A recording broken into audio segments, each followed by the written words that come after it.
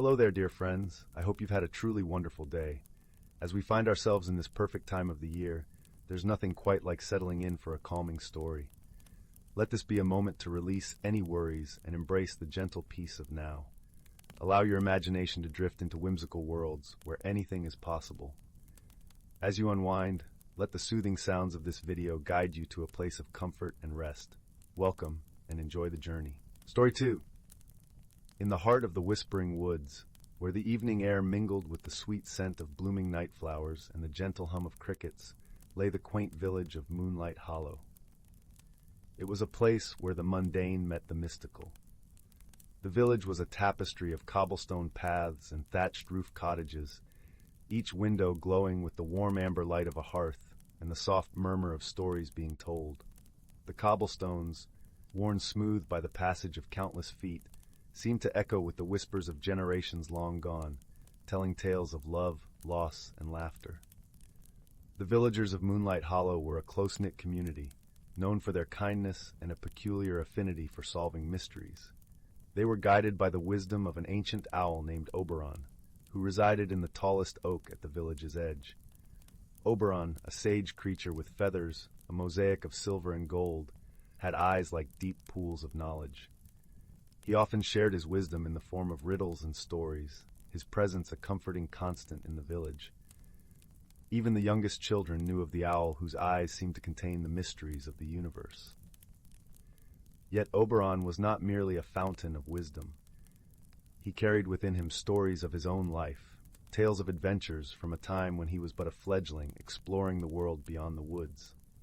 There was an unspoken history etched in every feather, a testament to the lives he had touched and the lessons he had learned.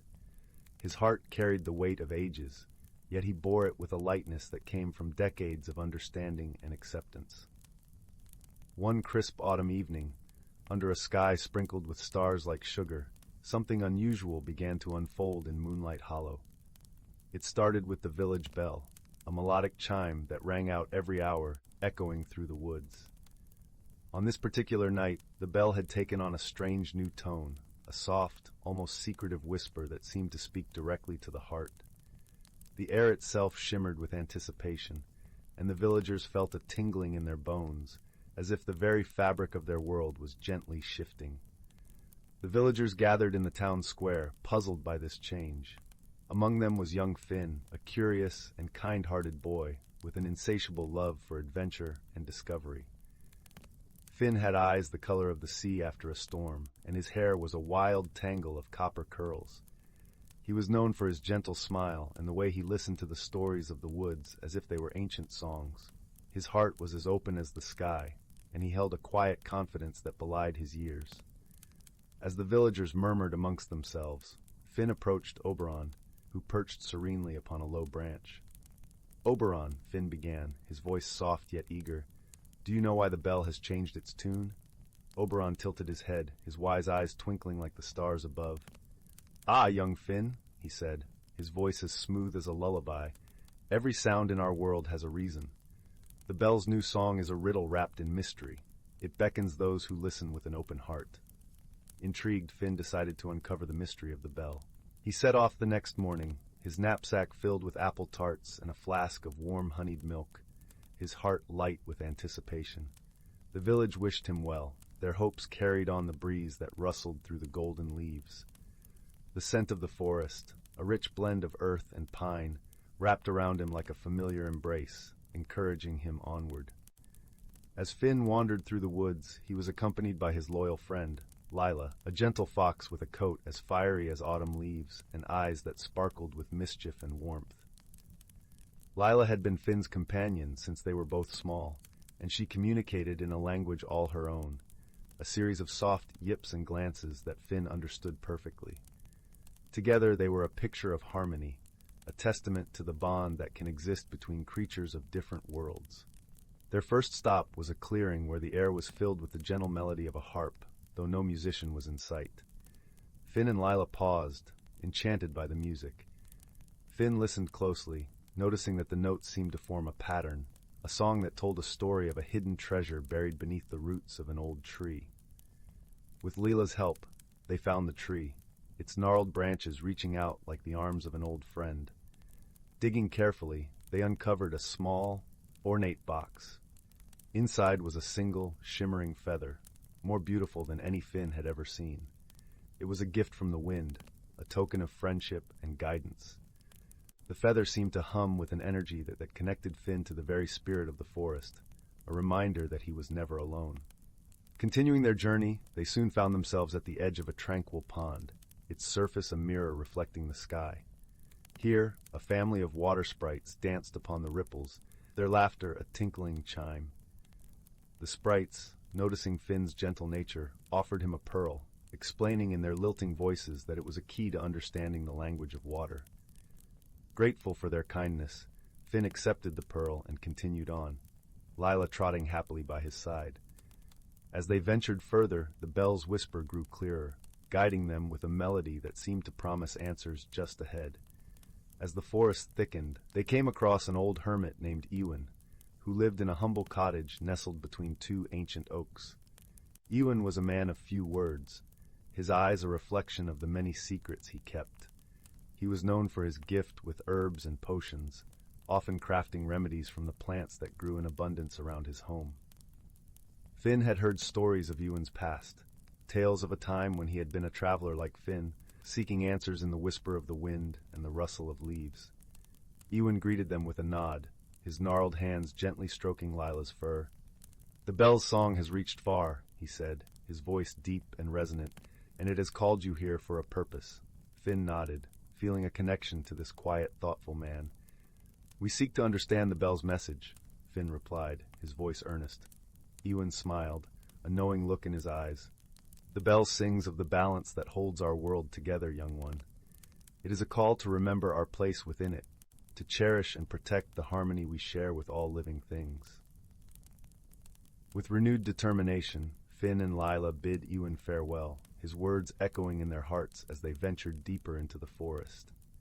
As they continued, Finn couldn't shake the feeling that the forest itself was alive, each leaf and branch a part of some greater consciousness, guiding him toward a truth he had yet to fully understand.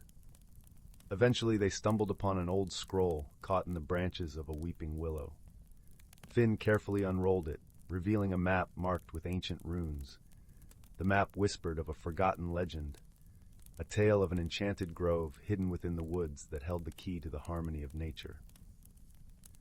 Determined to find this grove, Finn and Lila followed the map's intricate paths, marveling at how the forest seemed to shift and rearrange itself to guide them. Finally, they arrived at an ancient stone archway, entwined with ivy and hidden deep within the forest. The air was thick with anticipation, and the bell's song resonated here, its notes echoing with a sense of homecoming. As Finn stepped through the archway, he found himself in a hidden glen, bathed in the soft glow of moonlight. In the center of the glen stood a majestic stag, its coat as white as snow, adorned with antlers that sparkled like frost-kissed branches. The stag was a guardian of the forest, a creature of wisdom and grace. It greeted Finn with a nod, acknowledging the purity of his heart and the courage of his quest. "Welcome, Finn," the stag spoke, its voice a gentle caress. "You have followed the call of the bell, a song that leads those who listen to the heart of our world. The mysteries you have uncovered, the gifts you have received, are but steps on a path of understanding." Finn bowed respectfully, his heart full of gratitude and wonder. "Thank you," he said, his voice earnest and sincere. "But why has the bell changed its tune?"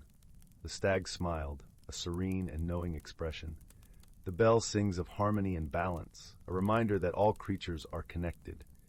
It changed its tune to guide you, Finn, to show that even the smallest actions can ripple through our world, bringing light and understanding." As the stag spoke, Finn felt a warmth spread through him, a gentle reminder of the power of kindness and the strength of friendship. He realized that the journey itself was a gift, a lesson in seeing the beauty and magic in the world around him. Returning to Moonlight Hollow, Finn and Lila were greeted with joy and relief. The villagers gathered around, eager to hear the tale of their adventure. As Finn shared their story, the village bell chimed once more, its melody a comforting embrace, a song of unity and peace. That night, as the village settled into slumber, the stars above twinkled in approval, and a gentle breeze carried the promise of dreams filled with wonder and magic. Finn lay in his cozy bed, Lila curled beside him, and drifted into a deep, restful sleep, knowing that tomorrow would bring new adventures, and that the mysteries of the heart would always guide him home. As dawn broke, casting a golden hue over Moonlight Hollow, Finn awoke with a newfound sense of purpose. The bell's song had not only led him on a journey through the woods, but had also awakened something within him, a deeper understanding of his connection to the world and its myriad wonders. He felt a responsibility to share the lessons he had learned, to help others see the magic in the everyday. As the villagers went about their morning routines, Finn began to gather them in the town square. He spoke of the enchanted grove, the guardian stag, and the wisdom of the bell's song. His words wove a tapestry of their own, one that spoke of harmony, unity, and the interconnectedness of all life. The villagers listened, enraptured, their hearts swelling with pride and inspiration. In the following days, Moonlight Hollow thrived as the villagers embraced the lessons Finn had shared.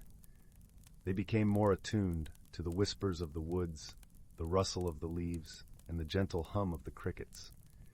The village bell continued to ring with its new melody, a constant reminder of the harmony that bound them all together.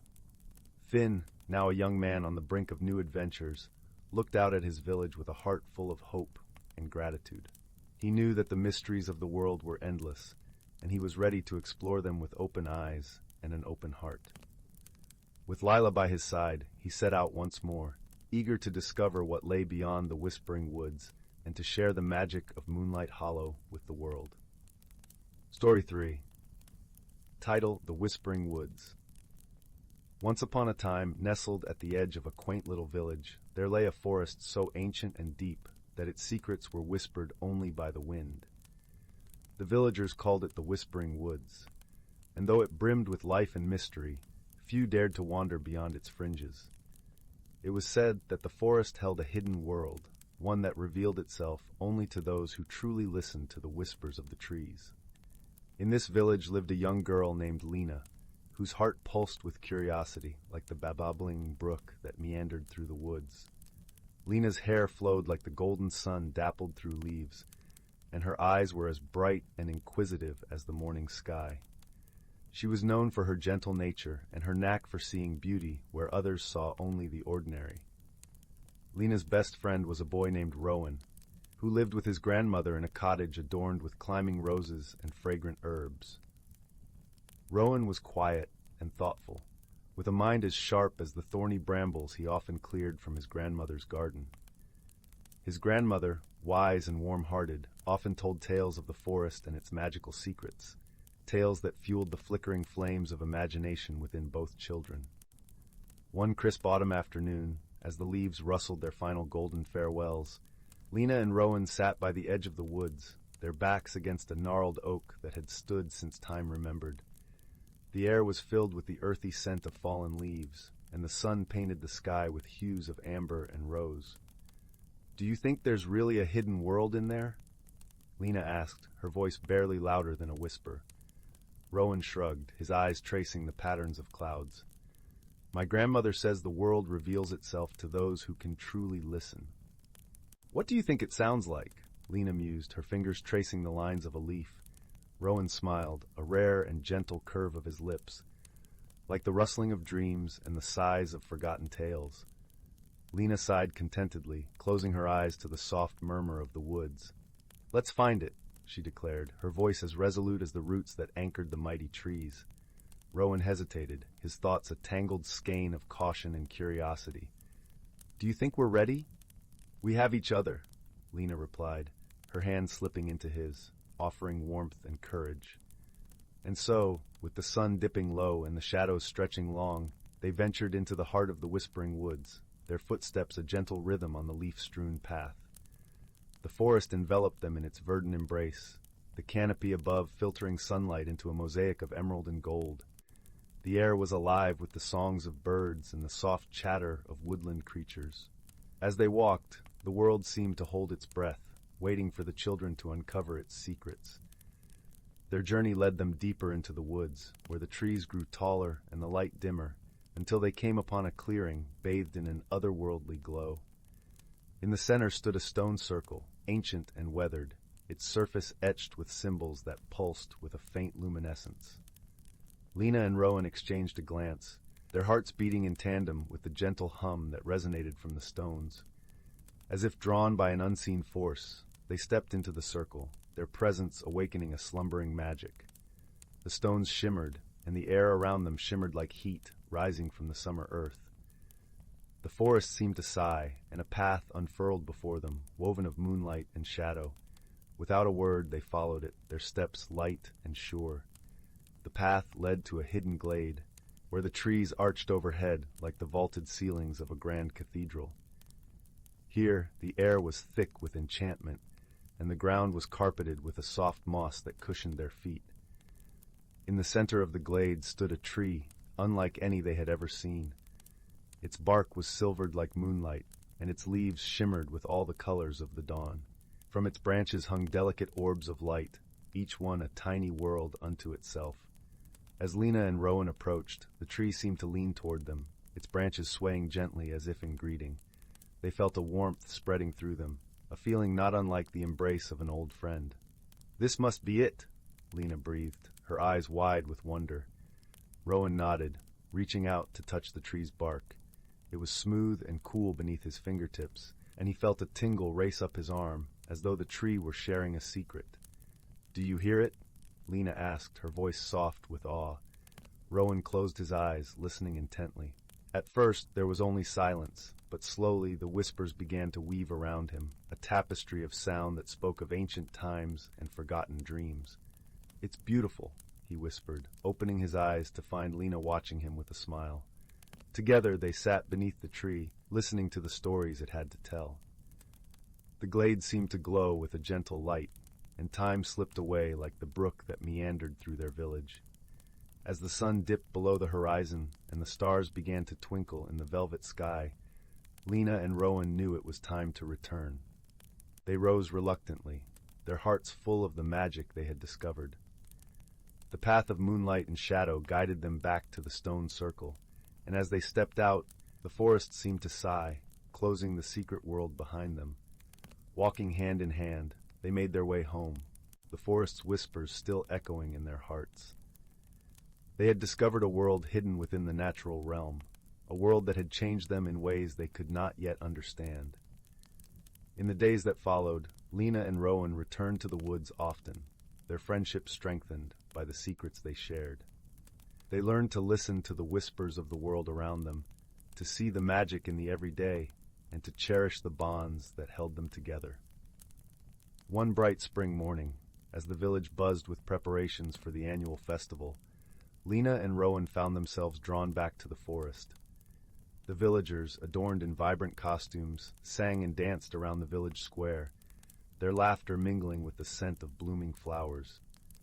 Yet the woods called to them with an irresistible pull. As they returned to the clearing, they noticed something they hadn't seen before, a small, weathered book nestled among the roots of the silvered tree. Its pages were filled with hand-drawn maps and sketches of creatures both familiar and fantastical. The book seemed to pulse with a life of its own, inviting them to explore further into the whispering woods.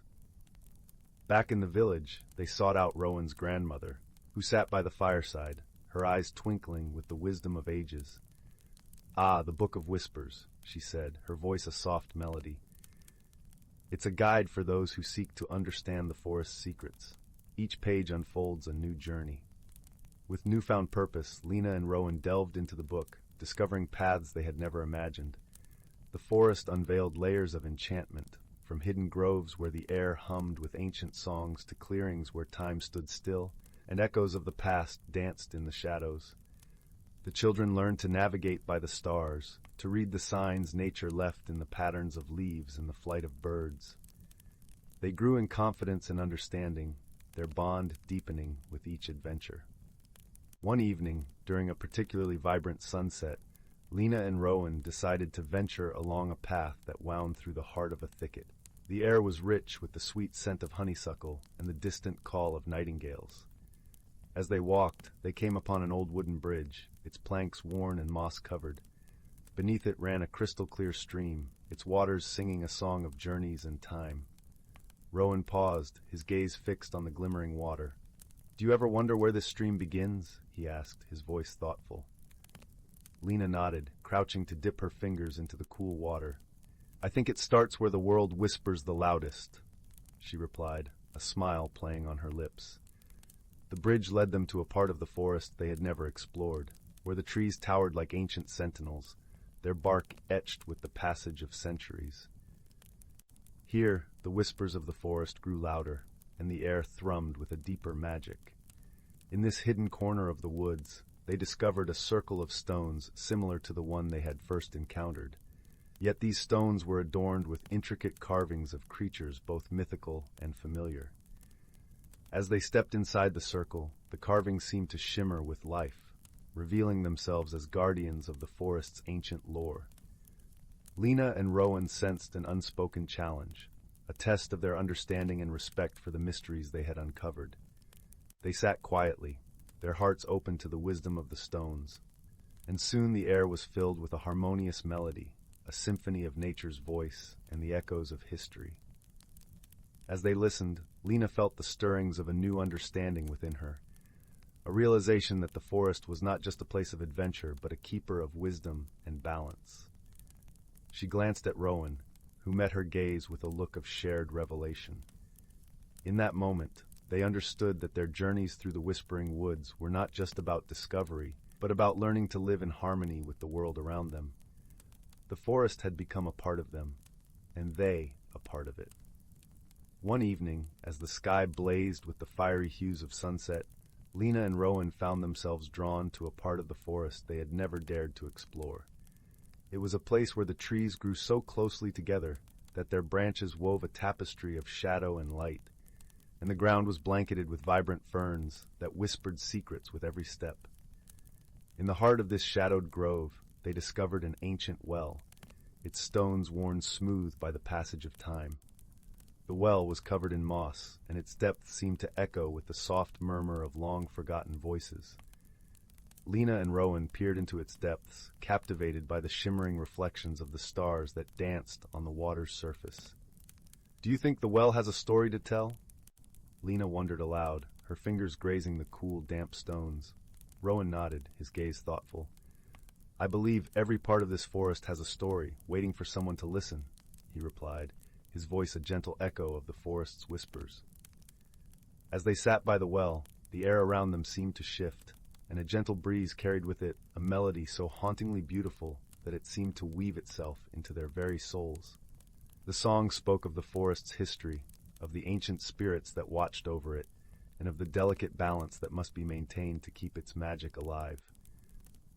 Listening to the well's song, Lina and Rowan felt a profound sense of connection to the forest and to each other. They realized that their adventures were not merely about uncovering secrets, but about becoming custodians of the forest's legacy, protectors of its mysteries. As the stars began to twinkle in the night sky, Lina and Rowan made their way back through the grove, their hearts full of the stories they had heard and the understanding they had gained. They knew that the Whispering Woods would always be a place of wonder and discovery, a place where the whispers of the trees would guide them on their journey through life. And so, the Whispering Woods continued to keep its secrets, revealing them only to those who dared to listen, to those who walked with open hearts and open minds. Lina and Rowan had found a hidden world, a world that promised adventure and wonder, a world that would always welcome them home. As the village slept beneath the watchful stars, the forest sang its ancient lullaby, a song of peace and promise, a song that echoed in the hearts of those who knew its secrets. The end. Story 4. Title: The Whispering Woods. Once upon a time, in a village nestled at the edge of the Whispering Woods, there lived a young girl named Alara. The air was thick with the scent of pine and wildflowers, bathing the village in a perpetual fragrance of spring. The villagers often spoke of the woods with hushed reverence, their voices carrying tales of old magic and mysterious creatures that dwelled within. Alara was known for her curious nature, often found with her nose buried in books, or wandering the meadows with her loyal hound, Bramble. Her emerald eyes sparkled with untamed curiosity, a reflection of her desire to explore the secrets of the woods. Her auburn hair, cascading in wild curls, seemed to mimic the fiery leaves of autumn that adorned the ancient trees surrounding her home. Her home was a small cottage on the outskirts of the village, its walls adorned with ivy and wild roses. The interior was filled with the warmth of a crackling fireplace and the scent of herbs hanging from wooden beams. Alara's mother, a gentle woman with a voice like a lullaby, often read her bedtime stories of far-off lands and magical creatures. Her father, a skilled woodcarver, crafted intricate figurines of the very beings they whispered about. It was in this loving environment that Alara's fascination with the woods was nurtured. One misty morning, as the first rays of dawn broke through the dense canopy, painting the forest floor in a mosaic of light and shadow, Alara decided it was time to venture beyond the familiar boundaries of her village. She felt an inexplicable pull, as if the woods themselves were calling her name. Armed with nothing but a small satchel and bramble by her side, she stepped into the forest. The ground was soft beneath her feet, a carpet of moss and fallen leaves that whispered secrets with every step. The air was alive with the symphony of birdsong and the rustling of leaves, each sound weaving together a melody of wonder and intrigue. As Alara journeyed deeper, the trees seemed to lean closer, their gnarled branches arching overhead like the vaulted ceilings of a grand cathedral. She could hear the faint murmur of a stream nearby, its gentle babbling a soothing counterpoint to the heartbeat of the forest. In the midst of her journey, Alara paused at a small brook. The water was crystal clear, reflecting the vibrant greens of the leaves above. She knelt beside it, cupping her hands to take a sip. The water was cool and refreshing, invigorating her senses. As she drank, she noticed tiny shimmering fish darting beneath the surface, their scales catching the light in a dazzling display. Her heart raced with a mixture of fear and excitement. The woods were a place of legend, where time seemed to lose its meaning, and reality danced on the edge of dreams. It was said that those who entered with pure intentions might catch a glimpse of the magical beings that resided there, hidden from the world of men. As she wandered, Alara stumbled upon a clearing bathed in dappled sunlight. In the center stood an ancient oak, its trunk twisted and gnarled, as if shaped by the hands of time itself. Beneath its boughs sat a figure, cloaked in robes of deepest green, their face hidden in shadow. "Welcome, Alara," the figure spoke, their voices soft as the whisper of leaves, yet carrying a weight of wisdom that seemed to echo through the ages. Startled, Alara hesitated, her mind racing with questions. "How do you know my name?" she managed to ask, her voice barely above a whisper. The figure chuckled, a sound like the rustling of autumn leaves. "The woods have watched you, child. They know those who tread with respect and wonder." Alara felt a warmth spread through her chest, a sense of belonging she hadn't known she craved. She and Bramble approached cautiously, curiosity getting the better of her caution. "Are you a guardian of these woods?" she inquired, her eyes wide with wonder. "I am a keeper," the figure replied, revealing a face lined with the passage of countless seasons, eyes that twinkled like stars in the night sky. "I protect the balance of this realm, ensuring that magic and nature coexist in harmony." As the day wore on, the keeper spoke of ancient times, when the world was young, and the forest sang with the power of the earth. Alara listened, enraptured, her mind painting vivid pictures of a land filled with enchantment and wonder. The keeper's tales spoke of the first whispers of the forest spirits, who danced in the moonlight and guided lost travelers back to their paths. With each story, Alara felt her heart grow lighter, her understanding of the world deepening. She realized that the woods were not just a place of mystery, but a testament to the interconnectedness of all living things. She envisioned herself as part of this vast tapestry, her life a single thread woven into the greater whole. In an additional scene, the keeper led Alara to a hidden grove where the air shimmered with ethereal light. Here, ancient runes were etched into stone, a testament to the forest's ancient magic. The keeper explained how these runes held the stories of the forest, each one a piece of the past waiting to be understood. Alara traced her fingers over them, feeling an inexplicable bond with the history they represented. It was in this moment she realized the depth of her connection to this place and the importance of preserving its secrets. The conversation with the keeper extended into the afternoon, and Alara learned of the delicate balance maintained within the forest. Each creature, from the smallest insect to the towering trees, played a crucial role in the ecosystem. The keeper shared stories of past guardians, individuals who had dedicated their lives to maintaining this harmony, and Alara found herself inspired by their courage and wisdom. As the sun began its descent, casting the woods in a warm golden hue, Alara realized she had an opportunity to contribute to this legacy. The keeper sensed her thoughts and offered guidance on how she could help protect the forest. He spoke of rituals and traditions that the villagers had long forgotten, ways to honor the land and ensure its vitality. Alara's resolve strengthened. She vowed to share this knowledge with her village, to rekindle the connection between her people and the natural world. The keeper nodded, satisfaction in his ancient eyes, and presented her with a small pendant carved from oak. "This will remind you of your promise, Alara. May it guide you on your path." With a heart full of gratitude, Alara thanked the keeper, promising to return and learn more from the forest's wisdom.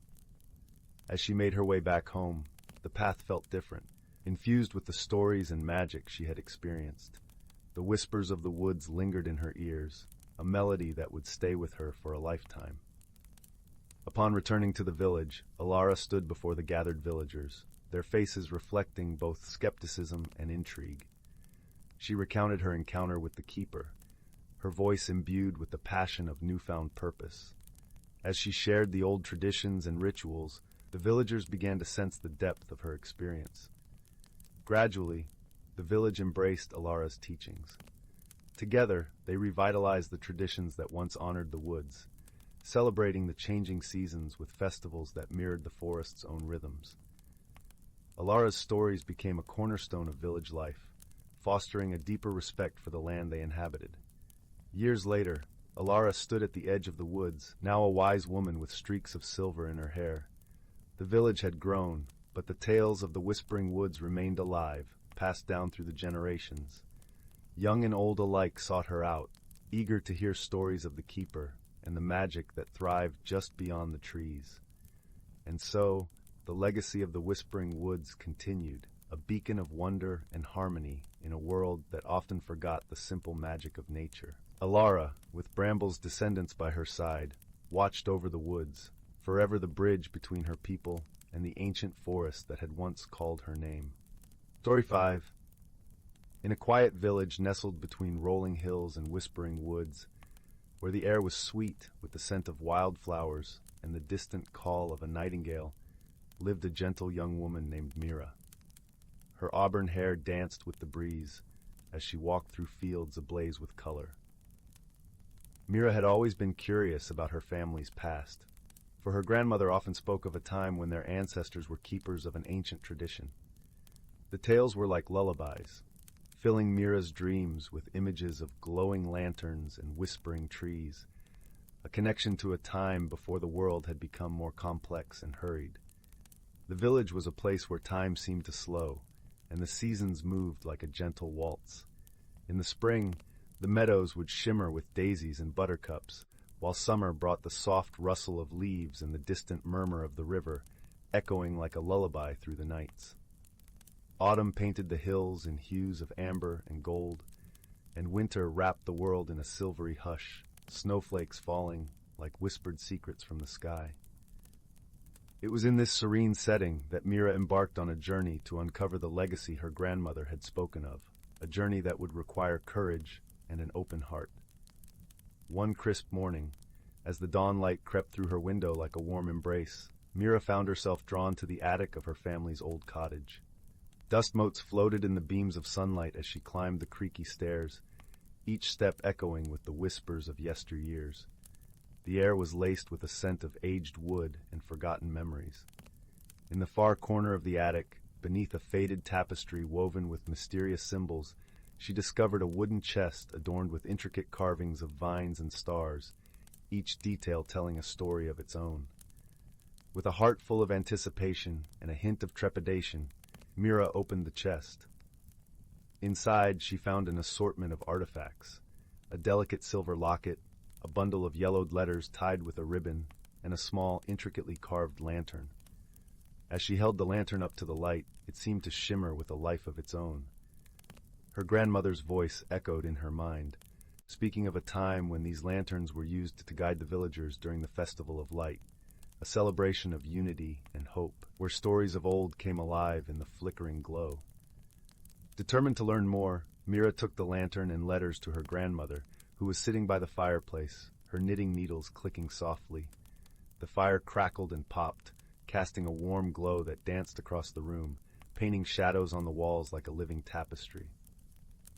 "Ah, the lantern," her grandmother said with a smile that was both wistful and proud. Her eyes, still bright with the vitality of youth, held the wisdom of ages. "It was once used by our family to light the way during the festival. Each year, the elders would tell stories of our ancestors, who believed that the lantern's light could reveal hidden truths and guide us through the darkness." Mira listened intently as her grandmother shared tales of courage and wisdom, of ancestors who had faced great challenges, but always found strength in the bonds of community and the light that guided them. As the stories unfolded, Mira felt a deep sense of connection to her past, as if the lantern's glow had reached back through time to touch her heart. She realized that the light was not just a beacon in the night, but a symbol of resilience and unity. To further understand the depth of her heritage, Mira embarked on a quest to explore the village archives, hidden away in the old library. The building itself was a relic, with creaking floors and towering shelves that smelled of ink and history. There, she found dusty tomes and scrolls, documenting the village's history and the pivotal role her ancestors played. The librarian, an elderly man with spectacles balanced precariously on the tip of his nose, shared stories of Mira's great-grandmother, a formidable woman known for her wisdom and kindness, who had once led the village through a time of hardship with the lantern as her guide. One day, Mira ventured into the woods, following a trail her grandmother had once described. The path was lined with ancient oaks whose branches arched overhead, creating a canopy that filtered the sunlight into dappled patterns on the forest floor. Each step felt like a journey deeper into the past. Mira found a secluded clearing where a circle of stones lay undisturbed, a place where her ancestors gathered to honor the changing seasons and seek guidance from the stars. The air was thick with the scent of pine and earth, and as she stood there, she felt the presence of those who had walked before her. It was as if the stones themselves whispered secrets of the ages. Inspired by the stories and the artifacts, Mira decided to revive the Festival of Light. She gathered the villagers, who were eager to rediscover the tradition. Together, they set about preparing for the celebration. The village was soon adorned with colorful streamers, and lanterns were hung from every tree, their gentle light flickering like stars against the twilight sky. The preparation was a communal effort, a testament to the spirit of togetherness that Mira's ancestors had cherished. On the night of the festival, the village square was alive with laughter and music. The scent of spiced cider and freshly baked bread filled the air, mingling with the cool, crisp breeze that rustled through the leaves. As the sun dipped below the horizon, Mira stood at the heart of the gathering, the ancient lantern in her hands. Her heart raced with a mixture of excitement and reverence. With a deep breath, she lit the lantern, and its warm glow spread across the square, illuminating the faces of her friends and family. The villagers gathered closer, their eyes reflecting the gentle light. Mira spoke of the stories her grandmother had shared, and as she did, she felt a profound sense of belonging, as if she had found her place in the tapestry of her family's history. Her voice carried the weight of generations, each word a thread in the fabric of time. As the evening wore on, Mira found herself reflecting on the emotional journey she had undertaken. The stories of her ancestors had not only connected her to her past, but had also illuminated her own path forward. She realized that the true legacy of her ancestors was not just in the artifacts or the tales, but in the spirit of community and the light of understanding that connected them all.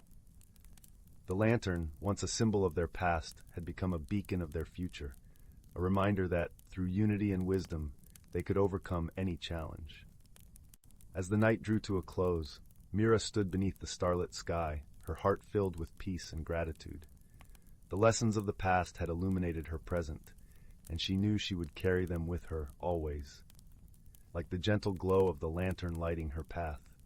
The festival had not only rekindled an ancient tradition, but had also forged new bonds among the villagers, ensuring the legacy of light would continue for generations to come. In the weeks following the festival, Mira began to notice subtle changes within herself. She had always been gentle and kind, but now there was a quiet strength within her, a newfound confidence that flowed from embracing her heritage. Her dreams were no longer filled merely with images of the past, but also with visions of the future, of children playing in the fields, of lanterns lighting the way for generations yet unborn. She could see herself passing down the stories and the lantern to her own children, continuing the legacy of light. The village, too, felt the impact of the festival. The bonds between the villagers had strengthened, and there was a renewed sense of purpose and community. People spoke more openly about their hopes and dreams, and the spirit of togetherness that Mira's ancestors had cherished seemed to infuse every aspect of village life. The Festival of Light became an annual tradition once more, a beacon of unity and hope in an ever-changing world.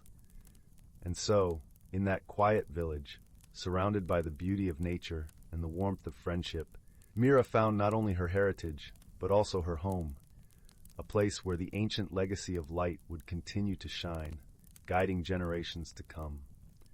The whispers of the woods and the echoes of the hills sang with the promise of tomorrow, echoing the eternal dance of light and hope. The village, with its timeless charm and enduring spirit, stood as a testament to the power of stories and the light they could bring to even the darkest corners of the world. As Mira continued to explore her newfound sense of purpose, she decided to delve deeper into the stories that had shaped her lineage. She began visiting the elderly villagers, many of whom held memories of past festivals and the tales their ancestors had passed down. Each visit was like opening a new chapter, revealing layers of history and wisdom that had been woven into the fabric of the village. One afternoon, Mira visited old Alara, a woman whose eyes sparkled with the mischief of a child despite her years. Alara's cottage was a treasure trove of artifacts, from faded photographs to hand-woven tapestries. As Mira sat by the hearth, Alara recounted a legend not written in any book, a tale of a hidden grove, a sacred place where the first lantern was lit by the village's founding matriarch, guided by a celestial deer whose antlers glowed with the light of the stars. Intrigued, Mira felt a pull towards this mystical grove. With Alara's directions and a heart brimming with curiosity, she set out to find it. The path was treacherous, winding through dense thickets and over moss-covered stones, but Mira pressed on. Her journey led her to a hidden clearing where moonlight filtered through the trees, casting an ethereal glow on a circle of ancient stones. In that moment, Mira felt the presence of the celestial deer, not as a physical being, but as a spirit that embodied the light and wisdom of her ancestors. Standing in the grove, Mira made a silent vow to honor the legacy of those who had come before her. She gathered a few smooth stones and arranged them in a small cairn, a humble monument to the enduring light that had guided her footsteps. As she turned to leave, she felt a warmth in her chest, a reassurance that the past, present, and future were all connected by an unbreakable thread of light and love. With each step back to the village, Mira carried a renewed sense of purpose, knowing that the stories and traditions of her ancestors were not just echoes of the past, but living legacies that illuminated the path forward. The village, with its quiet resilience and enduring spirit, would continue to thrive, its heart beating in time with the gentle glow of the lanterns, a testament to the power of unity and hope in a world that was constantly changing. Story 6. Once upon a time, in the heart of the whispering woods, where the trees hummed gentle lullabies and the streams giggled with joy, there was a quaint little village called Chuckleborough. The village was known far and wide for its peculiar inhabitants and their delightful quirks, each more charming than the last. In a cozy cottage with a roof made entirely of sunflower petals lived a sprightly gnome named Gimble. Gimble was known for his sparkling blue spectacles, which he wore even during moonlit nights, claiming they helped him see dreams better. He was a tinker of sorts, creating odd gadgets that made the villagers chuckle. His latest invention was a teapot that played a merry tune whenever it poured a cup of tea. Next door, in a house shaped like a giant mushroom, lived a plump, cheerful squirrel named Nibble. Nibble was no ordinary squirrel. He wore a tiny red vest and had a tail that seemed to have a mind of its own, often wagging to the rhythm of his laughter. Nibble was the village's storyteller, regaling the young and old with tales of faraway lands and magical creatures. One sunny morning, as the dew glittered like diamonds on the grass, Gimble and Nibble gathered with their friends in the village square. There was a buzz of excitement in the air, for today was the annual Chuckleboro Jamboree, a day filled with games, feasts, and contests of whimsy. But as the preparations were underway, a peculiar problem presented itself. A mysterious fog, tinged with a hint of lavender, had settled over the village overnight. It wasn't an ordinary fog, for it seemed to shimmer and shift, and the villagers soon discovered that anyone who entered it found themselves speaking in rhymes. While this was amusing at first, it quickly became problematic. How could they organize the jamboree when every instruction was transformed into a poetic riddle? Gimble, with a twinkle in his eye, declared that they must find the source of this magical mist. A fog that speaks in verse and song must have a story to which it belongs, he mused, adjusting his spectacles. Nibble, his tail wagging excitedly, agreed. Let us seek the fog's creator and make our village celebrations greater. And so, the quirky duo set off on an adventure, accompanied by their friends, a bashful hedgehog named Prickle, who always wore a jaunty little hat, and a wise old owl named Hoot, who loved to solve puzzles. Their journey led them through the heart of Whispering Woods, where the trees whispered secrets of the past. As they followed the trail of the lavender fog, they encountered a series of delightful surprises. First, they met a family of fireflies who danced in the air, spelling out messages in glowing letters. One said, "To find the source, follow the course, where the sunlight kisses the forest floor." Guided by this luminous clue, the friends arrived at a glade where the sunlight streamed through the canopy in golden beams. There they found a small, shimmering pond, the surface of which was alive with ripples that formed words and rhymes. At the edge of the pond sat a whimsical creature, a tiny, giggling sprite named Limerick. With hair like spun silver and eyes like twinkling stars, Limerick was the master of the fog. She explained, between fits of giggles, that she had accidentally spilled her rhyming elixir into the air while practicing her spells for the jamboree. Oh dear, what a funny mistake! I only wanted a rhyme or two to make." Limerick chirped, her laughter ringing like chimes. Gimble and Nibble, both chuckling at the serendipity of it all, assured her that all was well.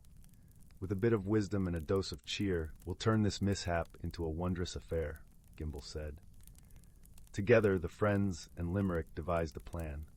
Using Gimble's clever tinkering skills, they crafted a series of rhyming games and contests for the jamboree, turning the fog into a feature rather than a flaw.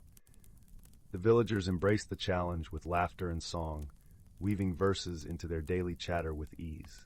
As the day of the jamboree dawned, the village square was alive with color and sound. The lavender fog, no longer a puzzle, danced around the villagers, carrying their rhymes on the breeze. Gimble's musical teapot played a merry tune, while Nibble spun tales that rhymed and delighted all. The highlight of the day was the grand rhyme-off, where villagers competed to create the most whimsical verses. Even Prickle, usually shy, joined in the fun, his rhymes earning him a hatful of applause. And Hoot, delighted by the linguistic creativity, judged the contest with wise and humorous comments. As the sun dipped below the horizon, casting a warm glow over Chuckleboro, the villagers gathered around the fire for the closing ceremony. Limerick, grateful for the friends who had turned her mistake into magic, gifted each of them a vial of her rhyming elixir, with a wink and a promise of future fun. And so, with hearts full of joy and laughter, the villagers of Chuckleboro drifted into dreams, cradled by the gentle rhymes of the Whispering Woods. Gimble adjusted his blue spectacles one last time, content with the day's adventures, while Nibble's tail wagged happily in his sleep. For in Chuckleboro, even the quirkiest of problems could be solved with friendship, creativity, and a touch of whimsical magic. And they all lived happily ever after, in a world where rhymes danced on the breeze, and joy was found in the most unexpected places. Story 8. Once upon a time, in a galaxy teeming with countless stars and planets, there existed a quaint little world known as Luminara, where the skies were forever brushed with hues of lavender, and the rivers shimmered like liquid silver under the twin moons. Luminara was a planet of peace, where its inhabitants, the gentle lumens, lived in harmony with the lush landscapes, tending to the bioluminescent flora that glowed softly through the night. In a small village nestled between the rolling hills of Luminara, there lived a lumen named Taro. Taro was known for his kind heart and gentle spirit, always finding joy in the simple act of nurturing the glowing gardens that illuminated his village. His silvery skin glistened like the dewdrops that adorned the leaves each morning, and his eyes sparkled with the warmth of 1,000 suns. One starry evening, as Taro tended to the radiant flowers in his garden, a strange, metallic sound echoed through the skies. Looking up, Taro saw a small spaceship, unlike any he had seen before, descending through the lavender clouds. It landed with a soft thud in the clearing just beyond the village. Curiosity twinkling in his eyes, Taro made his way to the clearing, where he found a peculiar being emerging from the spaceship. This newcomer was unlike any creature of Luminara. With scales that shimmered like the night sky and eyes that glowed with a soft, ethereal light, the being looked around with a mixture of confusion and awe. It was a traveler from a distant planet called Etheria, where the skies were perpetually dark and the stars themselves were said to be alive. The Etherian introduced itself as Nira, its voice a gentle melody that resonated deep within Taro's heart.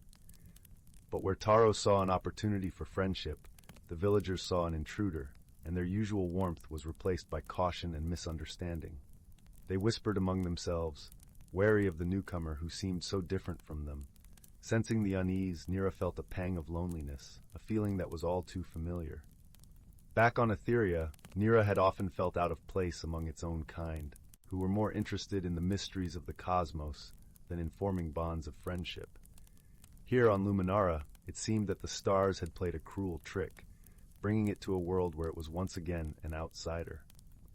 But Taro, with his heart full of compassion, approached Nira with a gentle smile. "Welcome to Luminara," he said warmly, his voice as soothing as the whispering wind. "I am Taro, and I would be honored to show you our world." Nira nodded, grateful for the kindness in Taro's eyes, and together they walked through the village, with Taro pointing out the wonders of Luminara, the glowing flora, the crystal-clear streams, and the vibrant creatures that roamed the land. As they wandered, Taro shared stories of the Lumens' traditions and the history of their peaceful planet. Despite the initial misunderstandings, Taro and Nira found themselves drawn to one another's company, discovering a shared love for the beauty of the universe. As days turned into weeks, they spent their time exploring the hidden corners of Luminara, each adventure bringing them closer together. One day, while venturing into the heart of the luminescent forest, Taro and Nira stumbled upon an ancient tree, its branches reaching high into the sky, adorned with blossoms that glowed with a gentle, golden light. It was said that this tree held the wisdom of the ages, and those who sat beneath its boughs could hear the whispers of time itself. Feeling a sense of reverence, Taro and Nira sat beneath the tree, and as they listened to the soft rustling of leaves, they shared their deepest hopes and fears. Taro spoke of his dream to one day plant a garden so magnificent that it would light up the entire village, while Nira shared its longing to find a place where it truly belonged.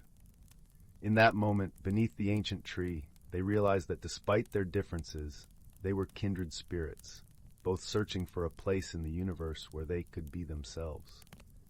They understood that friendship was not about being the same, but about accepting and celebrating each other's uniqueness.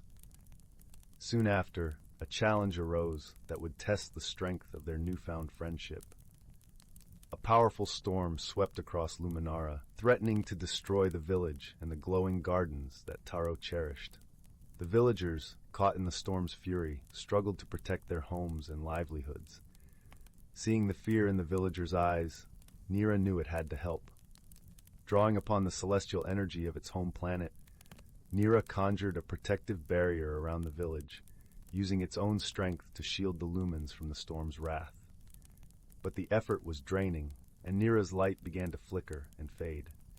Without hesitation, Taro rushed to Nira's side, offering words of encouragement and support. "You are not alone, my friend," he whispered, taking Nira's hands in his own. "Together, we can weather any storm."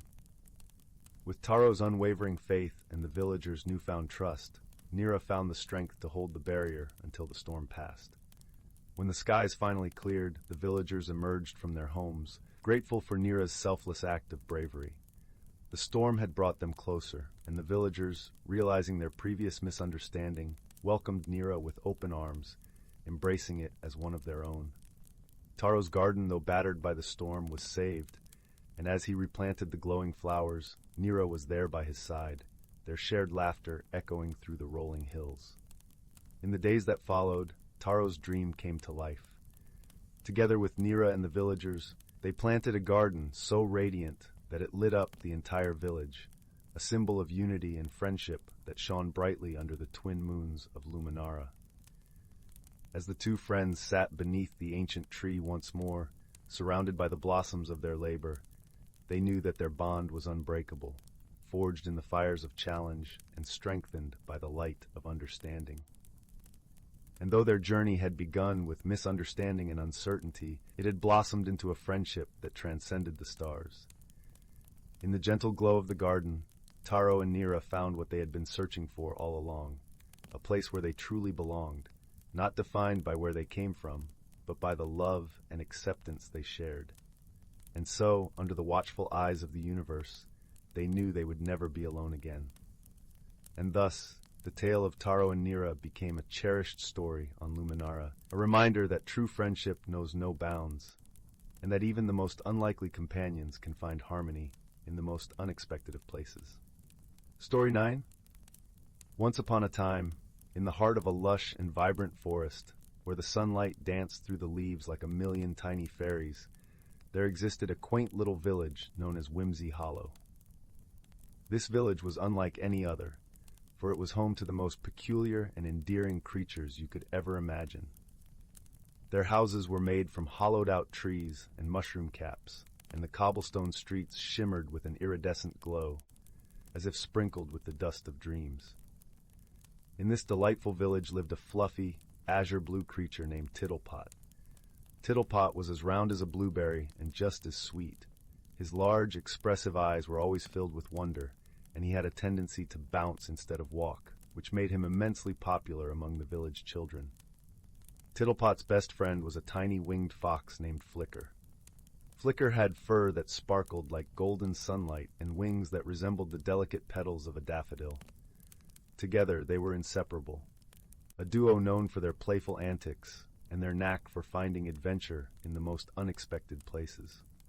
One sunny morning, as the dew glistened on the leaves like diamonds, Tittlepot and Flicker were playing a game of hide-and-seek among the towering sunflowers.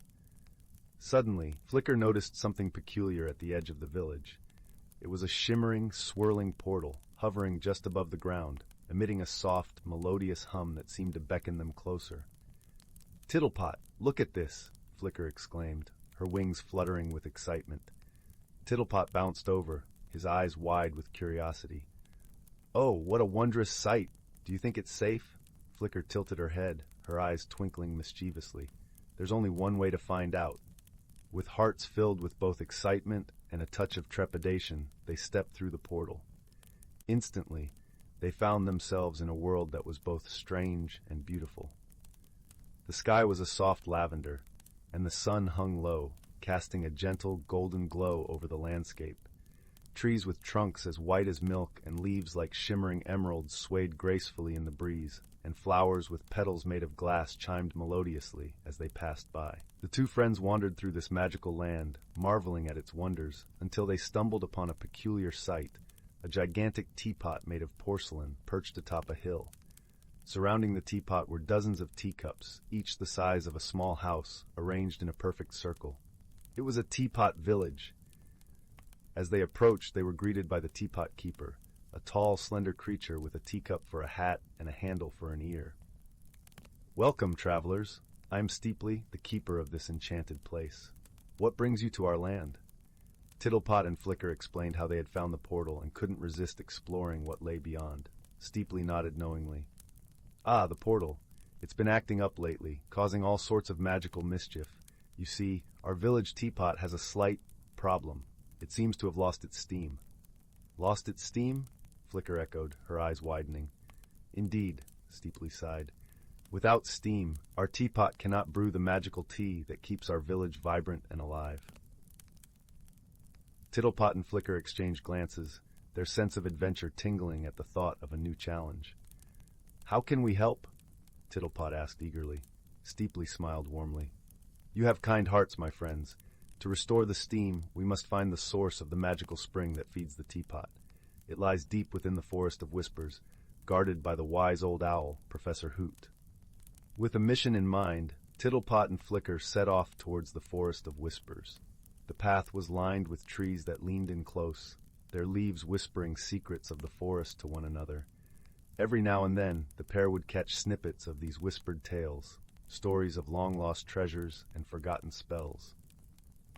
As they ventured deeper, the forest grew darker, but instead of fear, they felt a sense of calm, as if the forest were welcoming them into its heart. Finally, they reached a clearing bathed in soft moonlight, where sat Professor Hoot, perched on a branch, his feathers as white as the moon itself.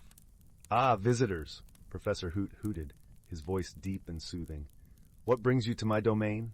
Tittlepot explained their quest to restore the steam to the village teapot. Professor Hoot listened intently, nodding his head in understanding. To find the magical spring, one must solve the riddle of the forest, he said cryptically, his eyes twinkling with wisdom. What is the riddle? Flicker asked eagerly. Professor Hoot spread his wings wide, as if to embrace the whole forest. I am not seen, but I am there. I can be full, yet remain bare. I am a friend to those who play, and yet I vanish with the day. Tittlepot and Flicker pondered the riddle, their minds working in tandem. Tittlepot's eyes suddenly lit up with realization. Could it be a shadow? He asked breathlessly. Professor Hoot hooted with delight. Precisely. You are indeed wise, young one. Follow the shadows, and they will lead you to the spring. With renewed determination, Tittlepot and Flicker followed the shifting shadows cast by the moonlight until they came upon a hidden glade. There, bubbling from beneath a ring of luminescent stones, was the magical spring. Its waters shimmered with a brilliant azure light, and the moment they touched the surface, the forest seemed to come alive with color and sound. Carefully, they filled a small flask with the spring water and hurried back to the teapot village.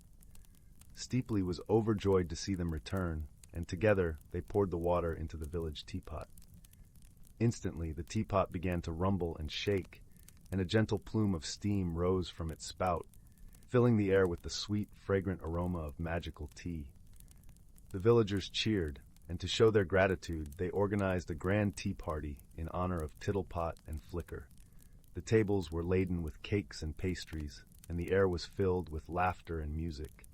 Flicker and Tittlepot danced and played until the stars twinkled overhead, their hearts full of joy and friendship. As the night drew to a close, Steeply presented them with a small, shimmering key. This is the key to the portal, he explained. Whenever you wish to return to our world, simply hold it in your heart, and it will guide you. Tittlepot and Flicker thanked Steeply and the villagers, promising to visit again. With hearts full of adventure and friendship, they stepped back through the portal, returning to their beloved Whimsy Hollow. And so, under the gentle glow of the moon, Tittlepot and Flicker drifted off to sleep, dreaming of new adventures and the magical world that awaited them just beyond the portal, where every day was filled with whimsy, wonder, and the joy of friendship. Story 10. Once upon a time, in a small village nestled between rolling hills and sun-dappled forests, there lived a young girl named Lila. Lila had a heart as curious as a cat's, and eyes that sparkled with the twinkle of 1,000 stars. Every night, as the silvery moon cast its glow over the village, Lila would gaze out of her window, dreaming of adventures in far-off lands. One crisp autumn afternoon, with the leaves swirling in a kaleidoscope of oranges and reds, Lila decided it was time to follow her heart's call. She slipped on her favorite woolen scarf, the one her grandmother had knitted with threads of love and warmth, and set off towards the edge of the village. Her path was a narrow, winding trail that led through the whispering forest, where the trees seemed to lean in close, exchanging secrets only they knew. As Lila ventured deeper into the forest, the air grew thick with the scent of pine and earth. Sunlight filtered through the canopy, casting playful patterns on the forest floor. Suddenly, Lila found herself at the edge of an enchanting glade, a place she had never seen before, even in her most vivid dreams. The glade was a vast, open meadow, bathed in a golden light that seemed to emanate from the very air. At its center stood a peculiar tree, its bark shimmering like silver under the sun's embrace. The leaves were a dazzling emerald, and they tinkled like tiny chimes when the breeze rustled through them. Drawn by the tree's otherworldly beauty, Lila walked towards it, her footsteps soft on the carpet of moss. As she approached, she noticed something extraordinary, a small door, almost hidden within the tree's trunk.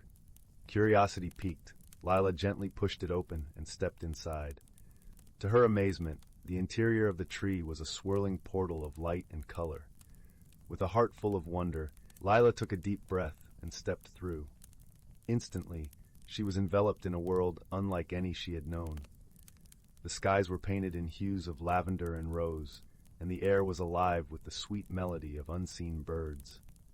Lila found herself standing at the edge of a sparkling river that wound its way through a landscape of rolling hills and fields of flowers that danced like butterflies in the breeze. As she wandered along the riverbank, she was greeted by a chorus of cheerful voices. "Welcome, dear traveler," chimed a group of tiny creatures flitting about her.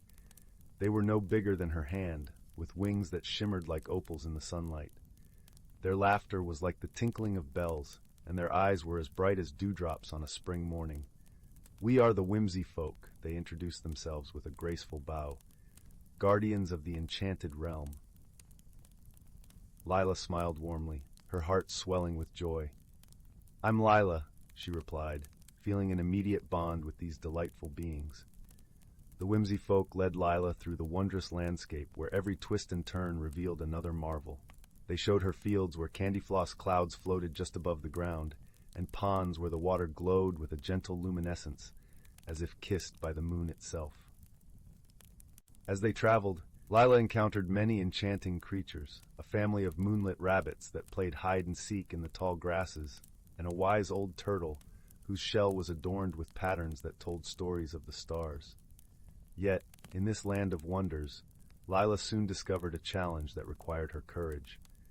The Whimsy folk told her of a shadow that sometimes crept into their realm, a shadow of doubt that dimmed the vibrant colors and quieted the joyful songs. "We need your help, dear Lila," they said with hopeful eyes. "Only someone with a heart as pure and brave as yours can help us banish this shadow." Lila nodded, feeling a flutter of excitement and determination. "What must I do?" she asked, her voice steady and kind. The Whimsy folk led her to the heart of their realm, where a great crystal pool lay. Its waters were still and deep, reflecting the sky like a mirror. "Look into the pool," they instructed, "and see the source of the shadow." As Lila peered into the waters, she saw her own reflection staring back at her. But there, beside her reflection, was a swirling mist of doubt and fear. She realized then that the shadow was not a creature to be fought, but an echo of her own uncertainties. Taking a deep breath, Lila closed her eyes and thought of all the love and courage she had within her. She thought of her family, her village, and the warmth of her grandmother's embrace. Slowly, she opened her eyes, and as she did, the shadow began to dissolve, replaced by a soft, golden light that spread across the pool and into the sky. The Whimsy folk cheered with delight, their wings fluttering in a joyous dance. "You did it, Lila. Your courage and love have restored the balance." With the shadow gone, the enchanted realm blossomed anew, its colors more vibrant than ever before. Lila's heart soared with happiness, knowing she had made a difference. As the sun began to set, painting the sky with hues of gold and pink, Lila knew it was time to return home. The Whimsy folk gathered around her, their faces glowing with gratitude. "Thank you, dear Lila," they said, their voices warm and sincere. "You will always have a place here in our hearts." With a final wave, Lila stepped back through the shimmering portal, returning to the forest glade. The silver-barked tree stood silently, its leaves whispering in the gentle breeze. Lila smiled, knowing she had found a world of magic and friendship beyond her wildest dreams.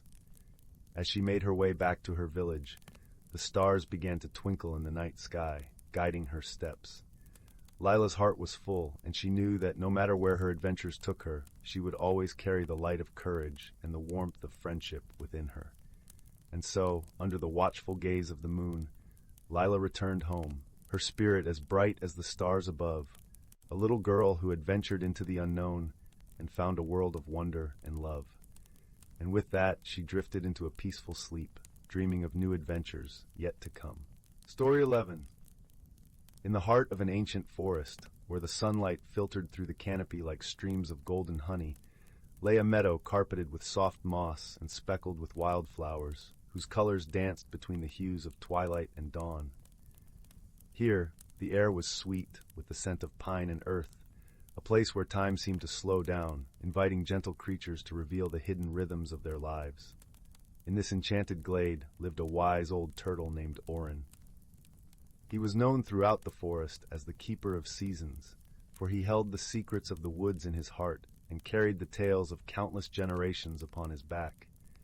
His shell was etched with intricate patterns that told stories of rain and sun, of growth and rest, and of the delicate threads that wove the forest into a tapestry of life. Orin's closest companion was a sprightly squirrel named Pippin. With fur as soft as thistledown and eyes bright as the morning dew, Pippin was ever curious, darting through the trees with the energy of a summer breeze. Despite their differences in pace and perspective, Orin and Pippin shared a bond as old as the forest itself, rooted in their mutual respect and understanding of nature's balance. One crisp autumn morning, when the forest was adorned in a patchwork of amber and crimson leaves, Pippin scampered to Orin with news that the great oak, a venerable tree older than any creature could remember, was ill. Its leaves were withering before their time, and its acorns were few and frail. "The great oak has stood for centuries," Pippin chattered anxiously, "providing shelter and sustenance to all. What could be the cause of its ailment?" Orin closed his eyes, feeling the pulse of the earth beneath him. "The oak's roots stretch deep into the soil, where they speak to the rivers below and the stones that remember the dawn of the world," he began.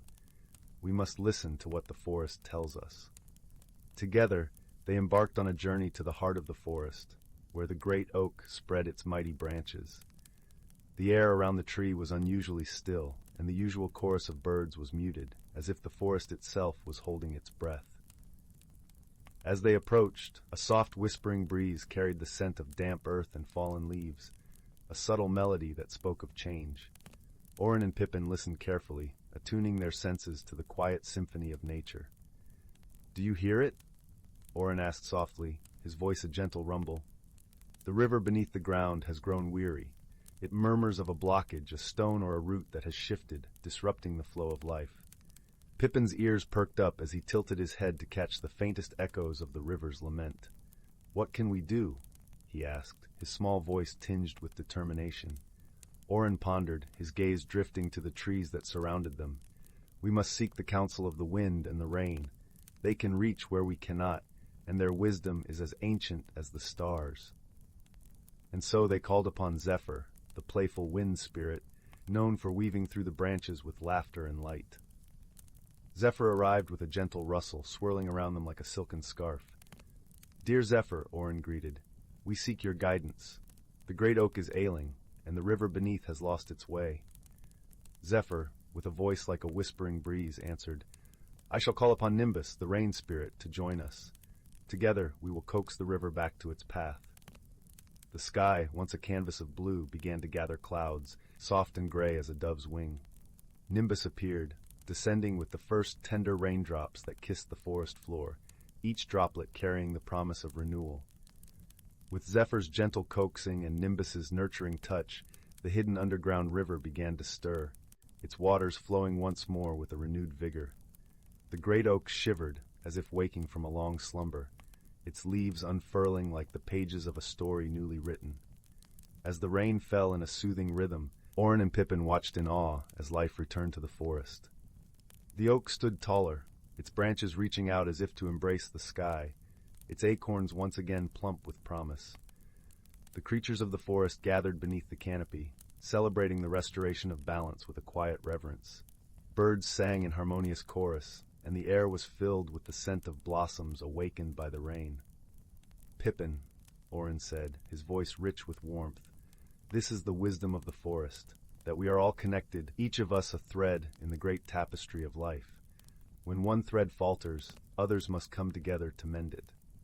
The squirrel nodded, understanding the lesson woven into the fabric of their world. "And we must always listen," Pippin added, "to the whispers of the wind and the songs of the rain." As the sun set, painting the horizon in shades of lavender and rose, Orin and Pippin returned to their mossy glade, their hearts light with the knowledge that harmony had been restored.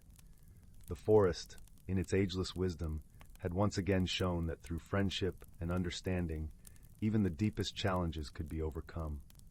And as the stars began to twinkle in the velvet sky, the creatures nestled into their homes, comforted by the gentle lullaby of the forest around them.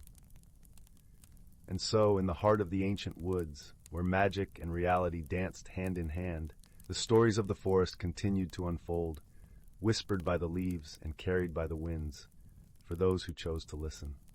Story 12. Once upon a time, in the heart of the Lollipop forest, where the trees grew tall and their branches drooped with candied fruits of every imaginable hue, there lived a peculiar collection of creatures. The forest was always alive with the gentle rustling of peppermint leaves and the sweet scent of chocolate blossoms, making it a delightful paradise for anyone with a heart full of wonder. Among the residents was a sprightly little squirrel named Nutmeg. Nutmeg was not like any ordinary squirrel. She wore a tiny pair of spectacles perched on her nose, which she insisted helped her find the shiniest acorns. Her fur was a patchwork of colors, as if she had rolled through a painter's palette, and her tail was almost as big as she was, often causing her to tip over when she got too excited. Living next door to Nutmeg was a plump and jovial hedgehog named Mr. Prickles. Mr. Prickles had a penchant for collecting mismatched socks, which he used to decorate his burrow. His spines were soft and rubbery, bouncing back with a gentle boing whenever he brushed against something. He loved to sing, although his voice was more like a series of cheerful squeaks. Their neighbor, Flibber the Frog, was perhaps the quirkiest of all. Flibber had the unique ability to change colors depending on his mood, and he often wore a tiny top hat that he believed made him look quite distinguished. His favorite pastime was to sit by the edge of the honeydew pond, composing poetry about the beauty of raindrops and the thrill of a good splash. One sunny morning, as the golden rays of the sun filtered through the candy-colored leaves, Nutmeg, Mr. Prickles, and Flibber gathered by the glimmering glade, a special clearing where the grass sparkled as if sprinkled with stardust. Today was a day like no other, for they had received an urgent message from the Grand Wizard of Whimsy, a wise old owl who lived in the tallest gumdrop tree. The message, written on a scroll of licorice, read, "Dear friends, a peculiar problem has befallen our beloved Lollipop forest. The magic rainbow, which arches over our land and fills it with joy and laughter, has lost its colors. I fear this may be the work of the mischief mice. Your help is needed to restore it. Meet me at the rainbow's end." The trio exchanged worried glances, their minds whirling with thoughts of how to solve such a conundrum. With determination in their hearts, they set off on a journey filled with anticipation and just a pinch of curiosity. As they ventured deeper into the forest, they encountered many wondrous sights: fields of marshmallow flowers swaying in the breeze, streams of fizzy lemonade that tickled their feet, and clouds shaped like giant whipped cream dollops. Everywhere they went, the creatures of the forest offered them encouragement and sweet treats to sustain them on their journey. Upon reaching the rainbow's end, they found the Grand Wizard of Whimsy perched solemnly on a branch. His feathers were silver, and his eyes twinkled with the wisdom of ages. "Dear friends," he hooted softly, "the mischief mice have indeed tampered with the magic rainbow. They have hidden its colors in puzzling places, each more peculiar than the last." Nutmeg adjusted her spectacles and peered at the faded arc above them. "How do we find these colors, wise wizard?" she asked. The Grand Wizard nodded sagely. Each color is hidden where you least expect it, but also where a part of it belongs. You must think creatively and trust in your bonds of friendship. With a plan forming, the trio set off once more. Their first stop was the Bubblegum Bog, a sticky stretch of land filled with popping bubbles of every size. There, they found a shimmering pool of red, hidden beneath the surface of a particularly large bubble. Flibber took a mighty leap, bursting the bubble and releasing a cascade of crimson droplets that floated back to the rainbow. Next, they traveled to the cotton candy caverns, where they found the color blue nestled within the soft, billowing mists. Mr. Prickles, with his gentle squeaks, sang a delightful tune that coaxed the blue out of hiding, sending it spiraling back to its rightful place. For the color yellow, they had to visit the Lemonade Waterfall, where the mischief mice had cleverly concealed it within the sunlit streams. Nutmeg, with her keen eye, spotted the hidden hue and, using her bushy tail, created a gentle breeze that swept the yellow back to the rainbow. Bit by bit, the colors returned, each one finding its way back home. Finally, only Violet remained elusive, hidden somewhere among the swirling clouds of the taffy sky. The friends pondered, their hearts hopeful, but their minds puzzled, until Flibber remembered a rather clever poem he had once composed about the sky. With a hop and a skip, he recited his verses, and as if by magic, the color violet emerged from the clouds, twirling gracefully back to the rainbow. As the last color slid into place, the magic rainbow shimmered with its full spectrum once more, casting a glorious light over the Lollipop forest. Laughter and cheers erupted from all around as the creatures of the forest gathered to celebrate. The Grand Wizard of Whimsy, his voice warm with gratitude, thanked Nutmeg, Mr. Prickles, and Flibber for their ingenuity and teamwork. "You have shown us that even the quirkiest of friends can achieve great things together," he said, his eyes twinkling more brightly than ever.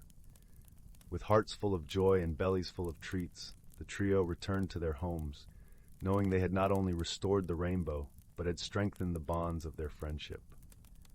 And so, the Lollipop Forest continued to thrive under the vibrant hues of the magic rainbow, a testament to the power of creativity, friendship, and just a pinch of whimsy.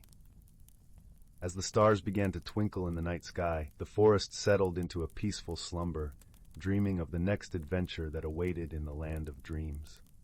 Story 13. In the heart of the ancient whispering woods, a place where the air hummed with secrets older than time itself, lay a hidden realm that few eyes ever beheld. This was a world where nature and magic danced together in perfect harmony, and every leaf and stone held stories whispered through the ages. As dawn's first light filtered through the dense canopy, it painted the forest floor in dappled shades of gold and green. The air was crisp with the scent of pine and moss, and the gentle rustle of leaves created a symphony that could lull even the busiest of minds to peace. Here, life moved in a rhythm that was both ancient and ever-renewing, a testament to the enduring balance of nature. In this enchanted woodland lived a wise old tortoise named Bramble. His shell was a mosaic of earthy browns and greens, worn smooth by years of journeys through the forest paths. Bramble was known far and wide for his gentle nature and deep understanding of the forest's mysteries. It was said that he could hear the whispers of the trees and understand the songs of the streams. Animals from every corner of the woods would come to him seeking advice, or simply to listen to his soothing tales of days gone by. One bright spring morning, as the forest awakened with the vibrant energy of new beginnings, a young squirrel named Pippin came scampering through the underbrush. His fur was as soft as newly sprouted ferns, and his eyes sparkled with the curiosity of youth. Pippin had heard tales of Bramble's wisdom and had come seeking answers to a question that had been twinkling in his mind. "Bramble," chirped Pippin, skidding to a halt beside the old tortoise who was basking in a patch of sunlight. "The forest feels different today. The air is buzzing with something I can't quite understand. Can you tell me what it is?" Bramble opened his eyes slowly, a gentle smile spreading across his face as he observed the eager squirrel. "Ah, young Pippin," he said in a voice as warm and steady as the earth itself, "what you feel is the magic of spring awakening the world. It is a time of renewal and growth, when the forest comes alive with possibilities." Pippin's ears perked up and hedged closer, hanging on to Bramble's every word. But how does it happen, Bramble? How do the seasons change so perfectly, and why does it make everything feel so magical? The wise tortoise chuckled softly, the sound mingling with the soft rustling of the leaves. It is the work of the great cycle, my dear Pippin. The forest is like a great orchestra, with every creature and plant playing its part. The changing of the seasons is orchestrated by the gentle hands of time, guided by the wisdom of nature itself. Bramble continued, his voice weaving a tapestry of imagery and warmth. In spring, life returns with a joyous burst, painting the forest with colors of hope.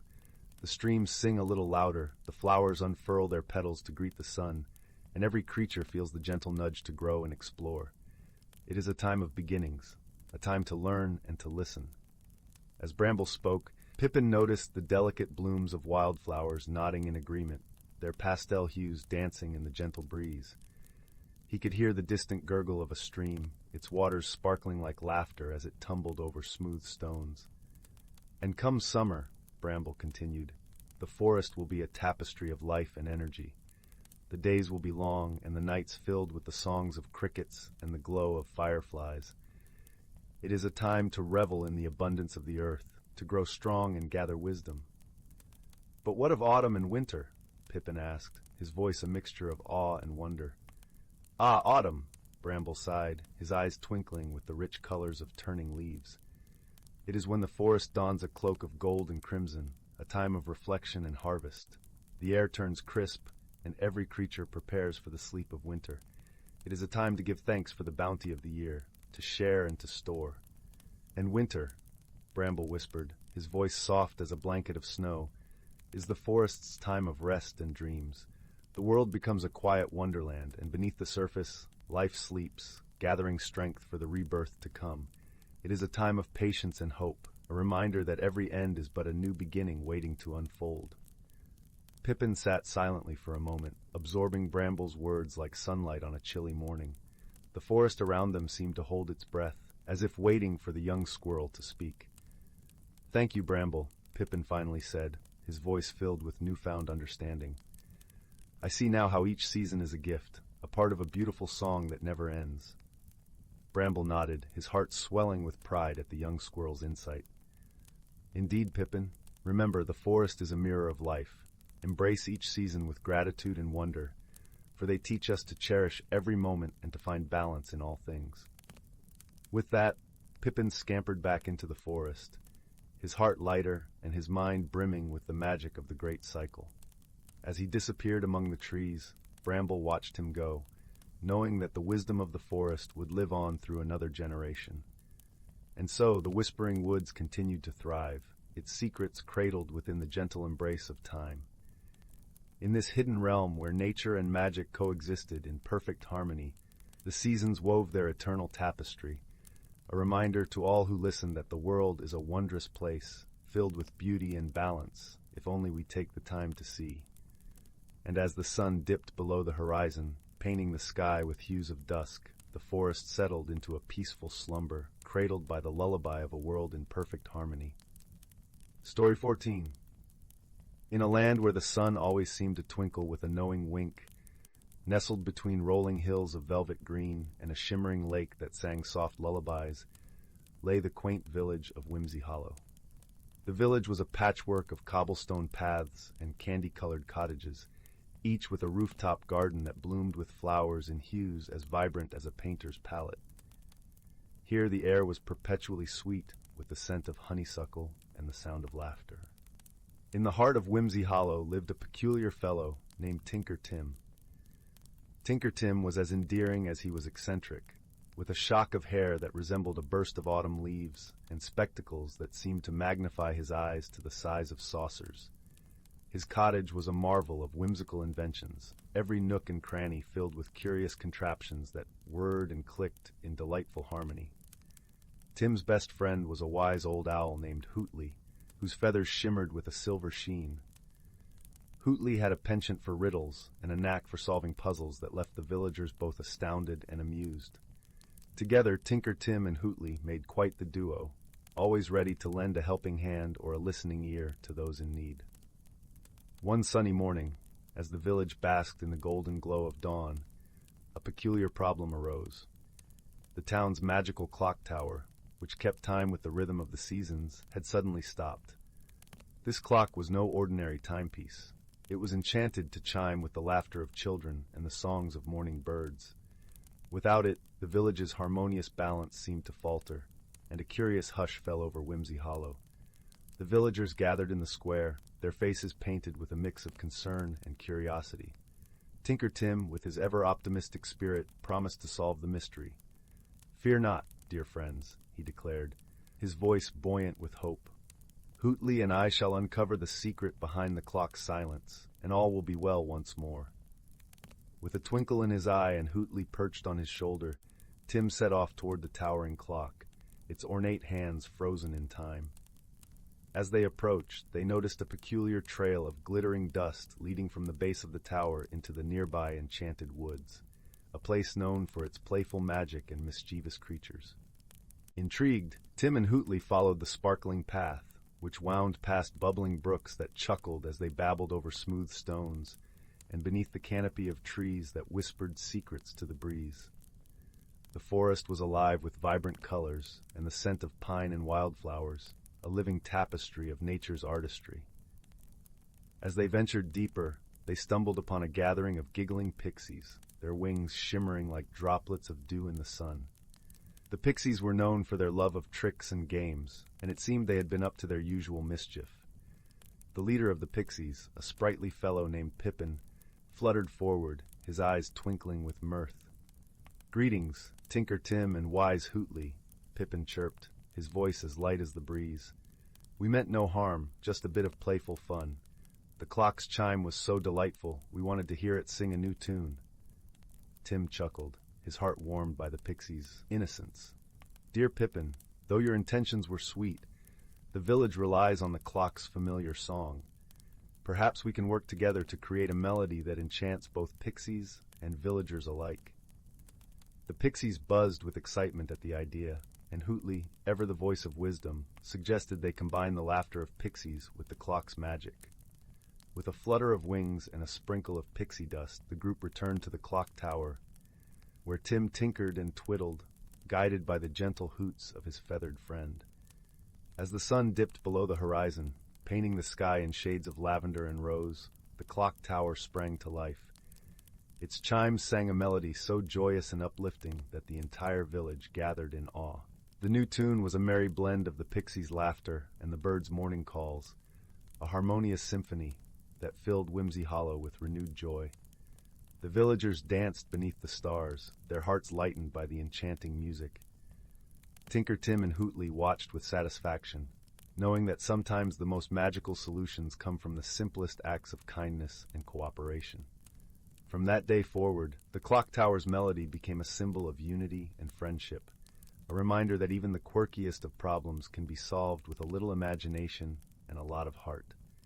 And in Whimsy Hollow, life returned to its cheerful rhythm, a place where laughter and love always found a way to chime in harmony. Story 15. In a village nestled between rolling hills and whispering woods, where the stars seemed to sing a lullaby each night, lived a young girl named Leora.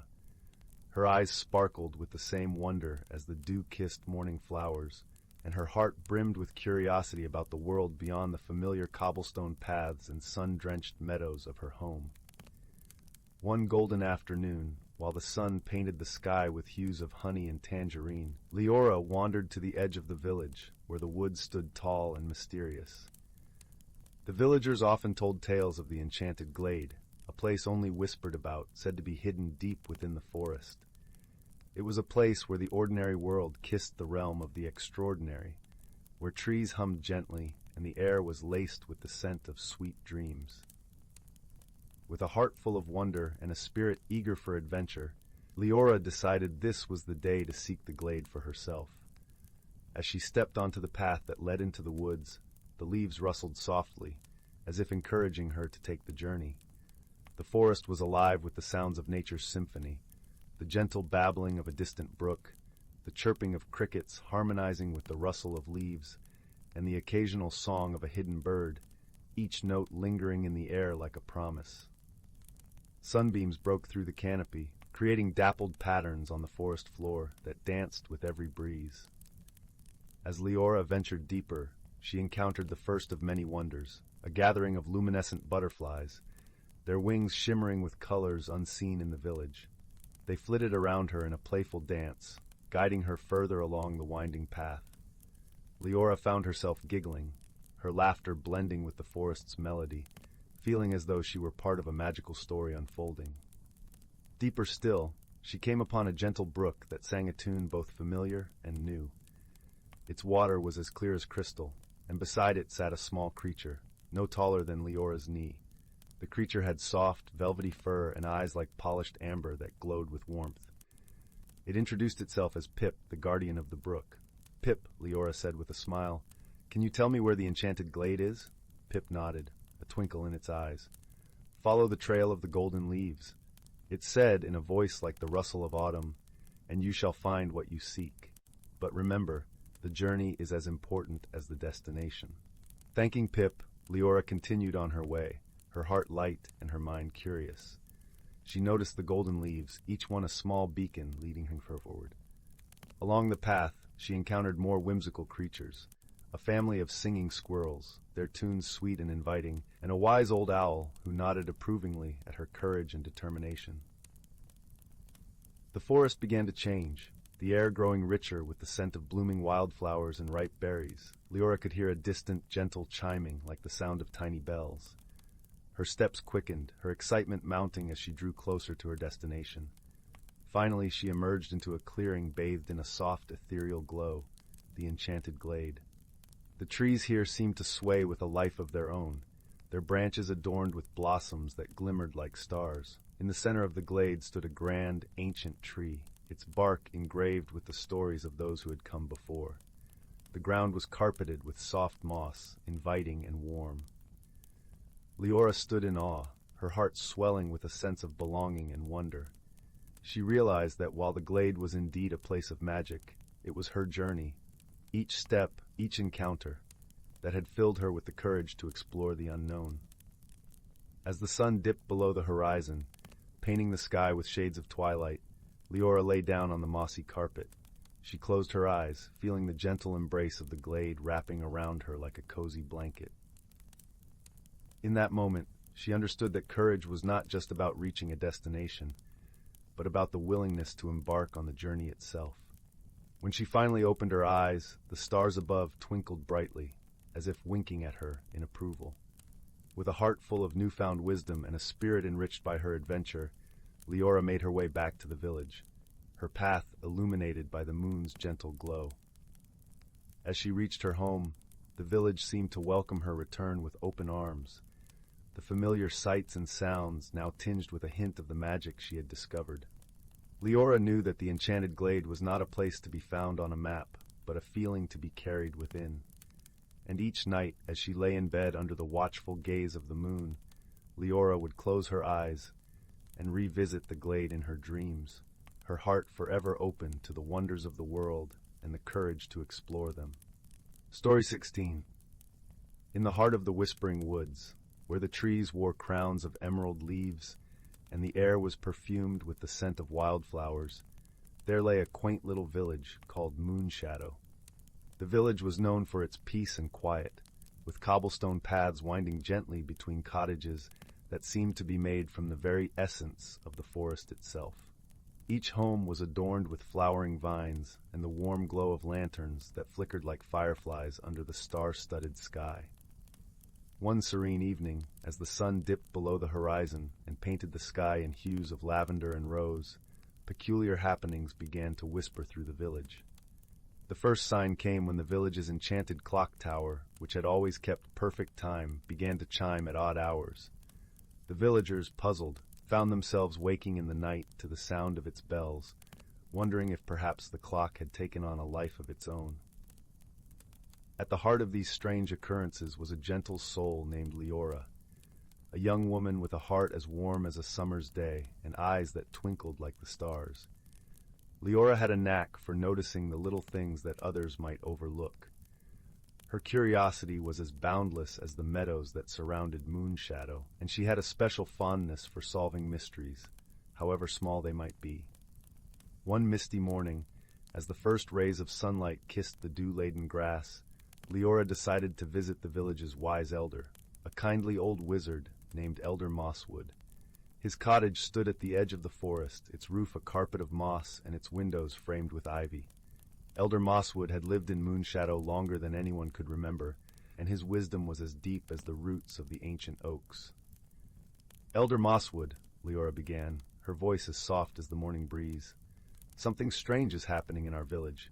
The clock tower chimes at the wrong times, and the air feels different, as if the forest is trying to tell us something." The elder stroked his silver beard thoughtfully, his eyes twinkling with a knowing light. "Ah, young Leora," he replied, his voice as soothing as a lullaby, "the whispering woods have their own secrets. But often, when things seem amiss, it is a sign that we must listen more closely." With Elder Mosswood's words echoing in her mind, Leora set out to explore the village, her senses attuned to the whispers of the forest. As she wandered, she noticed something peculiar, a trail of iridescent feathers, shimmering like moonlight on water, leading away from the clock tower and into the woods. Intrigued, Leora followed the trail deeper into the forest, where the trees swayed gently, their leaves murmuring secrets to the wind. The path led her to a secluded glen, where the sunlight filtered through the canopy, casting a dappled glow on a small magical creature perched upon a stone. It was a whispering owl, a rare and wise bird known for its ability to understand the language of the forest. The owl regarded Leora with eyes as deep as the night sky, its feathers glistening with an ethereal light. "Greetings, young seeker," the owl hooted softly, its voice like a gentle breeze rustling through leaves. "You are here to solve the mystery that has touched your village." Leora nodded, her heart filled with wonder at the creature before her. "Yes, noble owl, I wish to understand what is happening and why the clock tower has begun its strange song." The whispering owl fluttered its wings, and as it did, the glen seemed to hum with a quiet magic. "The forest is in need of balance," it explained. "The clock tower chimes because the harmony between time and nature has been disturbed. A gift of kindness and understanding is required to restore it." With this wisdom, Leora realized what needed to be done. She thanked the owl and returned to the village, her mind full of ideas. Gathering the villagers, she shared the owl's message, and together they devised a plan to rekindle the bond between the forest and their home. The villagers worked together to create a beautiful garden at the base of the clock tower, planting flowers that bloomed with the colors of dawn and dusk. They set out bowls of fresh water for the creatures of the forest and sang songs of gratitude and harmony. As the final petal was planted, a gentle breeze swept through Moonshadow, carrying with it the sweet scent of blossoms and the soft rustle of leaves.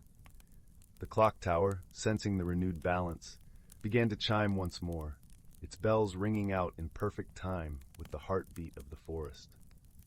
From that day forward, the village of Moonshadow thrived in harmony with the whispering woods.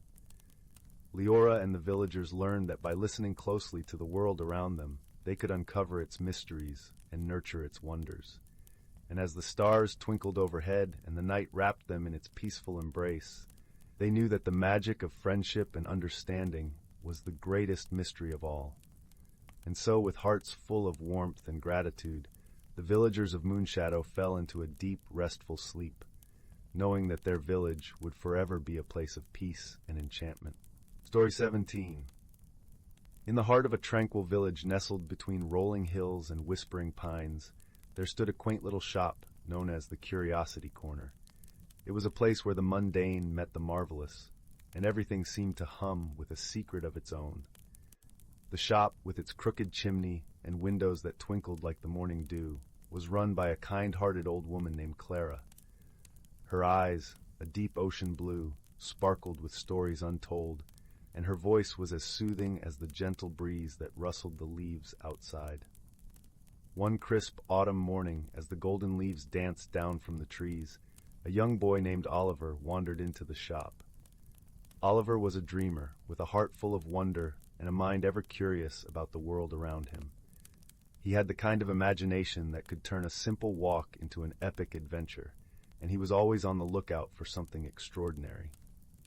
As Oliver stepped inside, he was greeted by the warm, earthy scent of aged wood and the faint aroma of cinnamon.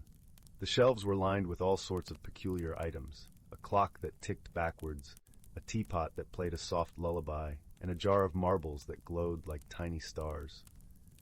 But what caught Oliver's eye was a small, unassuming box tucked away in a corner, covered in dust and wrapped in faded velvet. "Ah, you've found the box of whispers," Clara said with a knowing smile, appearing beside him as if by magic. Her hands, gentle and wise, brushed the dust away to reveal intricate carvings that seemed to shimmer in the dim light.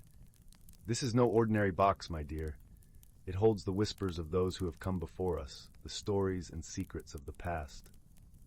Oliver's eyes widened with intrigue. "What do you mean, whispers?" Clara chuckled softly, her laughter like the tinkling of wind chimes.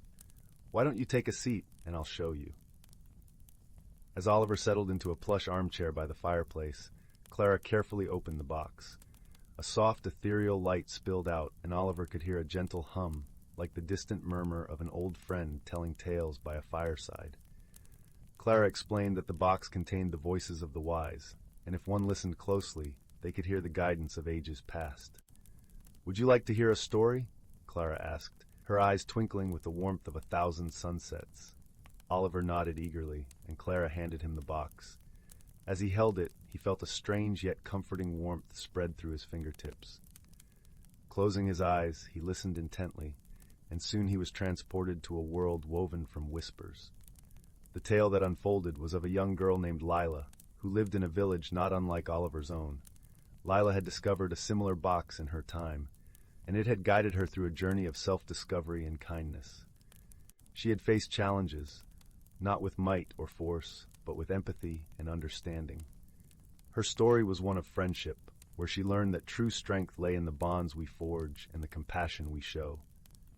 As the story concluded, Oliver felt a newfound sense of peace and wisdom.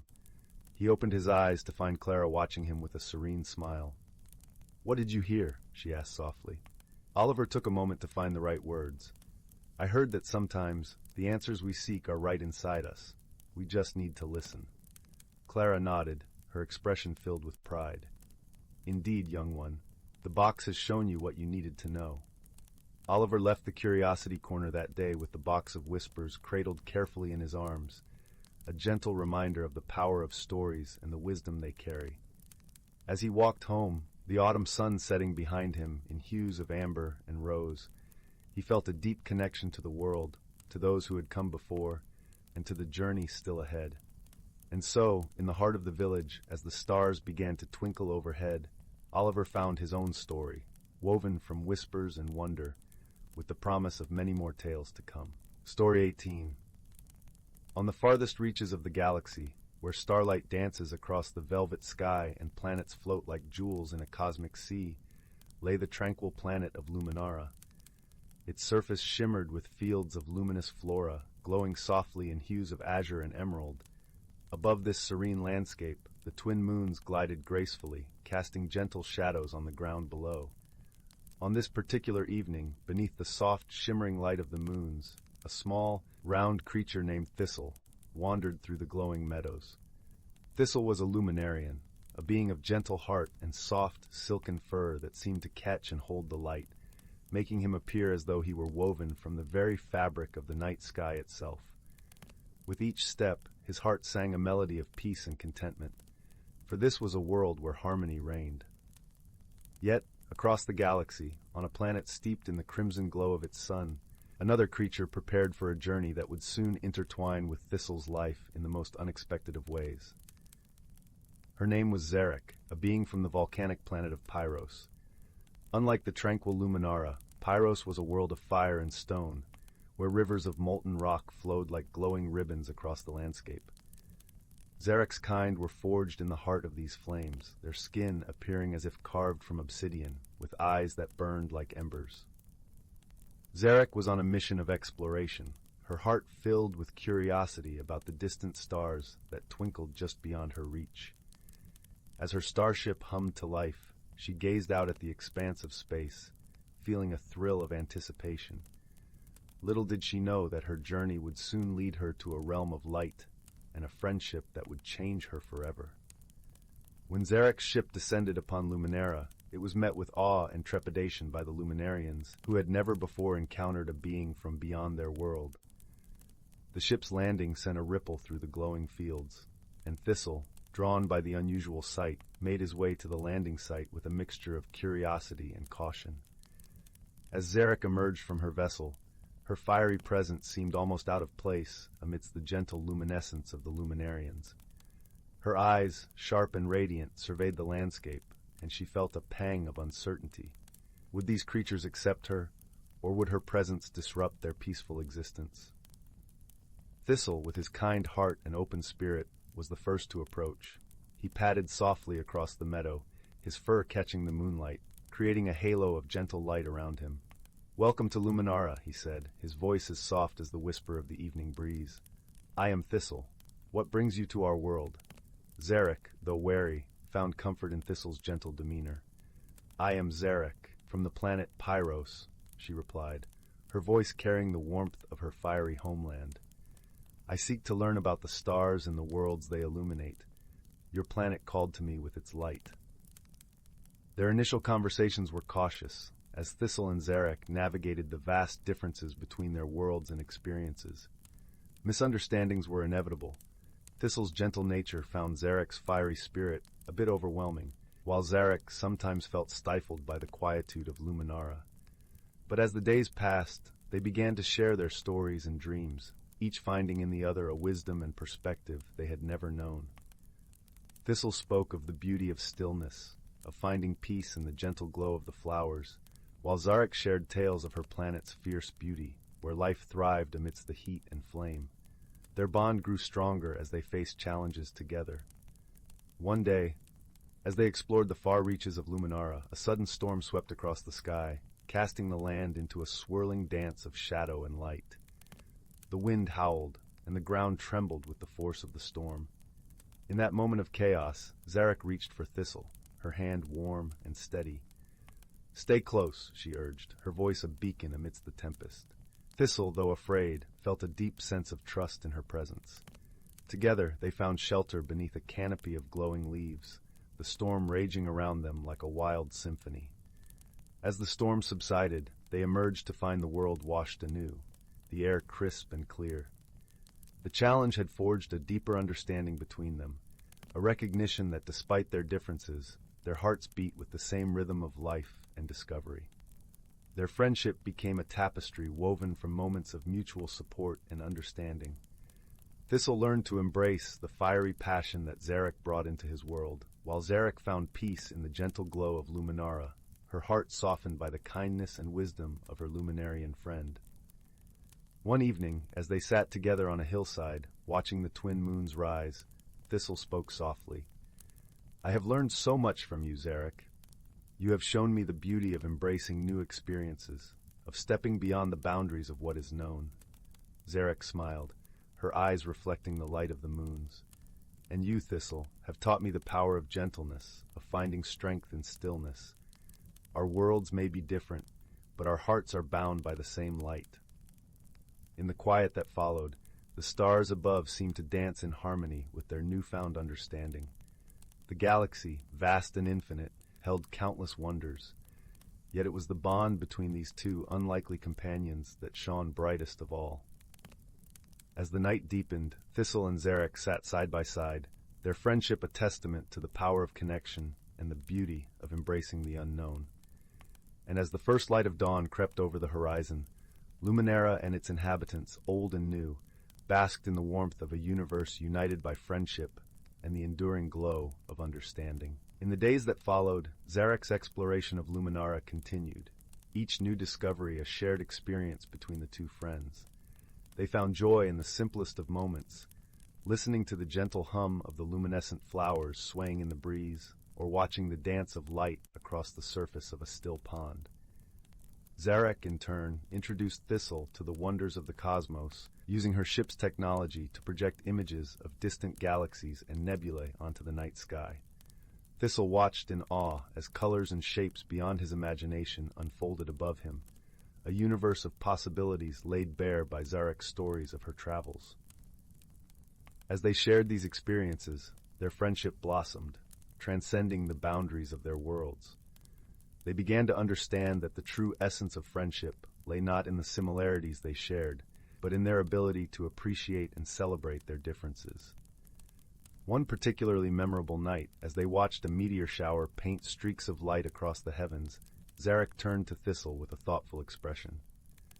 "Thistle," she began, her voice a gentle murmur against the backdrop of falling stars, "what do you dream of?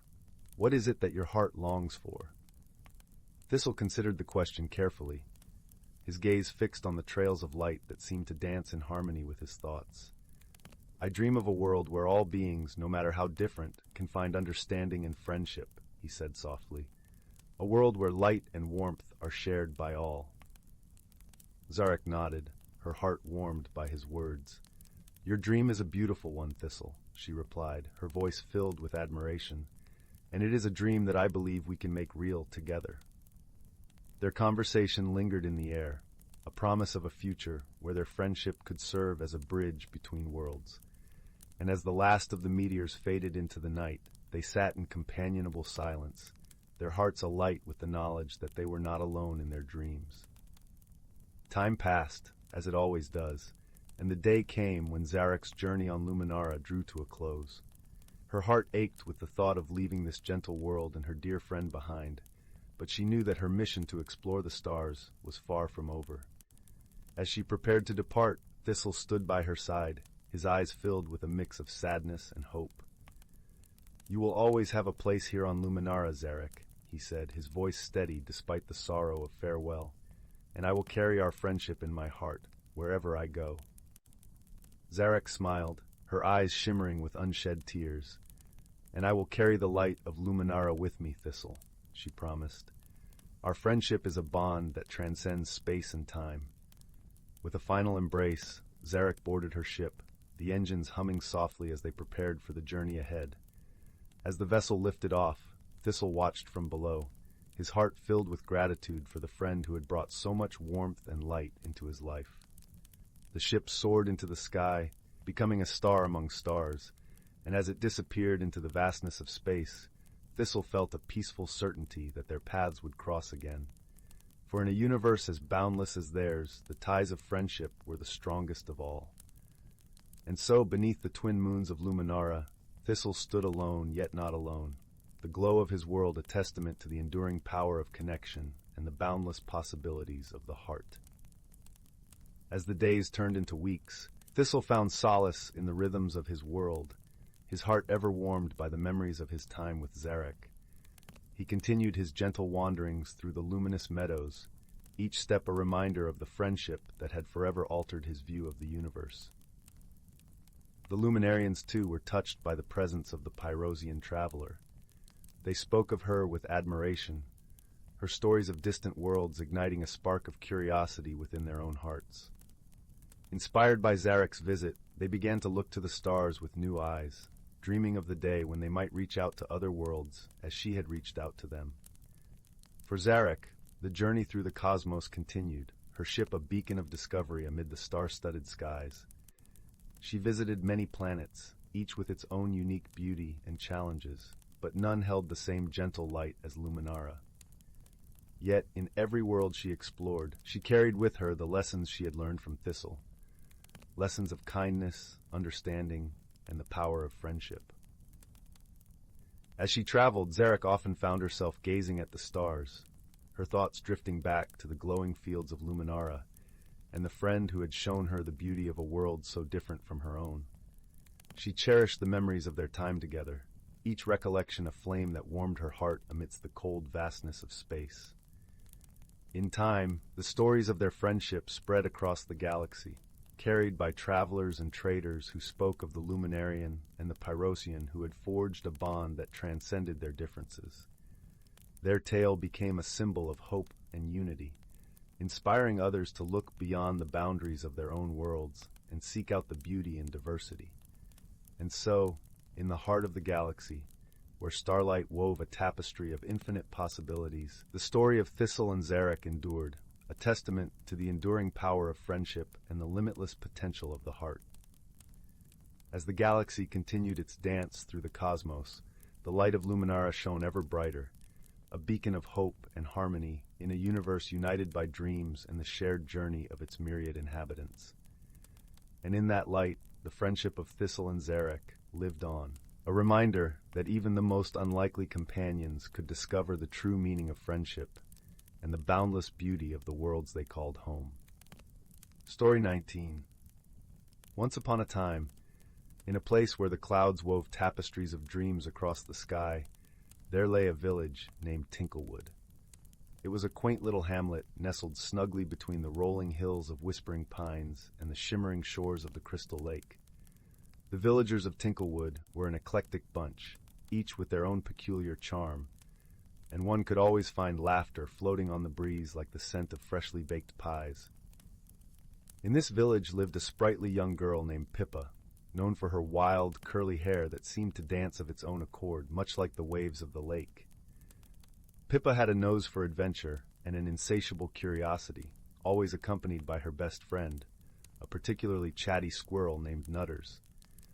Nutters had a penchant for acorns and an uncanny ability to mimic the voices of the villagers, much to everyone's amusement. The heart of Tinklewood was its village square, where a towering, ancient oak tree stood. This tree was said to be enchanted, its branches reaching up to tickle the sky, and its roots whispered secrets of the earth. One sunny afternoon, as Pippa and Nutters lounged beneath the great oak, a peculiar event unfolded. The leaves of the tree began to shimmer with a silvery glow, and a soft, melodic hum filled the air. From the shimmering leaves emerged a tiny, sparkling creature with wings as delicate as gossamer. It was a giggle sprite named Twinkle, known for spreading joy and laughter wherever she went. Twinkle was in quite a tizzy, her glow flickering like a candle in the wind. "Oh dear, oh dear," Twinkle exclaimed in her bell-like voice. "There's a muddle in the magic. The Laughing Moon Festival is tonight, and the moon refuses to laugh." Pippa, intrigued and eager to help, sat up with interest. "What do you mean the moon refuses to laugh?" she asked, her eyes wide with wonder. Twinkle fluttered her iridescent wings, causing a cascade of light to dance around them. "The moon has always laughed during the festival, casting its silvery giggles over Tinklewood. But tonight, something's amiss, and the moon is sulking behind a veil of clouds." Nutters, ever the optimist, chattered, "Perhaps it's just shy. Maybe it needs a little cheering up." Pippa nodded thoughtfully. "We have to find a way to make the moon smile again. But how?" At that moment, a rather eccentric figure appeared. It was Mr. Wobblepot, the village's resident inventor, known for his outlandish contraptions and colorful waistcoats. His thick spectacles perched precariously on his nose, and his mustache twitched with excitement. "I overheard your little conundrum," he said, adjusting his spectacles. "Perhaps one of my inventions could help. Follow me." Pippa, Nutters, and Twinkle followed Mr. Wobblepot to his workshop, a whimsical place filled with gadgets and gizmos of every kind. The air was filled with the scent of oil and lavender, and the walls were adorned with sketches of fantastical machines. Mr. Wobblepot rummaged through a pile of odds and ends, eventually pulling out a peculiar-looking device. It was a large, colorful umbrella with tiny bells hanging from its edges. "This is the Jolly Jingle umbrella," he explained with a flourish. "It plays the most delightful tunes when opened, sure to bring a smile to anyone's face, even the moon."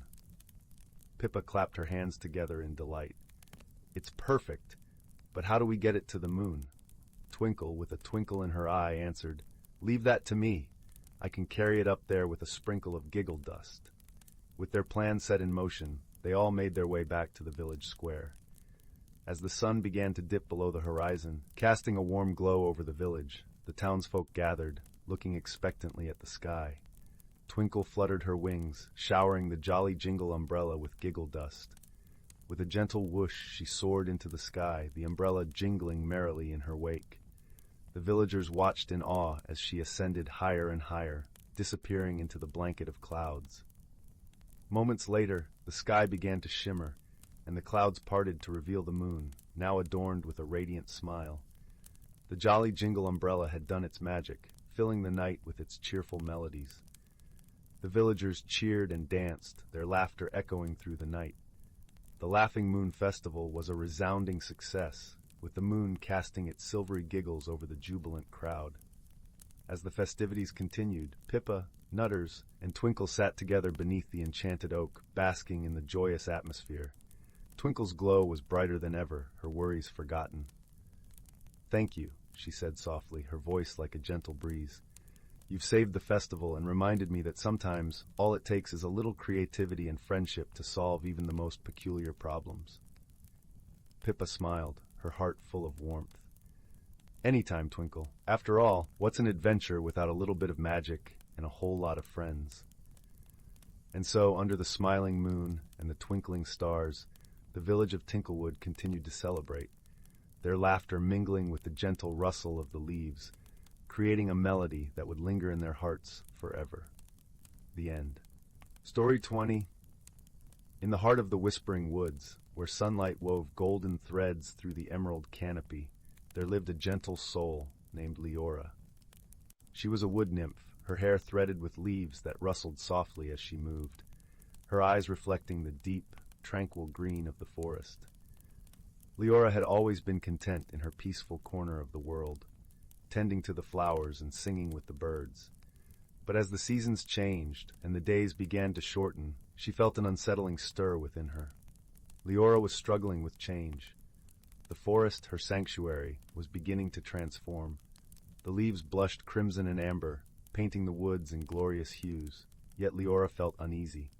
She missed the lush green of summer and was reluctant to embrace the golden chill of autumn.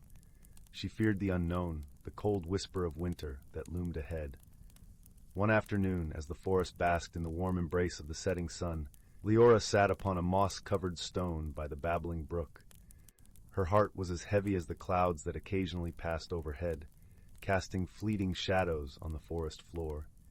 She longed for the comfort of what she knew, but she could not deny the gentle tug of change that called her forward. As she sat there, contemplating the shifting seasons, a gentle breeze carried with it a fluttering guest, a delicate butterfly, its wings a kaleidoscope of colors that shimmered with a magical iridescence. Leora watched, entranced, as the butterfly danced on the gentle wind, alighting softly upon her hand. "Why do you fret so, dear Leora?" came a voice as soft as the rustling leaves. It was the voice of the butterfly, though its lips did not move. Leora blinked in surprise, her heart skipping with wonder. "I am afraid," Leora confessed, her voice barely above a whisper, "afraid of the changes that come with each season, afraid of losing what I hold dear." The butterfly fluttered its wings gently, sending a cascade of light across Leora's face. Change is but a dance of life, an eternal melody that sings through the ages. It is neither friend nor foe, but a companion on the path of growth. Leora pondered these words, her heart calming as she felt the truth in them. She had always revered the cycle of life in the forest, the way the trees let go of their leaves to make room for new growth. Yet, when it came to her own life, she clung tightly to what was familiar. Sensing her thoughts, the butterfly spoke again. "Do you see the beauty in my wings, Leora? Once I was a caterpillar, bound to the earth, unable to soar, but through change I found my wings." Leora nodded slowly, understanding dawning within her. The butterfly was right. Change was not to be feared, but embraced as a chance to grow. With a grateful heart, Leora rose from her perch by the stream, her spirit lighter than it had been in many days. She resolved to face the coming changes with an open heart, trusting in the wisdom of the forest and in her own capacity to adapt. In the days that followed, Leora found herself surrounded by supportive friends who shared their own experiences with change. There was Thistle, the wise old owl whose feathers were flecked with silver. He spoke of the many seasons he had seen and the lessons each had taught him. "Every leaf that falls," Thistle mused one starry night, "nourishes the earth, paving the way for new life. To resist change is to resist the very nature of life itself." Then there was Bramble, the playful fox whose laughter echoed through the woods like the tinkling of bells. Bramble taught Leora the joy of discovery, leading her on adventures through the ever-changing forest, showing her the hidden wonders that were revealed with each turn of the season. Through their kindness and wisdom, Leora learned to see the forest anew. her heart swelling with appreciation for the beauty in each moment. The fear that had gripped her began to dissolve, replaced by a quiet confidence and a deep-seated trust in the journey ahead. One crisp autumn morning, as the sun painted the sky with shades of rose and gold, Leora stood at the edge of the forest, a gentle breeze tousling her leafy hair. She closed her eyes and took a deep breath, feeling the cool air fill her lungs.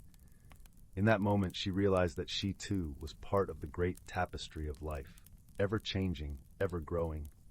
As the first snowflakes of winter began to fall, Leora no longer felt the chill as a threat, but as a gentle reminder of the cycles of nature.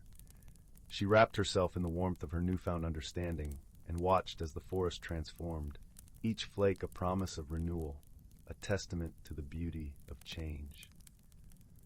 And so, with the support of her friends and the wisdom of the forest, Leora embraced her own magical transformation. She learned that within the heart of change lay the seeds of growth, and that by letting go of fear, one could soar on wings as vibrant and limitless as the butterflies. As the seasons continued to turn, Leora found joy in each new day, savoring the dance of life in all its forms. And in the stillness of the winter nights, beneath the starlit sky, she would often sit by the brook, listening to the whispers of the woods, her heart full of peace and wonder. And so, dear listener, remember that change, like the seasons, is a natural part of life. Embrace it with an open heart, for it is through change that we discover the true beauty of who we are meant to become. As you drift into dreams tonight, may you carry this gentle lesson within you and find comfort in the ever-turning wheel of life.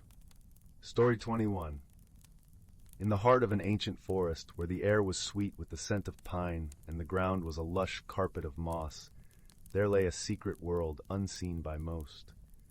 This was a realm where the creatures of the forest lived in harmony, guided by the whispering wisdom of the trees and the gentle embrace of the seasons.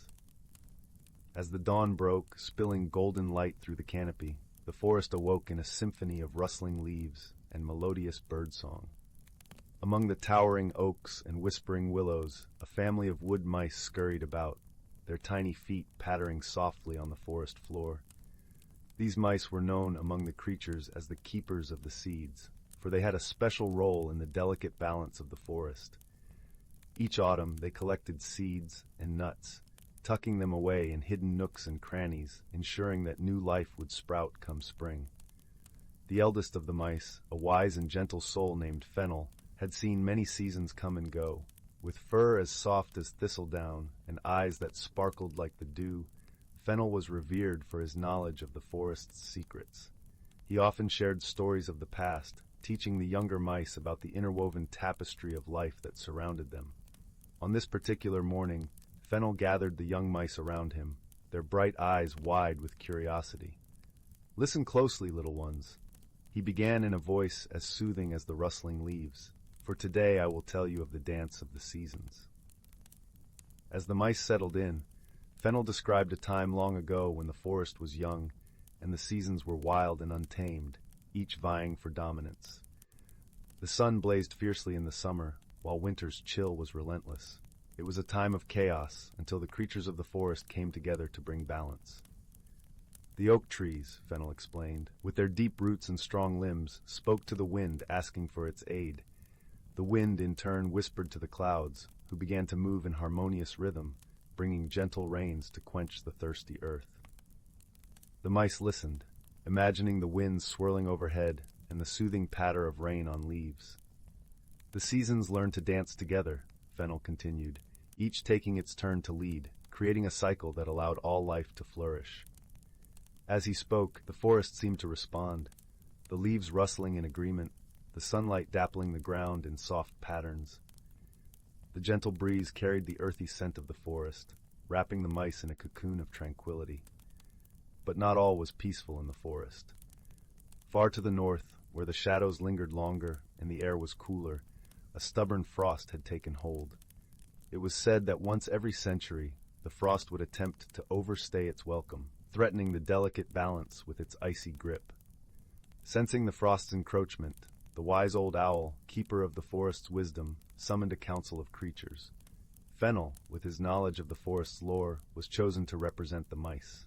the council convened in a glen bathed in the soft glow of twilight. The owl, perched upon a moss-covered boulder, spread her wings wide, her eyes glinting like twin moons. "We must restore harmony," she hooted softly, her voice echoing through the trees. As the creatures deliberated, Fennel remembered a tale passed down through generations. "There is an ancient song," he said, his voice steady and calm, "one that can awaken the heart of the forest and melt the frost's icy tendrils." The creatures listened intently as Fennel taught them the song, a melody as old as the earth itself, filled with the warmth of the sun and the gentle caress of the spring breeze. Together, they sang, their voices rising and falling in a harmonious chorus. As the song echoed through the forest, the trees began to sway, their branches weaving a tapestry of sound and movement. The frost, hearing the song, hesitated, its icy fingers retreating as the warmth of the melody enveloped it. Slowly, the frost began to melt, its chill replaced by the gentle warmth of spring. The creatures watched in awe as the balance was restored, the forest once again breathing in harmony with the seasons. As the last notes of the song faded into the dusk, Fennel turned to the young mice, who gazed at him with newfound admiration. "Remember, little ones," he whispered, "it is through unity and understanding that we keep the balance of our world." With that, the council dispersed, each creature carrying with them a renewed sense of purpose. The forest, once again at peace, settled into the embrace of night, the stars twinkling like tiny lanterns in the sky. And so, beneath the ancient trees and the watchful gaze of the moon, the mice nestled in their burrows, dreaming of the season's dance and the enduring wisdom of the forest. The world outside was a tapestry of life, woven with threads of light and shadow, bound together by the song of the earth itself. In the heart of the ancient forest, where every creature played its part, the balance was restored, and the whispering wisdom of the trees continued to guide them all, as it had for countless generations before. Story 22. Once upon a time, in a tiny village nestled at the edge of an ancient forest, there lived a gentle soul named Oliver. Oliver was known throughout the village for his bright eyes and a heart as warm as fresh-baked bread. He spent his days tending to the gardens, whispering secrets to the flowers, and listening to the songs of the wind as it rustled through the treetops.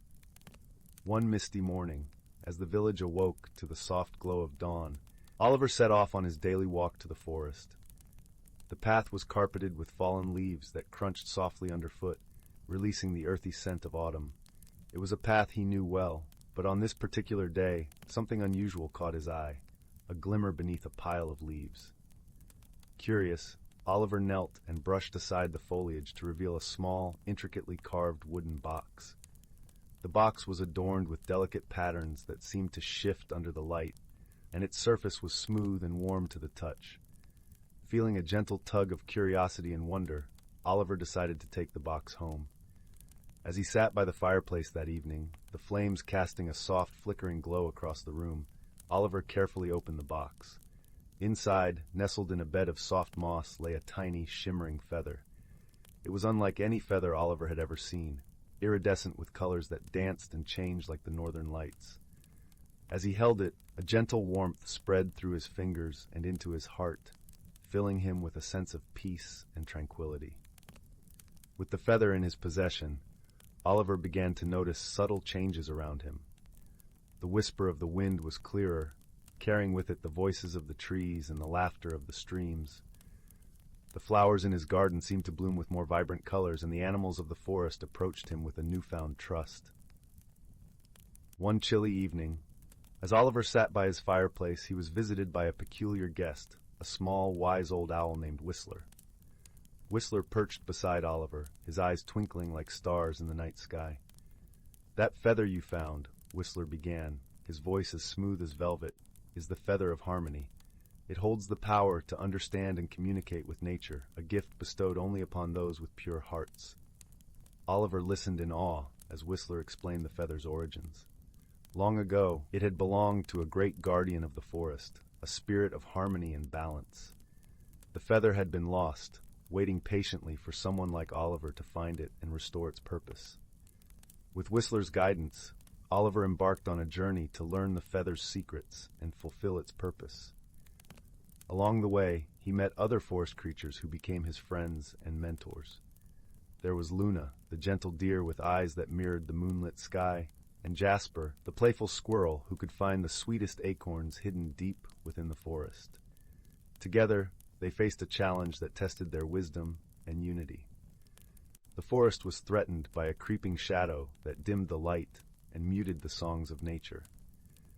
It was not a foe to be fought with force, but with understanding and compassion. Oliver, with the feather of harmony, listened to the forest's plight. He learned that the shadow was born of neglect and imbalance, a cry for help from the very heart of the woods. Guided by the wisdom of his friends, Oliver used the feather to communicate with the shadow, offering it understanding and healing. In time, the shadow softened, receding like mist in the morning sun. The forest brightened once more, its songs ringing clear and true. Harmony was restored, and Oliver felt a deep, abiding peace settle within him. As the seasons turned, Oliver continued to care for the forest, his bond with nature deepened by the feather's gentle magic. He shared stories with the villagers, teaching them to listen and understand the world around them.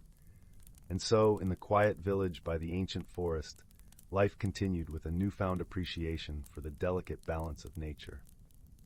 Oliver, with his kind heart and the feather of harmony, had discovered the true magic that lay within the ordinary, changing his world for the better. As the stars twinkled above, the village rested in the comforting embrace of the night, knowing that with wisdom and friendship, even the greatest challenges could be met with grace and peace. Story 23. In the distant reaches of the galaxy, where stars twinkled like diamonds scattered across an endless velvet curtain, there existed a peculiar little planet known as Xylora. It was a world bathed in a gentle lavender glow, with skies that shimmered in hues of pink and violet. Here, the air was perpetually sweet with the scent of blooming starflowers, and the gentle hum of life could be felt in every corner. Xylora was home to the whimsical Zephlorians, beings with translucent wings that sparkled in the sunlight like dew-kissed cobwebs. They were gentle and kind, living in harmony with the vibrant flora and fauna of their world. On the other side of the galaxy, there was a planet named Valtara, a place where towering crystalline formations rose like sentinels from the ground, reflecting the light of 3 suns in a dazzling array of colors. The Valtians, inhabitants of this land, were robust and resilient, with skin that glimmered like polished gemstones and eyes that shone with the wisdom of ages. Despite their differences, fate had a curious way of intertwining the paths of 2 unlikely companions from these distant worlds. One day, as the twin moons of Xylora rose to bathe the planet in their silvery light, an unassuming Zephlorian named Leora fluttered about the fragrant meadows. Her heart was as light as her wings, and her laughter, soft and melodic, danced on the gentle breeze. She was a dreamer, often gazing up at the stars and wondering what lay beyond. Meanwhile, on the crystalline plains of Valtara, a young Valtian named Kian was embarking on a journey of his own. Kian was curious and introspective, with a soul that longed for adventure beyond the crystalline confines of his home. He had often gazed at the night sky, imagining the stories hidden among the stars. As the universe would have it, a rare cosmic event, a convergence of celestial energies, caused a temporary rift in the fabric of space, linking the 2 worlds. On this extraordinary night, as both Leora and Kian looked up at the same stars, they were drawn through this rift, finding themselves face to face in a realm that was neither Xylora nor Valtara. At first, their meeting was one of confusion and misunderstanding. Leora, with her delicate wings and ethereal presence, seemed fragile to Kian, who was accustomed to the solidity and strength of his own people. Kian, on the other hand, appeared imposing and formidable to Leora, whose life was filled with the gentle beauty of her floral world. Their initial attempts at communication were clumsy, each misunderstanding the gestures and expressions of the other. Leora's fluttering wings, intended to convey excitement, were misinterpreted by Kian as a sign of distress. Similarly, Kian's firm, steady gaze seemed intimidating to Leora, who was used to the soft, fleeting glances of her fellow Zephlorians.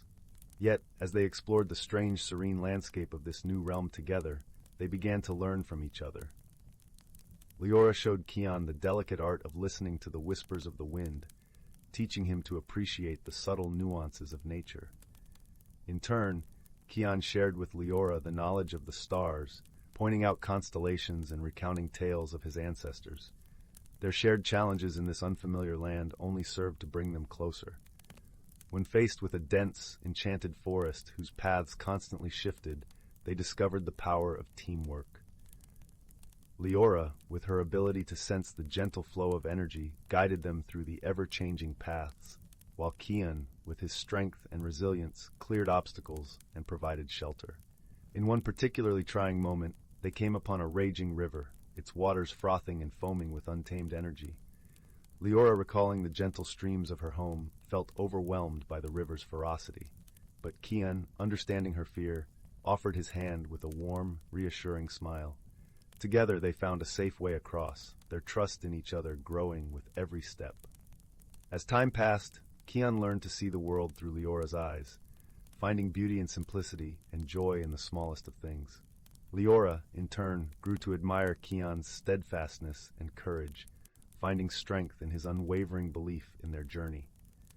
Their friendship, forged through trials and triumphs, taught them the true meaning of companionship. They learned that differences, while sometimes daunting, could be the very foundation of a deep and lasting bond. When the cosmic rift began to close, signaling the end of their shared adventure, Leora and Kian found themselves reluctant to part. Yet they knew that their time together had changed them in ways they could never have imagined. With a promise to meet again among the stars, they returned to their respective worlds, carrying with them the lessons and memories of their extraordinary friendship. Leora, with a newfound appreciation for the vastness of the universe, often shared tales of her adventures with the stars. Kian, with a heart full of warmth and wonder, brought back to Valtara the wisdom of gentle understanding and the beauty of seeing the world through another's eyes.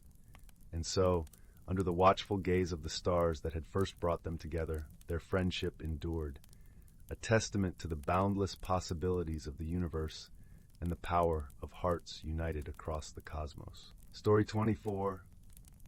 In a realm untouched by time, nestled within the embrace of towering oaks and whispering pines, lay the forest of Aloria. This forest was a haven of harmony where the dance of life and magic wove an unbroken tapestry, known only to the creatures who called it home. As dawn broke, the gentle light of the sun filtered through the canopy, casting a mosaic of golden patches on the forest floor. The air was filled with the soft hum of morning, where the rustle of leaves mingled with the lilting songs of birds. Each creature, from the tiniest ant to the majestic stag, played its part in the grand symphony of life. In the heart of this woodland realm, by a crystal-clear brook that babbled secrets to those who listened, lived a wise old tortoise named Bramble. His shell, etched with the rings of countless years, glistened with dew as he emerged from his burrow. Bramble was the keeper of the forest's wisdom, a role passed down through generations, which he held with gentle dignity and profound understanding. As the seasons turned, the forest thrived under the loving guidance of its inhabitants. The bees busied themselves among the wildflowers, their hums a soothing lullaby, while the squirrels gathered acorns, chattering happily in the branches above. In this world, the balance was delicate yet resilient, reliant on the cooperation and respect shared by all. One crisp morning, as the leaves began to turn the fiery hues of autumn, a peculiar thing happened.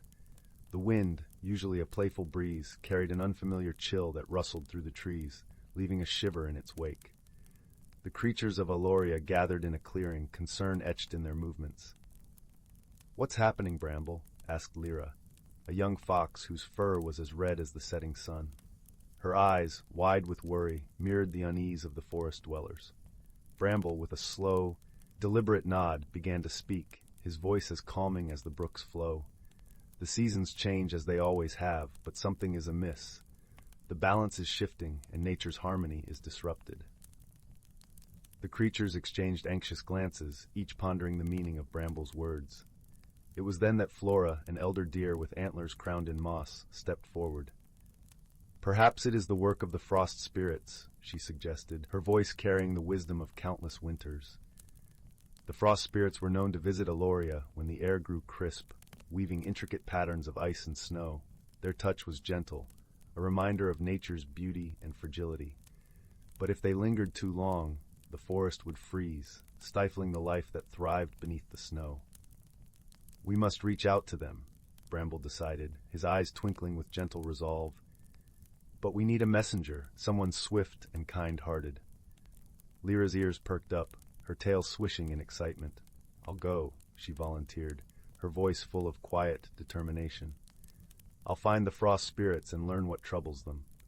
With Bramble's blessing, Lyra set off, her paws making barely a sound on the soft forest floor. She moved with the grace of a falling leaf, guided by the whispers of the wind and the gentle murmur of the brook. As she ventured deeper into the forest, the world around her transformed. The air grew cooler, and the ground beneath her paws crackled with frost. She followed the glint of sunlight on ice, a path woven by the frost spirits themselves. At last, she reached a glade where the air shimmered with a silver light. The frost spirits danced there, ethereal beings of dazzling beauty, their forms shifting like mist in the morning sun. They moved with a grace that seemed to echo the very essence of the forest. Lyra approached them with a heart full of respect, her voice a gentle plea. Spirits of frost, I come from the creatures of Eloria. We seek to understand why the chill lingers and how we might restore the balance. The spirits paused in their dance, their attention turning to the earnest young fox. One spirit, its form swirling with the elegance of a snowflake, drifted closer.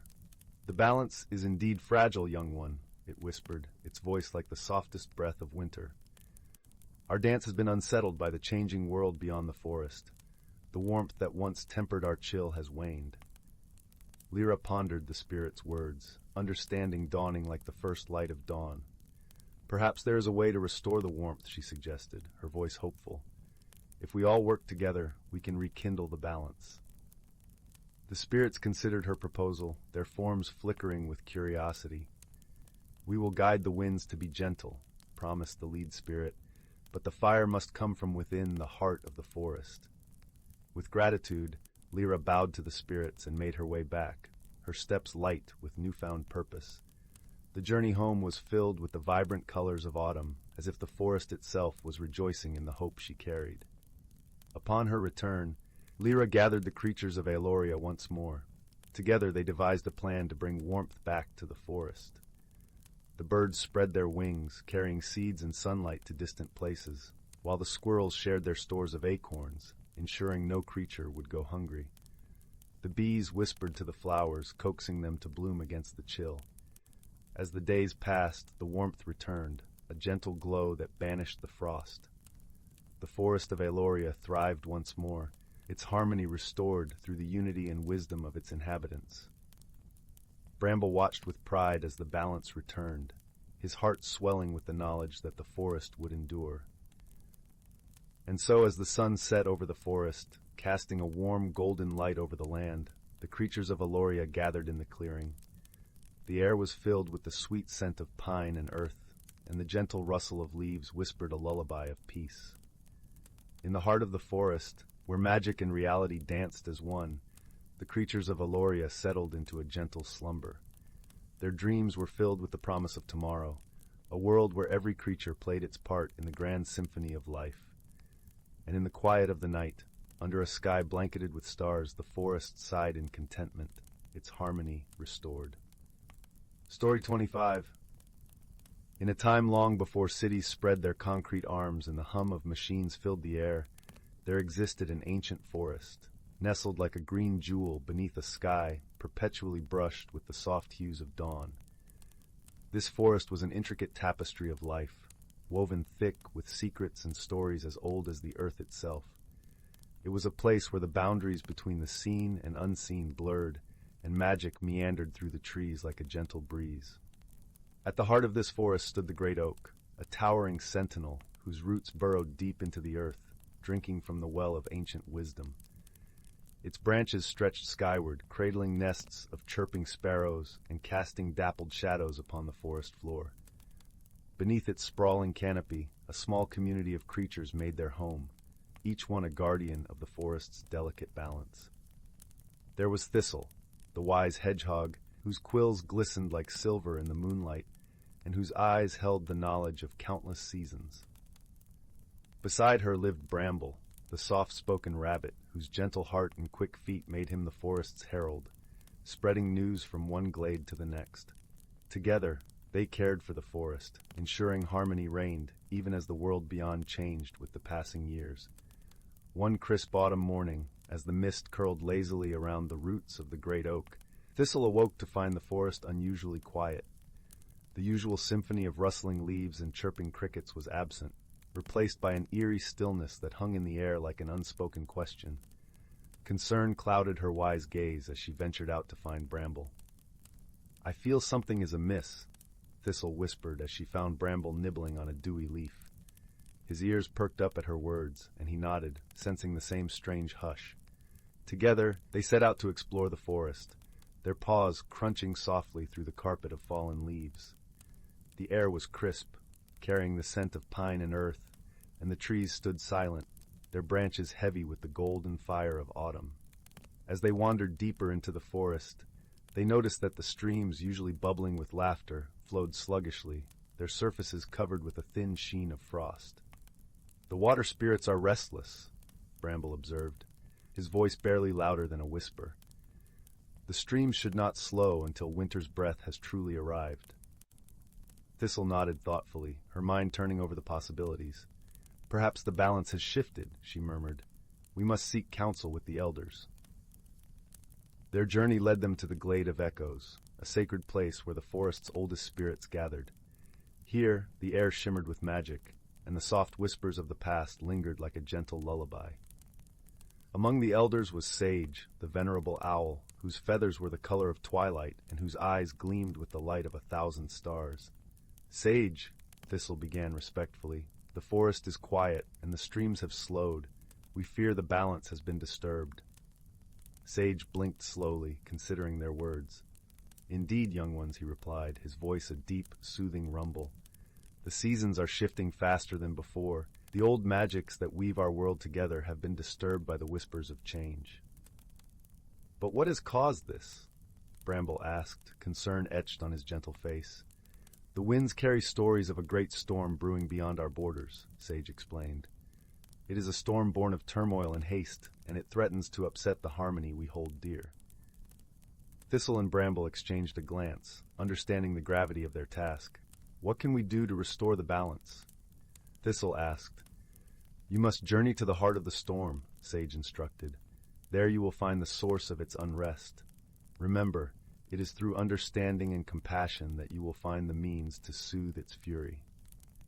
With wisdom as their guide and the blessing of the elders, Thistle and Bramble set out on their quest. They traveled through the forest, their path lit by the soft glow of fireflies and the gentle luminescence of the moon. As they ventured beyond the forest's familiar embrace, the air grew colder and the trees thinned, giving way to an open sky filled with swirling clouds. The storm loomed ahead, its presence a roiling mass of dark clouds and flashing lightning. Yet, as they approached, they felt not fear, but a curious calm, as if the storm itself was waiting for them, eager to share its story. At the storm's heart, they found a mighty whirlwind swirling with elemental fury. But within its core, a small, shivering figure stood, a spirit made of wind and rain, her form shifting and ethereal. Her eyes were wide with fear and confusion, mirroring the tumult around her. "Who are you?" Thistle called out gently, her voice carrying over the howling winds. The spirit turned to them, her eyes glistening with unshed tears. "I am Tempest," she replied, her voice a soft murmur. "I was born of the skies, but I have lost my way. I do not wish to harm your forest, but I cannot find my peace." Thistle and Bramble approached slowly, their hearts filled with compassion. "We are here to help," Bramble assured her. "Tell us, how did you come to be here?" Tempest looked down, her form flickering with the weight of her memories. "I was born of a forgotten wish, a desire for change whispered into the wind by those who sought more than they needed. It was a wish without thought, and it grew into me, a storm of longing and unrest." Thistle nodded, understanding dawning in her eyes. "You are not the storm, dear Tempest," she said kindly. "You are its heart, and you can guide it to gentler paths." "But how?" Tempest asked, her voice trembling like a leaf caught in a breeze. "Balance is found in purpose and in listening to the whispers of nature, Thistle explained. Let us show you the harmony of our forest, and perhaps you will find your peace within it. Together, Thistle and Bramble shared their memories of the forest with Tempest, the rustle of leaves in the spring, the laughter of streams in summer, the golden dance of autumn, and the quiet peace of winter's embrace. As they spoke, the storm around them began to calm, the winds softening into a gentle breeze and the lightning fading into a soft glow. Tempest listened, her form growing more solid and her eyes shining with newfound understanding. I see now, she said softly. I am meant to be part of the cycle, not its disruptor.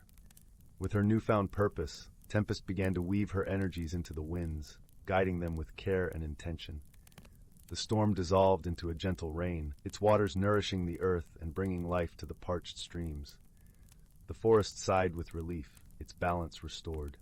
Thank you, Tempest whispered, her form a shimmering mist as she wrapped the forest in her embrace. I will remember your kindness, and I will carry it with me always. As the rain subsided, the sun broke through the clouds, casting a warm golden light over the forest. Thistle and Bramble returned home, their hearts light with the knowledge that harmony had been restored. The great oak welcomed them back, its branches rustling with approval. From that day forward, the forest thrived under Tempest's gentle watch, her presence a reminder of the power of understanding and the beauty of balance. And as the seasons turned, the story of the storm and the wise creatures who befriended it was passed down through generations, a timeless tale of friendship and the enduring magic of nature. And so, beneath the watchful gaze of the great oak, the forest continued to flourish, a sanctuary of peace and wonder, where magic danced among the leaves and harmony reigned eternal. Story 26. In a quaint village nestled between the rolling emerald hills and the shimmering azure lake, there lived a young woman named Clara. Clara was known for her gentle spirit and her deep love for the tranquil surroundings of her home. Yet, despite the picturesque landscape and the warmth of her community, Clara often felt a restlessness within her, a longing for something she could not quite name.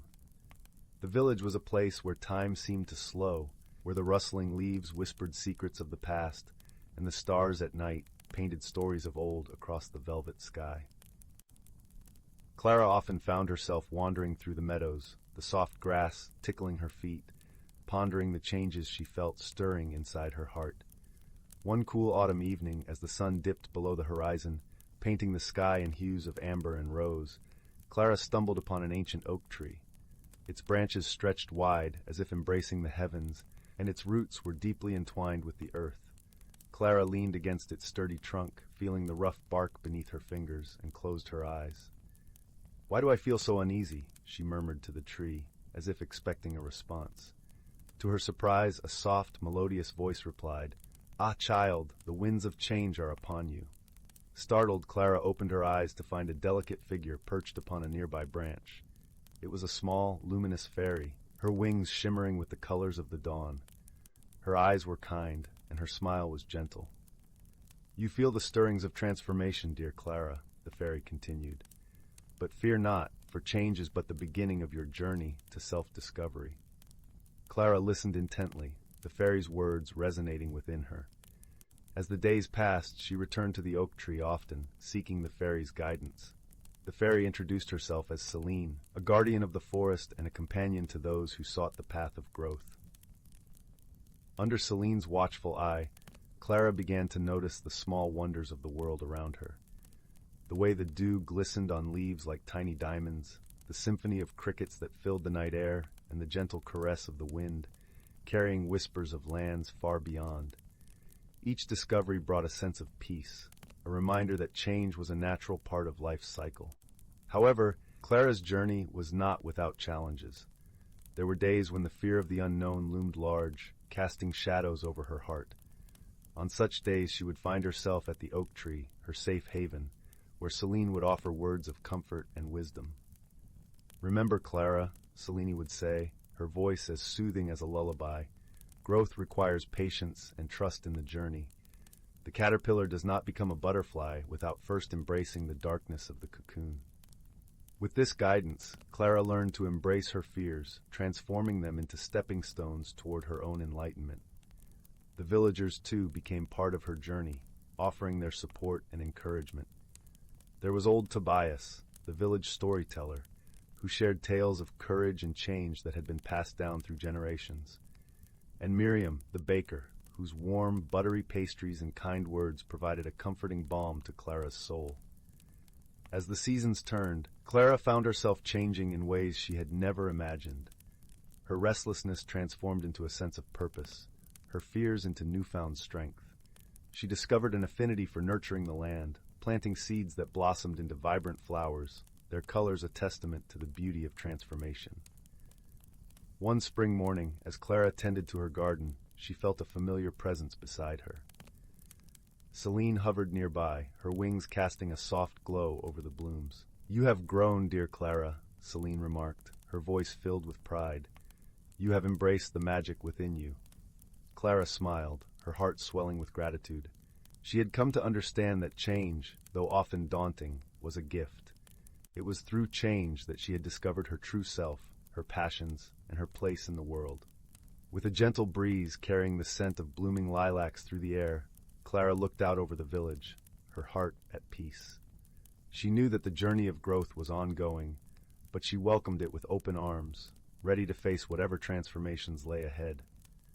And so, in the comforting embrace of her village, surrounded by friends and the gentle guidance of Celine, Clara found her own kind of magic.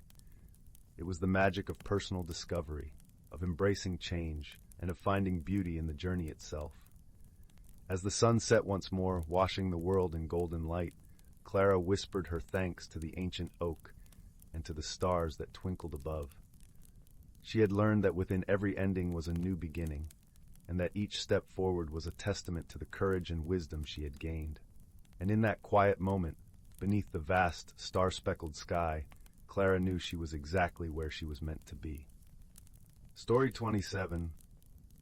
In a secluded glen, nestled among the soft rolling hills and towering ancient oaks, lay the tranquil village of Willowbrook.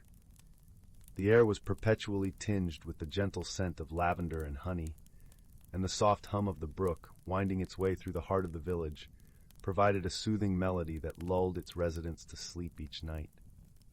The village was small and peaceful, with cobblestone paths leading to quaint cottages with thatched roofs, each surrounded by flourishing gardens. In this village lived a young girl named Lily. With hair the color of ripe wheat and eyes like the clear morning sky, Lily was known for her keen curiosity and gentle heart. She spent her days exploring the forests and meadows, always on the lookout for a new adventure. Her closest companion was a wise old tortoise named Humphrey, who had lived in the village for as long as anyone could remember. Humphrey was considered a sage, with a shell marked by intricate patterns that some said were maps of distant lands. One crisp autumn morning, as the leaves turned to a tapestry of gold and crimson, Lily noticed something peculiar. As she walked along the brook's edge, she saw small, shimmering lights flickering in the early dawn mist, floating just above the water's surface. They danced and twirled in the air, casting a warm glow that reflected off the brook's gentle ripples. Intrigued, Lily rushed to find Humphrey. She found him basking in a sunbeam near the village green, his eyes half closed in contentment. "Humphrey," Lily said, her voice filled with excitement, "there are lights dancing above the brook. I've never seen anything like it before." Humphrey opened his wise eyes slowly, considering her words. "The world is full of wonders, my dear," he replied in his deep, soothing voice. "But such lights are unusual indeed. Perhaps we should investigate further." Together, they made their way back to the brook. As they approached, the lights appeared again, more vibrant than before. They hovered and darted, as if playing a game only they understood. Humphrey watched them closely, his wise eyes narrowing with thought. "My dear Lily," he began, "these lights remind me of the stories of the will-o'-wisps, gentle spirits known to visit our world from time to time. They are said to bring messages from the unseen realms." Lily's eyes widened with wonder. "What kind of messages?" she asked. "Messages of change, of things that are and things that will be," Humphrey replied. "They are gentle guides, but sometimes their presence signals a shift in the balance of our world. Feeling the weight of the mystery before them, Lily and Humphrey decided to seek the counsel of the village elder, a kind-hearted herbalist named Marigold. Her tiny cottage was nestled at the edge of the village, surrounded by a garden that was always in bloom, no matter the season. Marigold welcomed them warmly, her eyes twinkling with wisdom. After hearing of their discovery, Marigold nodded knowingly. "The will-o'-wisps are rare visitors," she said, as she brewed chamomile tea that filled the room with its calming fragrance. "Their appearance suggests that something important is on the horizon. We must pay attention to the signs they leave for us." With Marigold's guidance, Lily and Humphrey set about observing the village and its surroundings more closely, noting any changes or peculiar happenings. Each day, they discovered small, curious occurrences. The sudden blooming of flowers out of season, animals behaving in unusual ways, and whispers on the wind that seemed to speak of ancient tales. One evening, as the sun dipped below the horizon, painting the sky with hues of violet and rose, Lily and Humphrey sat by the brook, pondering the mysteries before them. As the first stars began to twinkle, Lily noticed a pattern in the light's dance. They seemed to be forming shapes, almost like letters in an ancient, forgotten script. "Look, Humphrey," Lily said, pointing to the lights. "Do you see? They're trying to tell us something." Humphrey nodded, his expression thoughtful. "Perhaps it is a message meant for us, but we must learn how to interpret it." They spent the following days studying the patterns, comparing them to the symbols etched into Humphrey's shell, which were known to contain the wisdom of ages. Slowly, a message began to emerge, one that spoke of harmony and balance, and the need to nurture the bond between the natural and the magical world. With this newfound understanding, Lily and Humphrey shared their insights with the villagers. They spoke of the importance of caring for their land, of listening to the whispers of the wind, and honoring the gentle spirits that visited their world. The villagers, inspired by the message, came together to renew their connection with the land, planting new trees, cleaning the brook, and creating spaces for the magical creatures that called Willowbrook home. As they worked, the will-o'-wisps continued to dance above the brook, their light more vibrant and joyful than ever before. With each passing day, the village flourished, becoming a haven of harmony and peace. And so, under the watchful eyes of the will-o'-wisps, life in Willowbrook found a new balance. The village thrived, not just in its lush gardens and bountiful harvests, but in the strengthened bonds between its people and the world around them. Lily and Humphrey, having unraveled the mystery with wisdom and friendship, knew they had played a part in something truly wondrous. As the seasons turned, and the leaves once again fell in a golden cascade, Willowbrook remained a place of gentle magic, where the brook sang its eternal lullaby, and the stars shone brightly in the night sky. And whenever the will-o'-wisps returned, Lily and Humphrey would be there, ready to listen to their stories, knowing that each light was a reminder of the beauty and mystery that lay just beyond the veil of the everyday world. And so, with hearts full of gratitude and wonder, they would whisper their thanks to the gentle spirits, and the village would drift off to sleep, cradled in the warm embrace of a world full of enchantment and endless possibilities. Story 28. In the heart of a lush, whispering forest, where the golden sunbeams danced through the emerald canopy, there lay a small, tranquil village named Willowbrook. It was a place where every dawn was greeted by the gentle hum of the river and the sweet scent of wildflowers in the air. The villagers, known for their warmth and camaraderie, lived in harmony with nature, weaving their lives with the rhythm of the seasons. Among the villagers was a gentle soul named Lila. With auburn hair that cascaded like autumn leaves and eyes as bright as the summer sky, she was known for her kind heart and curious spirit. Lila spent her days tending to her grandmother's garden, a vibrant tapestry of colors and aromas, and her evenings under the starlit sky, dreaming of adventures beyond the village. Lila's closest companion was a wise old tortoise named Thistle. With a shell that gleamed like polished stone and eyes full of age-old wisdom, Thistle had been a part of the village for generations. The villagers often sought his counsel, for he was said to have a knowledge of the world that extended beyond the forest and into the realms of mystery and magic. One serene afternoon, as the sun dipped low and the sky blushed with hues of pink and gold, Lila discovered something peculiar in her grandmother's garden. Nestled beneath the sprawling branches of an ancient oak was a small, iridescent stone. It shimmered with an otherworldly light, pulsating gently as if it held a heartbeat of its own.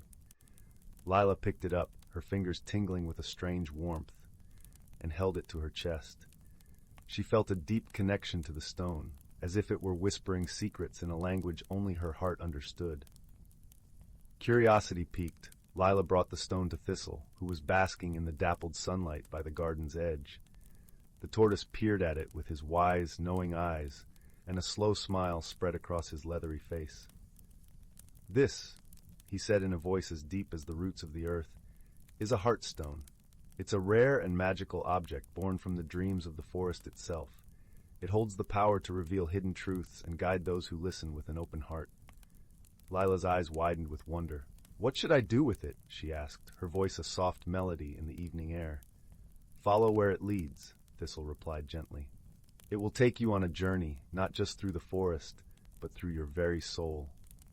That night, as the village slumbered under a blanket of stars, Lila lay awake, the heartstone tucked safely beneath her pillow. She could feel its gentle warmth, hear its soft murmurs like a distant lullaby. As sleep finally claimed her, she dreamed of a hidden world, a place where the trees whispered secrets and the rivers sang ancient songs. When morning came, Lila awoke with a sense of purpose.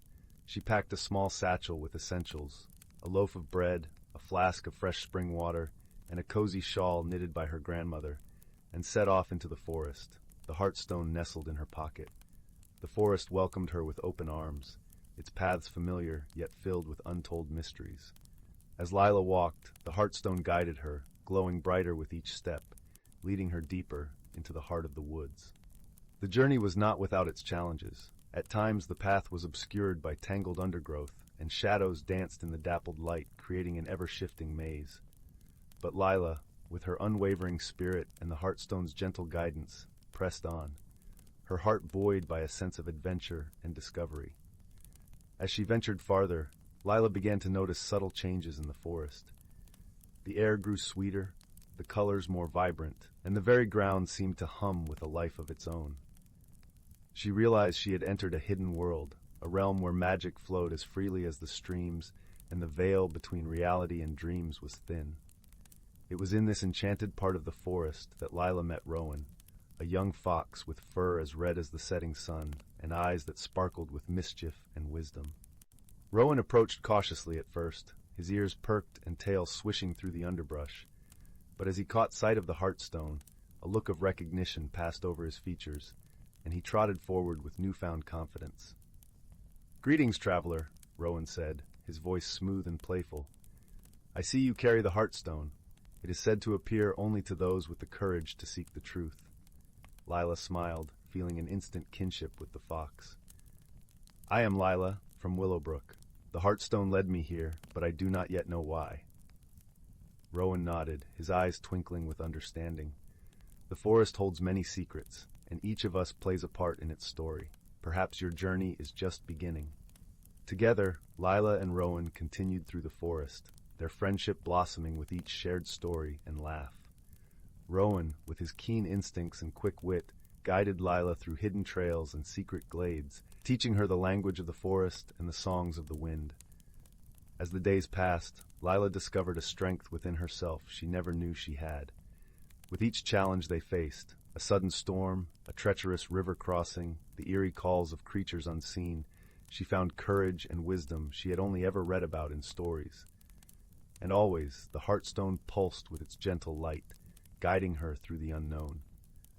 One evening, as the sun dipped below the horizon and the first stars began to twinkle, the heartstone glowed brighter than ever before, casting a warm, inviting light. Lila and Rowan followed its beacon to a secluded glen, where a circle of ancient stones stood like silent guardians. In the center of the circle, a figure awaited them, a majestic stag, his antlers crowned with wildflowers and his eyes deep as the night sky. He was the guardian of the forest, a being of immense wisdom and grace, and his presence filled the air with a profound sense of peace. Welcome, Lila of Willowbrook, the stag spoke, his voice like a gentle breeze rustling through the leaves. You have journeyed far and learned much. The Heartstone has brought you here to fulfill your destiny. Lila listened, her heart thundering with anticipation and awe. What is my destiny? She asked, her voice barely above a whisper. The Heartstone chose you because it sensed a light within you, a kindness and courage that could heal the forest and its people, the stag explained. There is a darkness spreading, a shadow that threatens to snuff out the magic of this world. But with your heart and the Heartstone, you can restore the balance. Understanding washed over Lila like a wave, and she knew what she must do. She placed the Heartstone in the circle, its light merging with the stones, creating a radiant tapestry of colors that danced and shimmered in the twilight. As she stepped back, Lila felt the energy of the forest flow through her, a warm, comforting presence that filled her with hope and strength. The darkness that had loomed over the land began to recede, replaced by a vibrant, living light that breathed new life into every leaf, every stream, every creature. The guardian of the forest bowed his head, a gesture of gratitude and respect. You have done well, Lila. The forest will remember your courage and kindness, and your story will be told for generations to come. With the Heartstone's task complete, Lila felt a deep sense of peace settle within her. She returned to Willowbrook with Rowan by her side, her heart full of the magic of the forest and the friendships she had forged. In the days that followed, Lila shared her experiences with the villagers, who listened with rapt attention, their eyes wide with wonder and admiration. The forest, once again vibrant and alive, became an even more cherished part of their lives, a reminder of the magic that dwells in the heart of the world and in each of them. And so, as the sun set over Willowbrook and the stars twinkled overhead, the village nestled in the embrace of the forest, safe in the knowledge that kindness and courage could overcome even the darkest of shadows. Lila, with her newfound wisdom and the friendships she had made, felt a deep sense of belonging and purpose. Her journey had changed her, revealing the strength and light within her own heart. And though the Heartstone's magic had faded, its legacy lived on in the stories and dreams of those who dared to seek the hidden wonders of the world. As she lay beneath the starlit sky, Lila whispered a silent thank you to the forest and the friends who had guided her. The gentle rustle of leaves and the soft call of the night creatures were her lullaby, and she knew that wherever her path might lead, she would always carry the magic of the forest within her. With a heart full of gratitude and dreams, Lila drifted into a peaceful sleep, knowing that her journey was just one thread in the vast tapestry of life, woven with love, friendship, and the eternal promise of adventure. Story 29. In a land where twilight hues painted the sky in a soft, perpetual dusk, there lay the quaint village of Willowbrook. Nestled between lush, emerald hills and a serene, glistening lake, the village was a picture of peace and enchantment. The air was sweet with the scent of blooming moonflowers, and the gentle hum of cicadas filled the evening air, creating a symphony of serene whispers. In the heart of Willowbrook, there lived a gentle-hearted young girl named Lyra. Her eyes sparkled like dew-kissed violets, and her laughter was as light and fluttering as the wings of the butterflies she often chased. She had a heart full of curiosity and a spirit that was as bright as the stars that lit the night sky. One balmy evening, as the village prepared for the Harvest Moon Festival, a peculiar event began to unfold. The villagers noticed that their lanterns, which were usually fueled by the luminescent glow of fireflies, were dimming inexplicably. The fireflies, who had always danced joyfully under the moonlight, seemed to be disappearing from their enchanted grove. Concerned murmurs filled the village square, and the elders, with their brows furrowed in thought, gathered under the old willow tree to discuss the strange occurrence. Lyra, who loved the fireflies dearly and couldn't imagine a festival without their twinkling presence, decided to unravel the mystery herself. With a lantern in hand, glowing faintly like a whisper of light, she set off towards the enchanted grove. The path was lined with towering trees, their leaves whispering secrets as the breeze rustled through them. Shadows danced playfully across the ground, and the air was cool and filled with the scent of earth and pine. As Lyra approached the grove, she noticed a gentle rustling in the underbrush. From the shadows emerged a wise old tortoise named Alden, his shell adorned with moss and tiny twinkling stones. Alden was revered throughout Willowbrook for his sage advice and kind heart. "Ah, little Lyra," Alden greeted, his voice a soft rumble like distant thunder. "I see you seek the mystery of the fading lights." "Yes, Alden," Lyra replied, kneeling beside him. "The fireflies have always been our friends. I can't let the festival pass without their glow." Alden nodded, his eyes twinkling with warmth. "Then let us find our answers together." They ventured deeper into the grove, where the air was thick with magic and the ground was soft underfoot. The trees seemed to lean in, listening to their every word. As they walked, Alden shared tales of the forest's history, of ancient enchantments and the bond between nature and the creatures that dwelled within it. Suddenly, they arrived at a clearing bathed in the silver light of the moon. At its center stood a peculiar sight, a tiny shimmering sprite, her wings iridescent and her expression one of worry. She fluttered around a cluster of wilting moonflowers, their petals drooping and dull. "Hello, little one," Lyra greeted gently, kneeling beside the sprite. "What troubles you?" The sprite, who introduced herself as Lumi, sighed softly. "The moonflowers are wilting, and without their nectar, the fireflies have no light to share." Alden nodded knowingly. "The moonflowers are crucial, for they feed the magic of the fireflies." Lyra pondered this, her mind a flurry of thoughts.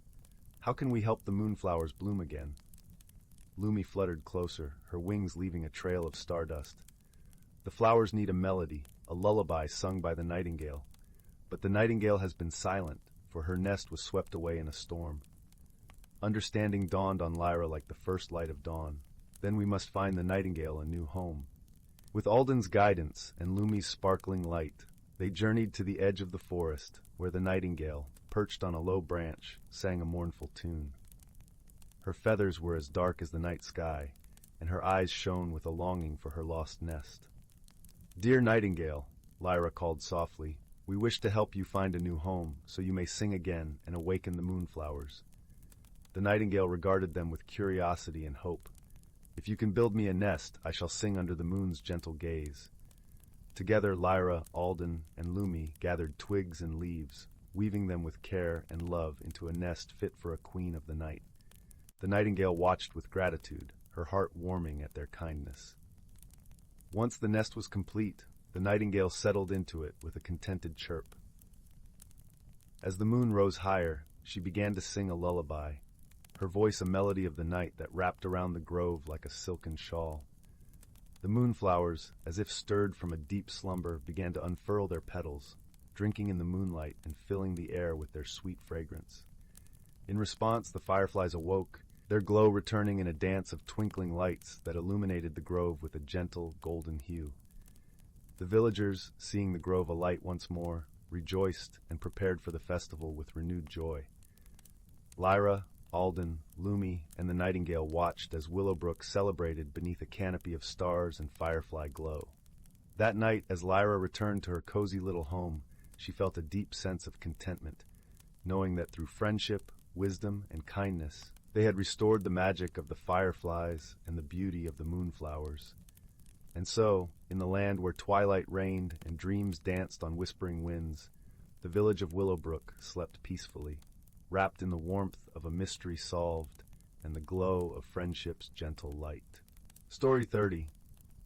Once upon a time, nestled in the verdant folds of a quaint little village called Shimmerfield, there existed a place of quiet whispers and soft secrets. The village was cradled by rolling hills, blanketed in velvet green and kissed by the golden fingers of the sun. In this idyllic haven lived a young girl named Lily, whose heart was as tender as the first blush of dawn. Lily was well loved by all who knew her, for she possessed a curiosity that sparkled like dewdrops in the morning light. Her favorite place to explore was the charming, time-worn bookshop owned by Mrs. Marigold, a kindly old woman with a fountain of stories and a smile that warmed the heart. The shop, tucked in a cobblestone corner, was a labyrinth of musty volumes and forgotten tales, where each book seemed to hum with the promise of adventure. One crisp autumn morning, as leaves danced through the air like fiery jewels, Lily meandered through the shop, Her fingers brushed over the spines of books, feeling the textured stories within. It was then that she stumbled upon a peculiar volume, much smaller than the others, its cover embossed with the intricate image of a silver feather. Drawn by an inexplicable pull, Lily gently lifted the book from the shelf. As she opened it, a soft, silvery glow enveloped her hands.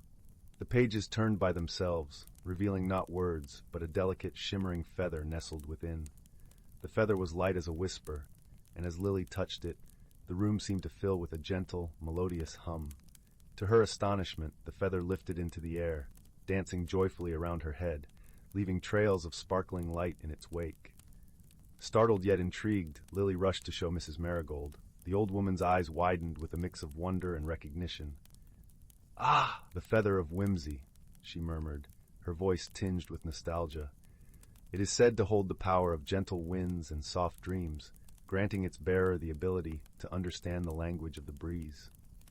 Eager to learn more, Lily listened intently as Mrs. Marigold shared tales of the feather's magic, its history woven into the fabric of time itself.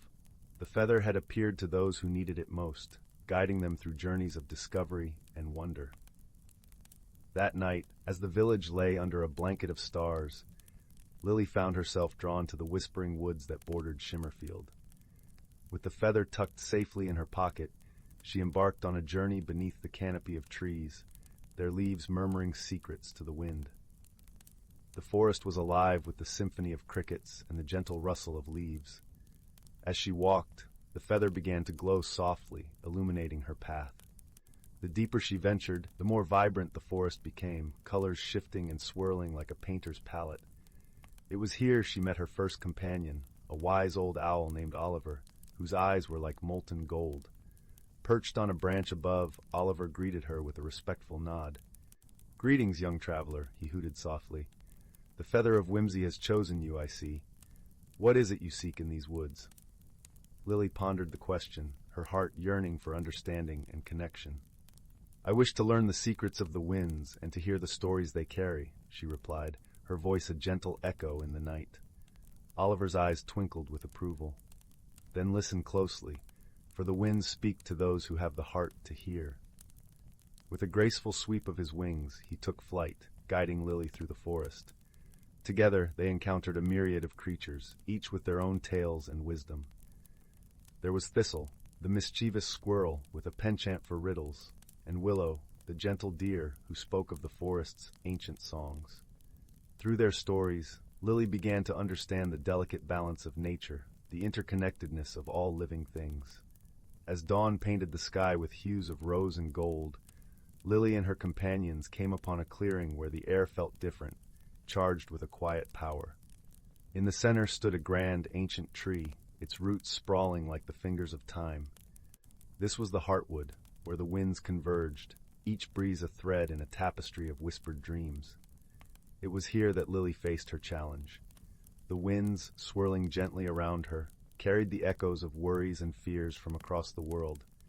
To understand them, she needed to listen with her heart, to discern the truth within the chaos. Closing her eyes, Lily breathed deeply, letting the feather of whimsy guide her. She felt the breeze brush against her skin, heard the soft sighs and joyous laughter entwined within. Slowly she began to weave the strands of sound into a melody, a harmony of hope and understanding.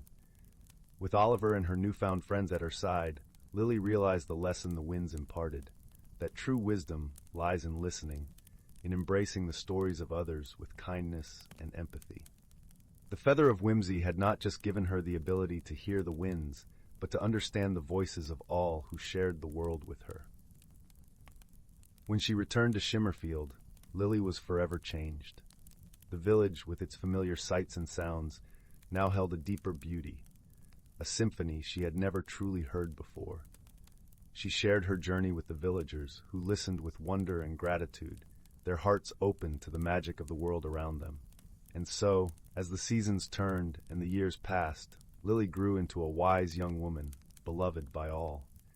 She often returned to the forest, the feather of whimsy always close, a reminder of the journey that had taught her to listen with her heart.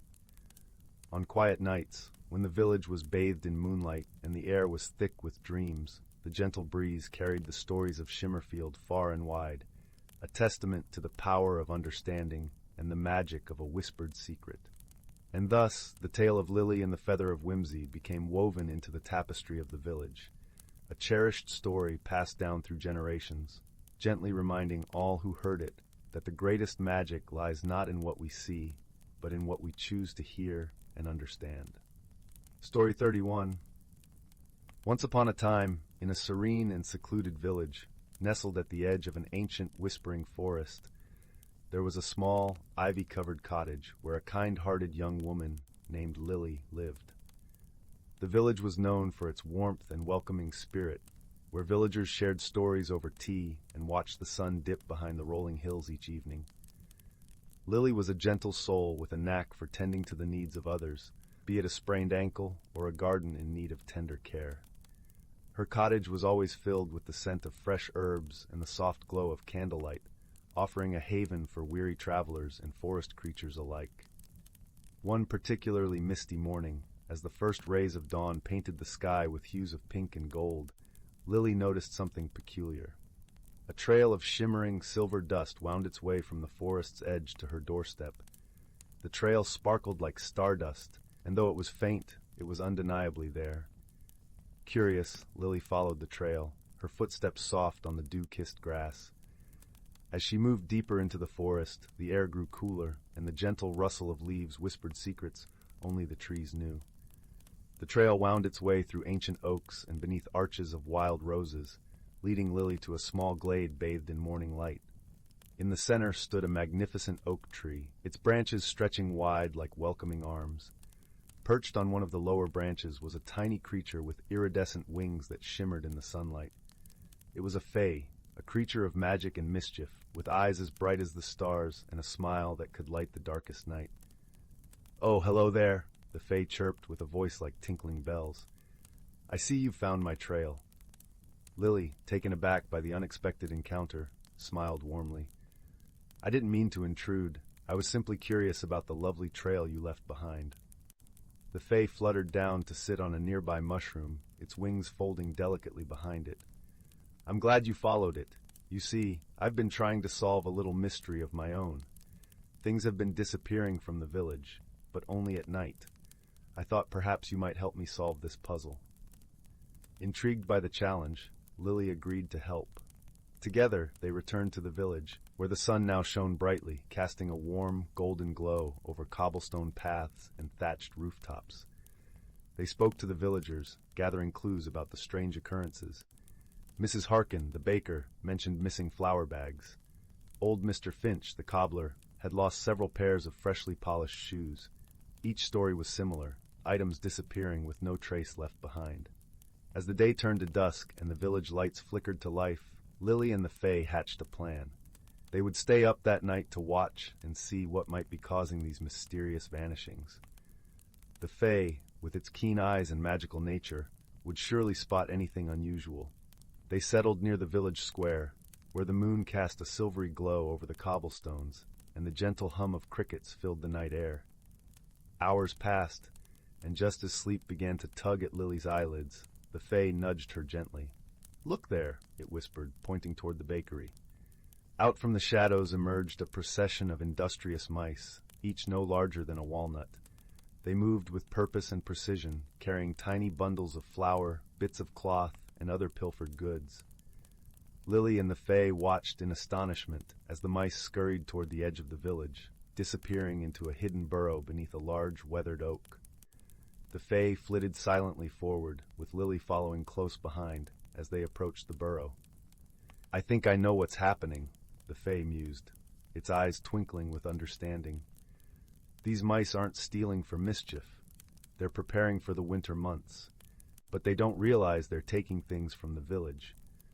With a gentle heart and a kind spirit, Lily decided to speak with the village elders the following morning.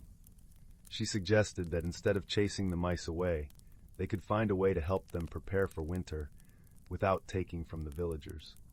Moved by her compassion, the villagers agreed. They decided to set aside a small portion of their supplies, leaving them near the burrow for the mice to collect.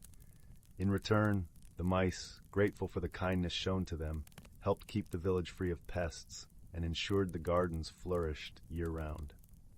The strange occurrences ceased, and harmony was restored. The Fae, delighted with the outcome, promised to visit often, bringing news from the forest and tales of wonder. Lily, with a heart full of warmth and joy, returned to her cottage, where the scent of herbs and the glow of candlelight welcomed her home. And so, in the quiet village at the edge of the whispering forest, the villagers lived in peace, guided by the wisdom of friendship and the gentle touch of understanding. As the seasons changed, the bonds between them grew ever stronger, woven together like the branches of the ancient oak that stood watch over them all. As the night deepened and the stars began their silent dance across the sky, the village settled into a serene slumber, cradled by the soft embrace of dreams and the promise of a new dawn. Story 32.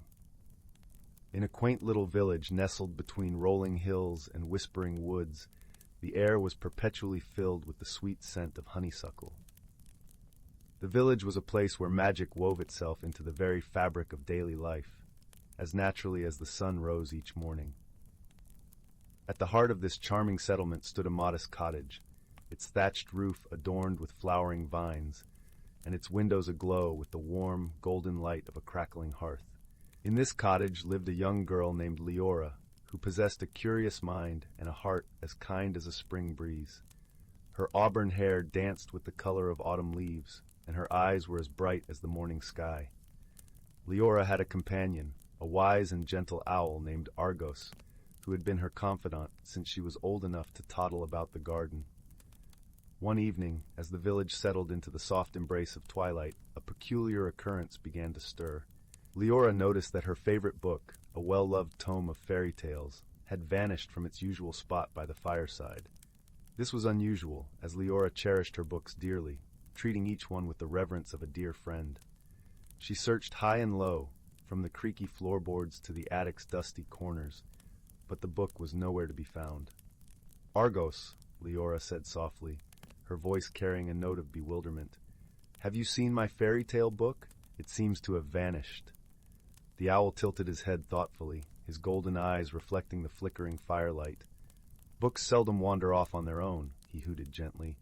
"Perhaps it is a mystery that needs unraveling." Intrigued by the challenge, Leora decided to investigate. She slipped on her favorite knitted sweater, its sleeves worn soft from countless adventures, and tucked a small lantern into her satchel. Argos perched upon her shoulder, his feathers brushing against her cheek comfortingly. As they stepped outside, the cool evening air greeted them, crisp and fresh with the scent of pine. The village lay wrapped in a serene hush, its cobblestone paths glowing silver under the moonlight. Leora and Argos ambled along the winding lanes, their footsteps echoing softly in the stillness. "Perhaps the book found its way to the enchanted glade," Argos suggested, his voice a gentle murmur against the rustling leaves. The enchanted glade was a magical haven on the outskirts of the village, where ancient trees whispered secrets and fireflies danced like tiny stars.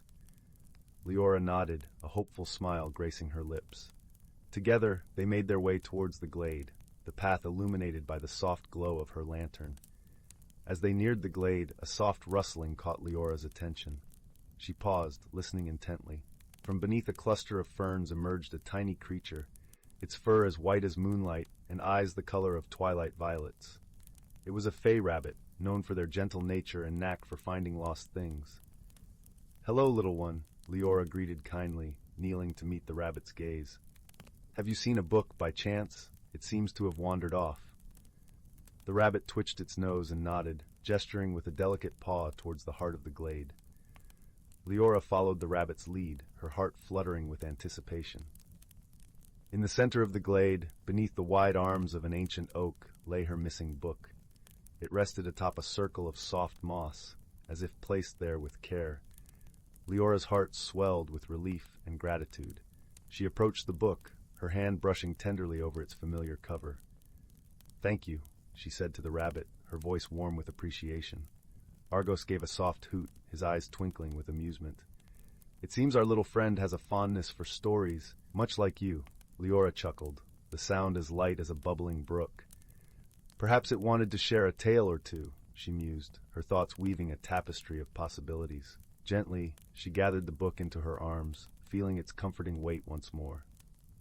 As she turned to leave the glade, the rabbit hopped alongside her, its presence a quiet reassurance. "Sometimes," Argos began, his voice thoughtful, "the things we seek find us when we least expect it." Leora nodded, understanding the wisdom in his words. The journey had reminded her that even in the smallest of mysteries, there was magic to be found. As they walked back to the village, Leora felt a deep sense of contentment settle over her, like a cozy blanket on a chilly night. Back in her cottage, with the book safely returned to its place by the fire, Leora curled up in her favorite chair. The warmth of the hearth enveloped her, and Argos perched nearby, his presence a comforting constant. As she opened the book, the familiar tales wove their magic once more, each word a gentle lullaby.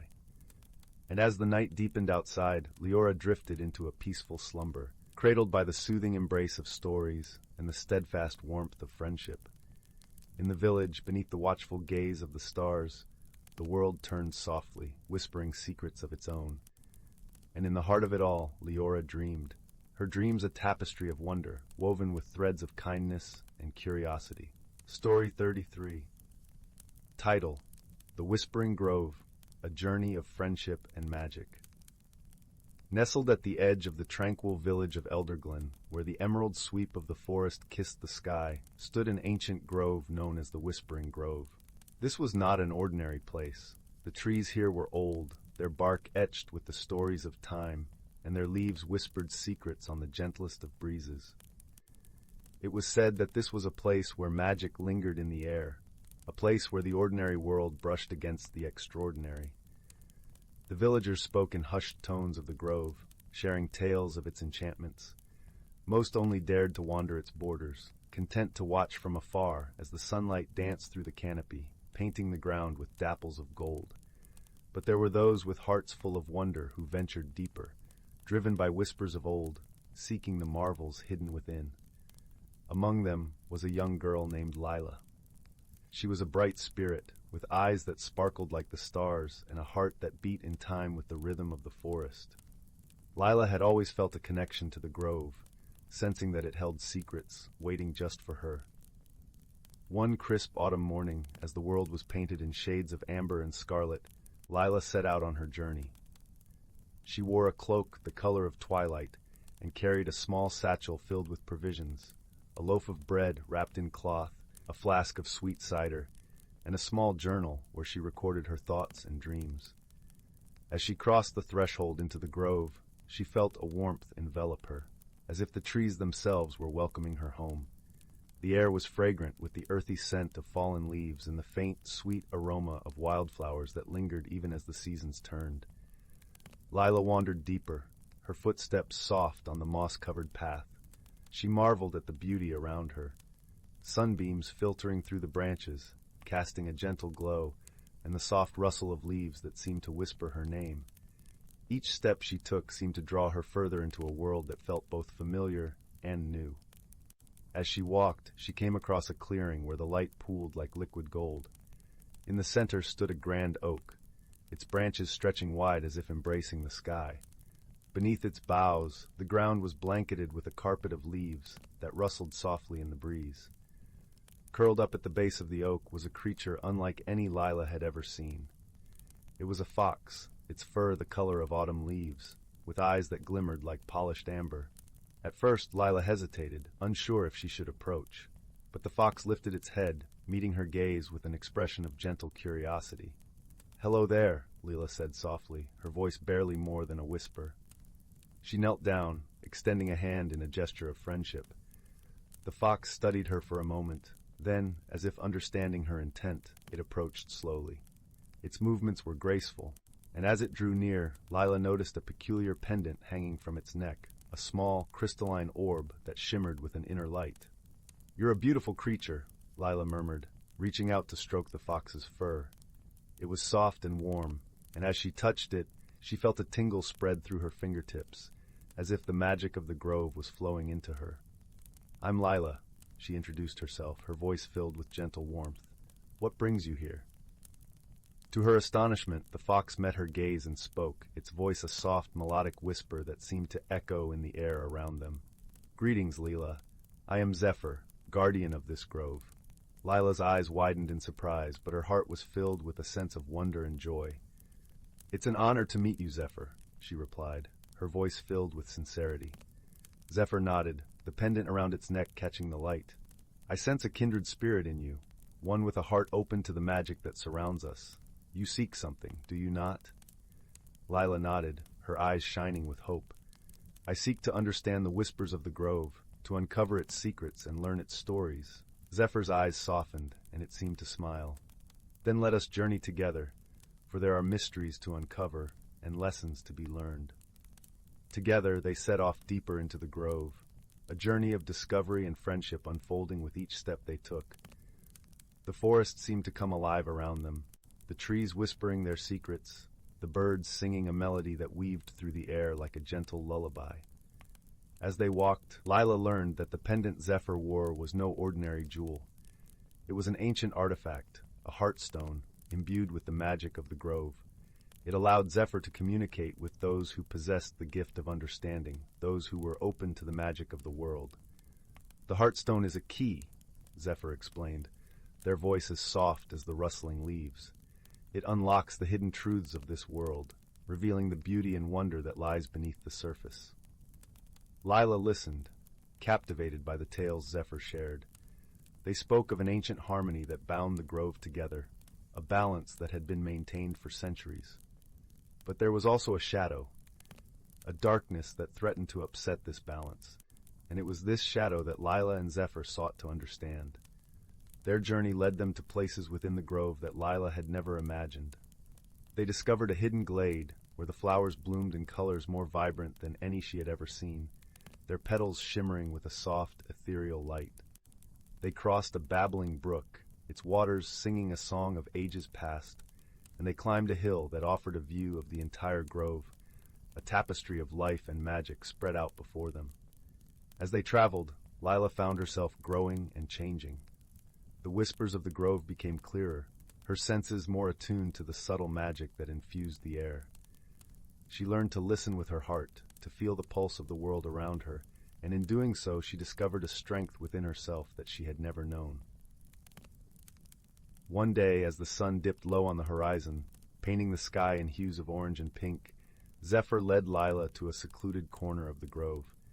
Here, the trees grew close together, their branches intertwining to form a natural archway that led to a hidden grotto. "This is a place of great power," Zephyr said, their voice a reverent whisper, "the heart of the grove where the magic is strongest." Lila stepped forward, her heart pounding with anticipation. The air was thick with enchantment, shimmering with an energy that seemed to hum in time with her heartbeat. In the center of the grotto stood a stone altar, upon which rested an ancient tome, its pages yellowed with age, yet humming with untapped power. Lila approached reverently, feeling the weight of history and magic in the air. "This is the Book of Whispers," Zephyr explained, their eyes reflecting the glow of the Heartstone. "It contains the knowledge of the grove, the stories of those who have come before, and the secrets of the magic that binds us all." Lila reached out to touch the tome, her fingers trembling with a sense of awe. As she did, she felt a rush of warmth, a connection that seemed to span time and space, linking her to the countless others who had also sought the wisdom of the grove. "The whispers will guide you," Zephyr said softly, their voice a gentle breeze that stirred the leaves. "They will reveal the path you must take, the choices you must make to protect the grove and preserve its magic." Lila nodded, her heart filled with determination. She understood now that her journey was just beginning, that she had a role to play in the story of the grove. With Zephyr by her side, she felt ready to face whatever challenges lay ahead, knowing that the magic of the grove and the strength of their friendship would guide her. Together, they stepped forward, ready to embrace the mysteries of the grove and the adventures that awaited them. And as the sun set, casting a golden glow over the forest, Lila felt a sense of peace and belonging, knowing that she was a part of something greater, a story that spanned the ages and would continue to unfold, whispering its secrets to those who dared to listen. Days turned into weeks, and Lila's bond with Zephyr grew ever stronger. Each day brought new discoveries, new wonders that filled her heart with joy and her mind with wisdom. She learned to decipher the language of the grove, to read the subtle signs that spoke of the changing seasons, the cycles of life and renewal. Together, they worked to maintain the balance of the grove, tending to the needs of the plants and animals, ensuring that the delicate harmony was preserved. Lila found a sense of purpose in this work, a fulfillment that came from knowing she was making a difference, however small. But as the days grew shorter and the chill of winter crept into the air, a change began to stir within the grove. Lila could feel it in the whispers of the wind, in the way the leaves trembled on their branches. It was a subtle shift, a disturbance that threatened the balance they had worked so hard to maintain. One evening, as the stars began to twinkle in the velvet sky, Lila and Zephyr sat beneath the grand oak, their minds troubled by the growing shadow. The heartstone hung between them, casting a soft, comforting glow that illuminated their faces. "We must discover the source of this disturbance," Zephyr said, their voice tinged with a quiet determination. "The grove is depending on us." Lila nodded, her heart resolute. "We will find it, and we will restore the balance." Their quest led them to the farthest reaches of the grove, to places where the shadows grew long and the whispers were tinged with an edge of fear. They searched tirelessly, following the signs that spoke of the hidden threat.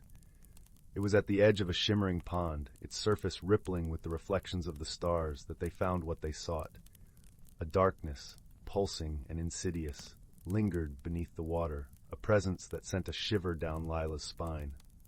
"This is the source," Zephyr intoned, their voice a low, steady current. "A darkness that seeks to consume the light, to disrupt the harmony of the grove." Lila felt a surge of resolve, a determination to protect the magic of the grove at all costs. "How do we stop it?" she asked, her voice steady and sure. Zephyr turned to her, their eyes filled with a gentle strength. "The Heartstone holds the key. Its magic can dispel the darkness, restore the balance, but it requires a sacrifice, a willingness to give of oneself for the greater good." Lila understood the gravity of the choice before her, the weight of the responsibility she bore. But she also knew that she could not turn away, that she could not let the darkness consume the grove she had come to love. With a deep breath, she reached for the Heartstone, feeling its warmth spread through her fingers, its magic resonating with the beat of her heart. She focused her thoughts, sending a wave of light and love into the darkness, willing it to retreat, to dissolve into nothingness. The pond shimmered, the darkness swirling and churning as the light of the Heartstone grew brighter, more intense. Lila felt the energy coursing through her, a connection to the grove, to Zephyr, to the magic that bound them all together. Slowly, the darkness began to recede, the shadows dissipating like mist in the morning sun. The pond's surface stilled, reflecting the light of the stars once more, the harmony of the grove restored. Lila felt a sense of peace wash over her, a warmth that filled her heart and soul. She turned to Zephyr, who watched her with an expression of pride and gratitude. "You have done it, Lila," Zephyr said, their voice filled with admiration. "You have saved the grove, preserved the magic that binds us all." Lila smiled, feeling the weight lift from her shoulders, replaced by a sense of fulfillment and joy. "I could not have done it without you, my friend," she replied, her voice full of sincerity and warmth. Together they stood beneath the stars, their hearts united in their love for the grove and the magic that infused every leaf, every breath of wind. They knew that their journey was far from over, that there would always be challenges to face, mysteries to unravel, and wonders to discover. But they also knew that as long as they stood together, as long as they listened to the whispers of the grove and followed the guidance of the Heartstone, they would always find a way to protect the magic and preserve the harmony of their beloved home. And so, with hearts full of hope and friendship, they set off into the night, ready to embrace whatever adventures awaited them, knowing that the magic of the grove would always be with them, whispering its secrets and guiding their path. As the seasons turned and the grove flourished once more, Lila and Zephyr continued their journey, their bond growing ever stronger with each passing day. They explored the hidden corners of the forest, uncovering its many wonders, and learning from its ancient wisdom. In time, word of their adventures spread beyond the grove, reaching the ears of the villagers of Elderglen. Inspired by their courage and friendship, others began to venture into the grove, seeking to learn from its magic and contribute to the harmony that sustained it. Lila found joy in sharing her knowledge, teaching others to listen to the whispers of the grove and to cherish the beauty of the world around them. She saw how the magic of the grove touched the hearts of those who visited, how it inspired them to embrace the values of kindness, friendship, and stewardship. And so, the legacy of the Whispering Grove continued to grow, a testament to the power of magic and the strength of the bonds that unite us all. Lila knew that her journey was far from over, that there would always be new adventures to embark upon and new stories to unfold. But she also knew that as long as she had Zephyr by her side, as long as she listened to the whispers of the grove and followed the guidance of the Heartstone, she would always find her way, always be a part of the magic that bound them all together. With a heart full of hope and gratitude, Lila looked to the future with a sense of wonder and excitement, knowing that the world was filled with endless possibilities and that the magic of the grove would always be there to guide her, whispering its secrets and lighting her path. And so, under the shimmering canopy of stars, Lila and Zephyr continued their journey, their hearts united in friendship and magic, ready to embrace whatever adventures awaited them, knowing that the true magic of the world lay in the simple joys of love, friendship, and the beauty of the world around them. Story 34. In the gentle embrace of twilight, where the sky was painted with strokes of lavender and gold, a small village nestled within the verdant folds of the Whispering Wood began to settle into the soothing rhythm of evening. The woods, as ancient as the hills themselves, spoke in a language of rustling leaves and murmuring streams, harboring secrets that danced just beyond the edge of human understanding. Yet it was here that a tale of wonder and warmth was about to unfold, one that would transform not only the lives of its characters, but the very soul of the forest itself. The village was a charming tapestry of thatched roofs and cobblestone paths, each cottage adorned with vibrant blooms that nodded gently in the breeze. At its heart stood the great oak, an immense tree whose branches stretched wide, offering shade and solace to all who sought it. Beneath its boughs, children often played, and elders gathered to share stories of old. It was said that the tree was as old as time, its roots entwined with the earth's very core. In one such cottage, nestled at the edge of the village where the forest began, lived a young girl named Lyra. Lyra was of an age where childhood curiosity and the cusp of adolescence met, creating a spirit both adventurous and reflective. Her days were spent exploring the winding paths of the Whispering Wood, where the air was thick with the scent of pine and the songs of unseen birds filled the air. She was a child of the forest, her heart beating in time with its natural rhythms. Lyra's closest companion was a small golden fox named Finn.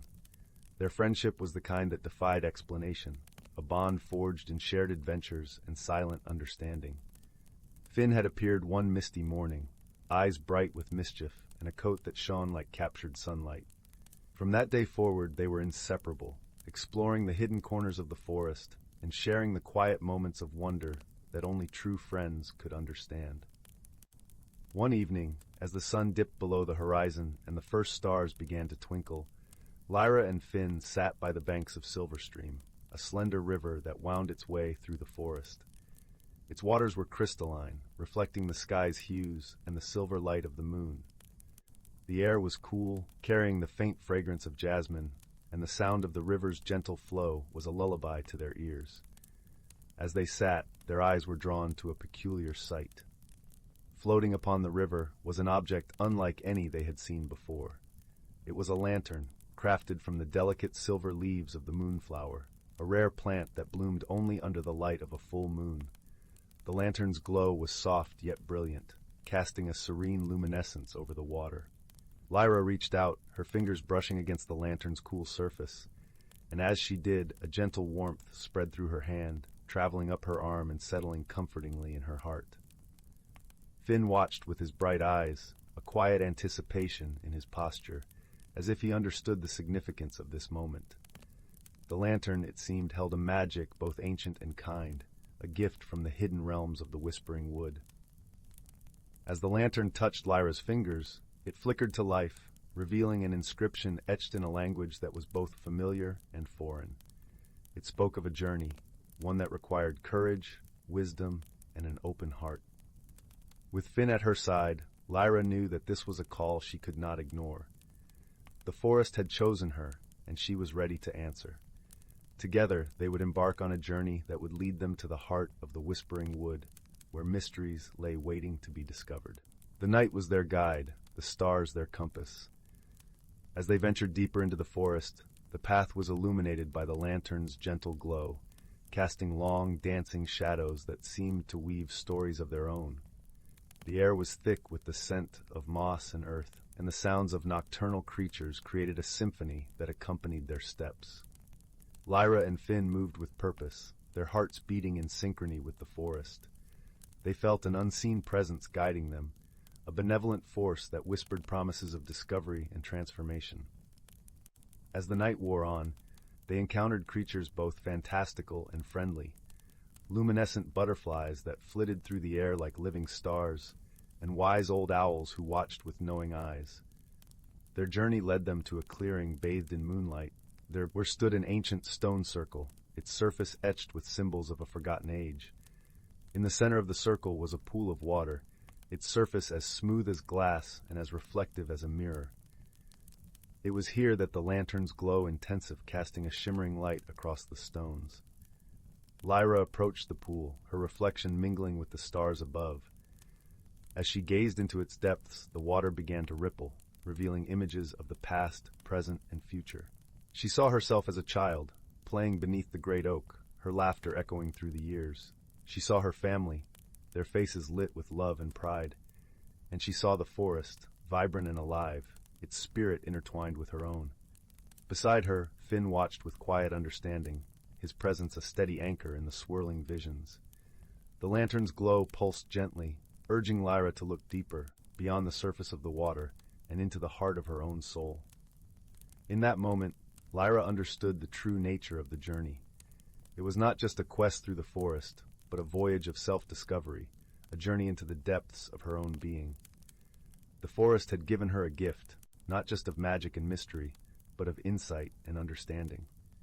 With this realization came a profound sense of peace, a certainty that she was part of something greater, a tapestry woven from threads of light and shadow, of love and friendship. As the visions faded, Lyra felt a warmth spreading through her, a light that seemed to emanate from her very core.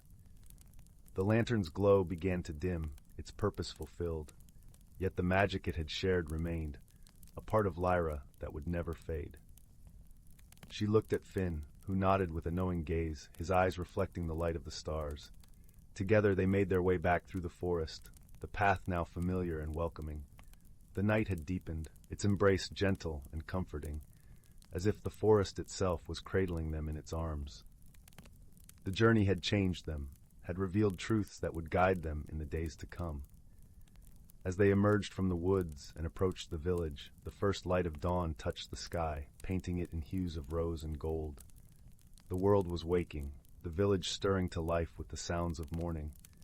Lyra and Finn paused by the great oak, their hearts full of gratitude and wonder. They had discovered not just the magic of the forest, but the magic within themselves, a gift that would forever illuminate their path. With the warmth of the sun on their faces and the promise of new adventures ahead, they returned home, their hearts alight with the knowledge that they were part of a story that was both timeless and ever-changing. And as the village awoke to the gentle embrace of a new day, the forest whispered its secrets to those who would listen, weaving tales of friendship, courage, and the enduring power of the human spirit. Story 35. In the heart of the ancient verdant wood forest, where the trees whispered secrets older than time itself, lay a hidden world unknown to most. This forest thrived under the gentle guardianship of creatures both seen and unseen, each playing a role in the delicate balance of nature. The air was perpetually infused with the heady scent of moss and pine, and the gentle rustle of leaves in the breeze sounded like the forest's own quiet symphony. At the center of this lush wilderness was a particularly grand oak, known as the elder tree. Its vast branches stretched towards the sky, and its roots delved deep into the earth, connecting it to all the life surrounding it. This venerable tree was the heart of the forest, a living repository of wisdom and magic. It was said that the elder tree had witnessed the changing of countless seasons, each one leaving its mark in the rings of its trunk.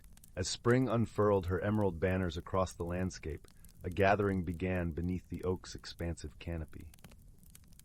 This was a time of renewal and celebration, marking the beginning of another cycle of growth and abundance. Creatures of every kind convened here, the nimble-footed deer with their gentle eyes, the wise old owls with feathers as soft as the dusk, and the industrious squirrels, their fur a flash of russet among the greenery. Even the tiniest of beings, like the glittering dragonflies and the industrious ants, found their place in this circle of life. Among these creatures was a young fox named Rowan. With fur as bright as autumn leaves and eyes the color of amber, he was known for his curiosity and kindness. Rowan had grown up hearing the stories of the elder tree and the magic that pulsed throughout the forest, and he dreamed of understanding the mysteries that lay hidden within the woods. On this particular day, the air was alive with the scent of blooming wildflowers and the distant song of the river winding its way through the forest. Rowan found himself seated at the foot of the elder tree, listening intently to the stories being shared. The forest elders, wise creatures who had lived through many seasons, spoke of the importance of harmony and balance, of how every creature, no matter how small, contributed to the whole. As the sun dipped lower in the sky, casting a warm, golden light across the forest floor, an unexpected visitor arrived. It was Zephyr, a gentle spirit of the wind, who often roamed the skies and danced among the treetops. Zephyr's presence was as light as a whisper, and whenever he appeared, the leaves would shimmer and sway, as if greeting an old friend. "Rowan," Zephyr called softly, his voice barely more than a breeze, "come walk with me." Intrigued, Rowan rose to his paws and followed the wind spirit. They moved through the forest, Zephyr guiding him with a playful gust here, a gentle nudge there. The world around them seemed to come alive with vibrant colors and sounds, the call of a distant owl, the trickle of a nearby brook, the soft crunch of leaves underfoot. As they wandered deeper into the woods, Zephyr began to share stories of the seasons and the magic they carried. "Each season brings its own gifts," Zephyr explained. "Spring brings renewal and hope, summer warmth and abundance, autumn wisdom and reflection, and winter rest and resilience. The forest thrives because each season knows its place and purpose." Rowan listened intently, his heart swelling with understanding. He realized that just as the seasons worked together, so too did the creatures of the forest, each with their own role to play in maintaining the harmony of their home. Their journey led them to a clearing where the ground was carpeted with soft, fragrant moss and the sky above was a canvas of twinkling stars. Here Zephyr paused, allowing Rowan to take in the beauty of the world around him. "Remember this, young Rowan," Zephyr continued, his voice gentle and wise. "True strength lies not in power or force, but in understanding and cooperation. The forest flourishes because its inhabitants work together, respecting the balance of nature." Rowan nodded, feeling the truth of Zephyr's words resonate deep within him. He understood now that his own small acts of kindness and curiosity could contribute to the greater good of the forest. He felt a renewed sense of purpose, ready to play his part in this intricate dance of life. As Zephyr prepared to depart, he left Rowan with one final message. "Cherish the stories of the elders, for they are the threads that weave the tapestry of our world. Pass them on, and you will keep the magic of the forest alive for generations to come." With that, Zephyr took to the skies once more, a gentle breeze rustling through the treetops. Rowan watched him go, feeling a serene sense of peace settle over him. He knew that he was part of something much larger than himself, a timeless cycle of life and magic. Returning to the elder tree, Rowan rejoined the gathering of creatures, his heart full of newfound wisdom. As the stars twinkled above and the night wrapped the forest in its tranquil embrace, the stories continued to be shared, each one a testament to the enduring harmony of the natural world. And so, under the watchful gaze of the elder tree, the forest thrived, a sanctuary of life and wonder, where creatures great and small lived in balance with the seasons and with one another. Rowan, with his bright eyes and gentle heart, became a guardian of the forest's secrets, ensuring that the wisdom of the past would light the path for all who followed. In the quiet of the night, as the last embers of the day faded into darkness, a sense of comfort and resolution settled over the forest. It was a place where magic and reality entwined, a haven of peace and possibility, forever cradled in the arms of nature. In the heart of the ancient verdant wood forest, where the trees whispered secrets older than time itself, lay a hidden world unknown to most. This forest thrived under the gentle guardianship of creatures both seen and unseen, each playing a role in the delicate balance of nature. The air was perpetually infused with the heady scent of moss and pine, and the gentle rustle of leaves in the breeze sounded like the forest's own quiet symphony. At the center of this lush wilderness was a particularly grand oak, known as the elder tree. Its vast branches stretched towards the sky, and its roots delved deep into the earth, connecting it to all the life surrounding it. This venerable tree was the heart of the forest, a living repository of wisdom and magic. It was said that the elder tree had witnessed the changing of countless seasons, each one leaving its mark in the rings of its trunk. As spring unfurled her emerald banners across the landscape, a gathering began beneath the oak's expansive canopy. This was a time of renewal and celebration, marking the beginning of another cycle of growth and abundance. Creatures of every kind convened here, the nimble-footed deer with their gentle eyes, the wise old owls with feathers as soft as the dusk, and the industrious squirrels, their fur a flash of russet among the greenery. Even the tiniest of beings, like the glittering dragonflies and the industrious ants, found their place in this circle of life. Among these creatures was a young fox named Rowan. With fur as bright as autumn leaves and eyes the color of amber, he was known for his curiosity and kindness. Rowan had grown up hearing the stories of the elder tree and the magic that pulsed throughout the forest, and he dreamed of understanding the mysteries that lay hidden within the woods. On this particular day, the air was alive with the scent of blooming wildflowers and the distant song of the river winding its way through the forest.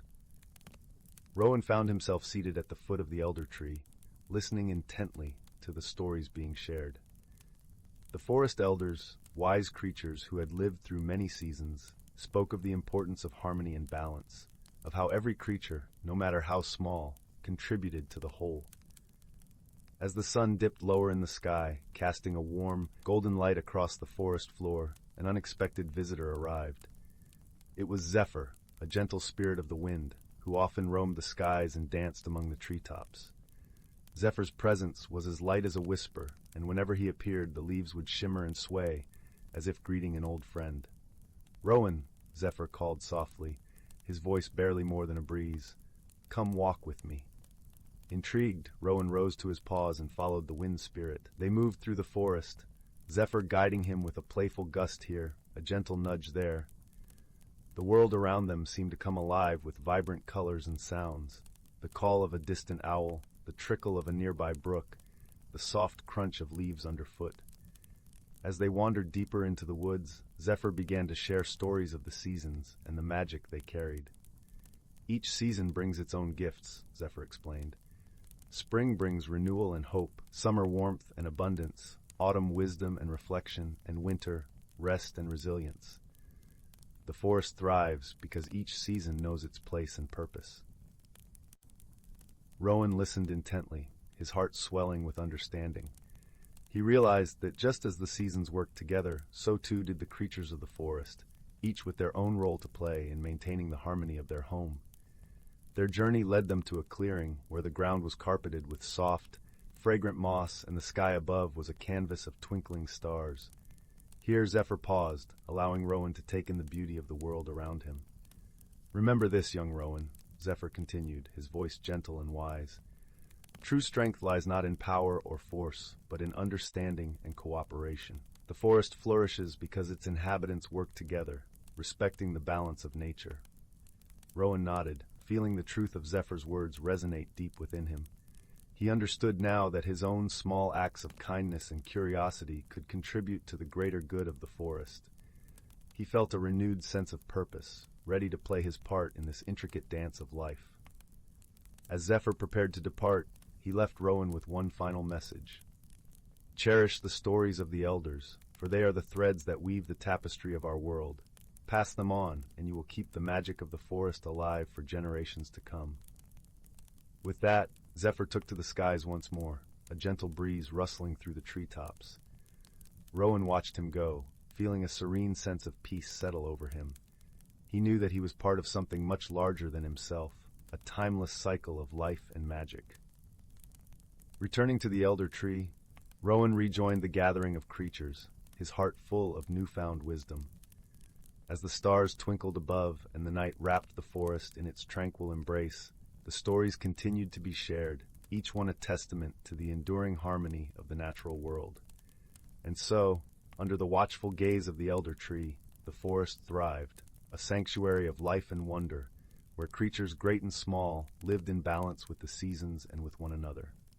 Rowan, with his bright eyes and gentle heart, became a guardian of the forest's secrets, ensuring that the wisdom of the past would light the path for all who followed.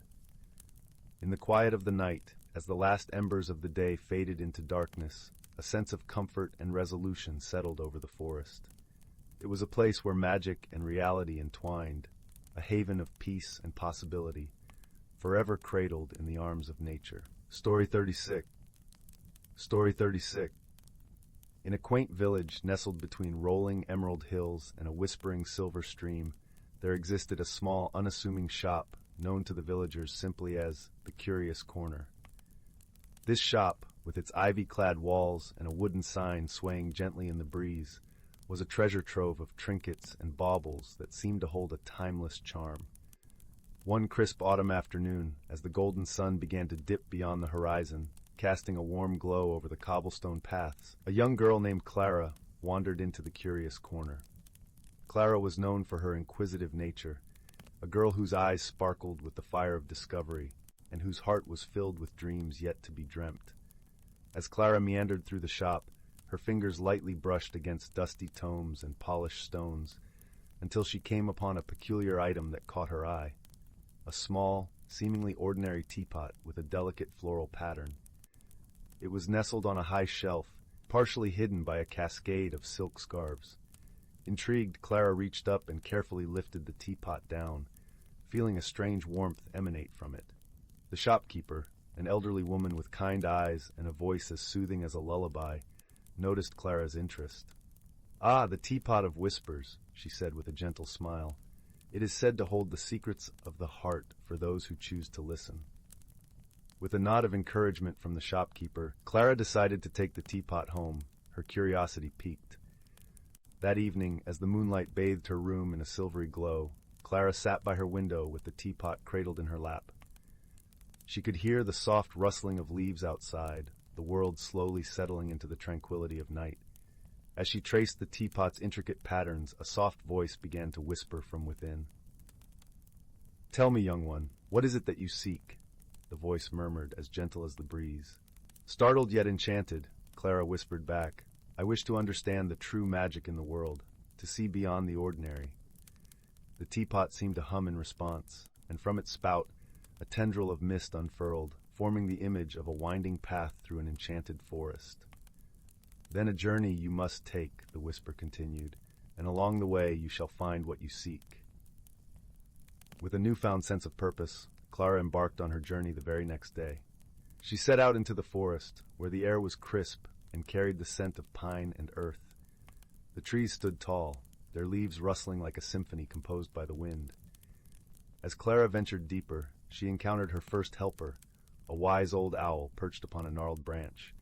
The owl's feathers were a soft blend of browns and whites, and its eyes gleamed with ancient wisdom. "To find magic," the owl hooted softly, "one must first find the magic within. Look not just with your eyes, but with your heart." Clara thanked the owl, its words resonating with her, and continued on her path. The forest soon opened into a meadow where wildflowers danced in the gentle breeze, their colors vivid under the sun's embrace. Here she met a playful squirrel with a bushy tail and a mischievous twinkle in its eye. The squirrel bounded over to Clara, offering her a nut as a gift. "Remember," it chattered, "sometimes the smallest acts of kindness can reveal the greatest magic." Clara accepted the gift with gratitude, her heart warmed by the squirrel's generosity. She pressed onward, her spirit buoyed by the encounters she'd had. As dusk began to settle once more, Clara reached the edge of a serene lake, its surface smooth as glass and reflecting the twinkling stars above. She paused to rest, her reflection gazing back at her with a soft serenity. In that moment of stillness, the teapot whispered again, its voice a gentle caress. "You have seen what is to be seen, and felt what is to be felt. Now, share your newfound understanding with the world." Clara realized that her journey had indeed uncovered the magic she sought, not in fantastical spells or grand spectacles, but in the wisdom of nature, the kindness of strangers, and the quiet strength within her own heart. With a heart full of gratitude and wonder, Clara returned to her village. She shared her experiences with the villagers, her words imbued with the gentle magic she had discovered. And though the teapot remained a silent companion on her shelf, it had given her the gift of seeing the world through a lens of enchantment and peace. And so, Clara's days were filled with quiet joy, her nights with dreams as soft as the whispering winds. The village thrived in the warmth of her kindness, and the curious corner continued to offer secrets to those who dared to seek them. In the end, the teapot had been right all along. The true magic lay in the journey, in the heart, and in the gentle acts that bind a community together. And as Clara nestled into her bed each night, she knew she was exactly where she was meant to be, at peace with the ordinary, which was, after all, extraordinary in its own right. In a quaint village nestled between rolling emerald hills and a whispering silver stream, there existed a small, unassuming shop known to the villagers simply as the Curious Corner. This shop, with its ivy-clad walls and a wooden sign swaying gently in the breeze, was a treasure trove of trinkets and baubles that seemed to hold a timeless charm. One crisp autumn afternoon, as the golden sun began to dip beyond the horizon, casting a warm glow over the cobblestone paths, a young girl named Clara wandered into the Curious Corner. Clara was known for her inquisitive nature, a girl whose eyes sparkled with the fire of discovery, and whose heart was filled with dreams yet to be dreamt. As Clara meandered through the shop, her fingers lightly brushed against dusty tomes and polished stones, until she came upon a peculiar item that caught her eye, a small, seemingly ordinary teapot with a delicate floral pattern. It was nestled on a high shelf, partially hidden by a cascade of silk scarves. Intrigued, Clara reached up and carefully lifted the teapot down, feeling a strange warmth emanate from it. The shopkeeper, an elderly woman with kind eyes and a voice as soothing as a lullaby, noticed Clara's interest. "Ah, the teapot of whispers," she said with a gentle smile. "It is said to hold the secrets of the heart for those who choose to listen." With a nod of encouragement from the shopkeeper, Clara decided to take the teapot home, her curiosity piqued. That evening, as the moonlight bathed her room in a silvery glow, Clara sat by her window with the teapot cradled in her lap. She could hear the soft rustling of leaves outside, the world slowly settling into the tranquility of night. As she traced the teapot's intricate patterns, a soft voice began to whisper from within. "Tell me, young one, what is it that you seek?" the voice murmured, as gentle as the breeze. Startled yet enchanted, Clara whispered back, "I wish to understand the true magic in the world, to see beyond the ordinary." The teapot seemed to hum in response, and from its spout, a tendril of mist unfurled, forming the image of a winding path through an enchanted forest. "Then a journey you must take," the whisper continued, "and along the way you shall find what you seek." With a newfound sense of purpose, Clara embarked on her journey the very next day. She set out into the forest, where the air was crisp and carried the scent of pine and earth. The trees stood tall, their leaves rustling like a symphony composed by the wind. As Clara ventured deeper, she encountered her first helper, a wise old owl perched upon a gnarled branch. The owl's feathers were a soft blend of browns and whites, and its eyes gleamed with ancient wisdom. "To find magic," the owl hooted softly, one must first find the magic within. Look not just with your eyes, but with your heart. Clara thanked the owl, its words resonating with her, and continued on her path. The forest soon opened into a meadow where wildflowers danced in the gentle breeze, their colors vivid under the sun's embrace. Here she met a playful squirrel with a bushy tail and a mischievous twinkle in its eye. The squirrel bounded over to Clara, offering her a nut as a gift. "Remember," it chattered, "sometimes the smallest acts of kindness can reveal the greatest magic." Clara accepted the gift with gratitude, her heart warmed by the squirrel's generosity. She pressed onward, her spirit buoyed by the encounters she'd had. As dusk began to settle once more, Clara reached the edge of a serene lake, its surface smooth as glass and reflecting the twinkling stars above. She paused to rest, her reflection gazing back at her with a soft serenity. In that moment of stillness, the teapot whispered again, its voice a gentle caress. "You have seen what is to be seen, and felt what is to be felt. Now, share your newfound understanding with the world." Clara realized that her journey had indeed uncovered the magic she sought, not in fantastical spells or grand spectacles, but in the wisdom of nature, the kindness of strangers, and the quiet strength within her own heart. With a heart full of gratitude and wonder, Clara returned to her village. She shared her experiences with the villagers, her words imbued with the gentle magic she had discovered.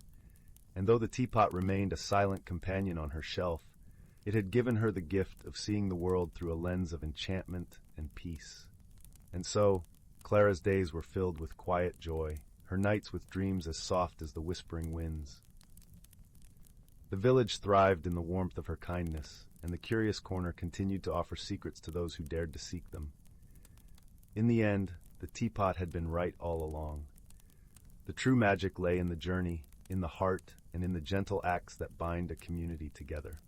And as Clara nestled into her bed each night, she knew she was exactly where she was meant to be, at peace with the ordinary, which was, after all, extraordinary in its own right. 37. In the heart of an ancient forest, where sunlight filtered through a canopy of emerald leaves, and the air was steeped in the scent of pine and earth, lay a clearing known only to the creatures who called it home. This was a place where the boundaries between reality and magic danced like the mist that wove through the underbrush at dawn. Here, beneath the watchful gaze of towering oaks and whispering willows, the hidden lives of the forest's denizens unfolded in a symphony of nature's harmony.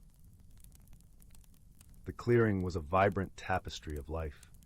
Soft mosses carpeted the ground, their deep green hue interrupted by the occasional burst of wildflowers, splashes of color that seemed to sing in the gentle breeze. Birds of every conceivable hue flitted from branch to branch, their songs weaving a melody that spoke of joy and the promise of another day. Among them was a wise old owl, known to all as Sage, whose feathers bore the color of twilight skies, and whose eyes gleamed with the wisdom of ages. Sage had watched over the forest for more years than any creature could remember. From his perch high in the ancient oak, he had seen the seasons turn like the pages of a well-loved book. Spring brought with it a riot of new life, as buds unfurled and streams swelled with the melt of distant snows. Summer's warmth encouraged the forest to bask in its lushness, leaves unfurling to catch the golden light. Autumn draped the trees in a fiery cloak, and winter wrapped the earth in a quilt of snow, each season a chapter in the forest's eternal story. The creatures of the forest knew of a secret that bound them all together, a magical phenomenon tied to the changing of the seasons. It was said that at the heart of the clearing, beneath a circle of ancient stones that had stood since time immemorial, slumbered the spirit of the forest. This spirit, a gentle presence felt rather than seen, ensured the balance of nature, guiding the rhythm of life with a touch as soft as a breath of wind. As the first chill of autumn touched the air, a gentle rustle stirred the leaves, carrying with it a whisper of change. The creatures gathered in the clearing, a tapestry of fur and feather, scale and shell. There were the deer with their graceful poise, the foxes with their bright, curious eyes, and the wise old tortoise who moved slowly but thought deeply. All came to hear the wisdom that Sage would share, lessons passed down through generations like heirlooms of the heart. "Gather close, my friends," Sage began, his voice as soothing as the rustle of leaves. As the days grow shorter and the nights grow cool, we must remember the balance that sustains us all. Each of us, no matter how small, plays a part in the tapestry of this forest. It is our duty to care for the earth beneath our feet, the air we breathe, and the water that quenches our thirst. The creatures nodded, their eyes reflecting the understanding that had been woven into the fabric of their lives. They knew that harmony was not a gift, but a choice, one that required kindness, respect, and a gentle heart. As the days passed, the forest began to change. Leaves turned to gold and crimson, a canopy of fire against the azure sky. The air carried the scent of ripe apples and the earthy perfume of fallen leaves. It was during this time of transformation that a challenge presented itself to the creatures of the forest, a test of their unity and the wisdom they held dear. A great storm was brewing, gathering strength on the horizon. Dark clouds rolled across the sky, and the wind began to howl with an urgency that spoke of coming rain. The creatures knew that such storms, though natural, could cause harm if balance was not respected. They gathered once more in the clearing, seeking guidance from Sage. "The storm approaches swiftly," Sage said, his keen eyes scanning the horizon. "But fear not, for we have the strength of unity to guide us. Remember the lessons of our ancestors. When we stand together, we are as strong as the oldest oak. Let us prepare, not with fear, but with purpose." With Sage's words echoing in their hearts, the creatures set to work. The beavers reinforced their dams, ensuring the streams would not overflow. Birds gathered twigs and leaves to fortify their nests against the wind. The deer and foxes worked together to gather food and secure it in hidden places. Even the smallest of creatures, the ants and beetles, carried out their tasks with diligence, knowing their efforts were as important as any other. As the first drops of rain began to fall, a hush descended upon the forest. The creatures huddled together, sheltered beneath the protective embrace of tree branches and burrows. The storm arrived with a roar, rain lashing the earth and wind bending the trees in a dance both fierce and beautiful. Through it all, the spirit of the forest watched, a silent guardian ensuring that balance was maintained. The storm passed, as all storms do, leaving behind a world washed clean, where the air was crisp and new beginnings whispered in every corner. When the clouds parted and the sun emerged once more, the creatures ventured from their shelters. The forest glistened, droplets of water catching the light like 1,000 tiny jewels. The air was filled with the scent of earth and rain, a reminder of nature's power and its gentle renewal. In the clearing, Sage gathered the creatures once more. His eyes, wise and kind, surveyed the community before him, and a smile played upon his beak. "Together we have weathered the storm," he said, his voice filled with pride. "Harmony is not simply the absence of conflict, but the presence of understanding. We have learned that by respecting the balance of nature, we honor the spirit that binds us all." The creatures nodded, their hearts filled with gratitude and a deeper understanding of their place in the world. They realized that the lessons of the forest were not just about survival, but about living in harmony with all that surrounded them. As the forest settled into the quiet of evening, the creatures returned to their homes. The air was cool and calm, and the stars began to twinkle in the velvety sky. A gentle peace wrapped around the clearing, the kind that comes from knowing you are part of something greater, something timeless. And so, the forest continued its eternal dance, guided by the wisdom of the ages and the gentle touch of the spirit of the forest. Here, where magic and reality mingled in a symphony of life, the creatures thrived, their lives a testament to the enduring power of unity, respect, and the quiet strength of nature's embrace. As the night deepened, the forest settled into a tranquil slumber, cradled in the arms of the earth. And there, beneath the watchful gaze of stars and the whisper of leaves, the promise of another day awaited, a new chapter in the story of a world where harmony reigns supreme. Story 38. Story 39. Story 40. In the quiet village of Meadowbrook, nestled between rolling hills and whispering woodlands, a gentle breeze often carried the scent of sweet lavender and the soft hum of wild bees. The villagers, with their simple lives and kind hearts, were accustomed to the mysteries of the natural world. It was said that the land itself was imbued with a magic that was as old as the stars, a magic that whispered to those who listened closely. In this village lived a young girl named Isla. She had eyes the color of the summer sky and hair that danced like the sunlit waves of the nearby river. Isla was known for her curious heart and her gentle spirit. Her days were spent exploring the fields and forests around Meadowbrook, always searching for the wonders that lay hidden in the shadows of the trees and the songs of the streams. One crisp autumn morning, as golden leaves tumbled from the trees and the air was filled with the earthy scent of harvest, Isla set out on a new adventure. She followed the path along the riverbank, her feet crunching on the carpet of leaves, until she reached the edge of the enchanted wood.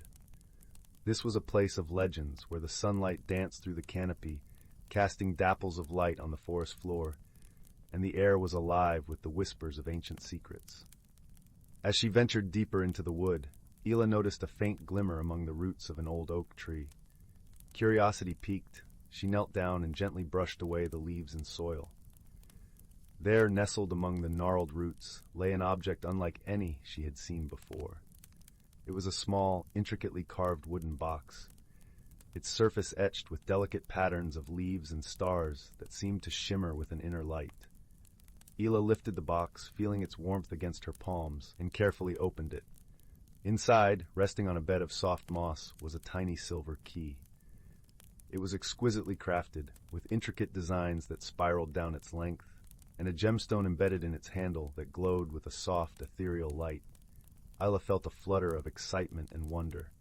She knew at once that this key was no ordinary object. It was a doorway to something extraordinary. With the key tucked safely in her pocket, Isla continued her journey through the enchanted wood. The forest seemed to come alive around her, the birds singing sweet melodies and the leaves whispering secrets of times long past. As she wandered, she felt a growing sense of connection with the world around her, as if the key had unlocked not just a mystery, but a part of her own heart. The sun dipped lower in the sky, casting long shadows across the forest floor, when Ela came upon a clearing she had never seen before. In its center stood an ancient stone archway, covered in ivy and moss, its surface etched with the same patterns that adorned the wooden box. Ela's heart quickened as she realized the key in her pocket was meant for this very place. Taking a deep breath, she approached the archway and inserted the key into a hidden lock. With a gentle turn, the key clicked and the archway shimmered with light. A soft, inviting glow filled the clearing, and a doorway appeared within the arch, revealing a lush, vibrant world beyond. Stepping through the archway, Ela found herself in a breathtaking garden, filled with flowers that glowed with an inner light, their petals shimmering in every color of the rainbow. The air was filled with the sweet scent of blossoms and the gentle hum of bees, and a stream of crystal-clear water wound its way through the garden, its surface sparkling in the sunlight. In the heart of the garden stood a magnificent tree, its branches reaching high into the sky and its trunk wide and sturdy. Isla felt drawn to it, as if it were calling to her. As she approached, she noticed a figure seated beneath its boughs. It was a boy, about her age, with hair as dark as the night and eyes that glimmered like stars. The boy looked up as she approached, a warm smile lighting up his face. "Welcome, Isla," he said, his voice gentle and kind. "I am Kai. This garden is a special place, hidden from the world but connected to it in many ways. It is a place of peace and discovery, where the heart can find what it truly seeks." Ela felt a sense of awe and wonder as she listened to Kai. She sensed that he, like the garden, was a part of the magic that surrounded them. She spent the afternoon exploring the garden with him, discovering its many wonders and secrets. They found a pond where colorful fish danced beneath the surface and a grove of trees that sang with the wind. Everywhere they went, the garden seemed to come alive with joy. As the sun began to set, painting the sky with hues of pink and gold, Isla and Kai returned to the great tree. They sat together beneath its branches, watching as the stars began to twinkle in the evening sky. "This garden reflects the magic of the world," Kai explained softly. "It shows us the beauty that lies within and around us, the connections we share with all living things. And it reminds us that we are never truly alone, for we are all part of something greater." Hila felt a warmth spread through her heart, a sense of belonging and peace. She realized that the key she had found was not just a key to a hidden world, but a key to understanding herself and her place in the world. She had discovered a friendship that defied expectations, a connection that transcended the ordinary. As the night deepened, Hila knew it was time to return to Meadowbrook. She promised Kai she would visit again, and he gave her a small pendant shaped like a leaf, a token of their friendship and a reminder of the magic they shared. With the pendant around her neck and the key safely in her pocket, Hila stepped back through the archway, emerging once more into the enchanted wood. The forest was quiet now, bathed in the soft glow of moonlight, and the path home seemed to welcome her with open arms. As she walked back to the village, Hila felt changed. She carried with her the lessons of the garden and the warmth of her new friendship. She knew that the magic of the world was not something to be found, but something to be embraced and shared. When Hila finally reached her home, the village was still and peaceful, the stars shining brightly overhead. She climbed into bed, the pendant resting against her heart, and drifted into a deep, restful sleep, her dreams filled with the wonders of the garden and the gentle laughter of her new friend. From that day forward, Hila's adventures in the enchanted wood became a cherished part of her life. She often visited the garden, each time discovering new marvels and deepening her friendship with Kai. And in the quiet moments, when the world was still, she would hold the pendant and remember the lessons of the garden. That true magic lies in the connections we make and the love we share. And so, in the village of Meadowbrook, under the watchful gaze of the stars, Hila lived her life with an open heart and a spirit full of wonder, ever mindful of the magic that surrounded her and the friendship that had unlocked her world. Story 41. Story 42. Story 43. In the far reaches of the galaxy, where stardust wove through the void like strands of glistening silk, lay the planet of Luminara. It was a world bathed in perpetual twilight, where the skies shimmered with hues of lavender and gold, and gentle breezes carried the sweet scent of blooming starflowers. The Luminarans, delicate beings with skin that glowed softly like the moon, lived in harmony with their serene surroundings, tending to the gardens of light that covered their planet. On one particularly tranquil evening, as the twin moons rose to cast their gentle glow over the land, a small spacecraft streaked through the heavens, its hull glinting like a shard of silver against the deepening sky. This ship, a modest transport vessel, was piloted by a solitary traveler from the distant world of Terran. Her name was Lyra, and she was an explorer by trade, one who roamed the stars in search of knowledge and understanding. Lyra's journey had brought her to Luminara, drawn by tales of its beauty and the wisdom of its people. Her heart, though courageous, harbored a loneliness that whispered to her in the solitude of space. As she descended through the atmosphere, her ship's systems suddenly faltered, a cascade of sparks and alarms filling the cabin. With a steady hand and a calm mind, Lyra managed to guide her vessel to a gentle landing in a meadow aglow with the soft luminescence of starflowers. Emerging from her ship, Lyra was greeted not by fearsome warriors or suspicious eyes, but by a single Luminaran who approached with a serene smile. This Luminaran, named Solus, moved with the grace of a breeze and the kindness of a gentle rain. His eyes, deep pools of starlight, held curiosity and a warmth that transcended words. "Welcome, traveler," Solus said, his voice like a soothing melody. "You have come at a time of rest and reflection. How may we assist you?" Lyra, though relieved by the warm welcome, found herself struggling to understand the Luminaran's gentle ways. She had prepared for hostility, for the mistrust of an outsider, and the kindness offered so freely was both comforting and perplexing. "My ship," she began, her voice tinged with the hesitance of uncertainty, "it needs repairs. I did not mean to intrude." Solus merely nodded, his understanding as deep as the night sky. "Here on Luminara, we believe in offering aid to those in need. Your presence is no intrusion, but a chance to share in the exchange of stories and wisdom." As days turned into weeks, Lyra found herself enveloped in the rhythms of Luminaran life. Guided by Solus, she learned the ways of the starflower gardens, their petals soft and fragrant, their glow a gentle caress against the skin. The Luminarans, in turn, listened with rapt attention to Lyra's tales of distant worlds and the marvels she had witnessed among the stars. Yet, not all was smooth in this newfound companionship. Misunderstandings arose, as they often do between those of different worlds. Lyra, eager to help, had attempted to rearrange a section of the garden, believing she was improving it. The Luminarans, who cultivated their gardens with deep reverence and tradition, were taken aback by the changes, though they remained kind in their expressions. Solus, sensing the discomfort that lingered like a shadow, approached Lyra with gentle understanding. "We cherish your enthusiasm, Lyra," he said, his voice a balm to her troubled heart. "But our ways are woven with the fabric of our being. Perhaps, together, we can learn from one another." Her cheeks flushed with embarrassment. Lyra nodded, her voice a whisper of contrition. "I meant no disrespect. I wished only to contribute, to belong." In this moment of vulnerability, a bond began to form, a bridge of understanding between two souls who had once been strangers. Solus, with patience and wisdom, showed Lyra the intricate dance of their traditions, explaining the balance of light and dark, of growth and rest. As they worked side by side, a challenge arose that would test their burgeoning friendship. A rare celestial event, the eclipse of shadows, was approaching, a time when the twin moons would align and cast the land into temporary darkness. During this period, the gardens required careful tending, as the absence of light could harm the delicate starflowers. Together, Lyra and Solus faced the eclipse, their efforts a seamless blend of Terran ingenuity and Luminaran tradition.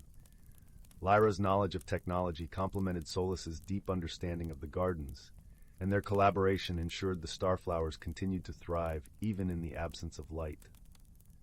In the quiet hours of the eclipse, as they rested beneath the canopy of stars, Lyra spoke, her voice a gentle murmur in the darkness. "I have traveled far, seeking knowledge and adventure, yet it is here, in your gardens, that I have found something truly precious, a friend." Solus, his glow a gentle beacon in the night, nodded in agreement. "Our paths are like rivers, Lyra, flowing from different sources but meeting in the same ocean. Through understanding and friendship, we have enriched our journeys." The eclipse passed, and with it came the dawn, a warm embrace of light that painted the world in hues of gold and lavender once more. Lyra's ship, now repaired with the help of her new friends, stood ready for departure. Yet, as she prepared to leave, her heart was filled not with the ache of parting, but with the warmth of connection. Solus and the Luminarans gathered to bid her farewell, their luminescent presence a reminder of the gentle strength found in unity. "Wherever your travels take you, Lyra," Solus said, his voice carrying the promise of their friendship across the distance, "know that you are always welcome here, a part of our story." With a heart lighter than it had been in many years, Lyra embarked on her journey once more, the stars her companions, and the lessons of Luminara her guiding light. As her ship ascended into the embrace of the cosmos, she carried with her the understanding that true friendship, like the gardens of starflowers, blossomed through patience, kindness, and the shared light of two souls, meeting amidst the vastness of the universe. Story 44. In the distant reaches of the cosmos, where stars twinkled like scattered diamonds against the velvet backdrop of space, there existed a small, vibrant planet known as Luminara. Its skies shimmered in hues of lavender and gold, and its lush landscapes teemed with life. Among its gentle inhabitants was Lyra, a creature of light and song, whose translucent wings caught the sun's rays and scattered rainbows across the fields as she fluttered from one blossom to the next. On a nearby planet shrouded in twilight and mystery lived Orin, a towering being of earth and stone. His world, Teros, was a place of deep valleys and echoing caverns, where the ground whispered ancient secrets. Orin's strength was matched by his gentle heart, and he wandered his land with a quiet reverence for the beauty of the stones and the life they cradled. One fateful day, as the stars aligned in a cosmic dance, a curious portal opened between these two worlds. Lyra, drawn by its shimmering allure, darted through the portal, her heart filled with wonder and a touch of trepidation. She found herself in the shadowed realm of Teros, where the air was cool and the scent of earth was rich and comforting. Orin, who had been exploring near the portal's edge, watched in awe as the delicate creature emerged. Her light was a stark contrast to the muted tones of his world, and for a moment they simply stared at one another, two beings from different worlds, brought together by the whims of the universe. Their initial attempts at communication were fraught with misunderstandings. Lyra's melodious trills and chirps seemed like mere music to Corin's ears, while his deep, rumbling tones were too low for her to comprehend fully. Yet there was a spark of curiosity in both their hearts, a desire to bridge the gap between them. Over time, they learned to communicate through gestures and shared experiences. Lyra would guide Corin to the hidden nooks where flowers bloomed in the shadows, their colors vibrant even in the dim light, while Corin showed Lyra the secret paths within the caverns, where crystals glowed with an inner fire. Their bond deepened as they faced challenges together. One day, a fierce storm swept across Taros, its winds howling through the valleys, and its rains turning paths into torrents. Lyra, unused to such weather, found herself struggling against the gale. Corin, with his sturdy form, shielded her with his broad back, guiding her to the safety of a cavern where they waited for the storm to pass. In that quiet refuge, they shared warmth and stories, their differences fading as they found comfort in each other's presence. As the days turned into weeks, Lyra and Corin discovered the true meaning of friendship. They learned to appreciate each other's strengths and to lend support in times of need.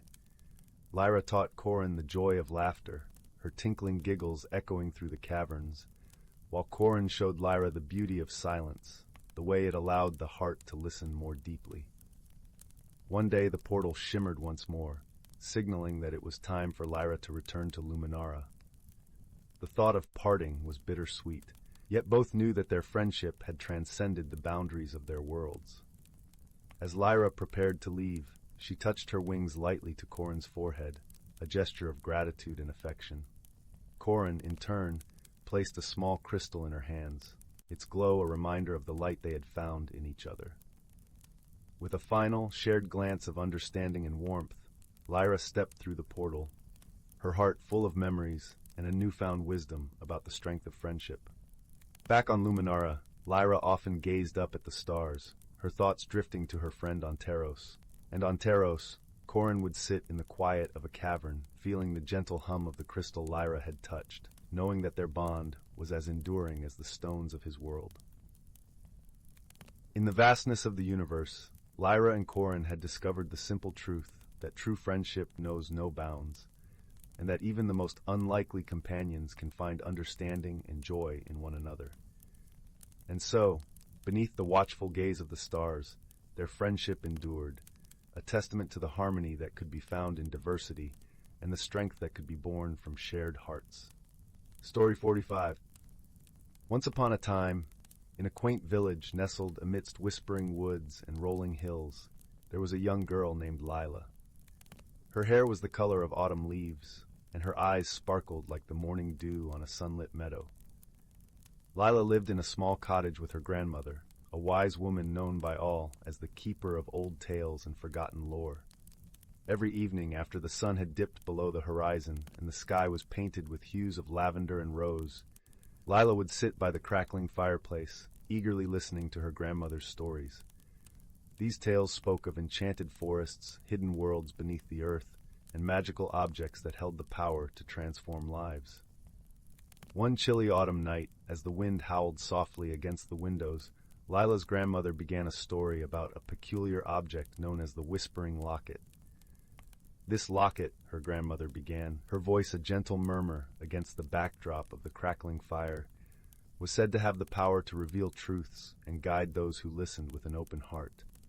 Intrigued, Lila asked, "Where is this locket now, Grandma?"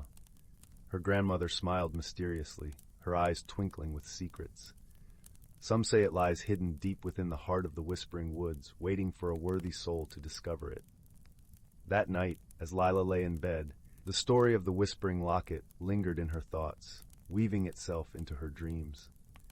She imagined the locket glowing softly beneath the canopy of ancient trees, whispering secrets of the world to those who dared to listen. With the dawn came a newfound determination. Lila decided that she would embark on a journey to find the Whispering Locket. She felt a curious pull towards the woods, as if the very trees were calling her name with the rustle of their leaves. The next morning, with a knapsack filled with bread, cheese, and a canteen of fresh spring water, Lila set off towards the whispering woods. The path was dappled with sunlight, and the air was filled with the scent of pine and earth. Birds chirped a cheerful melody, and squirrels scurried across the forest floor, pausing curiously to watch Lila as she passed. As she ventured deeper into the woods, the light grew dimmer, filtered through the thick canopy of leaves overhead. The air was cooler here, carrying the faint scent of moss and damp earth. Lila felt a tingling sense of excitement mixed with trepidation, for she knew she was entering a place where magic lingered in every shadow. Hours passed as Lila wandered deeper into the woods, guided by intuition and the occasional whisper of the wind. She paused to rest beside a gentle brook that babbled over smooth stones, its water clear as crystal. Here, she met a peculiar friend, a small, golden fox with eyes as bright as amber. The fox approached Lila with a cautious curiosity, its bushy tail flicking playfully. Lila extended her hand, and to her delight, the fox nuzzled its nose against her fingers. "Hello there," Lila said softly. "Are you a guardian of these woods?" The fox tilted its head, as if considering her words, then darted off a few paces, pausing to look back at her with an inviting gaze. It seemed to beckon Lila to follow, and with a sense of wonder, she did. They journeyed together through the forest, the fox leading Lila through hidden trails and secret glades. Along the way, Lila marveled at the beauty around her, the delicate ferns that unfurled in the shade, the vibrant mushrooms that dotted the forest floor, and the symphony of birdsong that filled the air. As the sun began its descent, casting long shadows across the woodland, the fox led Lila to a clearing bathed in the golden light of dusk. At the center of the clearing stood an ancient oak tree, its gnarled branches reaching towards the sky like the arms of a wise old sage. Nestled among the roots of this grand tree was a small moss-covered stone altar. Upon it rested a locket, its silver surface glinting in the fading light. Lila's heart leaped with recognition.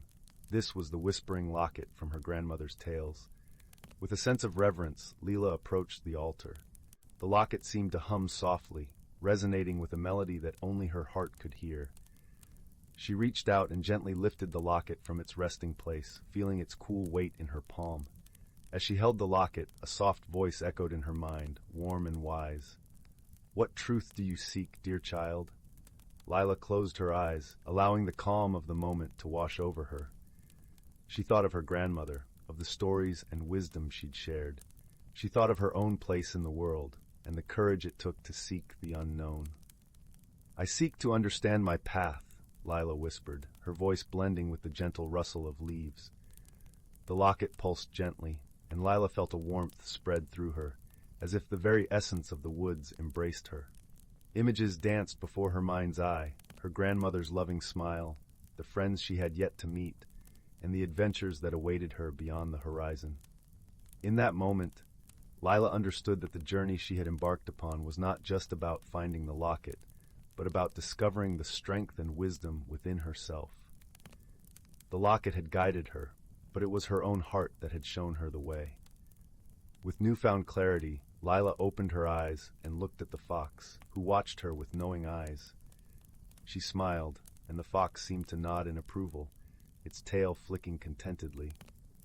As the stars began to twinkle in the sky, Lila returned the locket to the altar, feeling a sense of gratitude and peace. The fox led her back through the forest, the path now familiar and welcoming. The journey home was filled with a quiet joy, the forest around her alive with the magic of the night. When Lila finally emerged from the woods, the village was bathed in the soft glow of moonlight. Her grandmother was waiting by the garden gate, her eyes full of pride and love. "Did you find what you were looking for?" her grandmother asked, embracing Lila warmly. "I did, Grandma," Lila replied, her voice filled with the wisdom of her journey. "I found the whispering locket, but more importantly, I found myself." Her grandmother smiled, her heart full of understanding. Together, they walked back to their cozy cottage, where the fire crackled merrily in the hearth, casting a warm glow across the room. As Lila lay in bed that night, she felt a deep sense of contentment. The forest had whispered its secrets, and she had listened with an open heart. Her dreams were filled with the gentle rustle of leaves and the soft glow of moonlight, a reminder that magic was everywhere, waiting to be discovered. And so, Lila's story became one of many, passed down through generations as a tale of courage, friendship, and the timeless journey of self-discovery. In the quiet village by the Whispering Woods, the legend of the Whispering Locket lived on, inspiring those who dared to seek their own truths. As the night deepened, the village lay in peaceful slumber, the stars watching over all with their gentle light. And in the heart of the woods, the ancient oak stood sentinel, its branches whispering secrets to the wind, a reminder that the world was full of wonder for those who listened with their hearts. Story 46. Once upon a time, nestled in a serene valley surrounded by lush emerald hills, lay the quaint village of Willowbrook. In this village, ivy-clad cottages stood under the watchful embrace of towering oak trees, their branches whispering ancient secrets to the winds. Among these cottages, at the end of a winding cobblestone path, was the home of a young woman named Eleanor. Eleanor had always been a creature of habit, finding comfort in the routines that shaped her days. She knew every stone in the path she walked, every note of the birdsong that greeted her at dawn. Yet, as the seasons began to shift from the vibrant energy of summer to the gentle embrace of autumn, Eleanor felt a growing unease, a restlessness she could not quite name. The familiar patterns of her life seemed to stifle rather than soothe, and she found herself yearning for something just beyond her reach.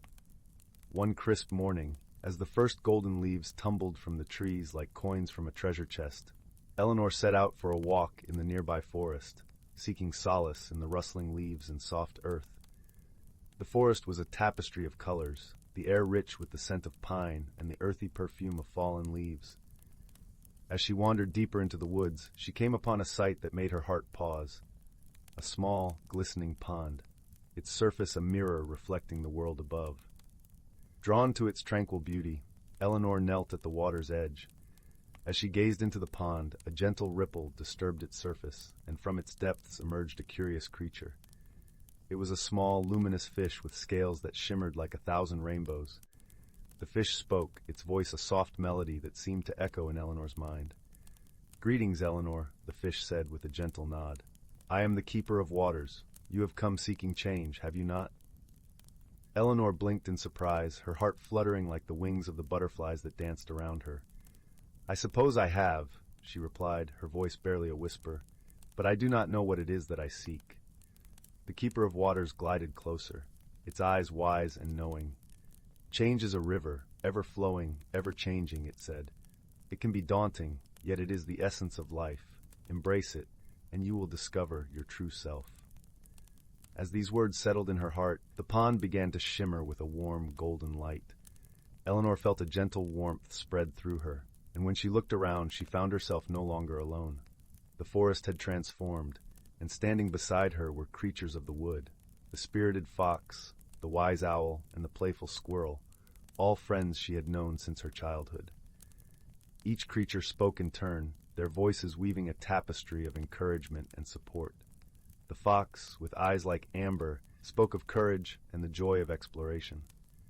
The owl, perched with grace, shared wisdom and the importance of patience. The squirrel chattered about the delight found in small wonders and the magic of discovery.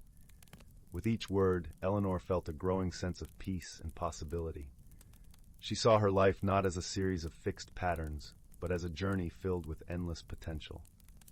She realized that change was not something to be feared, but a path to new adventures and self-discovery. In gratitude, Eleanor thanked the Keeper of Waters and her woodland friends.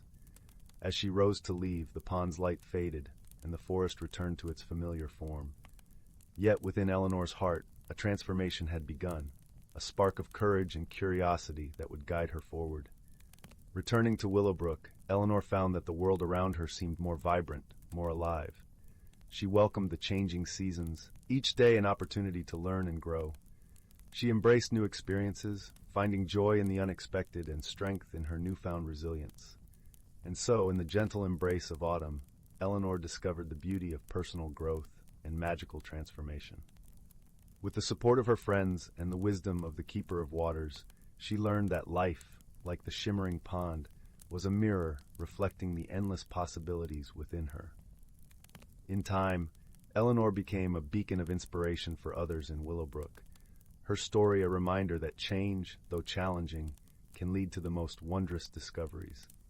And as the stars twinkled above the village each night, the gentle hum of the forest sang a lullaby of hope and transformation, a song that carried the promise of new beginnings for all who dared to dream. Story 47. Once upon a time, in a realm where magic danced through the air like glittering motes of stardust, there was a cozy little village nestled in a verdant valley. The cottages were adorned with thatched roofs and cheerful window boxes overflowing with vibrant blooms. A winding stream, its waters sparkling like liquid diamonds, flowed through the heart of the village, serenading the residents with its gentle melody. In one of these cottages lived a young girl named Willow. Her eyes shone with curiosity, and her heart was filled with a deep love for the natural world around her. Each morning, she would skip through the village streets, waving cheerfully to the friendly villagers and greeting the enchanted creatures that called the valley home. One crisp autumn day, as Willow was wandering through the woods, she noticed something peculiar. The usually vibrant leaves seemed to be losing their color, their once brilliant hues fading to a dull, lifeless gray. Confusion knitted her brow as she hurried deeper into the forest, only to find that the strange phenomenon was spreading, leaving a trail of grayness in its wake. Willow's heart raced with concern for the well-being of the woodlands and its inhabitants. She knew she had to unravel this mystery before it was too late. With determination sparkling in her eyes, she set out to seek the guidance of her dear friend, Oakroot, the ancient tree spirit who had watched over the forest for centuries. As Willow approached Oakroot's gnarled and towering form, the wise tree spirit sensed her distress. "What troubles you, young one?" Oakroot's voice was like the gentle creaking of ancient branches in the wind. Willow explained the strange phenomenon she had witnessed, her words tumbling out in a rush of worry. Oakroot listened patiently, his bark-covered brow furrowing in thought. "Ah, I sense the work of the Grayling, a mischievous sprite with a penchant for draining the vibrancy from the natural world," Oakroot said solemnly. "Fear not, little Willow, for there is a way to restore the balance." With a rustle of leaves, Oakroot summoned a trio of friendly pixies, their gossamer wings shimmering with iridescent hues. "These pixies will guide you on your quest," he said. "Together, you must seek out the Grayling's lair and find a way to persuade him to undo his mischief." Willow's heart swelled with determination, and she nodded resolutely. Hand in hand with the pixies, she embarked on a whimsical journey through the enchanted forest, following the trail of grayness that led deeper and deeper into the heart of the woodlands. Along the way, they encountered wondrous sights and helpful creatures. A family of curious gnomes offered them a basket of fresh-baked treats to sustain them on their quest. A wise old owl, perched atop a twisted branch, shared invaluable insights into the Grayling's habits and whereabouts. At last, they reached a secluded glade, where a peculiar mist hung in the air, casting a dull pall over the surroundings. In the center of the glade stood a twisted, gnarled tree, its bark as gray as ash. Willow and the pixies exchanged a knowing glance. This was the Grayling's lair. As they approached the tree, a small, impish figure emerged from a knothole, his mischievous eyes twinkling with delight. "Well, well, what have we here?" The Grayling chuckled, his voice like the rustling of dry leaves. Willow stepped forward, her heart beating with a mixture of apprehension and determination. "Grayling, we've come to ask you to restore the color and vibrancy to the forest," she said, her voice steady but kind. The Grayling tilted his head, considering her words. "And why would I do that?" he asked, a hint of mischief dancing in his eyes. It was then that one of the pixies fluttered forward, her gossamer wings sparkling like 1,000 tiny rainbows. With a gentle smile, she began to weave a tale of the beauty and joy that vibrant colors brought to the forest. The brilliant hues of the autumn leaves, the cheerful blossoms that dotted the meadows, the rich greens of the ancient trees. As the pixie spoke, the Grayling's expression softened, and a wistful look crossed his impish features. Willow seized the opportunity, adding her own words of wisdom and appeal to the Grayling's sense of whimsy and delight. Slowly but surely, the Grayling's mischievous demeanor melted away, replaced by a newfound appreciation for the beauty and vibrancy he had inadvertently drained from the forest. With a wave of his gnarled hand, he released a shimmering burst of energy that rippled outward, restoring the brilliant hues to the woodlands. Willow and the pixies watched in wonder as the color and life flooded back into the forest, the leaves regaining their fiery autumnal shades, the flowers blooming with renewed vibrancy, and the very air seeming to sparkle with renewed energy. The grayling, his eyes shining with childlike delight, turned to Willow and the pixies. "Thank you, my friends," he said, his voice tinged with genuine gratitude. "You have shown me the true beauty of color and the joy it brings to this realm." From that day forth, the grayling became a cherished protector of the forest's vibrant hues, using his magic to enhance and celebrate the natural wonders that surrounded him. And Willow, her heart brimming with joy and gratitude, continued to wander the enchanted woodlands, her spirit ever entwined with the magic and wonder that thrived within its ancient boughs. Story 48. Story 49. Story 50. Once upon a time, in a quaint village nestled at the foot of the Whispering Hills, lived a young girl named Marin. Her eyes sparkled with the curiosity of 1,000 stars, and her heart brimmed with the spirit of adventure. Marin often wondered what lay beyond the familiar fields and babbling brooks of her home, and it wasn't long before her dreams led her to a journey of discovery. One golden afternoon, when the sun hung low, casting long shadows that danced like gentle phantoms, Marin followed a path less trodden. It led her into a forest known as the Enchanted Glade, where stories of old spoke of wonders untold. The air was sweet with the scent of honeysuckle and pine, and the leaves whispered secrets in the language of the wind. As Marin ventured deeper, the forest began to transform.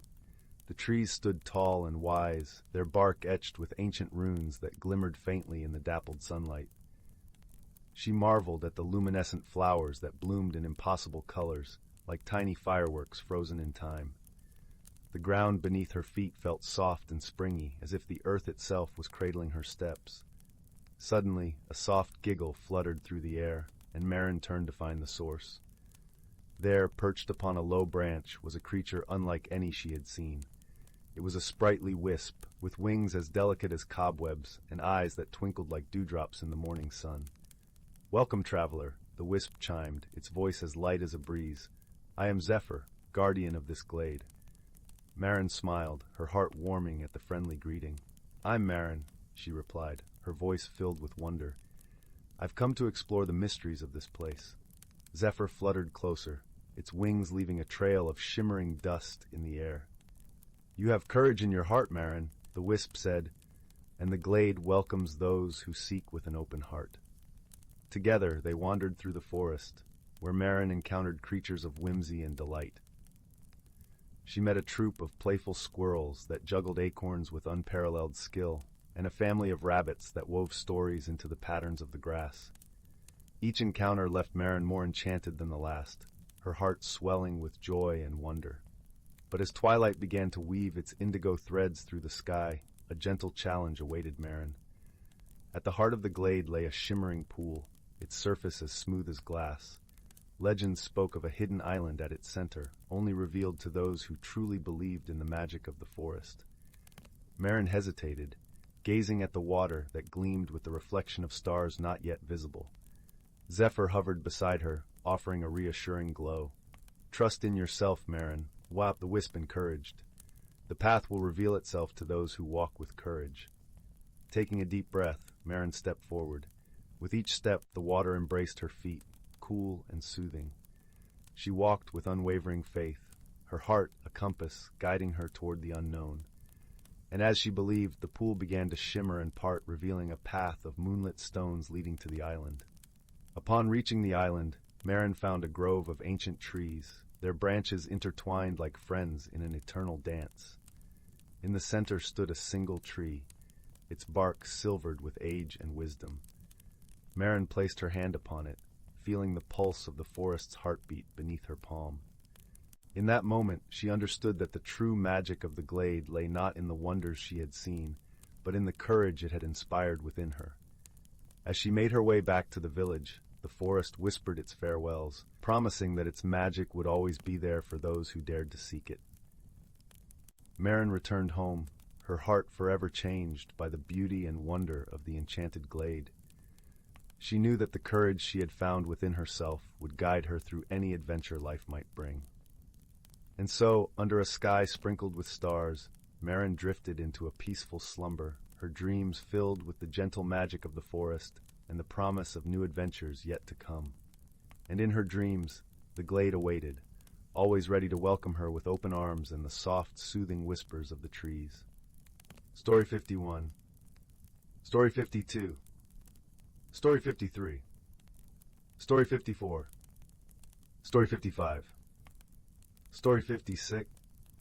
Once upon a time in a land where the sun painted the skies with hues of pink and gold, there lay the enchanting village of Whimsical. The village was nestled between rolling hills of lavender and fields of fluttering daisies, where the air was always filled with the gentle hum of laughter and the sweet scent of honeysuckle. In Whimsical, every creature was unique, and each had a special charm of their own. There was Pippin, the pint-sized fox with a tail that sparkled like 1,000 fireflies, and Mary, the mouse who wore a tiny top hat and played delightful tunes on his miniature violin. Then there was Lark, a wise old tortoise with a shell that changed colors with the seasons, and who always had a kind word or two to share. Life in Whimsical was always filled with wonder and joy, but one sunny morning, a peculiar event occurred that sent ripples of excitement through the village. The great bubble tree, a magical tree that stood at the heart of the village square, began to produce bubbles that were far too large and bouncy. Normally, the tree's bubbles were just the right size to float gently around, spreading giggles to anyone they touched. But now, they were so immense that they bounced off rooftops and sent chickens clucking in surprise. The villagers gathered around the great bubble tree, scratching their heads in bewilderment. "I do declare," said Pippin, his eyes wide with amazement, "these bubbles are as big as pumpkins and as bouncy as a bed of marshmallows." Mary twirled his hat and played a cheerful note. "Perhaps there's a bit of magic gone awry," he mused. "Or maybe the tree is simply in a jolly mood." Lark nodded thoughtfully, his shell glistening in the sunlight. "It seems to me," he said in his deep, soothing voice, "that we must discover the cause and find a way to help our dear tree return to its usual self." The villagers agreed, and so began their whimsical adventure. Pippin, Mary, and Lark decided to seek the advice of the village's resident enchantress, a whimsical old woman named Flora, who lived at the edge of the village in a cottage made entirely of gingerbread. As they made their way through the fields, the air was filled with the fragrance of freshly baked cookies, and the sound of Flora's laughter danced on the breeze. Her garden was a riot of colors, with flowers that sang when tickled by the wind and trees that swayed in rhythm to the songs. Flora greeted them with a warm smile and a twinkle in her eye. "Ah, my dear friends," she chuckled. "I hear the great bubble tree has been getting a bit carried away with its bubbles." Pippin nodded, his tail twinkling with excitement. "Yes, indeed. We were hoping you might have a potion or a spell to help." Flora clapped her hands with delight. "Oh, I do love a good magical mystery. Let us see what we can brew together." In Flora's cozy kitchen, the scent of cinnamon and vanilla filled the air as they mixed ingredients from her collection of jars and bottles. There were giggleberries, which always brought a smile, and whispering petals, known to share secrets with those who listened closely. They added a sprinkle of moonbeam dust, just for a touch of sparkle. As they stirred the concoction, Mary played a joyful tune, and Lark shared an old tale of a turtle who once danced with the stars. The potion bubbled and glowed, casting a warm light around the room. With the potion ready, the friends hurried back to the great bubble tree. The villagers watched with anticipation as Flora sprinkled the potion over the roots of the tree. For a moment, nothing happened, and then the tree shivered with delight, and the bubbles began to shrink to their usual delightful size. The villagers cheered, and the air was filled with laughter and hugs. The great bubble tree twinkled in the sunlight, grateful to be back to its bubbly self. Pippin, Mary, and Lark beamed with pride, knowing they had helped their village with creativity and friendship. Flora smiled, her heart warmed by the joy she saw around her. Remember, my dear friends, she said, that the magic of Whimsy Hollow lies not just in spells and potions, but in the kindness and laughter we share. And so life in Whimsy Hollow returned to its happy rhythm, with bubbles that danced gently on the breeze and hearts that sang with joy. The village continued to be a place of wonder and whimsy, where every day was a new adventure, and where friendship was the most magical gift of all. As the sun set, painting the sky with colors as vibrant as the village itself, the villagers gathered around the great bubble tree once more. This time, they weren't there to solve a mystery, but to celebrate the joy of their community. Pipkin, Mary, and Lark stood proudly, knowing that their teamwork had brought the village back to its delightful self. Flora joined them, bringing a basket filled with her homemade ginger snap cookies, each one shaped like a star. As they nibbled on the sweet treats, the bubbles floated gently overhead, casting rainbows in the fading light. The air was filled with the soft sounds of Mary's violin, his tunes weaving a melody of peace and happiness. "Do you suppose the tree will ever get carried away again?" Pipkin asked, a playful glint in his eyes. "Perhaps," Flora replied with a wink. "But that's the beauty of magic, isn't it? It's full of surprises and wonder, much like life itself." Lark nodded in agreement, his wise old eyes sparkling with wisdom. "And when it does, we'll be ready with our wits and laughter," he said, his shell reflecting the gentle glow of the bubbles. The villagers continued to celebrate, sharing stories and dreams as the stars began to twinkle in the night sky. They knew that whatever challenges they might face, they would always have each other, and that was the greatest magic of all. As the night deepened, the villagers slowly made their way to their cozy homes, their hearts warm with the comfort of friendship and community. The great bubble tree stood tall and proud, a symbol of the joy and unity that defined Whimsy Hollow.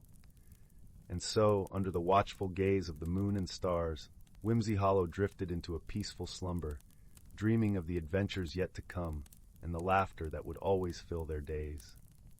In the quiet hush of the night, the gentle rustle of leaves and the soft murmur of bubbles filled the air, a lullaby of magic and love.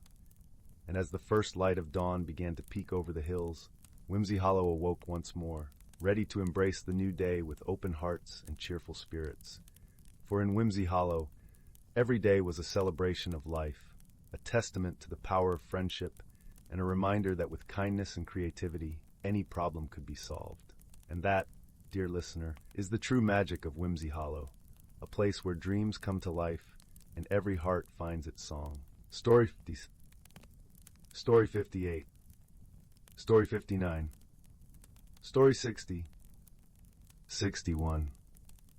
Once upon a time, in a galaxy teeming with countless stars and planets, there existed a quaint little world known as Luminara, where the skies were forever brushed with hues of lavender and the rivers shimmered like liquid silver under the twin moons. Luminara was a planet of peace, where its inhabitants, the gentle lumens, lived in harmony with the lush landscapes, tending to the bioluminescent flora that glowed softly through the night. In a small village nestled between the rolling hills of Luminara, there lived a lumen named Taro. Taro was known for his kind heart and gentle spirit, always finding joy in the simple act of nurturing the glowing gardens that illuminated his village. His silvery skin glistened like the dewdrops that adorned the leaves each morning, and his eyes sparkled with the warmth of 1,000 suns. One starry evening, as Taro tended to the radiant flowers in his garden, a strange, metallic sound echoed through the skies. Looking up, Taro saw a small spaceship, unlike any he had seen before, descending through the lavender clouds. It landed with a soft thud in the clearing just beyond the village. Curiosity twinkling in his eyes, Taro made his way to the clearing, where he found a peculiar being emerging from the spaceship. This newcomer was unlike any creature of Luminara. With scales that shimmered like the night sky and eyes that glowed with a soft, ethereal light, the being looked around with a mixture of confusion and awe. It was a traveler from a distant planet called Etheria, where the skies were perpetually dark and the stars themselves were said to be alive. The Etherian introduced itself as Nira, its voice a gentle melody that resonated deep within Taro's heart. But where Taro saw an opportunity for friendship, the villagers saw an intruder, and their usual warmth was replaced by caution and misunderstanding. They whispered among themselves, wary of the newcomer who seemed so different from them. Sensing the unease, Nira felt a pang of loneliness, a feeling that was all too familiar. Back on Etheria, Nira had often felt out of place among its own kind, who were more interested in the mysteries of the cosmos than in forming bonds of friendship. Here on Luminara, it seemed that the stars had played a cruel trick, bringing it to a world where it was once again an outsider. But Taro, with his heart full of compassion, approached Nira with a gentle smile. "Welcome to Luminara," he said warmly, his voice as soothing as the whispering wind. "I am Taro, and I would be honored to show you our world." Nira nodded, grateful for the kindness in Taro's eyes, and together they walked through the village, with Taro pointing out the wonders of Luminara, the glowing flora, the crystal-clear streams, and the vibrant creatures that roamed the land. As they wandered, Taro shared stories of the Lumens' traditions and the history of their peaceful planet. Despite the initial misunderstandings, Taro and Nira found themselves drawn to one another's company, discovering a shared love for the beauty of the universe. As days turned into weeks, they spent their time exploring the hidden corners of Luminara, each adventure bringing them closer together. One day, while venturing into the heart of the luminescent forest, Taro and Nira stumbled upon an ancient tree, its branches reaching high into the sky, adorned with blossoms that glowed with a gentle, golden light. It was said that this tree held the wisdom of the ages, and those who sat beneath its boughs could hear the whispers of time itself. Feeling a sense of reverence, Taro and Nira sat beneath the tree, and as they listened to the soft rustling of leaves, they shared their deepest hopes and fears. Taro spoke of his dream to one day plant a garden so magnificent that it would light up the entire village, while Nira shared its longing to find a place where it truly belonged. In that moment, beneath the ancient tree, they realized that despite their differences, they were kindred spirits, both searching for a place in the universe where they could be themselves. They understood that friendship was not about being the same, but about accepting and celebrating each other's uniqueness. Soon after, a challenge arose that would test the strength of their newfound friendship. A powerful storm swept across Luminara, threatening to destroy the village and the glowing gardens that Taro cherished. The villagers, caught in the storm's fury, struggled to protect their homes and livelihoods. Seeing the fear in the villagers' eyes, Nira knew it had to help. Drawing upon the celestial energy of its home planet, Nira conjured a protective barrier around the village, using its own strength to shield the lumens from the storm's wrath. But the effort was draining, and Nira's light began to flicker and fade. Without hesitation, Taro rushed to Nira's side, offering words of encouragement and support.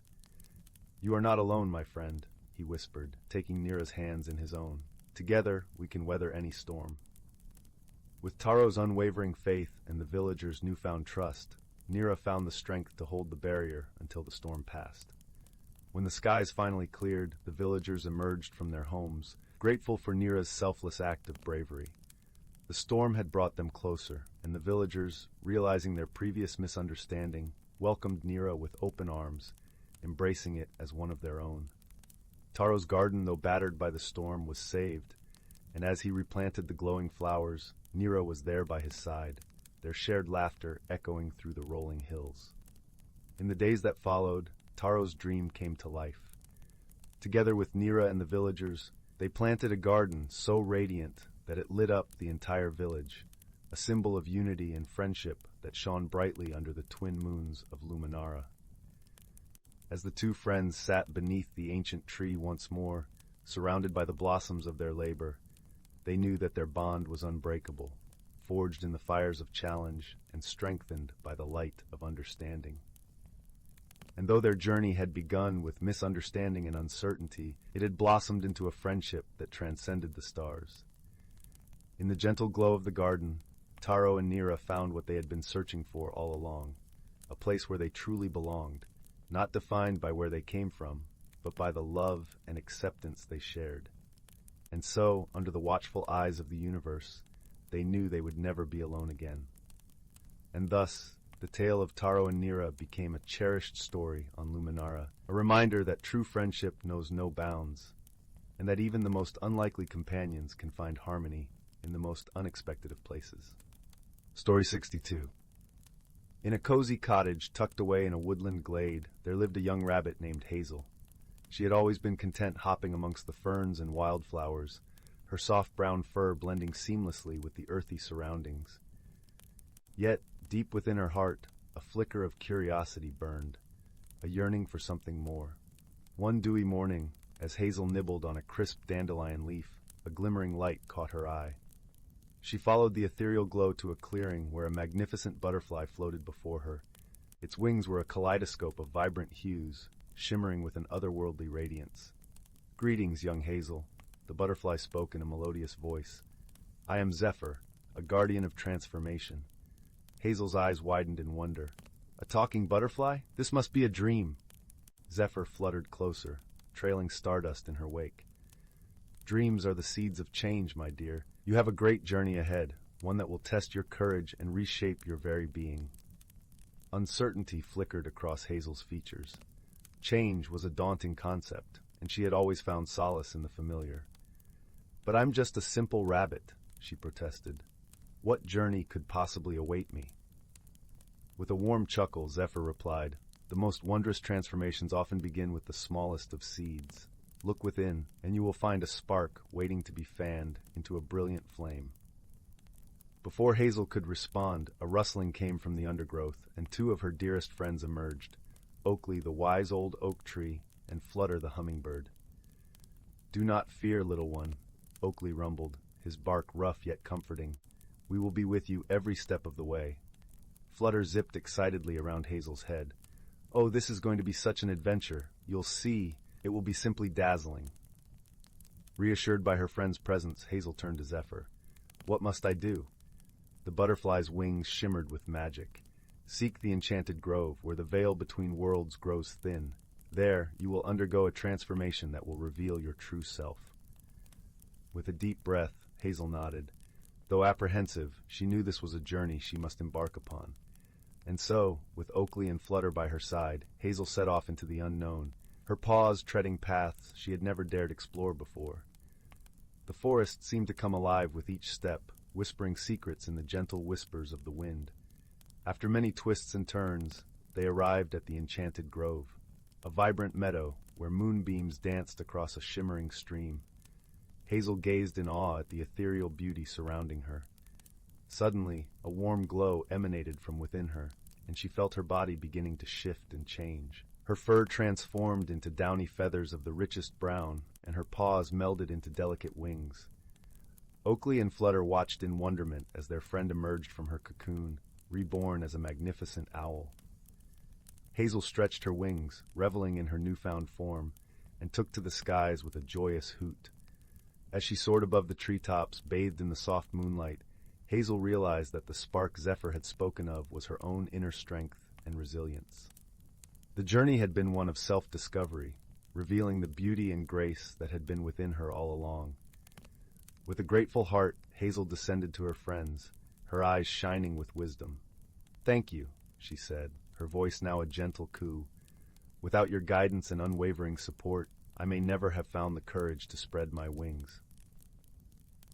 Oakley and Flutter beamed with pride, for they knew that their friend had blossomed into her truest, most radiant self. From that day forth, Hazel took to the night skies, her keen eyes ever watchful for those in need of guidance. And whenever a fellow creature felt lost or uncertain, she would share the lessons she had learned. That change, though daunting, can be an opportunity for growth and transformation, and that true beauty lies not in physical form, but in the courage to embrace one's authentic self. Story 63. Story 64. In the heart of an ancient forest, where towering trees whispered secrets to the skies and streams danced over smooth stones, lay a world hidden from the hurried eyes of humankind. Here, in the gentle embrace of nature, the creatures of the forest lived in harmonious balance, guided by the rhythms of the earth and the wisdom passed down through countless generations. The forest was alive with the gentle symphony of life. The air was rich with the scent of pine needles and moss, while the ground was cushioned by soft layers of fallen leaves that crunched lightly underfoot. Sunlight filtered through the thick canopy, casting dappled patterns on the forest floor and lending a golden glow to the world beneath. It was spring, the season of renewal, when the earth awakened from its winter slumber. The forest creatures were busy with the tasks of the season. Birds flitted from branch to branch, their songs weaving a melodious tapestry through the air. Squirrels chattered merrily as they gathered nuts, their bushy tails flicking with excitement. And in the sheltered glades, the deer moved gracefully, their eyes soft and watchful. Among these creatures lived an old, wise tortoise named Elder Mossback. His shell was a tapestry of lichen and moss, and his eyes held the depth of centuries. Elder Mossback was known far and wide for his stories, which he shared beneath the ancient oak that stood at the heart of the forest. Creatures of all kinds would gather there, drawn by his gentle voice and the warmth of his tales. One particular spring morning, as the mist lifted from the forest floor and the first rays of sun kissed the dew-laden leaves, Elder Mossback began to speak. The animals gathered around, their eyes wide with anticipation.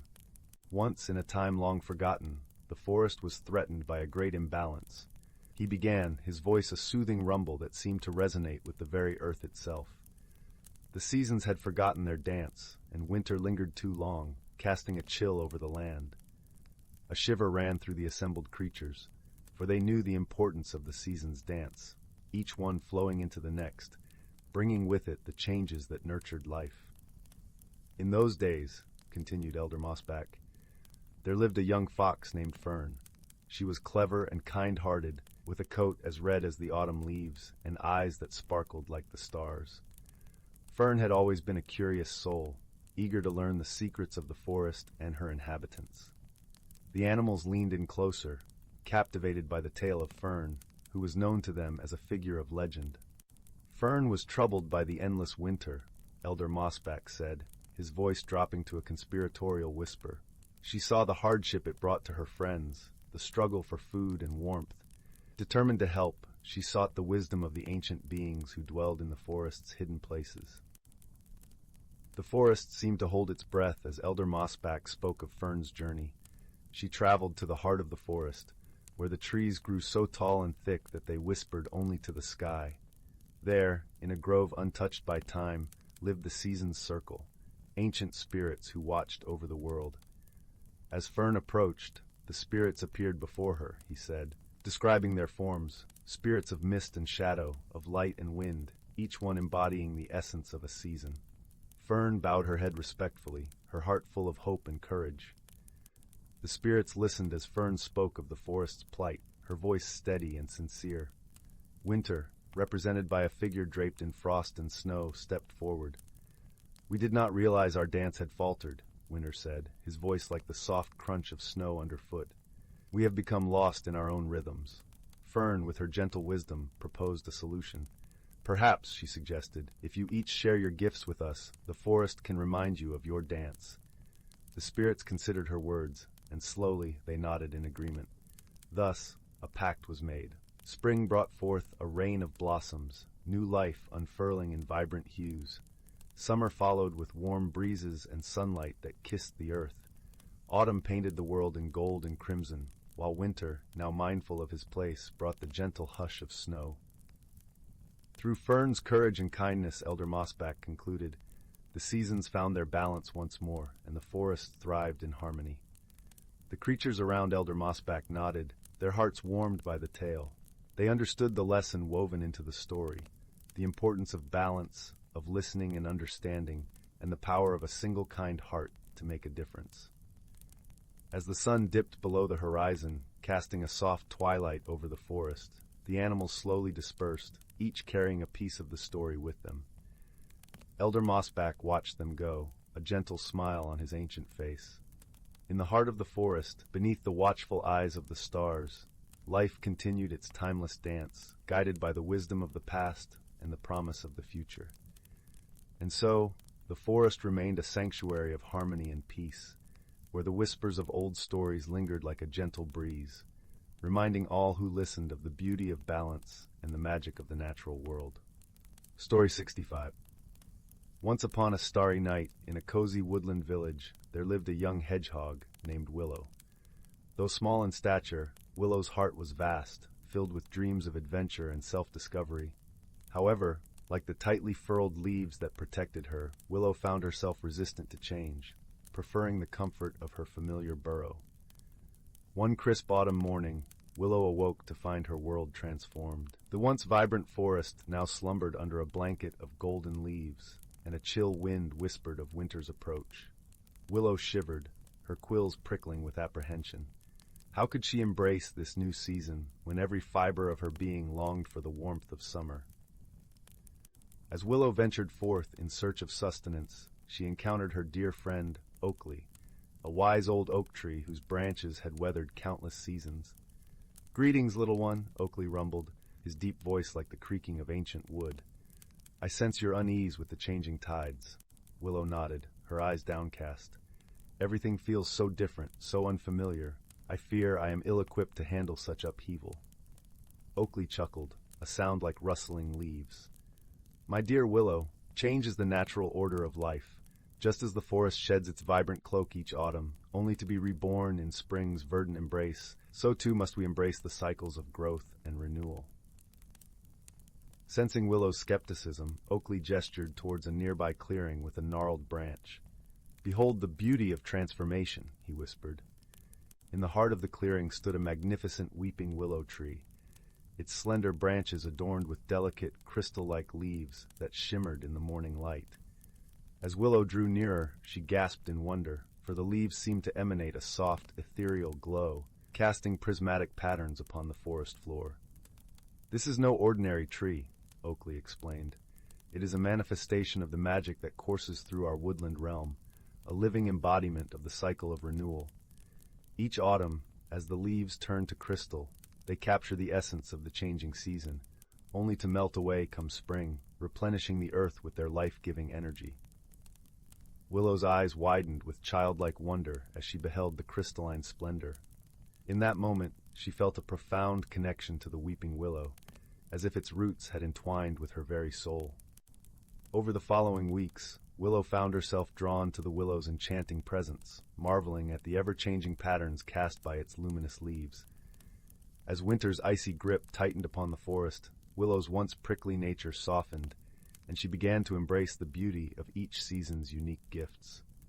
One frosty night, as Willow huddled beneath the willow's crystalline canopy, she was joined by her friends, Oakley, the wise old oak, Flutter, a kind-hearted butterfly, and Burrow, a loyal rabbit with a penchant for cozy nooks. Together they shared stories and laughter, their bonds strengthened by the willow's nurturing embrace. As the first blush of spring crept over the horizon, Willow witnessed a miraculous transformation. The once crystalline leaves began to melt, their radiant droplets seeping into the earth, nourishing the slumbering seeds that would soon burst forth in a riot of new life. In that moment, Willow understood the profound truth Oakley had imparted, that change, though often daunting, was an essential part of growth and renewal. Just as the willow shed its crystalline cloak to nurture new beginnings, so too must Willow embrace the cycles of her own life, shedding her fears and insecurities to make way for the boundless potential within. From that day forth, Willow greeted each season with open arms, her heart filled with gratitude for the enduring magic of the woodland realm. And though the weeping willow's crystalline leaves would return with the autumn chill, Willow knew that within her burned an eternal flame, the inextinguishable light of hope, resilience, and the courage to embrace life's ever-changing tapestry. Story 66.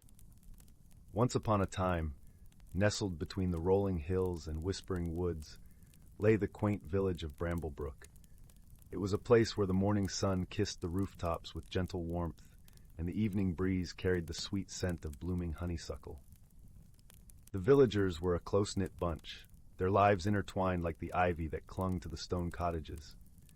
In this serene corner of the world, magic was spoken of in hushed tones, a relic of old tales and distant memories. In a small cottage at the edge of the village lived a young girl named Leora.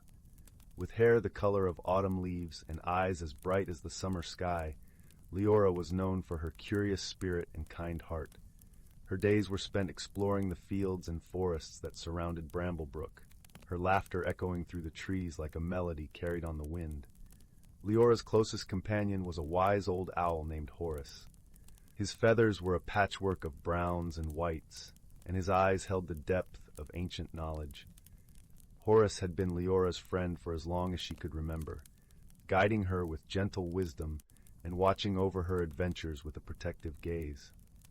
One crisp autumn morning, as the leaves danced in shades of gold and crimson, Leora set out on a new adventure. She had heard whispers from the villagers about a hidden world within the heart of the forest, a place where the ordinary and extraordinary intertwined. The stories spoke of a magical glade, a sanctuary for creatures unseen and wonders untold. With Horace perched on her shoulder, Leora followed the winding path into the woods. The forest was alive with the symphony of chirping crickets and rustling leaves, a lullaby that soothed the soul. Sunlight filtered through the canopy, casting dappled patterns on the forest floor as they ventured deeper into the woodland realm. As they journeyed, Leora noticed something peculiar. A faint glow seemed to emanate from beneath the moss-covered roots of an ancient oak tree.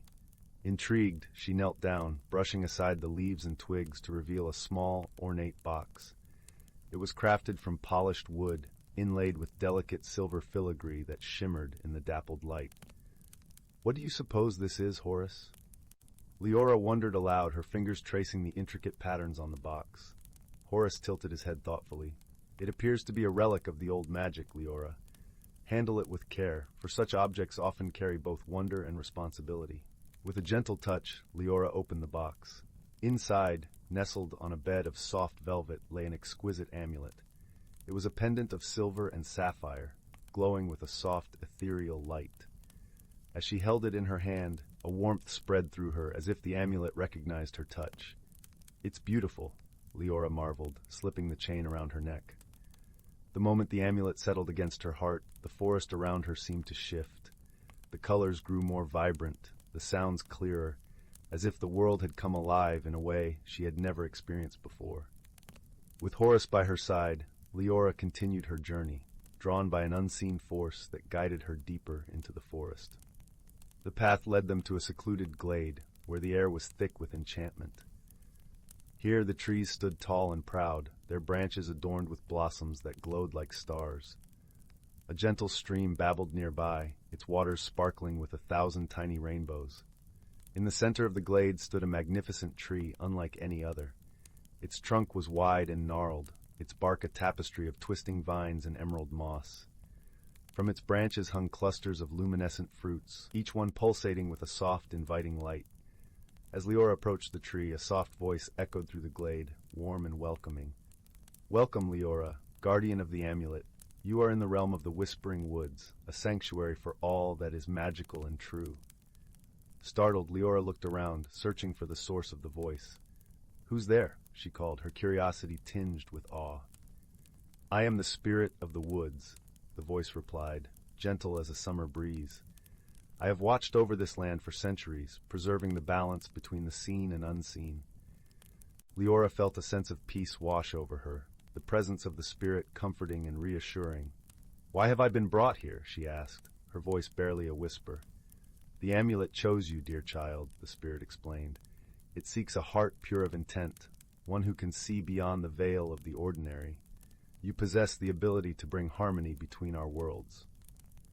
As the spirit spoke, Leora felt the weight of responsibility settle upon her shoulders. Yet it was not a burden, but a promise of purpose and belonging. "What must I do?" she asked, determination in her voice. "There is a storm brewing, one that threatens to disrupt the balance of our worlds," the spirit warned.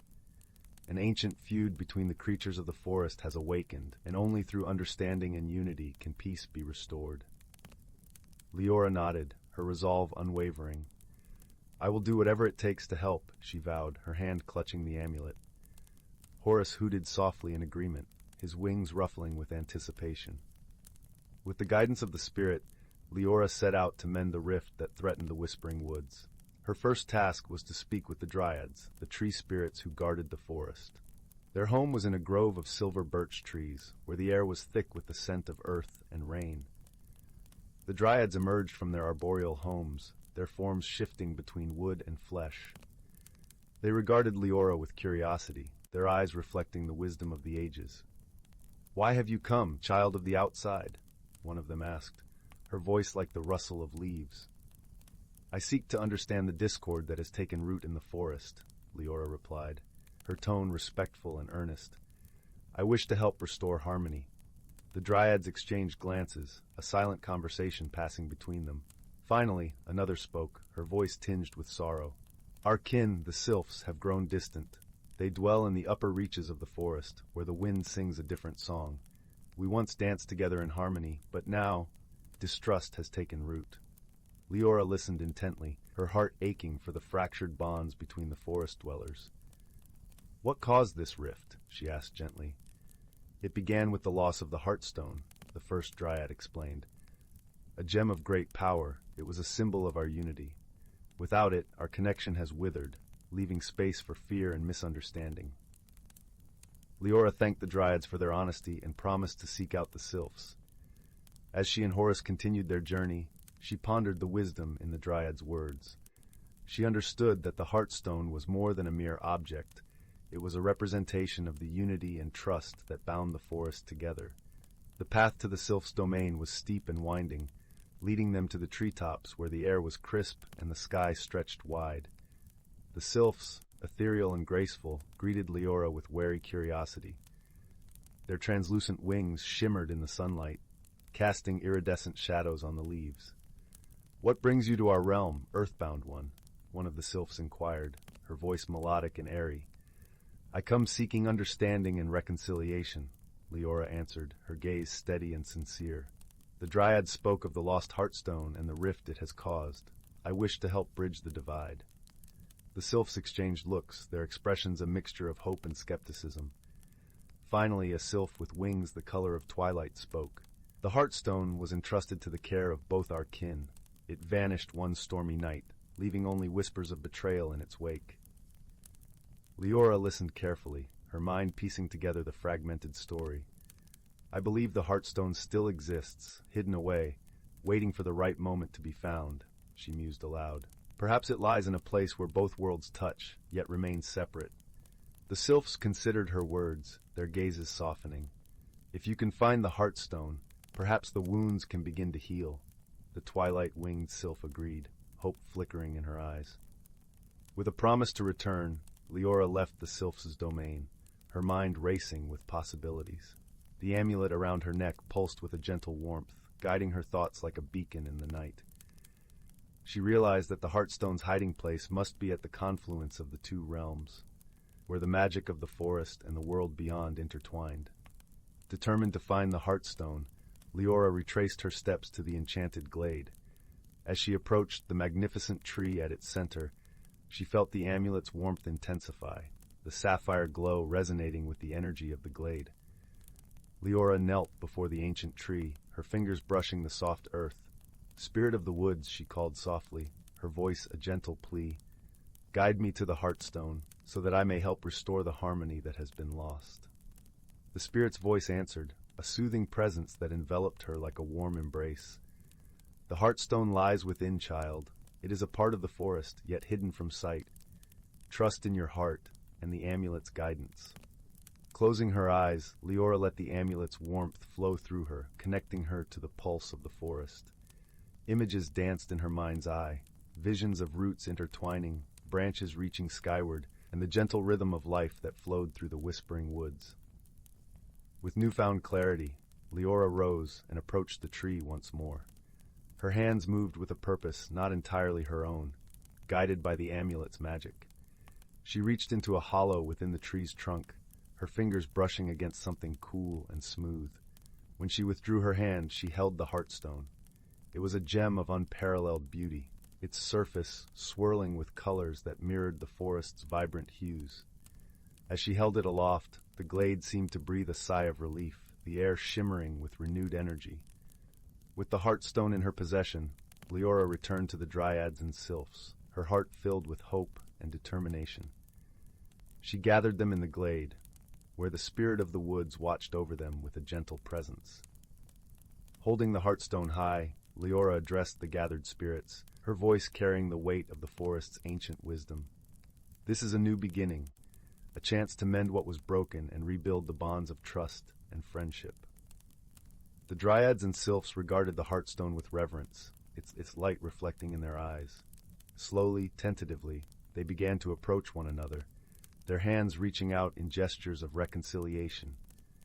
As they joined hands, the heartstone blazed with a brilliant light, its magic weaving through the forest like a gentle breeze.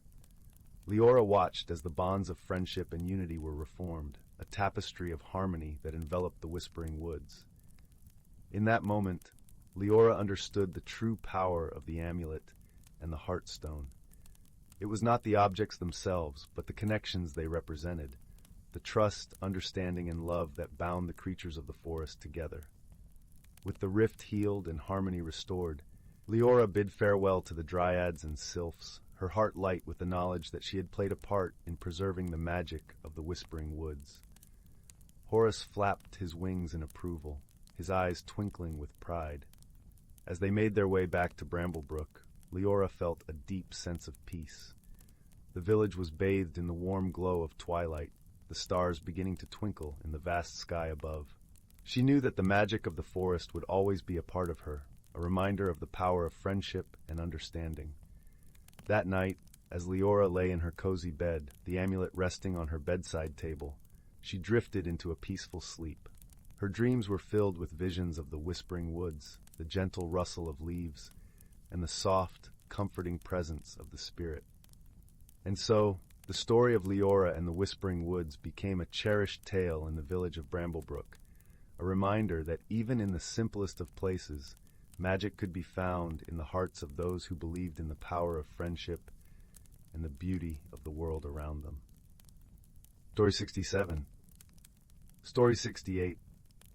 Story 69. Story 70.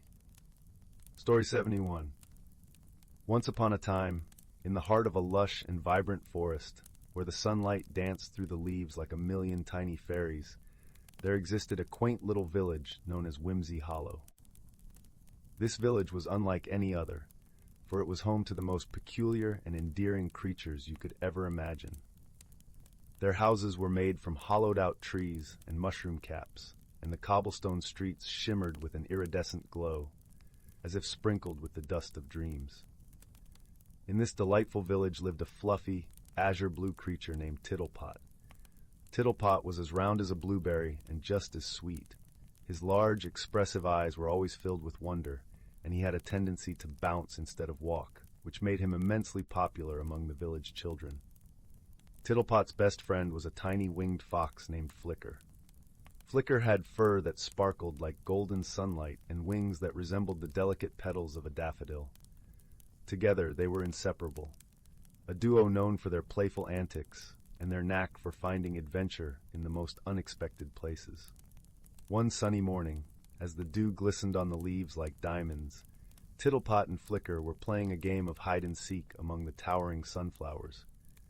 Suddenly, Flicker noticed something peculiar at the edge of the village.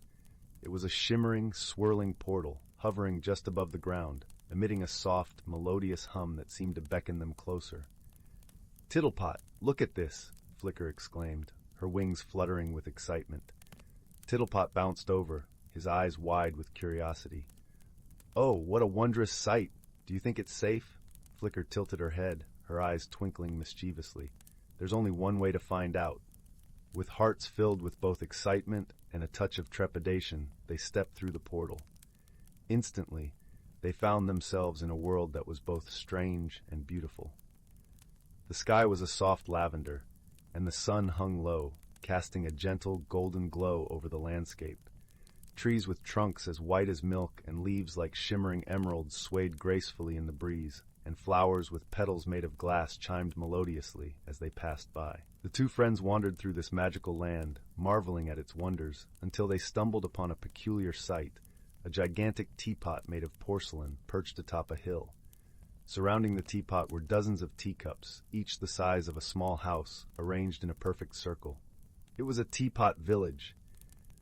As they approached, they were greeted by the teapot keeper, a tall, slender creature with a teacup for a hat and a handle for an ear. "Welcome, travelers. I am Steeply, the keeper of this enchanted place.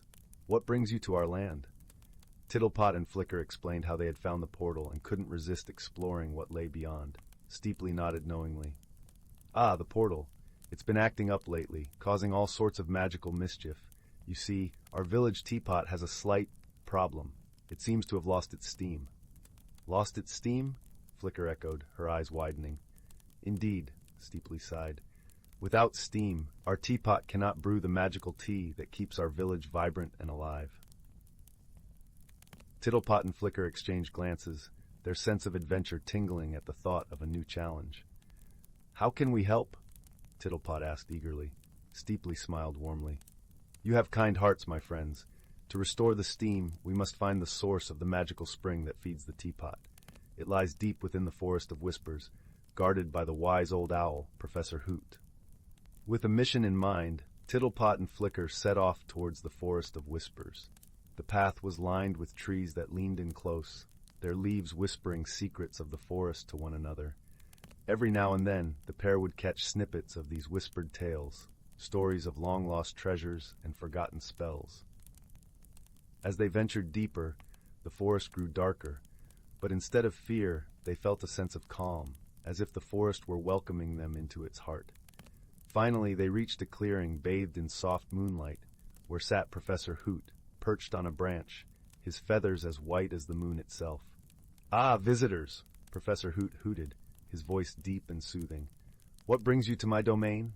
Tittlepot explained their quest to restore the steam to the village teapot. Professor Hoot listened intently, nodding his head in understanding.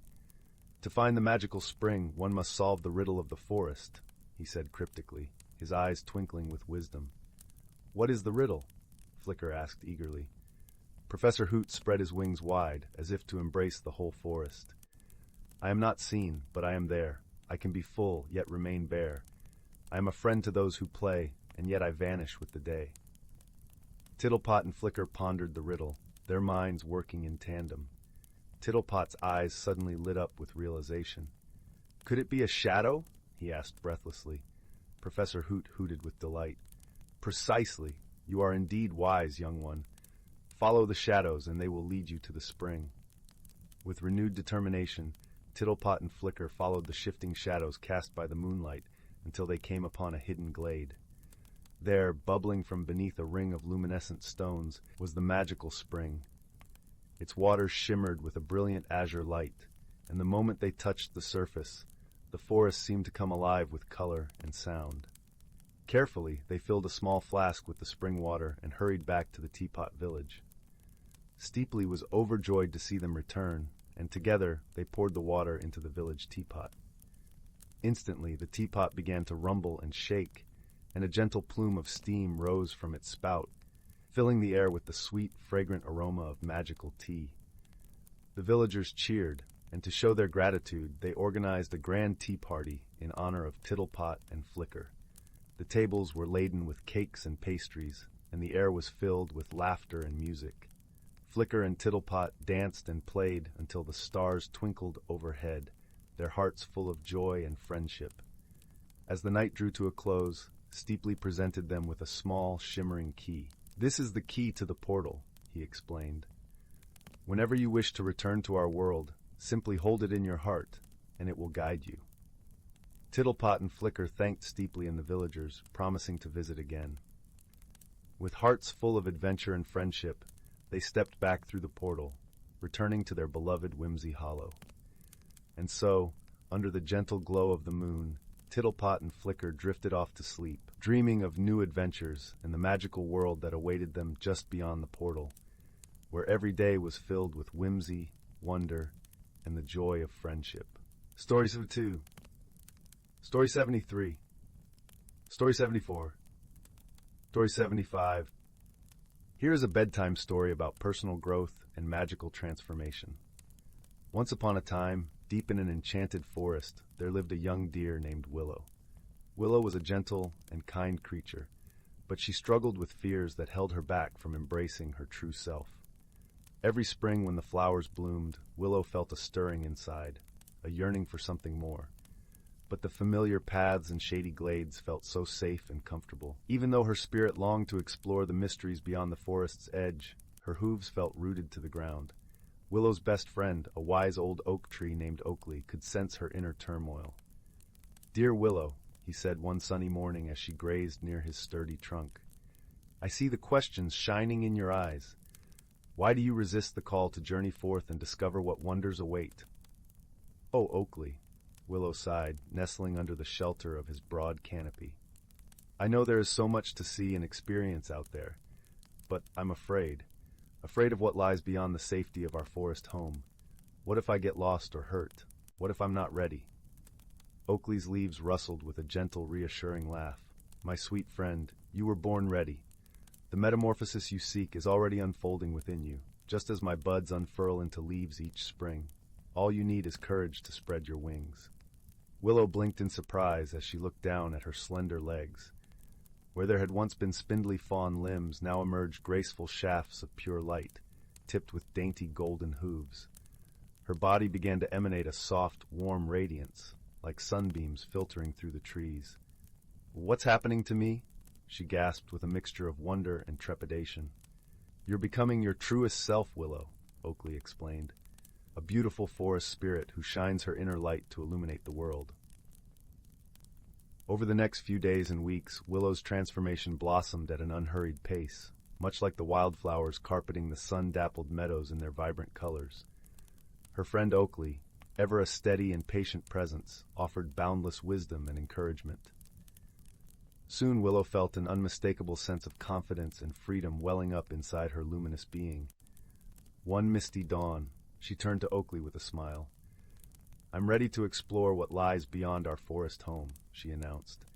"Then you must follow your heart, my glowing friend," Oakley replied. "But remember, you can always return here to be revitalized by the strength and serenity of these timeless woods." And so Willow's magical journey of discovery began. Along the way, she encountered many new faces and fascinating lands. There were gorgeous sunlit meadows, rolling hills that brushed the bellies of billowy clouds, and craggy snow-capped peaks that took her breath away. In each new realm, Willow met allies who became treasured friends, like Zephyr, the playful wind sprite whose tickling breezes raised laughter from the deepest wellsprings of joy, or Ruby, the dragon pup, still mastering her fire breath but overflowing with fierce warmth and loyalty. There were challenges, too, from rushing rivers to cross and winding caves to navigate. Whenever Willow felt her inner light wavering, she remembered Oakley's wisdom and drew strength from the radiant truth of who she was. Though her outer journey eventually looped back to the enchanted forest of her birth, Willow remained ever changed. Her fearful roots loosened, replaced by an expansive sense of wonder.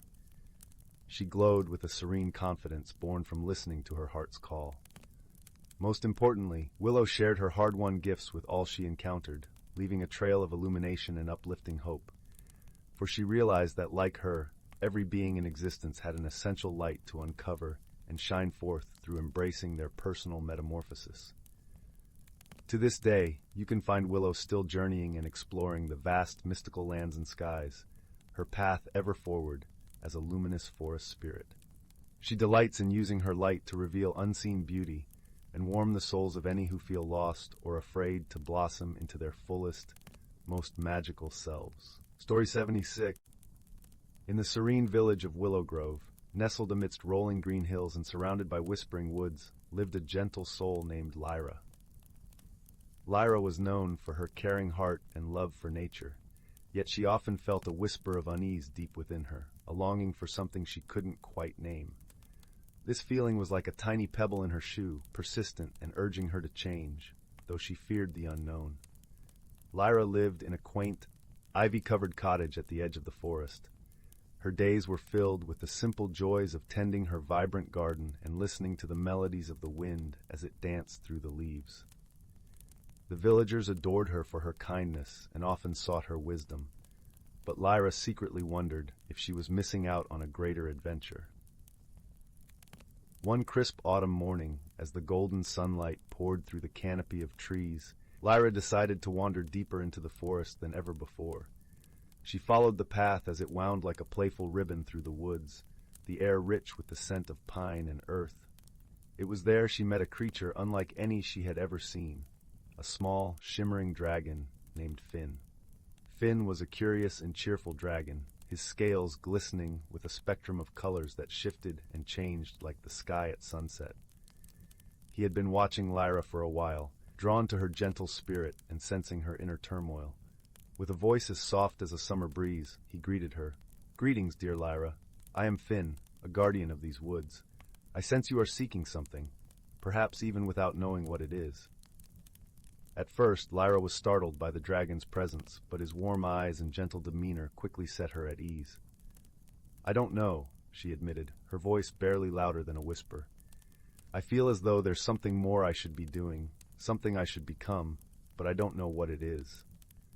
Finn nodded knowingly. Change can be daunting, but it is through change that we grow. Perhaps a journey of discovery is what you need. And with those words, Finn promised to accompany Lyra on a magical journey, one where she would learn not only about the world, but also about herself. Their journey began that very day. Finn led Lyra through hidden paths and enchanted glens, where the sunlight filtered through the leaves like golden rain. They visited the ancient oak with a trunk wide enough to hold secrets 1,000 years old, where Finn introduced her to the wise owls who nested there. The owls shared stories of the forest's history, tales of resilience and change, teaching Lyra the importance of embracing the unknown. As days turned into weeks, Lyra found herself growing more comfortable with the idea of change. Each new experience was like a brushstroke on the canvas of her life, adding depth and color.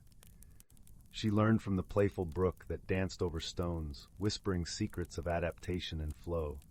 She marveled at the caterpillars transforming into butterflies, their delicate wings a testament to the beauty of transformation. Throughout their travels, Lyra was never alone. Finn was a constant companion, always there to offer encouragement and wisdom. He taught her to see the magic in everyday moments, from the way the stars twinkled like diamonds in the night sky to the way the morning dew coated the world in a shimmering veil. One day, as they rested by a serene lake under the silver glow of the moon, Lyra turned to Finn, her voice brimming with newfound understanding. "I've learned so much, yet I feel there's still more within me waiting to grow." Finn smiled, his scales reflecting the moonlight like 1,000 tiny mirrors. "You've discovered that growth is a journey, not a destination. You've learned to trust in the process, to embrace the changes that come your way." With Finn's guidance, Lyra realized that the unease she once felt was not a burden but a gift, a call to explore, to learn, to grow. She understood that change was not something to fear, but something to welcome, for it brought with it the promise of new beginnings and endless possibilities. As their journey came to a close, Lyra returned to Willow Grove, her heart full of peace and her spirit alight with the knowledge she had gained. The village welcomed her back with open arms, and she shared her experiences with them, inspiring others to embark on their own journeys of self-discovery. Lyra's garden flourished more than ever, a testament to her inner growth. Each bloom told a story of courage and transformation, a reminder of the beauty that lies in embracing change. And though Finn returned to his home in the forest, his presence lingered in Lyra's heart, a gentle reminder of the magic of friendship and the power of personal growth. Under the starlit sky, Lyra sat by her garden, feeling the warm embrace of the universe. She had found what she was seeking, not something outside of herself, but the courage to grow, to change, and to become the best version of who she was meant to be. And so, with a heart full of gratitude and a soul full of peace, she drifted into a restful sleep, her dreams guided by the gentle whispers of the forest and the shimmering presence of her dear friend, Finn. Story 77. The Whispering Woods, a tale of friendship and magic. In the heart of the serene village of Elderglen, nestled amidst rolling hills and sparkling streams, there lay a secret known only to the children who dared to imagine beyond the mundane. Elderglen was a place where time seemed to amble along at its own gentle pace, where the air was always sweet with the scent of blooming wildflowers, and the hum of bees created a melody that lulled its inhabitants into tranquility. It was here, beneath the shade of the ancient oak trees, that a hidden world whispered its secrets to those who would listen. The village itself was a quaint tapestry of cobblestone paths, thatched roof cottages, and gardens bursting with marigolds and daisies. The people of Elderglen were simple folk, their lives intertwined with the rhythm of nature, celebrating harvests and moonlit nights with equal fervor. But it was the children, with their wide eyes and curious hearts, who held the key to the village's most enchanting secret, the Whispering Woods. The Whispering Woods bordered the northern edge of Elderglen, a dense forest that seemed to breathe with life. The trees were ancient sentinels, their trunks twisted with time, their branches forming a canopy that filtered sunlight into a mosaic of greens and golds. It was said that the woods were alive with magic, a place where the mundane and the mystical danced in harmony. Among the children of Elderglen was a boy named Finn, whose heart was as boundless as the sky. Finn was a dreamer, with hair as wild as the wind and eyes that sparkled with the promise of adventure. His best friend, Lila, was his opposite in many ways, her demeanor calm and her laughter a gentle melody. Lila's kindness was like a warm embrace, her wisdom often far beyond her years. Their friendship was a tapestry woven with shared secrets and whispered dreams, and together they spent countless hours exploring the hidden nooks of the Whispering Woods.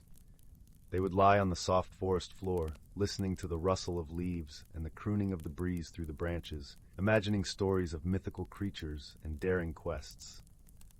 One afternoon, as the sun dipped low in the sky, painting the woods in hues of amber and rose, Finn and Lila stumbled upon something extraordinary. They had ventured deeper into the forest than ever before, drawn by a faint melodic chiming that seemed to beckon them forward. As they pushed through a thicket of ferns, they found themselves in a small clearing, bathed in the soft glow of twilight. In the center of the clearing stood an ancient stone archway, its surface etched with intricate runes that glimmered faintly in the fading light. Hanging from the archway was a small, delicate bell, crafted from a metal that shimmered like the stars. It was this bell that sang the enchanting melody, a sound so pure it seemed to resonate within their very souls. "What do you think it is?" Lila whispered, her voice tinged with awe. Finn stepped closer, his eyes wide with wonder.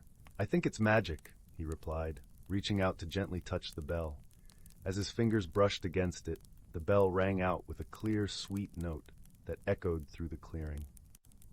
In that moment, the air around them shimmered, and the forest seemed to hold its breath. The runes on the archway glowed brighter, casting a warm light that enveloped Finn and Lila. They could feel the magic of the woods coursing through them, a sensation both exhilarating and comforting. "Do you feel that?" Finn asked, his voice barely more than a whisper. Lila nodded, her eyes alight with wonder. "It's like the woods are speaking to us," she said softly. As the light from the runes gradually faded, the world around them seemed to settle into a gentle stillness.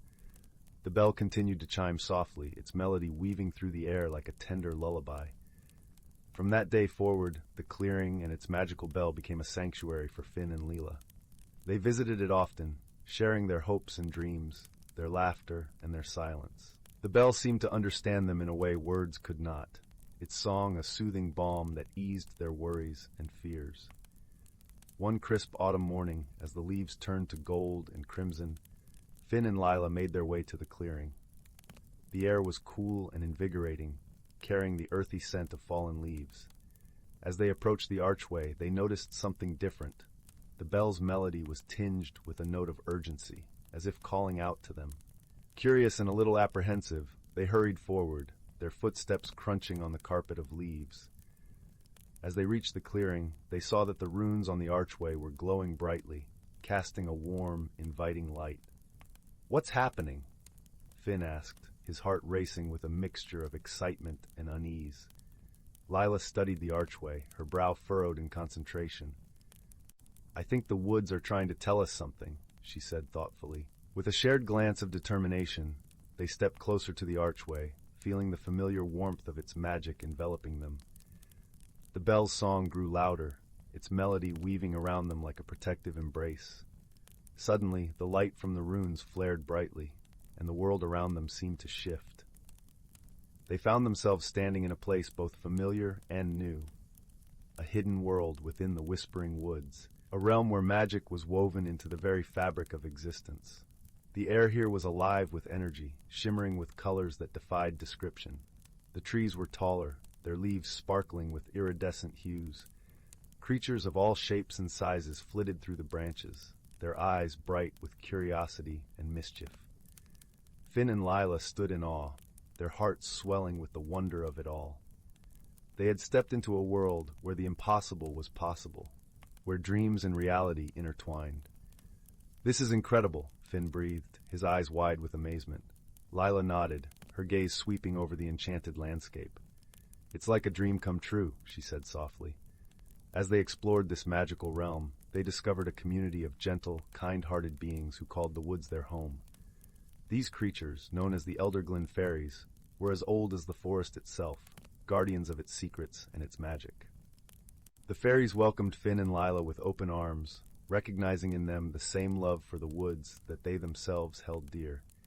They shared stories of the forest's ancient history, tales of bravery and friendship, of challenges overcome through wisdom and compassion. Among the fairies was a wise elder named Thistledown, whose presence was as calming as the forest's embrace. Thistledown took a special interest in Finn and Lila, seeing in them the potential to become protectors of the Whispering Woods. "You have a rare gift," Thistledown told them one evening, as they sat beneath the branches of a great willow tree. "The woods have chosen you to be its guardians, to protect its magic, and share its secrets with those who would cherish it."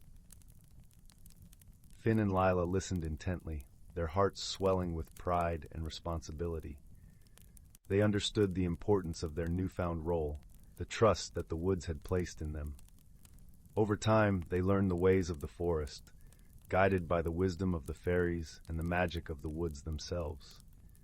They discovered how to listen to the whispers of the trees, to feel the pulse of the earth beneath their feet.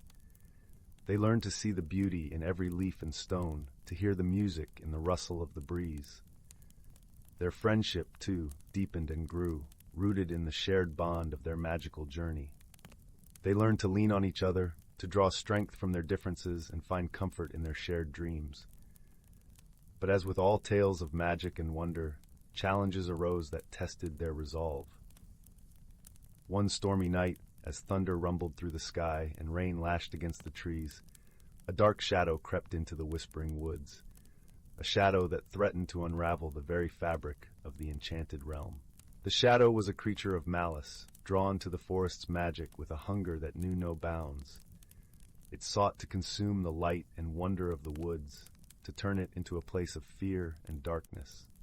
The fairies were powerless against such a force, their magic unable to repel the creature's malevolent presence. It was then that Finn and Lila, guided by the bell's urgent song, stepped forward to protect the woods they loved. With the wisdom they had gained and the strength of their friendship, they devised a plan to confront the shadow. They knew that only by working together, by combining their unique gifts, could they hope to banish the darkness and restore the forest's light. The battle was fierce, the air crackling with energy as the shadow writhed and howled in defiance. But Finn and Lila stood strong, their hearts united in purpose, their determination unwavering. With each step they took, the forest rallied around them, lending its magic to their cause. The trees whispered words of encouragement, the fairies sang songs of hope, and the bell's melody wove through it all, a beacon of light in the darkness. In the end, it was not brute strength that vanquished the shadow, but the power of their friendship and the love they held for the Whispering Woods. As the first light of dawn broke through the clouds, the shadow dissolved into nothingness, leaving the forest bathed in a golden glow. The woods sighed with relief, its magic restored, its beauty undimmed. The fairies rejoiced, their songs filling the air with joy and gratitude. And Finn and Lila, though weary from their ordeal, felt a deep sense of fulfillment, a knowledge that they had done something truly meaningful. From that day forward, they continued to protect the Whispering Woods, their bond with the forest and its inhabitants unbreakable. They shared their story with the villagers of Elderglen, inviting those with open hearts to discover the magic that lay hidden within the woods. As the years passed, Finn and Lila grew into wise and gentle souls, their lives intertwined with the rhythms of the forest. They carried with them the lessons of their journey, the importance of friendship, the power of love, and the magic that could be found in the most unexpected of places. And so, the Whispering Woods remained a place of enchantment, a haven for dreamers and believers, its secrets whispered on the breeze for those who dared to listen. And Finn and Lila, the guardians of its magic, stood watch over it all, their hearts forever entwined with the forest they called home. In the cozy glow of the village hearths, where stories were told and dreams took flight, the tale of Finn and Lila and the Whispering Woods lived on, a gentle reminder that in the heart of nature, true magic could always be found. Story 78. Once upon a time, in a quaint village nestled between rolling emerald hills and a shimmering, winding river, lived a young lad named Finn. With tousled auburn hair and eyes that sparkled like the morning dew, Finn was known throughout the village for his boundless curiosity and gentle heart. Finn often wandered to the edge of the village, where the Whispering Woods began. These woods were a place of legends, filled with tales of enchantment and wonder. The villagers spoke of it in hushed tones, for it was said to be a realm where the ordinary met the extraordinary. One golden afternoon, as the sun dipped low in the sky and painted the world in hues of amber and rose, Finn felt a tug at his heart, a call to explore the unknown depths of the Whispering Woods. Clad in his favorite cloak, as soft as the down of a fledgling bird, Finn set off with a sense of excitement bubbling within him. The air was crisp and carried the scent of pine and earth, mingled with a hint of something sweet and unnameable. As he ventured deeper, the trees stretched taller, their leaves whispering secrets to one another. Shafts of sunlight danced through the branches, creating patterns on the forest floor that seemed to guide Finn onward. Before long, Finn came upon a glade bathed in a gentle silvery light. In its center stood a tree unlike any he had ever seen. Its bark shimmered like mother of pearl, and its leaves were delicate as lace, whispering with the softest breeze. At the foot of this magnificent tree, a circle of toadstools formed a perfect ring, each cap a brilliant shade of violet. As Finn marveled at the beauty around him, a soft rustle caught his attention. Out from the underbrush hopped a creature so whimsical it seemed plucked from a dream. It was a rabbit, yet not quite. Its fur sparkled as if dusted with stardust, and its eyes twinkled with an intelligence that belied its small size. "Greetings, young adventurer," the rabbit said in a voice like the tinkling of tiny bells. "I am Thistle, keeper of the Whispering Woods. What brings you to our enchanted glade?" Finn, though surprised, felt a warmth in his heart at Thistle's gentle demeanor. "I seek to explore and learn, dear Thistle," he replied, his voice soft and sincere. "I wish to understand the wonders of this place." Thistle nodded, his whiskers twitching with delight. "Then you shall," he said, "but remember, true exploration requires courage and a willingness to see with more than just the eyes." With that, Thistle bounded away, leaving a trail of twinkling lights in his wake. Finn followed, his heart beating with a mix of anticipation and joy. The path wound through the woods, leading Finn to a series of gentle challenges. First, he encountered a brook, where stepping stones gleamed like polished gems. As he crossed, each stone played a note, creating a melody that filled the air with a tranquility that soothed his soul. Next, a clearing opened up before him, where flowers of every hue swayed in a harmonious dance. Finn paused, admiring their beauty, when a breeze carried their soft voices to him. "To find your path, you must listen to the whispers of your heart," they chimed, their petals brushing against him like a comforting embrace.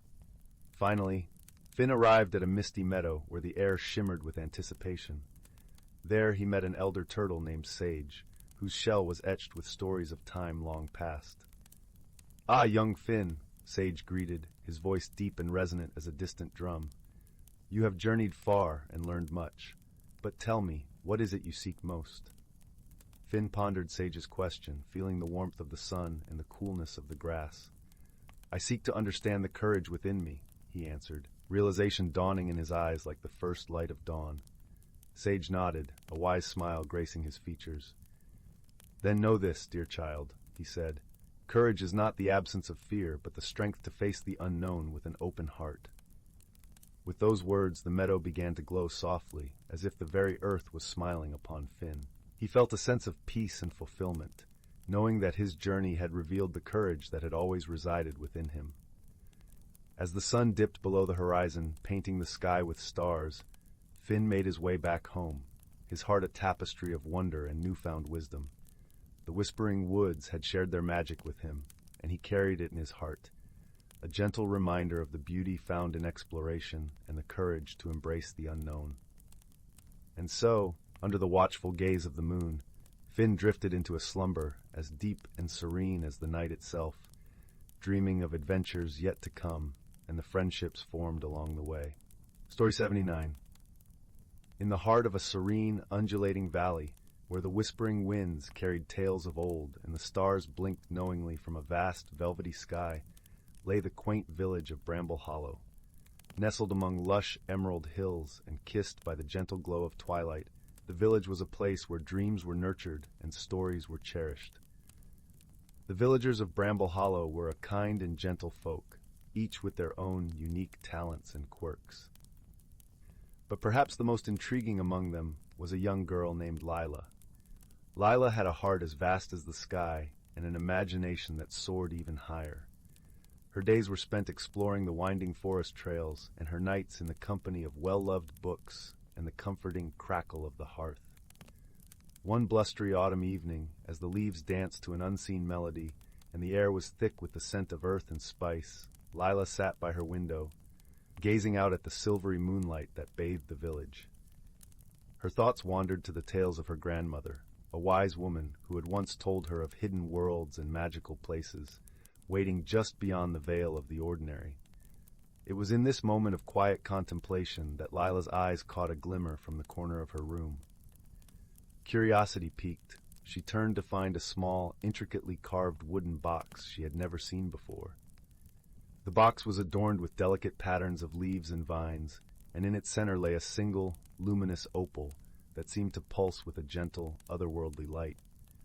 With a tender touch, Lila lifted the lid, revealing a soft, shimmering fabric inside, a cloak unlike any she had ever seen. The cloak shimmered like stardust woven into a tapestry of twilight, its colors shifting and dancing with every movement. As her fingers brushed the fabric, a warmth spread through her, as if the cloak itself welcomed her touch. Determined to uncover the mystery of this magical garment, Lila wrapped the cloak around her shoulders. In an instant, a gentle breeze swept through the room, and Lila felt herself being drawn into a world that lay just beyond the edges of her reality. The room faded away, replaced by a vibrant forest, alive with colors and scents that defied description. The trees towered above her, their leaves whispering secrets in a language only the wind could understand. The ground beneath her feet was soft and welcoming, a carpet of moss and fallen leaves that cushioned her steps. As she ventured deeper into this enchanted realm, Lila encountered creatures of all shapes and sizes. A family of curious foxes with eyes like liquid amber, a chorus of birds whose songs wove the very fabric of the air, and a gentle deer with antlers that glistened like frost-kissed branches.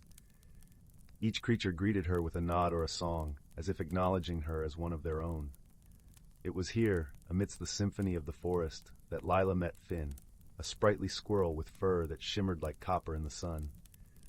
Finn was a mischievous soul, forever darting between branches and leaves, his laughter like the tinkling of tiny bells.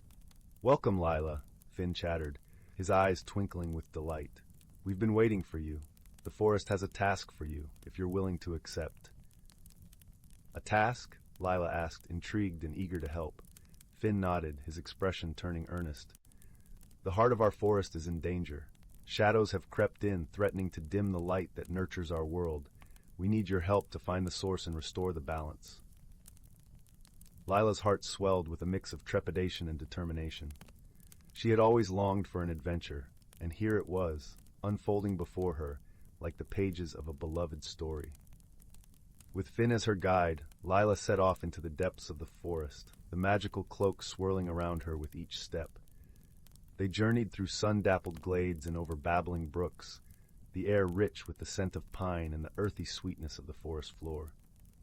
As they traveled, Finn shared tales of the forest's history, of the ancient magic that flowed through its roots and branches, binding all creatures in a delicate harmony.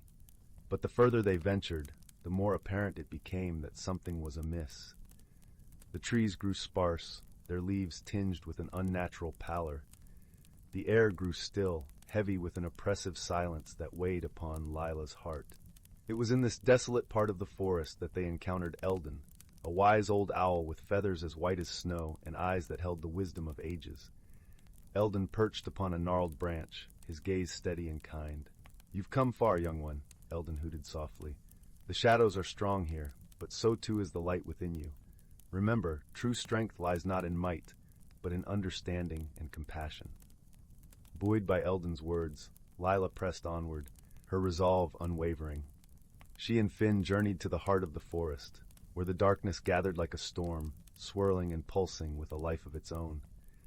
There, in a clearing surrounded by ancient oaks, they found the source of the shadow, a once vibrant tree, now twisted and blackened, its leaves withered and brittle. It was a sorrowful sight, a stark reminder of the balance that had been upset. Lila approached the tree, her heart aching with empathy for its plight. She laid a gentle hand upon its trunk, feeling the coldness of the shadow that had taken hold. But beneath it, she sensed a flicker of warmth, a glimmer of the tree's former vitality. With Finn by her side, Lila closed her eyes and focused on the warmth within. She envisioned the tree as it once was, full of life and light, its branches reaching skyward in joyful abandon. She poured all her love and hope into that vision, willing the shadow to retreat.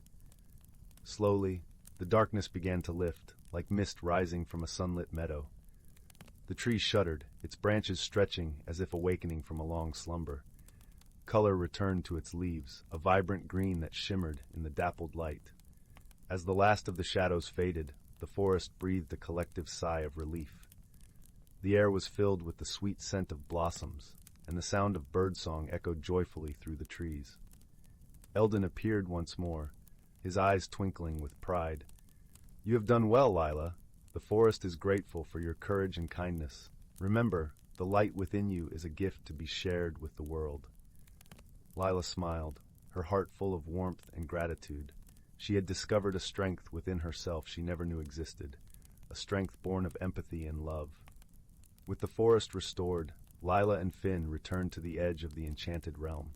As she prepared to leave, the creatures of the forest gathered to bid her farewell, their eyes filled with gratitude and affection. Finn scampered up to her shoulder, his voice filled with warmth. "Thank you, Lila. You've made a friend in the forest, and will always be here, just a heartbeat away." Touched by their friendship, Lila wrapped the cloak around her once more, feeling the familiar warmth envelop her. The forest faded from view, and she found herself back in her room, the wooden box resting on her lap. The cloak lay across her shoulders, its magic now a part of her own. Lila knew that the world was full of hidden wonders, and that the strength to make a difference lay within her heart. As she settled into bed, the gentle glow of the moonlight cast comforting shadows on the walls, and the soft rustle of the leaves outside lulled her into a peaceful slumber. In her dreams, she wandered once more through the forest, her spirit forever entwined with the magic of Bramble Hollow. And so, in the quiet stillness of the night, Lila's heart swelled with the knowledge that she was never truly alone, that friendship and love could bridge the gap between worlds, and that the light of kindness could banish even the deepest shadow. Story 80. Once upon a time, in the distant reaches of the galaxy, there existed a small, buzzing spaceport known as Nexus Station. It was a place where travelers from countless planets came together, each bringing the peculiarities of their home worlds. Among the throng of beings, two very different creatures found themselves drawn into an adventure neither had anticipated. First was Tali, a delicate creature from the verdant world of Lusharia. She resembled a walking blossom, with petals that shimmered in hues of blue and violet, and a voice that echoed like the gentle rustle of leaves. Lusharians were known for their affinity with nature and their ability to communicate with all living things. Tali had come to Nexus Station in search of rare seeds to bring back to her planet's gardens. Then there was Drox, a sturdy, metallic being from the industrious planet of Farron. Drox's body was a marvel of engineering, a patchwork of gears and glowing circuits. Faronians were skilled in technology, but not known for their emotional depth. Drox had arrived at the station on a quest to find new alloys that could withstand the harshest conditions. On a particular day, as the chaos of the spaceport swirled around them, Tali and Drox collided in a busy market corridor. Tali's seeds scattered across the shiny floor, while Drox's metallic limbs clattered as he tried to regain his balance. "Oh dear," Tali exclaimed, her petals bristling with embarrassment. "I'm so sorry." Drox, adjusting his optics, replied in a voice that hummed like a gentle engine. "No, it was my fault. I wasn't watching where I was going." As they both stooped to collect Tali's scattered seeds, a misunderstanding unfolded. Drox, unfamiliar with the organic delicacy of Lusharian flora, accidentally crushed a seed under his metal fingers. Tali gasped softly, a hint of sorrow in her eyes. "That was a rare one," she murmured, her voice tinged with disappointment. Drox, feeling a pang of something unfamiliar, guilt, offered, "I'll help you find another. I've seen a vendor selling seeds just down the corridor." Reluctantly, Tali agreed, and together they ventured deeper into the market. Along the way, Drox's candid curiosity about the seeds sparked a conversation. Tali shared stories of her lush home, where the air was sweet with the scent of blossoms and the sky danced with colors at dawn and dusk. In return, Drox spoke of Pharaon, where the skies were often hidden behind a veil of smog, but the night was illuminated by the glow of factories and the rhythmic hum of machinery. Their differences were vast, yet as they talked, a bridge of understanding began to form. Tali marveled at Drox's tales of invention and innovation, while Drox found himself enchanted by Tali's descriptions of a world so full of life and color. Their quest for the seed vendor led them to the outskirts of the market, where a small, unassuming stall was nestled between towering crates of exotic goods. The vendor, a wizened old Gricthorian with a voice like gravel, eyed them with suspicion. "What do you want?" he croaked, his three eyes blinking out of sequence. Tali stepped forward, her demeanor gentle yet firm. "We're looking for a Lusharian seed, a rare one. Would you happen to have any?" The Gricthorian grumbled, rummaging through his collection. Eventually, he produced a small, shimmering seed that seemed to pulse with a gentle light. "This is what you're looking for, but it's not cheap," he warned. Drox, understanding the importance of the seed, offered to pay with a portion of the precious Pharaonian alloys he had brought to trade. The vendor agreed, and Tali's eyes sparkled with gratitude. "Thank you, Drox," she said softly. "This means a lot to me." Drox, feeling a warmth spreading through his circuits, simply nodded. "It's the least I could do after my clumsiness." As they returned to the heart of the spaceport, a sudden announcement crackled through the station's speakers. A solar storm was approaching, threatening to disrupt travel and communication throughout the sector. Panic rippled through the crowd, and travelers hurried to secure passage before the storm hit. Tali and Drox found themselves caught in the throng, but instead of being swept away by the chaos, they grew more determined to stick together. In the midst of the frenzy, they discovered that the storm's arrival would trap them at Nexus Station for several days. With no choice but to wait out the storm, Tali and Drox decided to make the best of their situation. They found refuge in a quaint corner of the station, a small garden dome where exotic plants from various worlds grew under artificial sunlight. It was here, surrounded by the calming presence of greenery, that they began to truly understand one another. In the serene atmosphere of the garden dome, Tali taught Drox about the art of Lusharian meditation, a practice that involved tuning into the symphony of life around them. As Drox attempted to still his mechanical mind, he experienced a strange new sensation, a sense of peace and connection he had never known. In return, Drox shared the wonders of Pharaonian technology with Tali, demonstrating how his internal systems worked and explaining the intricacies of his design. Tali, fascinated by the precision and ingenuity, found herself seeing Drox not just as a machine, but as a reflection of the beauty that could be found in creation of all kinds. As the days passed, the storm outside raged on, but inside the garden dome, a bond was forming. They laughed and shared stories, their initial misunderstandings giving way to a deeper appreciation for each other's perspectives. One evening, as they watched the swirling vortex of the storm through the dome's transparent ceiling, Tali turned to Drox with a thoughtful expression. I've learned so much from you, Drox. You've shown me that even things that seem cold and mechanical can have a warmth all their own. Drox, feeling an unexpected emotion welling up, replied, "And you've taught me that even a being of metal and circuits can find beauty in the natural world. I think we make quite the team." Their mutual support became evident when a sudden power outage plunged the station into darkness. Panic threatened to erupt among the stranded travelers, but Tali and Drox, guided by their newfound friendship, sprang into action. Using his internal battery, Drox provided a temporary source of light and power, while Tali, with her calming presence and gentle words, reassured those around them. Together they organized a safe, comfortable space for everyone to wait until the power was restored. In that moment, under the dim glow of Drox's lights and the comforting rustle of Tali's petals, the travelers of Nexus Station found solace.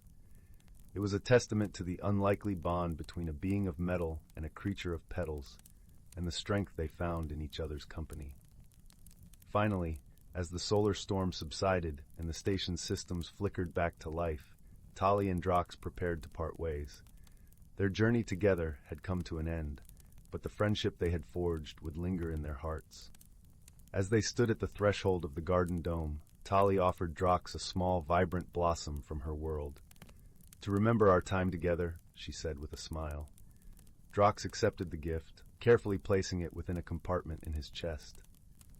"And this," he said, handing Tali a small, sparkling gear from his own body, "to remind you of our shared adventure." With a final embrace, they promised to keep in touch across the stars, knowing that no distance could diminish the friendship they had discovered. As Tali and Drox departed, each to their own world, they carried with them the lessons they had learned, that true friendship transcends differences, that understanding can overcome any misunderstanding, and that even the most unlikely companions can find harmony in each other's presence. And so in the vastness of the galaxy, under the endless tapestry of stars, Tali and Drox's story continued to echo, a gentle reminder of the beauty found in friendship and the warmth of a bond forged through shared trials and heartfelt understanding. Story 81. Story 82. In the heart of a lush, whispering forest, where the trees seemed to hum gentle lullabies with the wind, lay a quaint village known as Willowbrook. It was a place where magic danced lightly on the air, mingling with the scent of wildflowers and warm, earthy moss. The cottages, with their thatched roofs and colorful gardens, nestled snugly against the hillside, each one surrounded by a low stone wall that seemed to hug the homes gently. In this serene village lived a thoughtful young girl named Clara. She had a keen eye and a curious heart, always noticing the little things others might miss. Her days were filled with adventures and discoveries, but lately something peculiar had been happening. Each morning the villagers awoke to find their garden gates mysteriously open, tools scattered about, and sometimes even small trinkets missing. The villagers were puzzled but not alarmed, for they knew their village was a safe and gentle place. Still, they were curious, and so they turned to Clara, hoping she might unravel the mystery. With a nod and a determined glint in her eyes, Clara promised to investigate. She started her quest by visiting the gardens at dusk, just as the sun dipped below the horizon, leaving streaks of coral and lavender in the sky. The air was cool and sweet, carrying the scent of honeysuckle. Clara crouched by the hedges, her notebook in hand, and waited patiently. As the moon rose, casting silver beams across the village, Clara noticed something unusual. From the corner of her eye, she saw a soft glow weaving through the gardens. It wasn't the light of fireflies which flickered gently above her, but something more deliberate. She followed it quietly, her footsteps muffled by the soft grass. To her surprise, Clara discovered a small group of creatures, no taller than her knee, with shimmering wings and bright, curious eyes. They were busy at work, tending to the gardens with care, though their methods were a bit chaotic. Clara watched as they rearranged stones, polished leaves with tiny cloths, and gathered forgotten trinkets into neat piles.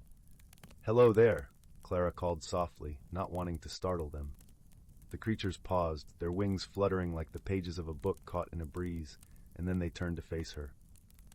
"We mean no harm," one of them spoke, its voice like the tinkling of a bell. We are the Glimmerfolk, caretakers of the night. Clara smiled warmly, her heart filling with understanding. But why open the gates and scatter things about? She asked gently. The Glimmerfolk exchanged glances, their eyes twinkling in the moonlight. We were trying to help, explained another, its voice soft and melodic. But we did not understand the ways of your village. We thought the tools were to be used, and the gates should breathe with the gardens. Clara chuckled softly, touched by their sincerity. Your intentions are kind, she assured them, but perhaps we can learn from each other. I could show you how we tend our gardens, and you can teach me the ways of the night. And so began a delightful exchange of knowledge. Each evening, as the stars blossomed in the sky, Clara and the Glimmerfolk worked together.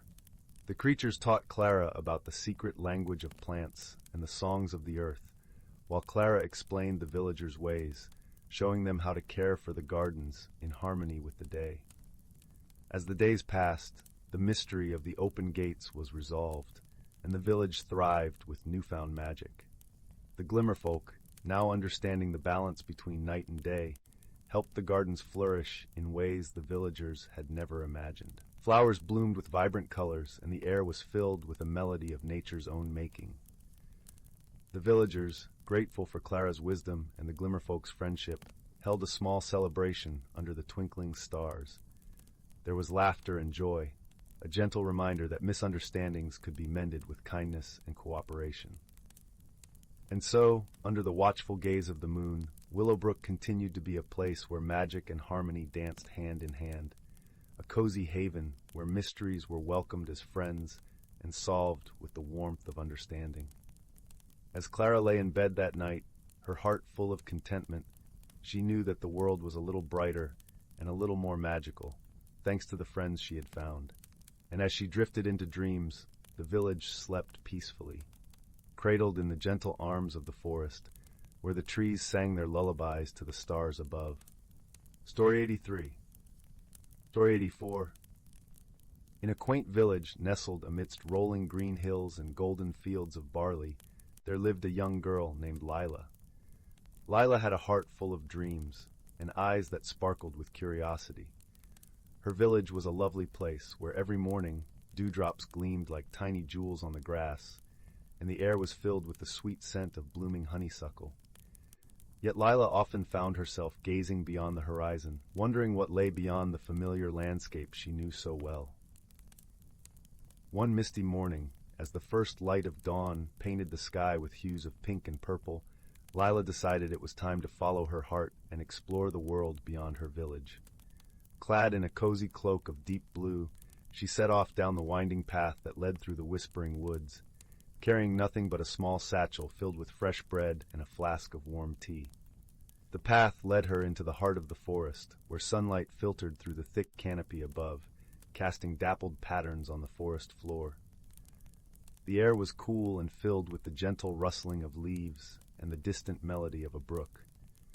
As Lila walked, she marveled at the towering trees, their trunks covered in soft emerald moss, and the delicate wildflowers that lined the path, their petals glistening with dew. As she ventured deeper into the woods, Lila came upon a clearing bathed in sunlight, where a peculiar sight greeted her eyes.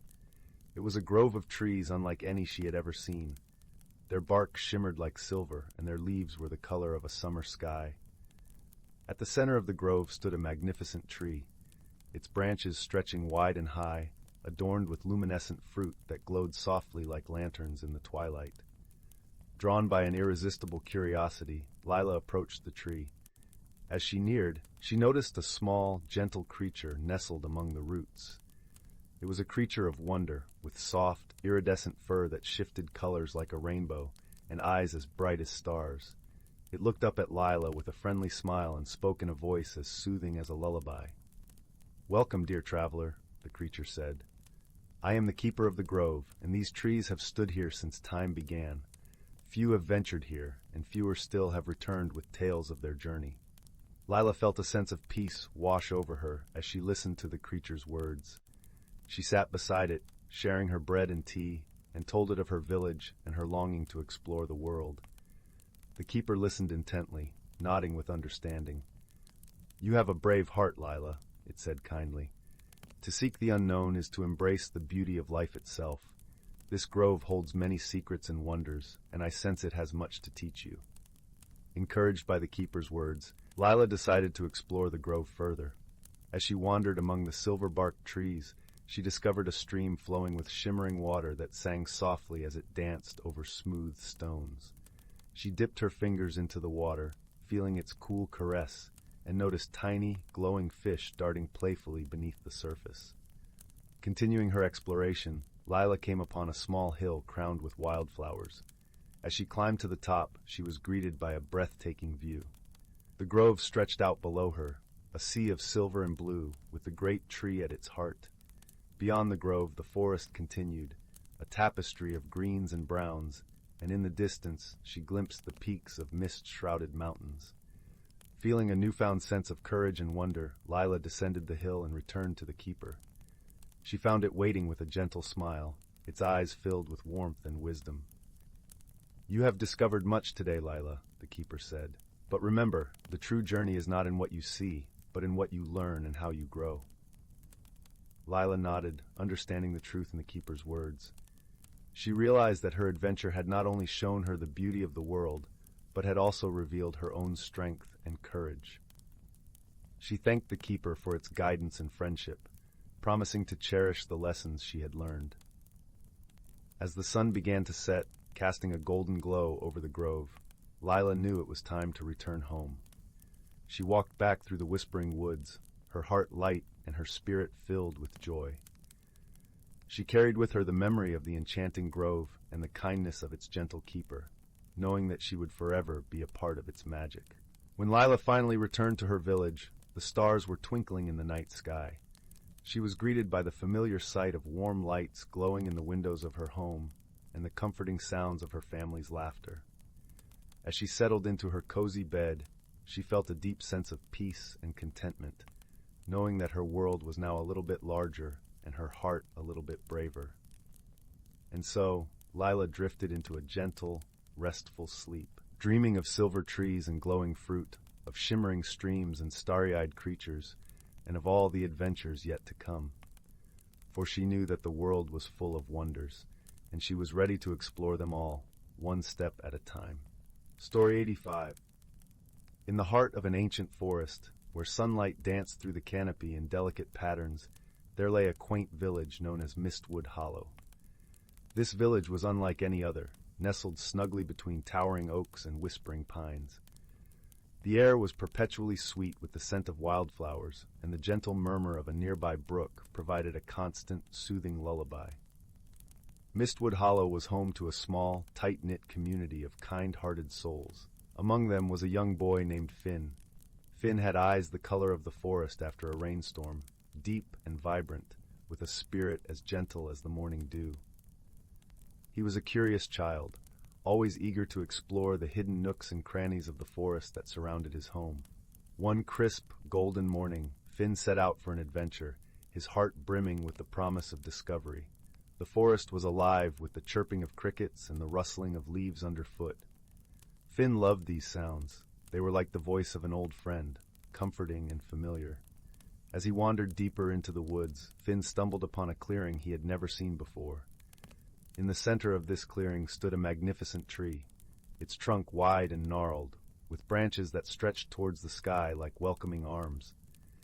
It was unlike any tree Finn had ever seen, its bark shimmering with an otherworldly glow. Intrigued, Finn approached the tree, his footsteps light and respectful. As he drew nearer, he noticed something peculiar nestled among the roots, a small, intricately carved box. It was made of polished wood, with delicate engravings that seemed to shift and change in the dappled sunlight. Finn's heart raced with excitement and a hint of trepidation. He knelt beside the box and gently lifted the lid. Inside, he found a beautiful iridescent stone that pulsed with a soft, warm light. As Finn held the stone in his hands, a gentle breeze swirled around him, carrying with it a whisper that seemed to speak directly to his heart. "Guardianship," the voice murmured. "With this stone you shall unlock the secrets of the forest. It will guide you, reveal the unseen, and teach you the true meaning of friendship and courage." Finn's eyes widened with wonder and a sense of responsibility. He slipped the stone into his pocket, feeling its comforting warmth against his skin. Little did he know that this discovery would set him on a journey that would change him forever. As days turned into weeks, Finn found himself returning to the ancient tree and its clearing. With the stone in his possession, the forest seemed to come alive in new and wondrous ways. He could hear the whispered conversations of the trees, feel the heartbeat of the earth beneath his feet, and see the hidden world that thrived within the natural environment. One misty afternoon, as Finn sat beneath the old tree, he met a peculiar creature. It was a small, sprightly being with eyes that gleamed like polished amber and wings as delicate as a butterfly's. The creature introduced itself as Lila, a guardian of the forest. Finn and Lila quickly became friends, united by their shared love for the woods and its mysteries. Lila was wise beyond her years, her knowledge of the forest's secrets vast and profound. She taught Finn about the delicate balance of nature and the importance of protecting it. Together, they embarked on countless adventures, exploring hidden groves and babbling brooks, uncovering the stories etched into the bark of ancient trees. Finn learned to listen to the whispers of the wind and the songs of the birds, each note a piece of the forest's intricate symphony. But not all was harmonious in Mistwood Hollow. A shadow loomed over the village, a mysterious blight that threatened to wither the trees and silence the songs of the forest.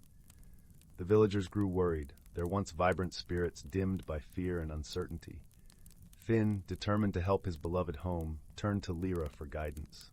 Together, they decided to seek out the source of the blight, hoping that the stone's magic would reveal the answers they sought. Their journey led them deep into the heart of the forest, to a place where the air was thick with magic and mystery. It was there that they discovered an ancient grove, its trees twisted and darkened by a malevolent force. In the center of the grove stood a figure cloaked in shadows, its presence both commanding and ominous. Finn felt a shiver run down his spine, but he stood firm, his resolve unwavering. The figure spoke, its voice a low, rumbling echo. "Why have you come, child of the forest? This is not a place for the likes of you." Finn took a deep breath, feeling the stone's warmth spread through him like a comforting embrace. "I have come to protect my home," he replied, his voice steady, "to heal the forest and restore its harmony." The shadowy figure chuckled, a sound like dry leaves rustling in the wind. "And what makes you think you can do that? The forest is dying, and there is nothing you can do to stop it." But Finn, with Lila by his side, refused to give in to despair. He closed his eyes and focused on the stone, feeling its magic pulse in rhythm with his heartbeat. He thought of the forest's beauty, its resilience, and the love he held for its every creature and leaf. As his thoughts flowed through him, the stone began to glow brighter, casting a warm light that banished the shadows and revealed the grove's true form. The twisted trees began to straighten, their leaves unfurling with renewed life. The shadowy figure recoiled, its power waning in the face of Finn's unwavering spirit. "You may have won this time," it hissed, "but remember, the forest's fate is ever in your hands." With those parting words, the figure vanished, leaving Finn and Lila standing in a grove now filled with light and hope. The blight was lifted, the forest's harmony restored. As they made their way back to Mistwood Hollow, Finn felt a profound sense of peace and accomplishment. He had learned that true strength came not from power or magic alone, but from love, friendship, and the courage to stand up for what he believed in. The villagers welcomed Finn and Lila with open arms, their joy and gratitude boundless. The forest thrived once more, its songs echoing through the trees like a promise of brighter days to come. And so Finn's journey came to an end, but his heart was forever changed. He had discovered the magic that lay within him, the power of friendship, and the beauty of the world around him. And in the heart of Mistwood Hollow, beneath the ancient tree that had started it all, Finn found his place, a guardian of the forest, a keeper of its secrets, and a friend to all who called it home. As the sun dipped below the horizon, casting the forest in a soft golden glow, Finn sat beneath the ancient tree, the iridescent stone in his hand. He watched as the stars began to twinkle in the sky, each one a reminder of the vast, wondrous world he was a part of. Beside him, Lila perched on a low-hanging branch, her wings shimmering in the moonlight. "You did well, Finn," she said. her voice a gentle melody. "The forest is alive and thriving because of you." Finn smiled, a warmth spreading through his heart. "I couldn't have done it without you, Lyra. Thank you for being my friend and guide." Lyra fluttered down to sit beside him, her eyes sparkling with affection. "We make a good team, don't we?" Finn nodded, feeling a deep sense of contentment. The forest was safe, its harmony restored, and he had found a friend in Lyra, someone who understood and shared his love for the natural world. As they sat together beneath the stars, Finn realized that his journey was far from over. There were still countless mysteries to uncover, lessons to learn, and adventures to embark upon. But he knew that with Lyra by his side and the magic of the forest in his heart, there was nothing he couldn't face. And so, in the heart of Mistwood Hollow, surrounded by the beauty and magic of the forest, Finn found his place in the world, a place where he belonged, where he was loved, and where he could make a difference. With a deep sense of peace and gratitude, Finn closed his eyes, the soft murmur of the forest lulling him into a gentle slumber. And as he drifted off to sleep, he knew that he was home, in the heart of the forest, in the company of friends, where dreams and reality intertwined in a tapestry of magic and wonder. The end. Story 86. Story 87. Story 88. Story 89. Story 90. In the quaint village of Willowbrook, nestled between rolling hills and whispering woods, the air was always filled with the sweet scent of blooming lilacs and the gentle hum of nature's lullaby. It was a place where time seemed to slow, and the days drifted by like lazy clouds across a summer sky. The villagers were a tight-knit community of kind-hearted souls, each with tales of old passed down through generations, tales that spoke of magic and wonder, hidden secrets, and the mysteries of the woods that framed their idyllic world. In the heart of this village lived a young girl named Lila, with eyes the color of a moonlit lake and hair spun from the golden rays of the sun. Lila had a curious mind and a heart that beat in time with the rhythm of the world around her. She spent her days exploring the edges of the forest, where the trees whispered ancient secrets and the wind carried the scent of adventure. Her closest companion on these sojourns was a small, fluffy squirrel named Pip, whose mischievous eyes sparkled with the promise of mischief and joy. One warm spring morning, as the first hints of dawn painted the sky in hues of pink and gold, Lila and Pip set off on one of their usual adventures.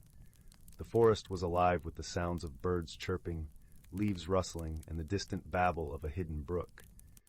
As they delved deeper into the woods, Lila noticed a path she hadn't seen before, a narrow trail veiled by an archway of intertwining branches adorned with delicate white flowers.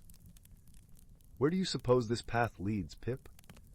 Lila mused aloud, her voice a gentle whisper in the quiet of the morning. Pip twitched his nose and flicked his tail, as if urging her to follow the mysterious trail. Together, they ventured through the floral archway, leaving the familiar forest behind. The path wound through clusters of ancient trees, their trunks gnarled and roots twisted like the fingers of time. The canopy above was dense, allowing only slivers of sunlight to dance upon the forest floor. After what felt like hours, they emerged into a hidden grove, a place that seemed untouched by time. The air was thick with the scent of pine and earth, and the soft glow of morning light filtered through the leaves, casting dappled shadows that swayed with the gentle breeze. In the center of the grove stood an ancient oak, its massive branches reaching out like welcoming arms. As Lila approached the grand tree, she noticed something unusual nestled among its roots. A small, intricately carved wooden box, adorned with swirling patterns that seemed to shimmer with a faint, otherworldly light. Her heart skipped with excitement and a touch of apprehension. "Look, Pip, a treasure!" she exclaimed, her voice filled with wonder. Carefully, Lila picked up the box, feeling a tingling sensation as her fingers traced the delicate carvings.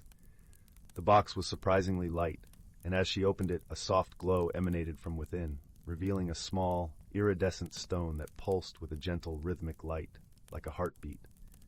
It was a stone of unimaginable beauty, capturing the colors of the forest and the sky, holding them within its crystalline depths.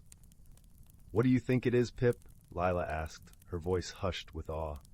Pip chattered excitedly, his tiny paws reaching out to touch the stone, and as he did, a warm, comforting sensation washed over them both, like a gentle hug from the sun. Lila closed the box and tucked it safely into her satchel, a sense of purpose settling over her like a warm blanket. With the stone cradled against her side, Lila and Pip made their way back to the village, the grove's magic lingering in the air around them. The journey back seemed quicker, as if the forest itself was guiding them home. Along the way, Layla's mind buzzed with thoughts of the stone and its origins, the possibilities it held, and the mystery it presented. As they reached the edge of the village, the sun hung high in the sky, casting long shadows that stretched across the cobblestone streets. Lila's heart felt lighter, buoyed by the enchanting discovery and the promise of adventure that lay ahead. She knew the stone was special, a gift from the forest, and she was determined to uncover its secrets. That evening, as the village settled into the tranquil embrace of twilight, Lila sat by the hearth, the comforting warmth of the fire wrapping around her like a soft woolen shawl. She carefully placed the box on the table, its carvings glowing softly in the flickering light. "I wonder if anyone in the village knows about this stone, Pip," Lila mused, her voice thoughtful. Pip nodded, his eyes wide with curiosity, and together they devised a plan to seek the counsel of the village elder, a wise and gentle soul named Eldrick, who was known for his vast knowledge and stories of the world beyond the village. The next morning, the village was alive with the vibrant energy of a new day.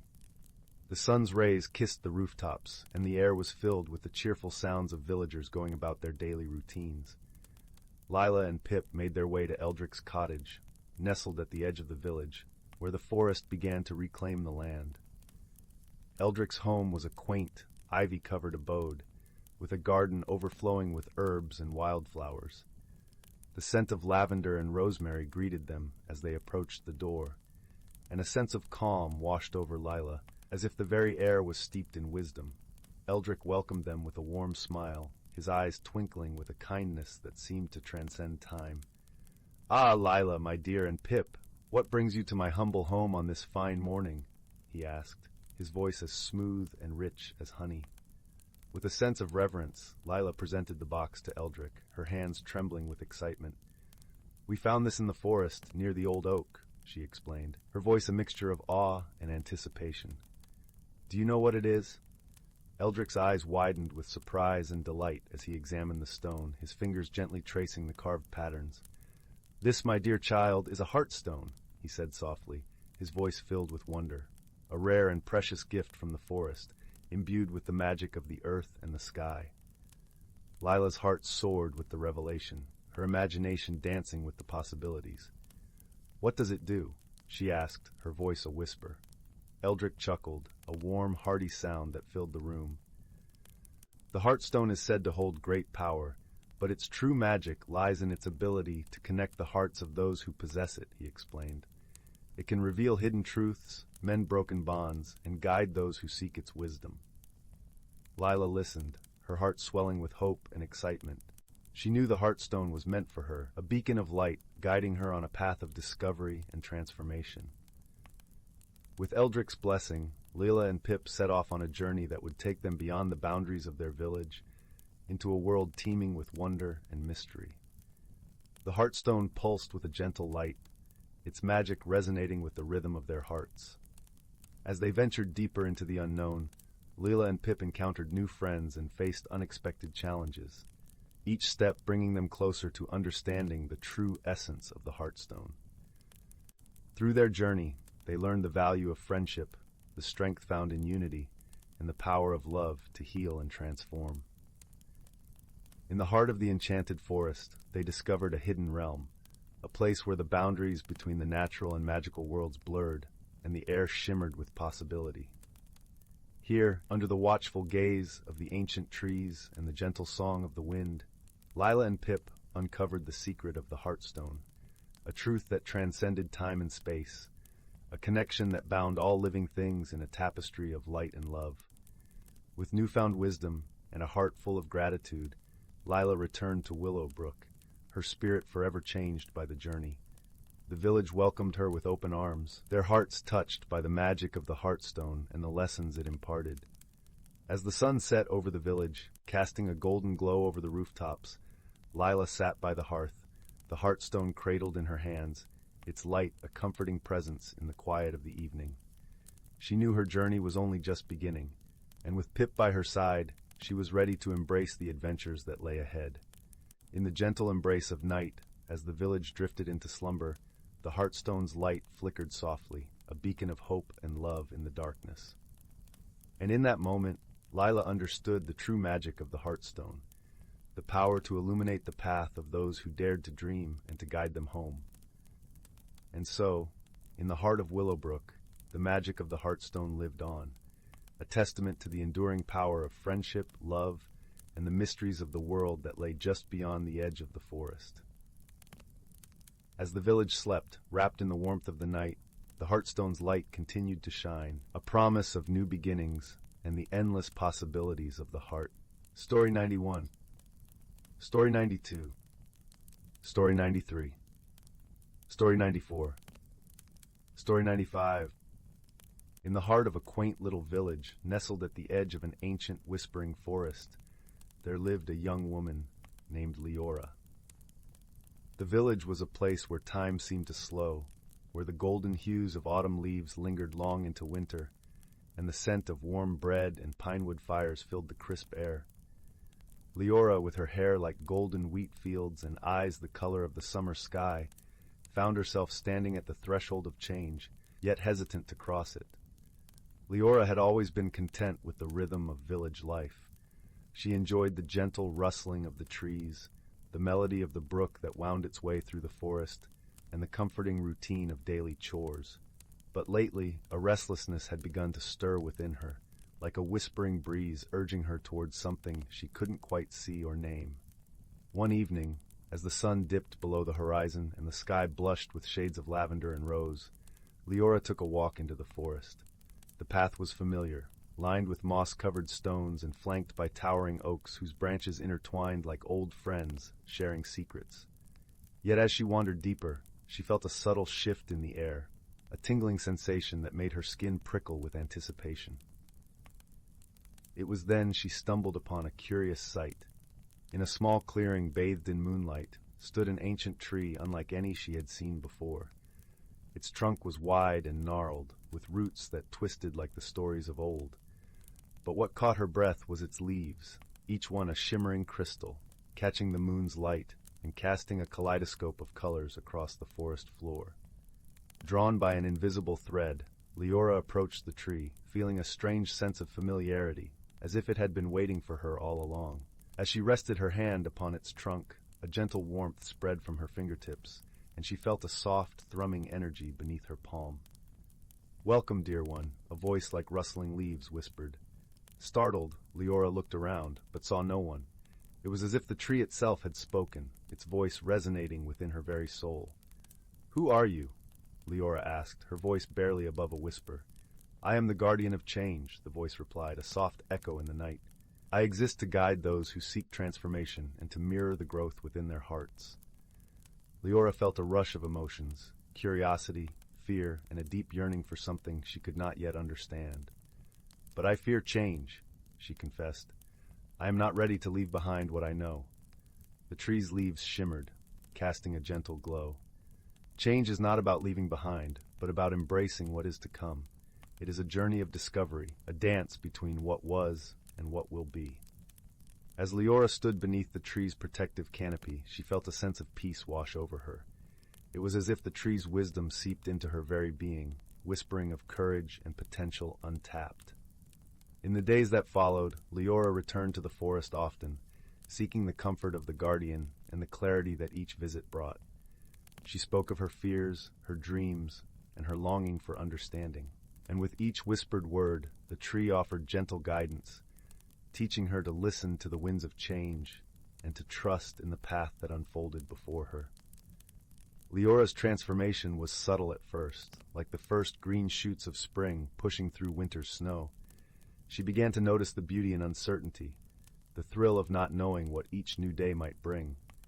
She learned to see challenges as opportunities for growth and to find strength in vulnerability. As she embraced these lessons, the magical tree responded in kind. Its crystal leaves began to change, reflecting Leora's journey. They shimmered with hues of emerald and sapphire, colors that spoke of renewal and wisdom.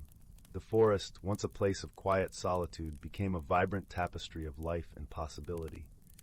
But Leora was not alone in her journey. Her friends, a merry band of villagers, noticed the subtle changes in her demeanor, the newfound lightness in her step. They rallied around her, offering support and encouragement. There was Tamsin, the wise herbalist whose laughter was as infectious as her healing balms were effective.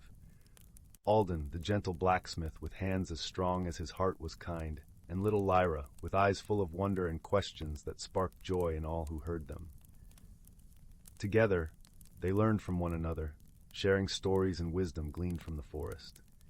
They too were touched by the magic of the Guardian, finding their own paths to growth and understanding. Tamsin discovered new herbs hidden within the forest's depths, their properties unknown but powerful. Alden forged tools that sang with the harmony of the elements, and Lyra's laughter seemed to weave a spell of joy that lifted the spirits of all. As the seasons turned, Leora's journey of transformation blossomed like the vibrant wildflowers that carpeted the forest floor in spring. She found herself stepping into roles she had once feared: organizer of village gatherings, a confidant for those seeking solace, a storyteller weaving tales of the forest's magic for eager listeners. And through it all, the Guardian stood as a silent witness, its crystalline leaves reflecting the growth of those who sought its wisdom. It had become a beacon of hope and transformation, a reminder that change was not to be feared, but embraced with open arms. One evening, as the village gathered beneath the stars to celebrate the harvest, Leora stood before them. The bonfire crackled and danced, sending sparks into the velvet sky, and the villagers' faces glowed with warmth and anticipation. "My friends," Leora began, her voice steady and clear, "we are all like the leaves of the Guardian tree, ever changing, ever growing. Let us not fear what lies ahead, but instead embrace it with courage and joy." The villagers erupted into applause, their hearts swelling with pride and love for the young woman who had become a beacon of strength and hope. And as the celebration continued, beneath the watchful gaze of the Guardian, Leora felt a deep sense of peace settle within her. For she had learned that change, though daunting, was a gift, a chance to discover new facets of herself, to forge bonds that transcended fear, and to step into a future bright with possibility. And in that moment, as the stars twinkled above and the forest whispered secrets of its own, Leora knew she had found her true place in the world. And so the village thrived, nestled at the edge of the ancient, whispering forest. Its people, guided by the wisdom of the Guardian, embraced change not as an end, but as a beautiful beginning. And in their hearts, they carried the magic of personal discovery, a flame that would never fade, even as the seasons turned and the years unfurled like a tapestry of dreams. Story 96. In the heart of the whispering woods, where the trees murmured secrets to the wind, stood the quaint village of Lumina Hollow. This village was known for its cozy cottages with thatched roofs, winding cobblestone pathways, and gardens that shimmered with dewdrops like tiny stars. Every evening, the villagers gathered around the great fire pit in the town square, sharing stories under the blanket of twilight, while the scent of blooming night jasmine filled the air. One such evening, as the sun melted into the horizon, a peculiar event stirred the peaceful rhythm of Lumina Hollow. A soft, tinkling sound, like that of distant chimes, echoed through the village. It was gentle yet persistent, and no one could quite pinpoint its source. The sound seemed to float on the breeze, sometimes coming from the old well, other times drifting from the boughs of the ancient oak that stood proudly in the center of the square. At first, the villagers thought it to be the playful wind, but as days turned into a week, their curiosity grew. The sound was soothing, almost like a lullaby, but its mystery beckoned for an explanation. Determined to uncover the source, the villagers called upon their resident wise woman, a gentle soul named Marin, known for her deep understanding of the magical and mundane alike. With her hair as silver as moonlight and eyes as bright as the morning sky, Marin was a beloved figure in Lumina Hollow. She listened to the villagers' concerns with a kind smile and promised to look into the matter. The very next morning, with the first light of dawn, Marin set out to investigate, accompanied by her faithful companion, Bramble, a sprightly squirrel with a bushy tail and a penchant for acorns. Together they wandered through the village, Marin humming softly to herself, while Bramble chattered excitedly, darting here and there. As they approached the old well, the sound grew clearer, a gentle tinkling that seemed to resonate from within its moss-covered stones. Marin leaned closer, her ear to the cool, damp surface, and closed her eyes, listening intently. "Ah, it's a melody," she murmured, recognizing the rhythmic pattern. "But what could be singing from the depths of this well?" Bramble tilted his head, his tiny eyes filled with curiosity. "Maybe it's the water sprites," he suggested, his voice a whisper on the wind. Marin chuckled softly, patting Bramble on the head. "Perhaps, my dear friend, but let's see if we can find more clues." They continued their exploration, following the sound as it danced through the village. It led them to the ancient oak, its branches stretching wide like protective arms over the square. Marin ran her fingers over the bark, feeling the pulse of life within the tree. "There's magic here," she said softly, sensing the gentle hum of energy that enveloped the oak. "But it feels different." As they pondered, a rustling above caught their attention.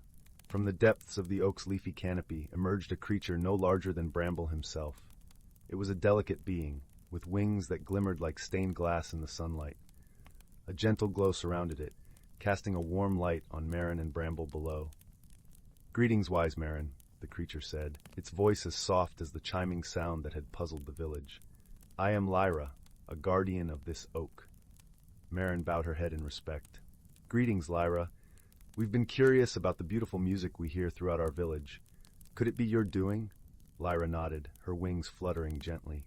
"Indeed it is.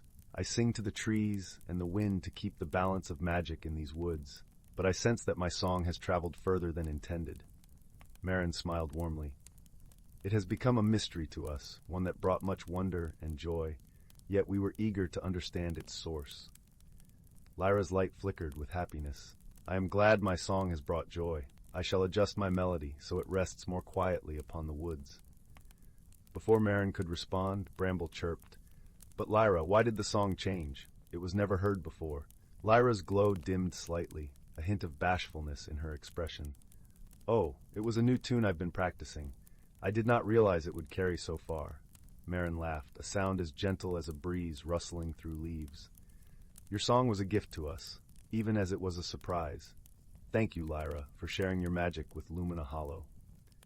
With a graceful nod, Lyra promised to visit the village more often, her songs weaving joy and tranquility into the fabric of the village life. As she fluttered back into the branches, the air felt lighter, filled with a sense of camaraderie and shared understanding. Marin and Bramble returned to the village square, where the villagers awaited eagerly. Marin recounted their adventure, her words painting a vivid picture of Lyra and her enchanting melody. The villagers listened in awe, their hearts warmed by the tale of friendship and the gentle spirit of the woods. As night embraced Lumina Hollow, the villagers gathered once more around the great fire pit.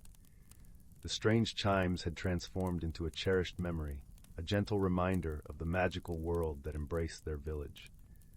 With hearts at ease and minds at peace, they settled into their homes, the night wrapping them in its comforting embrace.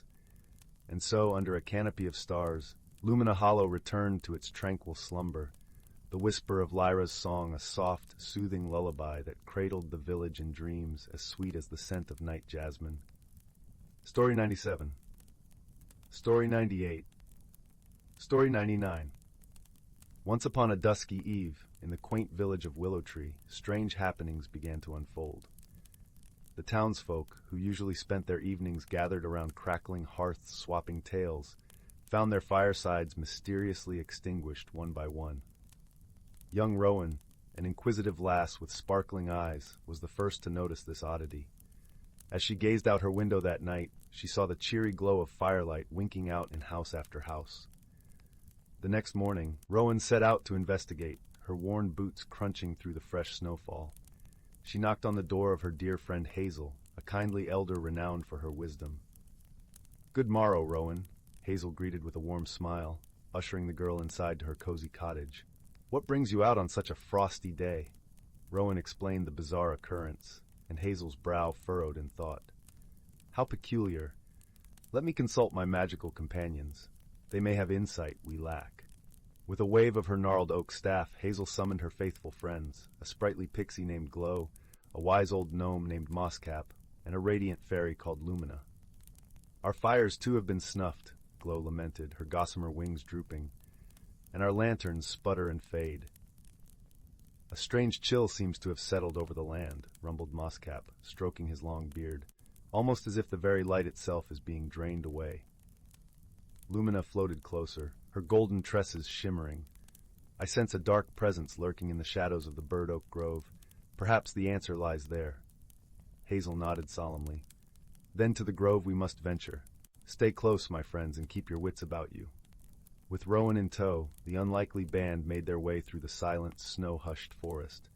An unnatural gloom hung in the air, the shadows seeming to pool and writhe. Rowan shivered, drawing her cloak tighter. At last, they reached the twisted boughs of the ancient burd oak. A faint, sickly miasma seeped from a crevice in the trunk. Mosscap inspected it closely, his wise eyes narrowing. "Aha! I've found the source of the darkness," he proclaimed. "A penumbra sprite, a mischievous creature that feeds on light itself. It must have taken root within this oak." "But how do we banish it?" Rowan asked anxiously. "Surely such a being of shadow will not yield easily." Lumina's radiant form brightened with determination. "Leave that to me, young one. We fairies may be delicate, but our light burns ever brilliant and true." With those words she drifted forward and hovered before the crevice. Drawing a deep breath, Lumina began to glow with a warm golden aura. The radiance intensified until it shone like a tiny sun, banishing every wisp of darkness from the ancient oak's hollows. A piercing shriek rent the air as the penumbra sprite was driven out, recoiling from the purifying light. It writhed and contorted, finally dissipating like a puff of oily smoke on the winter breeze. As the last of the shadows melted away, Rowan felt warmth and cheer return to the forest. In windows all across Willow Tree, flickering firelight began to glow once more. That night, the village square bustled with joyous celebration. Townsfolk gathered around great bonfires, singing songs of gratitude for the return of light, and sharing tales of Rowan's bravery long into the wee hours. And whenever the embers danced and shadows stretched long across the snowy ground, Rowan would smile and remember the wise friends who had helped banish the darkness from their cherished home.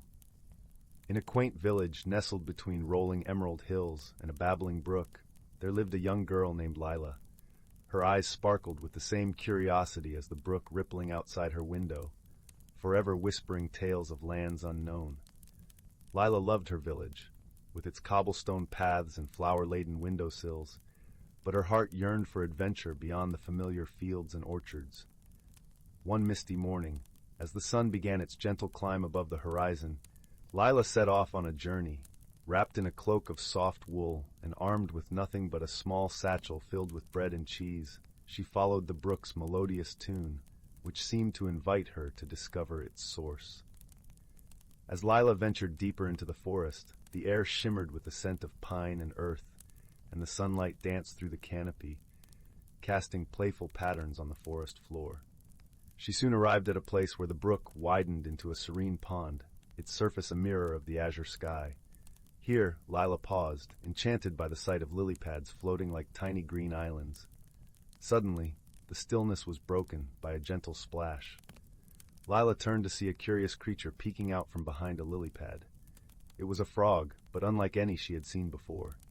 Its skin was a vibrant mosaic of emerald and gold, and its eyes twinkled with the wisdom of ages. "Hello there," croaked the frog in a voice that sounded like the rustle of leaves. "I am Finn, the guardian of this pond. Few travelers venture this far. What brings you here, young one?" "I seek adventure and the wonders of the unknown," Lila replied, her voice filled with the earnestness of a true explorer. Finn nodded, his eyes crinkling with approval. "Then you must follow the path of the fireflies," he said, gesturing to a trail of glowing lights that danced in the air, leading deeper into the forest. Lila thanked Finn and set off once more, her heart alight with excitement. The The fireflies twinkled like tiny stars, guiding her through groves of whispering willows and fields of wildflowers that swayed in the gentle breeze. The forest was alive with the songs of birds and the rustle of small creatures hidden in the underbrush. As she walked, Lila encountered a family of rabbits, their fur as soft and white as freshly fallen snow. The youngest rabbit, with ears too large for his little head, hopped over to her, offering a carrot from their stash. Touched by their kindness, Lila shared her bread and cheese, and they all feasted together under the shade of a towering oak. The path of the fireflies led Lila to a clearing bathed in golden sunlight, where a shimmering waterfall cascaded into a crystal-clear pool. The air was filled with the scent of honeysuckle and the gentle hum of bees. Here Lila rested, letting the soothing sound of the waterfall wash over her. As she sat in peaceful contemplation, a soft voice floated to her on the breeze. "Welcome, brave traveler," it said. Lila turned to see a figure emerging from the mist of the waterfall. It was a deer with antlers that glistened like silver in the sunlight, adorned with delicate flowers. "I am Seraphina," the deer said, her eyes as deep and calm as the pool at her hooves. "Few have the courage to follow the path of the fireflies. You possess a rare spirit, Lila." Lila blushed at the compliment, feeling a warmth spread through her. "Thank you, Seraphina, but I only followed where the brook and fireflies led me." "Ah," Seraphina nodded, "but it takes courage to step into the unknown, to trust your heart and the kindness of strangers along the way." With these words, Seraphina dipped her head, and the air shimmered with a soft luminescence. Lila felt a gentle tingling, as if the forest itself was wrapping her in an embrace. The feeling was one of unity, of being part of something larger and wondrous. After a time, Lila knew it was time to return to her village. She bid farewell to Seraphina and retraced her steps, the path now familiar, yet filled with a newfound wonder. The forest seemed to hum with a melody she had not noticed before, a song of life and harmony. When Lila finally emerged from the forest, the sun was setting, painting the sky in hues of pink and gold. Her village lay before her, a tapestry of warmth and welcome. As she crossed the stone bridge over the brook, she paused, looking back at the path she had traveled. In her heart, she carried the magic of the forest, the kindness of its creatures, and the courage she had discovered within herself. That night, as Lila lay in her cozy bed, the whisper of the brook lulled her to sleep. She dreamed of fireflies and waterfalls, of silver-antlered deer and emerald frogs. Her adventure had taught her that the world was full of wonders, waiting just beyond the horizon, and that sometimes the greatest journey was the one that led back home, with eyes opened anew to the beauty all around. And so, with a heart full of courage and dreams as bright as the stars, Lila's adventures continued. Each day a new story waiting to unfold, each night a gentle reminder that the world is a place of endless magic and possibility. The whispering woods and the lantern of Luminara. In the small village of Amberley, nestled at the edge of the whispering woods, tales of enchantment and mystery were as old as the trees themselves. The woods were a place of wonder, where the air was thick with secrets and magic lingered in the rustling leaves. Yet it was also a place avoided by many, for deep within its heart lay a hidden world, known only to those with the courage to seek it. The village was a cozy cluster of thatched roof cottages, surrounded by fields of lavender that swayed gently in the breeze, filling the air with a soothing fragrance. The villagers were kind and simple folk, their days marked by the rhythm of the seasons and the quiet pleasures of rural life. In one such cottage lived a young girl named Leora. She had hair the color of autumn leaves and eyes that sparkled with curiosity. Leora was known for her gentle nature and the way she seemed to understand the whispers of the wind and the songs of the birds. She often spent her afternoons wandering the edges of the whispering woods, listening to the stories the forest had to tell. One cool autumn evening, as the setting sun painted the sky in hues of orange and pink, Leora sat at her window, gazing out at the woods. Her heart longed for adventure, and she felt a pull towards the trees, as though they were calling her name. "Leora," her mother called from the kitchen, "come help me with supper." Leora reluctantly tore her gaze from the window and joined her mother. As they prepared the meal, her mother spoke of the coming winter and the preparations they must make. But Leora's mind drifted back to the woods, to the stories of hidden worlds and magical beings that her grandmother used to tell.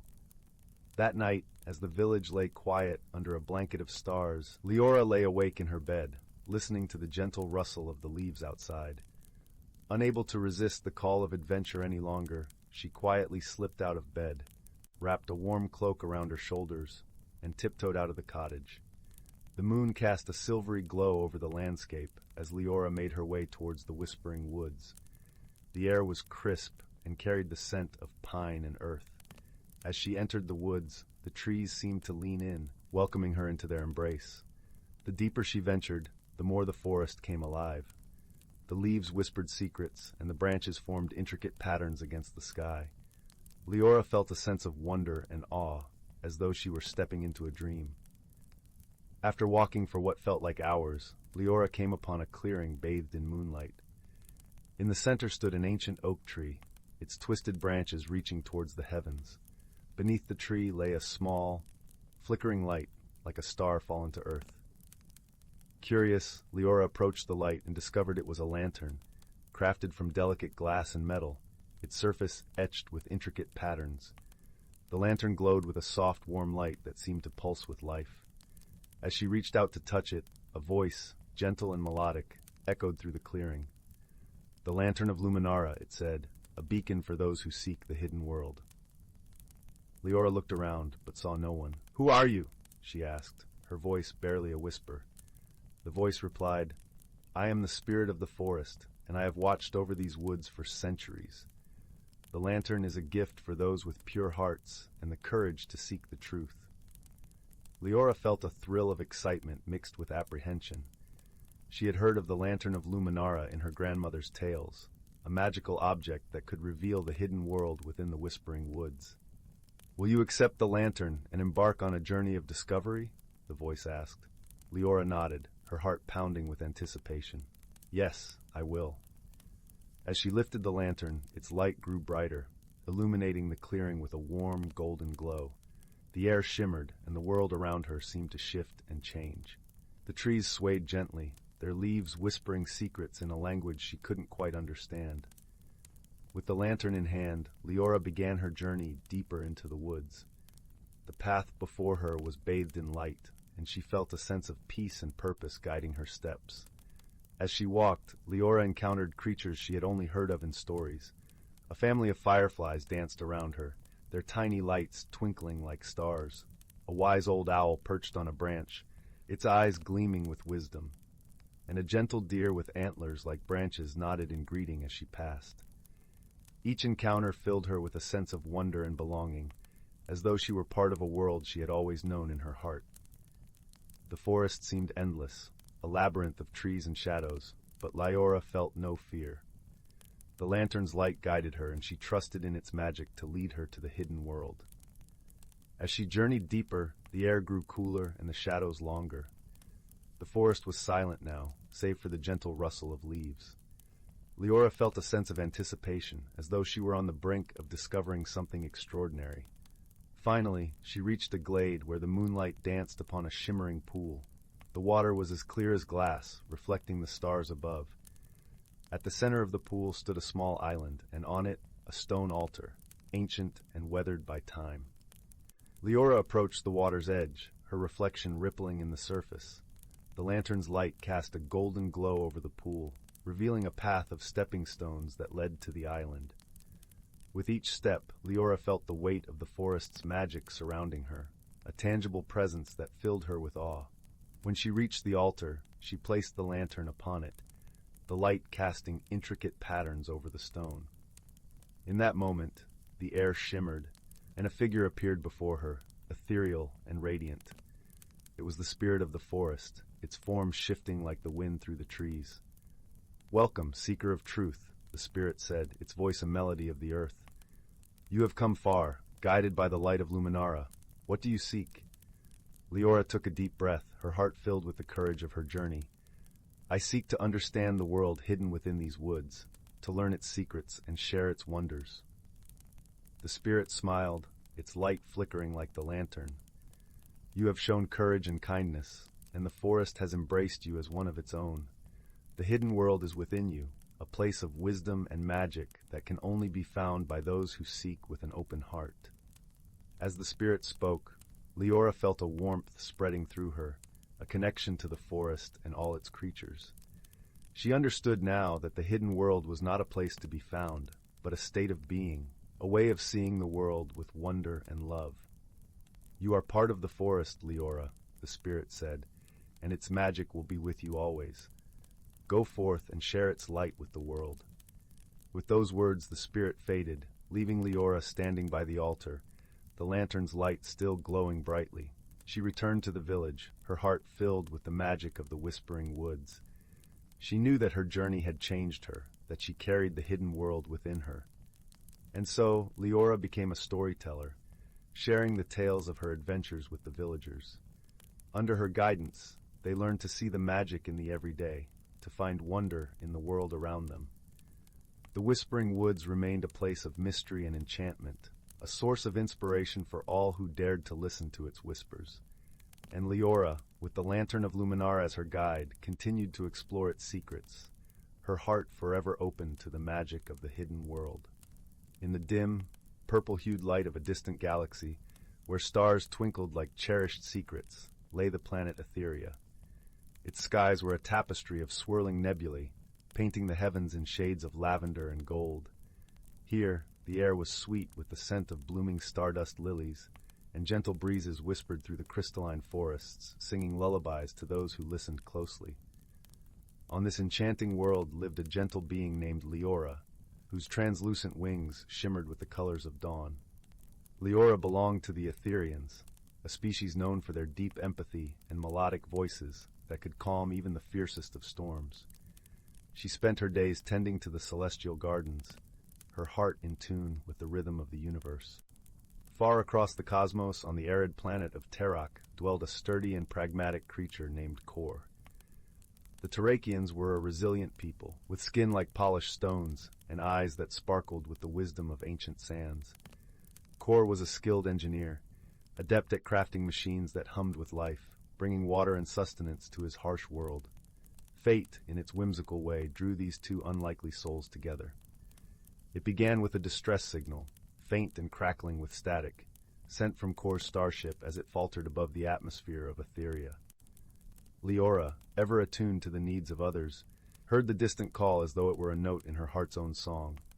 Without hesitation, she soared into the sky, her wings catching the wind like an artist's brush capturing light. When Kor awoke, he found himself in a glade bathed in twilight, surrounded by the soft glow of luminescent flora. Leora was there, her presence as serene as a lullaby, tending to the small wounds he had sustained. Despite her gentle demeanor, Kor felt an unfamiliar tension in his chest. The Terrakian customs were steeped in practicality and stoicism, and he was uncertain how to interpret the warmth emanating from his rescuer. "Thank you," Kor rumbled, his voice like distant thunder, as he sat up slowly. "I owe you my life." Leora smiled, a gesture that seemed to illuminate the entire glade. "No debt, only friendship," she replied, her voice as soft as the breeze that carried stardust. Her words, though foreign to Kor, resonated deep within him, like the echo of a forgotten melody. Their initial days together were marked by gentle misunderstandings. Leora's world was one of harmony and intuition, while Kor's was governed by logic and precision. Yet as they navigated these differences, each found unexpected beauty in the other's perspective. Leora learned to appreciate the elegant simplicity of engineered creations, while Kor discovered the profound wisdom in the natural symphony of Etheria. Their bond deepened as they faced shared challenges. The starship, still nestled among the celestial gardens, needed extensive repairs if Kor were to return home. Together, they labored under the starlit sky, Leora's delicate fingers weaving circuits like strands of silk, while Kor's sturdy hands crafted components with unwavering skill. Each night they would sit by a small fire, the crackling flames whispering tales of their worlds, as they shared meals of sweet nebula fruits and hearty Tarakian grains. It was during one of these quiet evenings, as the fire painted their faces in warm hues, that Kor spoke of the droughts plaguing Terok. "Our water supplies are dwindling," he confessed, his voice heavy with concern. "We need new technologies to sustain life." Leora gazed into the distance, her eyes reflecting the glow of distant stars. Perhaps there is a way to blend our world's wisdom, she suggested softly. Your technology, my connection with nature. Together, we can create something new. The idea took root, growing as they continued their work. They designed a device that harnessed the moisture from Etheria's atmosphere, refining it using the engineering principles of Terak. As they tested their creation, the first droplets of pure water trickled into a waiting vessel, shimmering like liquid diamonds. In that moment, both understood the true magic of their friendship, the merging of hearts and minds, transcending the boundaries of their worlds. They realized that differences were not barriers but bridges, leading to discoveries neither could have achieved alone. With the starship finally repaired, Kor prepared to return to Terak, his heart torn between the desire to stay and the duty to his people. Leora, sensing his inner conflict, placed a hand over his, her touch a gentle promise. "This is not farewell, but a new beginning," she assured him. "Our friendship is a journey that will continue to unfold, no matter the distance." As Kor ascended into the cosmos, Leora's wings shimmered in farewell, a beacon of light guiding him home. The starship's engines hummed with the melody of their shared dreams, carrying with it the promise of renewal for Terak. Back on his home planet, Kor implemented the new technology, transforming the arid landscapes into thriving oases. The Terakians marveled at the change, their gratitude a song that echoed across the sands. Meanwhile, on Etheria, Leora continued to nurture the celestial gardens, her spirit enriched by the lessons of friendship and unity. The stars above twinkled in approval, their light a gentle reminder of the bond that now spanned galaxies. And so, under the vast, watchful sky, two unlikely companions discovered the true meaning of friendship. Their hearts, once separate as the stars themselves, now beat in harmony, a testament to the power of understanding and love in a universe filled with endless possibility. In a galaxy where stars shimmered like scattered gems in a velvet sky, the planet of Luminara glistened with ethereal beauty. Its crystalline forests and azure rivers were home to the Luminae, a gentle species known for their bioluminescent skin that glowed in hues of calming blues and greens.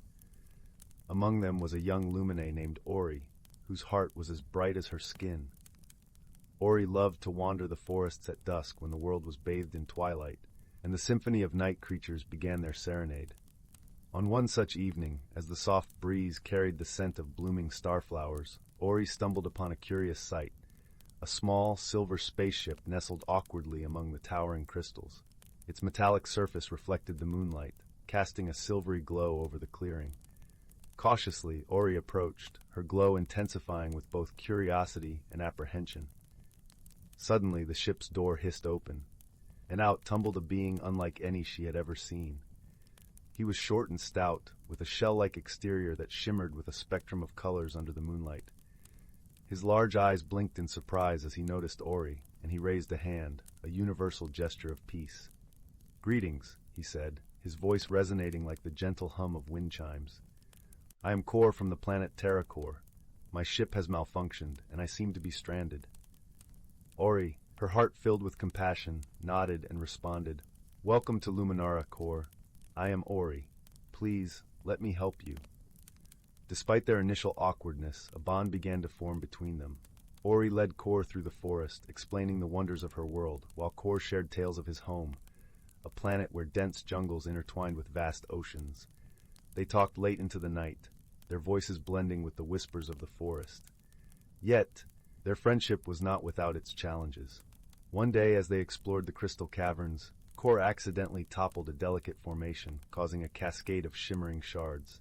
Ori's glow dimmed with dismay, and a silence fell between them. "I am sorry," Kor said, his voice tinged with regret.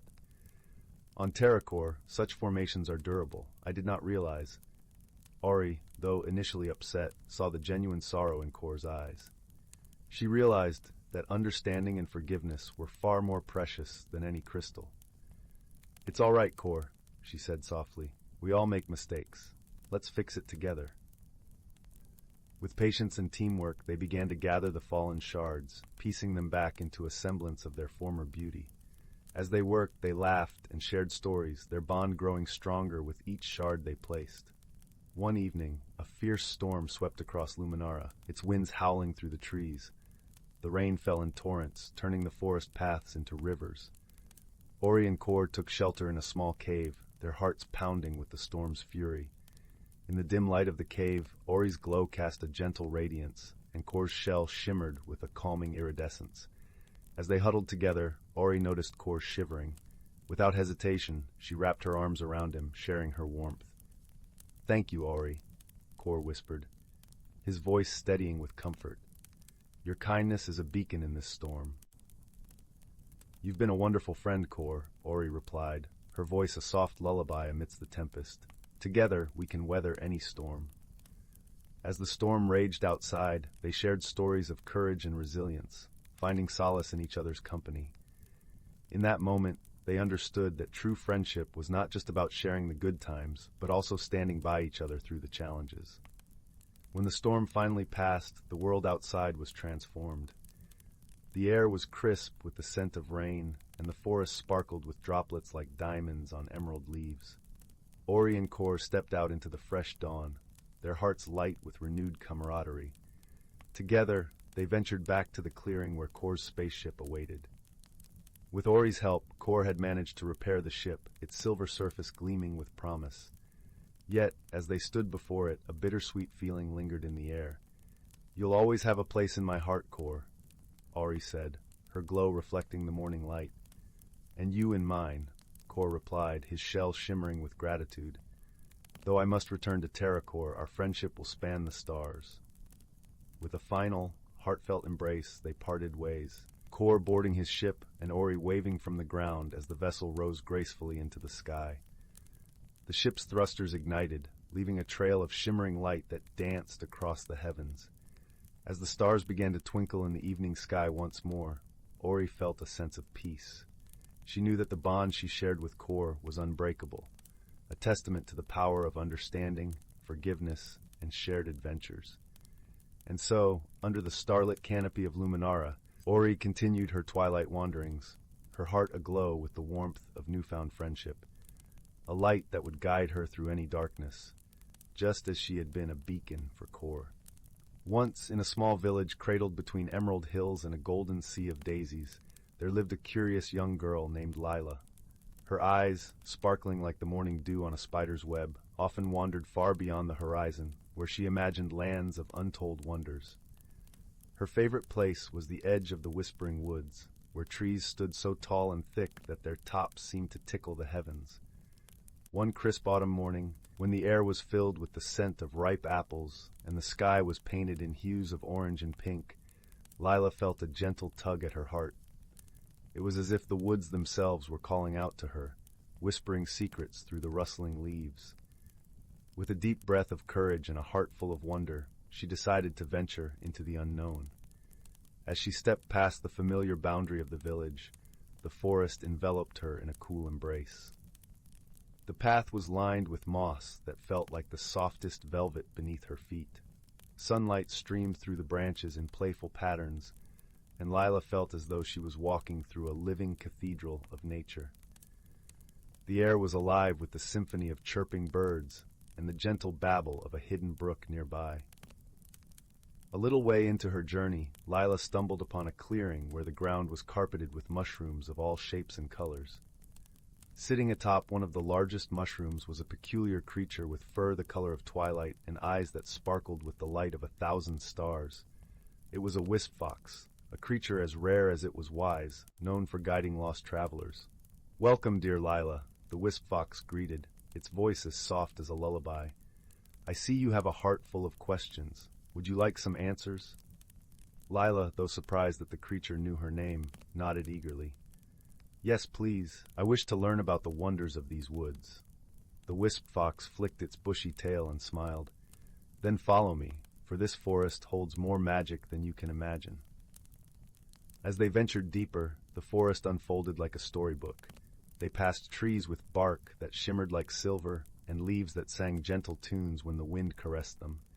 They walked alongside streams that flowed with water as clear as crystal, reflecting the sky's ever-changing moods. At one point, they came across a glen where luminous butterflies danced in the air, their wings casting rainbows with every flutter. Lila reached out, and one alighted on her finger, its tiny heart beating in rhythm with her own. It was in that moment she realized the importance of gentle curiosity and respect for the wonders of the world around her. Suddenly, the path divided into three. Lila hesitated, unsure which way to go. The wisp fox looked at her kindly. Sometimes, the right path is the one that calls to your heart, not your mind. Remembering the gentle tug she felt that morning, Lila chose the path to the right, which was lined with glowing fungi that lit up under her steps like warm, welcoming lights. The path led them to a serene pond, its surface like a mirror reflecting the sky. By the water's edge sat an elderly turtle, wise with the weight of centuries. The turtle looked up and spoke slowly. "Every journey brings new lessons, young one. It's the courage to take the first step that shapes who we become." Lila pondered the turtle's words, feeling a warmth spread through her. She realized that it was her curiosity and bravery that had brought her here, and that sometimes simply daring to explore could be the most rewarding adventure of all. As the sun began to dip behind the trees, painting the sky with strokes of lavender and gold, Lila knew it was time to return home. The wisp fox led her back to the edge of the forest, where the village lay in the gentle embrace of twilight. "Thank you for guiding me," Lila said, her heart full of gratitude and newfound wisdom. The wisp fox nodded, its eyes twinkling. "Remember, Lila, the world is full of wonders waiting to be discovered. Keep your heart open and your spirit curious." With one last look at the enchanting forest, Lila stepped back into the familiar world of her village. The evening air was cool and comforting, and the first stars began to appear in the sky. She felt a peaceful contentment, knowing that the magic of the whispering woods would always be with her, in her heart and in her dreams. And so, with a smile and a heart full of dreams, Lila returned home, ready to share tales of her wondrous journey, to inspire others to listen to the whispers of the world and explore the magic waiting just beyond the horizon. In the vast expanse of the cosmos, where stars shimmered like scattered diamonds across a velvet sky, lay a vibrant planet called Verdantia. Known for its lush, emerald landscapes and gentle rolling hills, Verdantia was home to the Verdantii, a race of beings with skin that mirrored the deep green of their surroundings. The Verdantii were peaceful creatures, thriving in harmony with nature, their hearts as open as the endless sky above them.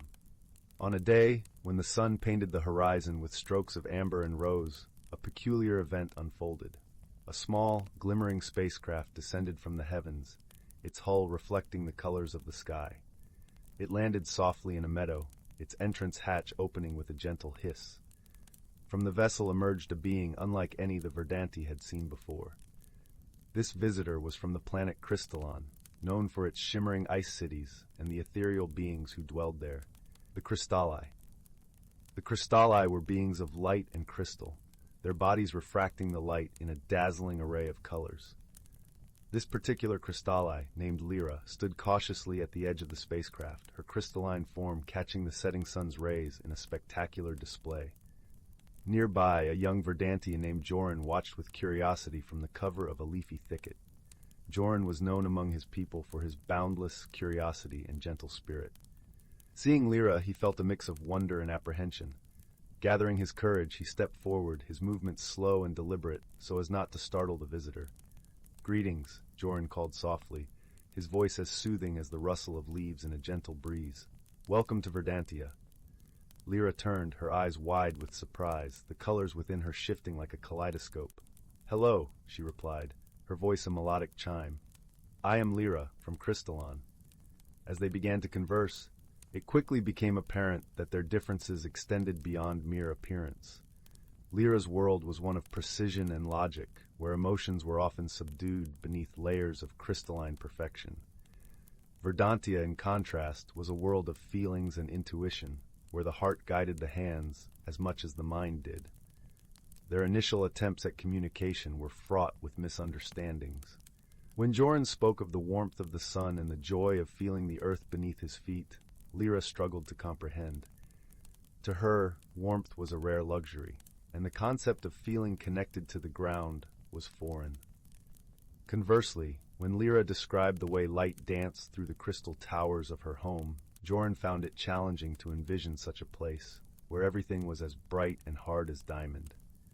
Despite these challenges, a bond began to form between them, woven together through their shared curiosity. They spent their days exploring the verdant fields and whispering forests, learning from one another. Jorin taught Lyra to appreciate the simple joys of a sunlit morning and the rustling symphony of leaves.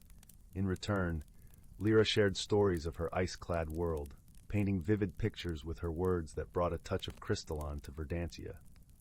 One afternoon, as they wandered through a meadow awash in wildflowers, a sudden storm rolled in from the distant mountains. The sky turned a deep, stormy gray, and rain began to fall in heavy sheets.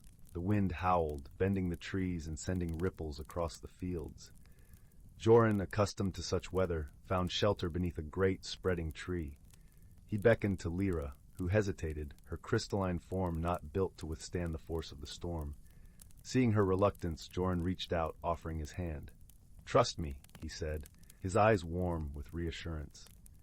With a flicker of uncertainty, Lyra took his hand, and together they made their way to the shelter of the tree. There, as rain drummed a steady rhythm on the leaves above, Jorin shared stories of storms past, of how they would pass and leave the world renewed and vibrant. Lyra listened, feeling the warmth of his words seep into her being. In that moment, she understood something new, the strength that came from sharing burdens, the comfort of companionship. It was a lesson her world had never taught her, but one that Verdantia offered freely. As the storm subsided and the sun broke through the clouds, painting the world in shades of gold and silver, Jorin and Lyra emerged from their shelter. The air was fresh and crisp, carrying the scent of rain-kissed earth. Together, they walked through the glistening meadow, their steps in harmony. In the days that followed, their friendship deepened. They learned to see beyond their differences, finding strength in their diversity. Jorin marveled at Lyra's ability to bring light into the darkest of places, while Lyra cherished Jorin's endless capacity for wonder and his unwavering kindness. Through shared challenges and moments of mutual support, they discovered the true meaning of friendship, a bond that transcended worlds and differences, a connection that was as enduring as the stars themselves. And so, in the heart of the cosmos, under the vast canopy of the universe, a Verdantia and a Crystali stood side by side, their friendship a testament to the power of understanding and the beauty of embracing the unknown. Together, they learned that while they came from different worlds, their hearts beat in harmony, united by a shared journey and the discovery of a friendship that would last a lifetime. As the sun set on another day, casting long shadows across the land, Jorin and Lyra sat side by side on a hillside, watching as the stars began to twinkle in the deepening sky. The air was crisp and cool, carrying the faint scent of blooming night flowers. It was in this serene moment that they both realized how much they had grown, not just in understanding, but in spirit. "Jorin," Lyra began, her voice a gentle melody in the quiet evening, "I never imagined I would find such warmth and acceptance so far from home. You've taught me that there's so much more to the universe than I ever knew." Jorin smiled, his eyes reflecting the starlight. "And you've shown me the beauty in things I've never seen, Lyra. Our worlds may be different, but our hearts are not." They sat in companionable silence for a while, watching the stars dance across the sky. It was a silence filled with unspoken words and shared understanding, a testament to the bond they had forged. In time, Lyra knew she would have to return to Crystalon. Her people would be waiting, eager to hear tales of her journey. But she also knew that part of her heart would remain on Verdantia, among the gentle hills and the friends she had found. When the day came for her departure, Jorin accompanied her to the spacecraft, the grass whispering beneath their feet. At the threshold of the ship, they paused, a bittersweet moment hanging in the air. "Promise you'll come back," Jorin said, his voice a mix of hope and longing. Lyra nodded, her eyes bright with emotion. "I will, Jorin, and until then, I'll carry the warmth of Verdantia with me." With a final embrace, Lyra stepped into the ship, the hatch closing behind her with a soft hum. As the spacecraft lifted into the sky, Jorin watched, his heart full of gratitude for the friendship that had enriched his life. And so, beneath the endless stars, a promise was made, a promise of return, of continued friendship, and of the enduring bond between two unlikely companions from different worlds. As the spacecraft disappeared into the heavens, Jorin knew that no matter the distance, their friendship would remain a guiding light, as constant and as brilliant as the stars above. For in the vast tapestry of the universe, there are no strangers, only friends yet to be met, and journeys yet to be shared.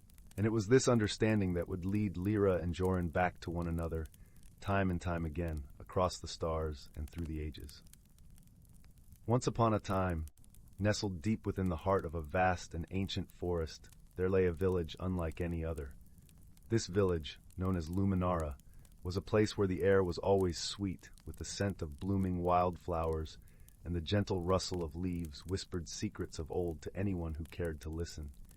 Each cottage was quaintly adorned with climbing ivy and surrounded by vibrant gardens, creating a tapestry of colors that danced in the golden light of the setting sun. In this enchanting village lived a young girl named Anwen. Anwen was known for her boundless curiosity and the sparkle of wonder that never left her hazel eyes. She spent her days exploring every nook and cranny of Luminara, often accompanied by her faithful companion, a clever little squirrel named Thistle. Together, they would venture into the heart of the forest, where the sunlight filtered through the canopy like streams of liquid gold, and the ground was a plush carpet of moss and fallen leaves. One crisp autumn morning, as the world was painted in hues of amber and rust, Anwen and Thistle embarked on a journey to the farthest edge of the forest, where the trees grew tall and wise, their branches reaching out like ancient arms. It was said among the villagers that beyond those trees lay a hidden world, a place where magic was as natural as the air they breathed. Anwen's heart danced with excitement at the thought of discovering this realm. As they wandered deeper into the forest, Anwen noticed a peculiar glimmer beneath a pile of freshly fallen leaves. With a gentle brush of her hand, she uncovered an exquisite pendant, its surface shimmering with an iridescent light that seemed to pulse with a life of its own. The pendant was shaped like a teardrop, and within it swirled a myriad of colors, like the northern lights captured in a single drop of dew. "Look, Thistle," Anwen whispered, cradling the pendant in her palm. "It's beautiful." Thistle chittered softly in agreement, his small eyes reflecting the pendant's glow. Anwen felt an inexplicable pull towards the pendant, as if it held secrets waiting to be unveiled. She slipped it around her neck, feeling its warmth spread through her like a gentle summer breeze. As they continued their journey, Anwen felt a strange sensation, as though the forest itself was awakening to her presence. The leaves rustled with a language she could almost understand, and the path seemed to unfold before her, guiding her steps. It wasn't long before they reached the heart of the forest, where the trees formed a natural archway, their branches entwined like the fingers of old friends. Anwen paused at the threshold, her heart pounding with a mixture of anticipation and trepidation. "Do you think this is the entrance, Thistle?" she asked, her voice barely above a whisper. Thistle nodded, his tiny tail flicking with excitement. Together, they stepped through the archway and into a world that defied all imagination. Beyond the archway lay a realm of breathtaking beauty, where the air was filled with the sweet melody of birdsong and the faint tinkling of unseen bells. The sky was a tapestry of swirling colors, painting the world in a perpetual twilight that shimmered with magic. Here the flowers glowed with an inner light, and streams of crystal-clear water wound their way through fields of emerald grass. As Anwen and Thistle explored this hidden world, they encountered creatures that seemed to have stepped out of a dream. Gentle deer with antlers adorned with flowering vines, iridescent butterflies that danced in the air like living jewels, and wise old owls with eyes that held the wisdom of ages. It was in this magical setting that Anwen met Lila, a kind-hearted fairy with wings that shimmered like sunlight on water. Lila was perched upon a toadstool, her delicate wings fluttering as she watched them with a curious smile. "Welcome to the Glade of Whispers," Lila said, her voice as soft as a breeze through the leaves. "We have been waiting for you, Anwen." Anwen blinked in surprise. "You know my name?" Lila nodded, her eyes twinkling with a light of their own. "The forest speaks of you, young seeker. It senses your heart's desire to understand its mysteries." Anwen felt a warmth spread through her chest at Lyra's words. "I've always felt drawn to the forest," she admitted. "It's like it holds secrets just waiting to be discovered."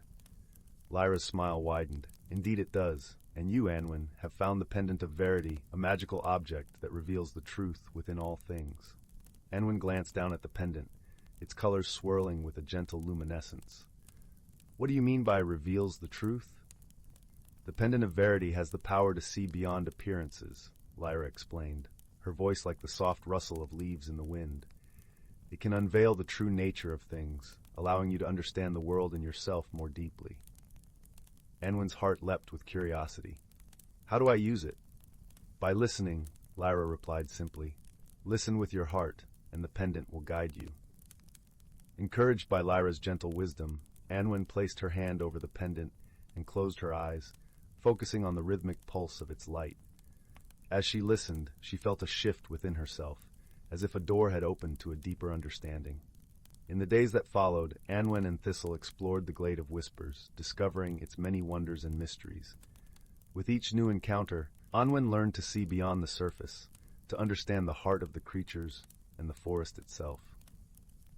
She discovered that the world was a tapestry of interconnected lives, each thread woven with care and purpose. Through her journey, Anwen formed a bond with Lyra, and together they shared stories and laughter beneath the starlit sky.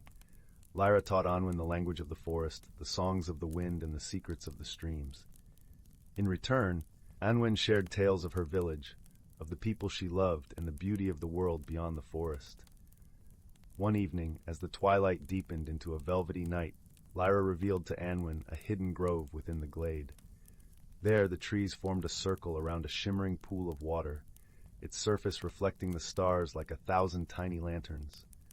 "This is the pool of reflection," Lyra said, her voice a soft song. "It holds the memories of the forest, the stories of those who have come before. With the pendant of verity, you can glimpse these memories and learn from them." Anwen knelt beside the pool, her heart filled with a mixture of awe and reverence. She leaned over the water, and as she gazed into its depths, the pendant began to glow with a gentle light. Images danced across the surface, scenes of joy and sorrow, of friendship and courage. Through the memories, Anwen saw the stories of those who had walked the forest paths before her. She witnessed their triumphs and challenges, their moments of kindness and bravery. Each story touched her heart, weaving a tapestry of understanding and compassion. As the final image faded, Anwen felt a profound sense of connection to the world around her.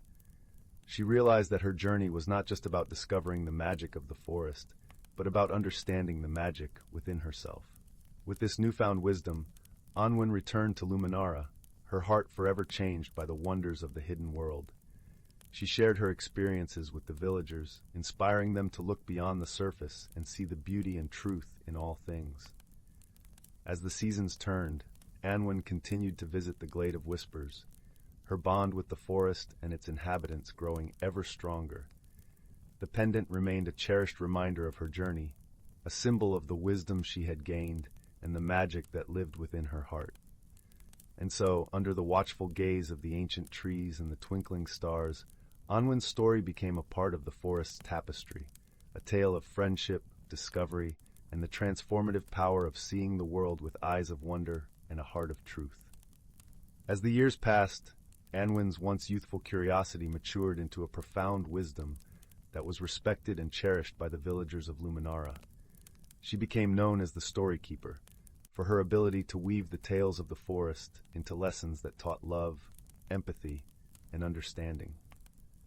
The children of the village would gather at her feet by the warm glow of the hearth, eyes wide with wonder as she recounted the stories of her adventures in the Glade of Whispers.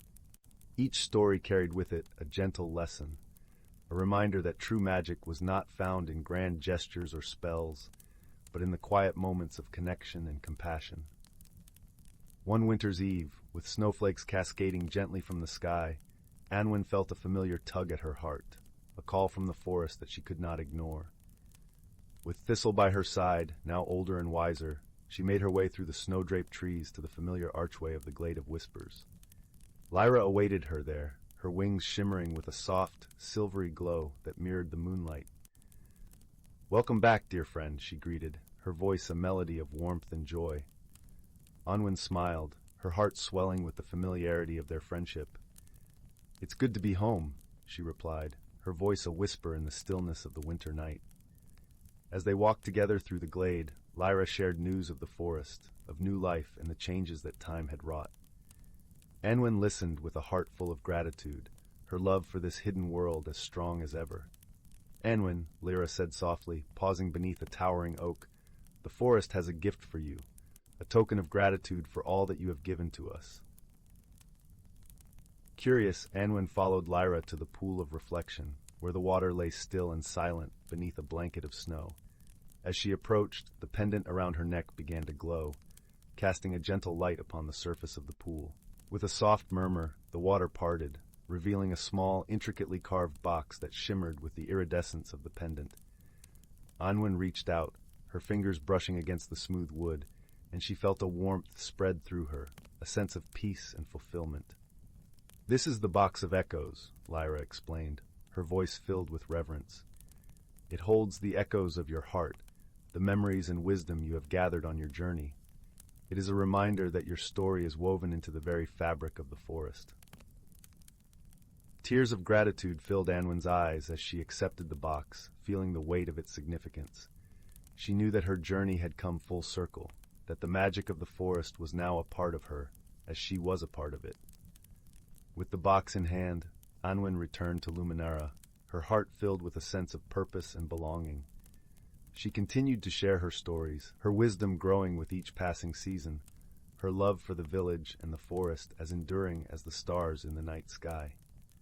And so, the tale of Anwen and the Glade of Whispers became a cherished part of Luminara's history, a story passed down through generations, reminding all who heard it that magic was not just something to be found, but something to be lived, in every act of kindness, every moment of understanding, and every thread of connection that bound their hearts to the world around them.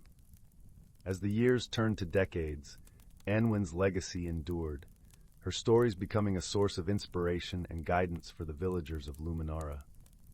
Her presence was felt in the gentle rustle of leaves, the whisper of the wind, and the songs of the forest creatures that continued to thrive in the hidden world she had discovered.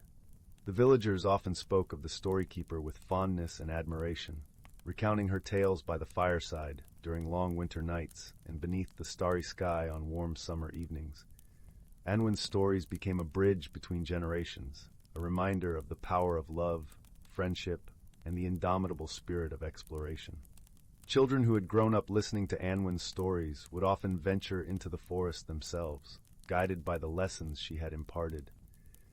They would seek the archway to the Glade of Whispers, their hearts filled with the same wonder and curiosity that had once guided Anwen on her journey.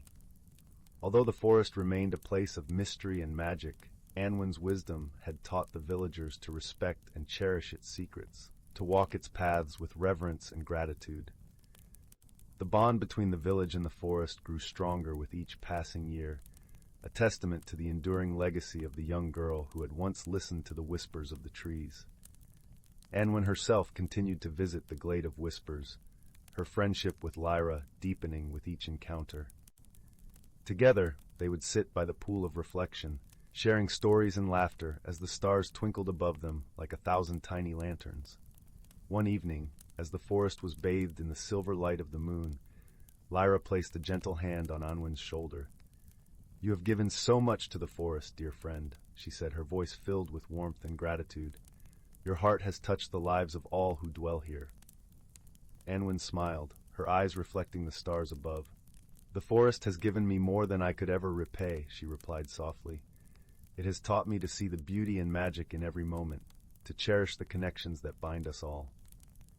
Lyra nodded, her wings shimmering in the moonlight. "Your story is woven into the very fabric of the forest, Anwen. It will continue to inspire and guide those who come after you." With a heart full of gratitude, Anwen returned to Luminara, her spirit forever intertwined with the magic of the forest. The pendant around her neck, the box of echoes in her hand, were cherished reminders of her journey, symbols of the wisdom and love that had shaped her life. As the years passed, Anwen grew older, her hair turning silver like the moonlit sky, her eyes still shining with the same wonder and curiosity that had defined her youth. She remained a beloved figure in the village, her stories a source of comfort and inspiration for all who heard them. Eventually, Anwen's journey came to a gentle close, her spirit at peace with the world she had come to love so deeply. Her passing was marked by a quiet reverence, a celebration of a life well lived, a story well told. The villagers of Luminara gathered by the hearth, their hearts filled with gratitude for the storykeeper who had shared her wisdom and love with them. They spoke of Anwen's legacy, of the magic and beauty she had brought into their lives, and the lessons she had imparted. As the years turned to centuries, Anwen's story continued to be told, a timeless tale of friendship, discovery, and the transformative power of seeing the world with eyes of wonder and a heart of truth. And somewhere deep within the heart of the ancient forest, the glade of whispers remained, a hidden world where magic was as natural as the air they breathed, a place where the spirit of Anwen lived on, in the gentle rustle of leaves, the whisper of the wind, and the songs of the forest creatures that continued to thrive in its embrace. Once upon a time, nestled between lush, rolling hills and the whispering babble of a crystal-clear brook, lay the quaint village of Meadowdown. This little village was known for its charming cobblestone streets, the scent of sweet lavender drifting from cottage gardens, and the gentle chime of bells from the old stone chapel at the village square.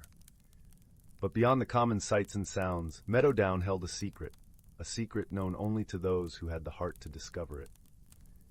In a small, ivy-clad cottage at the edge of the village lived a young girl named Clara. Clara was a kind-hearted soul, with hair the color of ripe chestnuts and eyes that sparkled like dew-kissed leaves. She was known throughout the village for her gentle nature and unwavering curiosity. Her days were filled with helping her neighbors, tending her garden, and dreaming of adventures beyond the horizon. One crisp autumn morning, as Clara wandered through the golden-hued forest that bordered Meadowdown, she stumbled upon an object unlike any she had seen before. It was a delicate, silver key, its surface intricately etched with swirling patterns that glinted in the dappled sunlight. Intrigued, Clara picked up the key, feeling a gentle warmth spread through her fingers as she held it. As she examined the key, a soft voice broke the gentle rustling of the leaves. "Ah, you have found it," the voice said, seemingly coming from nowhere and everywhere at once. Startled, Clara looked around until her eyes fell upon a small rabbit with fur as white as freshly fallen snow and eyes as blue as the summer sky. This was no ordinary rabbit, for it wore a tiny emerald-green waistcoat and a pair of spectacles perched upon its twitching nose. "Who are you?" Clara asked, her voice filled with wonder rather than fear. "My name is Thistle," the rabbit replied, adjusting his spectacles with a practiced paw. "I am the guardian of the Whispering Woods, and it seems you have found the Key of Whispers." Clara looked at the key in her hand, now understanding its significance. "What does the key unlock?" she asked, her curiosity piqued. Thistle hopped closer, his whiskers twitching with excitement. "The key unlocks the Door of Secrets, a magical portal that reveals the hidden wonders of the forest. But beware, only those with a pure heart and a wise mind can truly benefit from its magic." With Thistle guiding her, Clara embarked on a journey deeper into the forest. The path was lined with towering trees whose branches formed a canopy of vibrant reds and oranges, and the air was filled with the earthy scent of fallen leaves. As they walked, Thistle shared stories of the forest's hidden magic, of creatures that sang to the moon and flowers that bloomed only under starlight. Their journey was not without challenges. At one point, they came upon a wide, rushing stream, its waters too deep and swift to cross easily. Clara paused, thinking deeply. Instead of attempting to force her way across, she noticed the pattern of stepping stones hidden just beneath the surface, revealed only to those who took the time to truly observe. With careful steps, Clara and Thistle made their way across the stream, their trust in each other growing with every challenge they faced. Along the way, they encountered other forest inhabitants who offered their unique wisdom. There was Luna, the wise old owl with feathers like moonlit shadows, who taught Clara the importance of patience and listening to the world around her. And there was Fern, the playful squirrel with a tail like a plume, who showed Clara the joy of laughter and the beauty of small, everyday wonders. Finally, after a journey filled with learning and laughter, they reached the door of secrets. It stood nestled between two ancient oak trees, its surface shimmering with a light all its own. Clara hesitated for a moment, feeling the weight of the key in her hand, before turning to Thistle. "Are you ready?" he asked, his eyes twinkling with encouragement. Taking a deep breath, Clara nodded and inserted the key into the lock. As she turned it, the door swung open with a gentle creak, revealing a world of breathtaking beauty. A world where the trees whispered secrets of the ages, and the air was filled with a melody only the heart could hear. Clara stepped through, feeling a sense of peace and belonging wash over her. She had embarked on this journey with a heart full of curiosity and returned with a heart full of wisdom and wonder. She realized that the true magic of the key was not in the wonders it revealed, but in the journey itself and the friendships she had forged along the way. As the sun began to set, painting the sky in hues of pink and gold, Clara and Thistle made their way back to Meadowdown. The village welcomed them with open arms, its lights twinkling like stars in the gathering dusk. Clara placed the key in a special place in her garden, knowing its magic would always be there, ready to guide those who were willing to listen and learn. And every evening, as the village settled into the comforting embrace of night, Clara would share stories of her adventures, her voice a gentle melody that lulled the village to sleep. And so in the heart of Meadowdown, where ordinary objects held extraordinary secrets, Clara's story of discovery and wonder was whispered from generation to generation, a reminder that the true magic of life lies not in the destination, but in the journey itself. In the heart of the whispering woods, where sunlight filtered through ancient, towering trees and cast dappled patterns on the soft forest floor, there nestled a quaint little village. The village was known as Willowbrook, famous for its lush gardens and the gentle, melodic hum of the river that wound its way through the land. In Willowbrook, the residents lived harmoniously with the magical creatures that dwelled in the forest. Among these creatures were the Fae, tiny beings with wings like gossamer, who tended to the flowers and whispered secrets to the wind. There were also the wise owls, who perched high above in their leafy abodes, watching over the village with kind, knowing eyes. One peaceful evening, as the sun dipped below the horizon and painted the sky in hues of orange and purple, an unusual event began to unfold. The villagers noticed that each morning the flowers in their gardens were blooming in peculiar patterns, spirals and stars, unlike anything they had seen before. The villagers were puzzled, for these flowers seemed to change their formations overnight, as if by some unseen hand. Among the villagers was a gentle-hearted girl named Leora. Her curiosity was as boundless as the forest itself, and she had a knack for noticing the smallest details. Leora loved the mysteries of the woods and often spent her days exploring its hidden paths and listening to the stories told by the forest creatures. Determined to uncover the mystery of the changing flowers, Leora set out one misty morning, her heart full of excitement. She wandered through the village, her senses alive with the scent of fresh earth and the sound of leaves whispering in the breeze.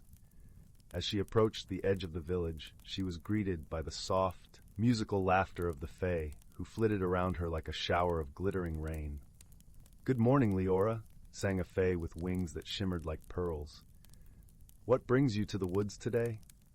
"Good morning, dear friends," Leora replied with a smile. "I'm hoping to solve the mystery of the enchanted flowers. Have you seen anything unusual in the forest?" The Fae exchanged knowing glances, their eyes twinkling with mischief and delight. "Perhaps you should speak with Elderwise," suggested another Fae, her voice as gentle as a lullaby. "He knows many things and might have the answers you seek." Eager to visit Elderwise, the wise old owl, Leora thanked the Fae and made her way deeper into the forest. The air was cool and fragrant with the scent of pine and wildflowers, and as she walked, the ground beneath her feet felt like a soft, comforting carpet of moss. Elderwise's home was a grand, ancient oak tree, its bark gnarled and wise, and its branches spreading wide like welcoming arms. Leora approached the tree with reverence and called up into the leafy heights. "Elderwise, wise owl of the forest, may I speak with you?" From high above, a gentle hoot echoed through the branches, followed by the soft rustling of feathers. Elderwise descended gracefully, his eyes as deep and mysterious as the night sky fixed kindly upon her. "Ah, young Leora," he said, his voice a warm, resonant melody. "What brings you to my tree this fine day?" Leora explained the strange occurrences in the village gardens, her voice filled with wonder and a touch of concern. Elderwise listened intently, nodding his head with understanding. "Ah, the flowers," he mused, his gaze turning thoughtful. "I have heard whispers of a playful spirit who roams the woods at night. This spirit, known as the petal weaver, delights in creating beauty in the most unexpected ways." Leora's eyes widened with intrigue. "The petal weaver? How fascinating! But why would this spirit visit our village?" Elderwise chuckled softly, a sound like the rustling of autumn leaves. "The petal weaver is drawn to places where love and harmony dwell. Your village, with its kind hearts and gentle ways, is a beacon to such a spirit. Perhaps it seeks to share its joy with you all." Leora nodded, her heart swelling with warmth at the thought. "Thank you, Elderwise. I shall share this with the villagers. Perhaps we can find a way to welcome the petal weaver." With a grateful heart, Leora made her way back to the village, her mind alive with ideas. As evening fell and the stars began to twinkle in the clear night sky, the villagers gathered in the square, eager to hear what she had discovered. Leora shared Elderwise's wisdom, her voice soft and soothing as she spoke. "The petal weaver means us no harm. It seeks to share its joy and art with us. I believe if we welcome it with open hearts, we might come to understand its ways."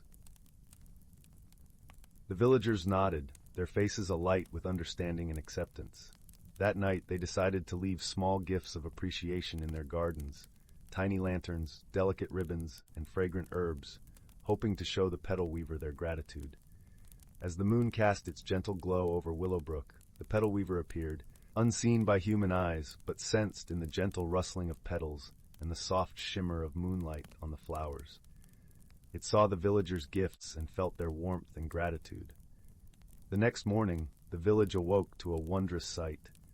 Each garden was a tapestry of breathtaking beauty, with flowers arranged in patterns that spoke of joy and friendship.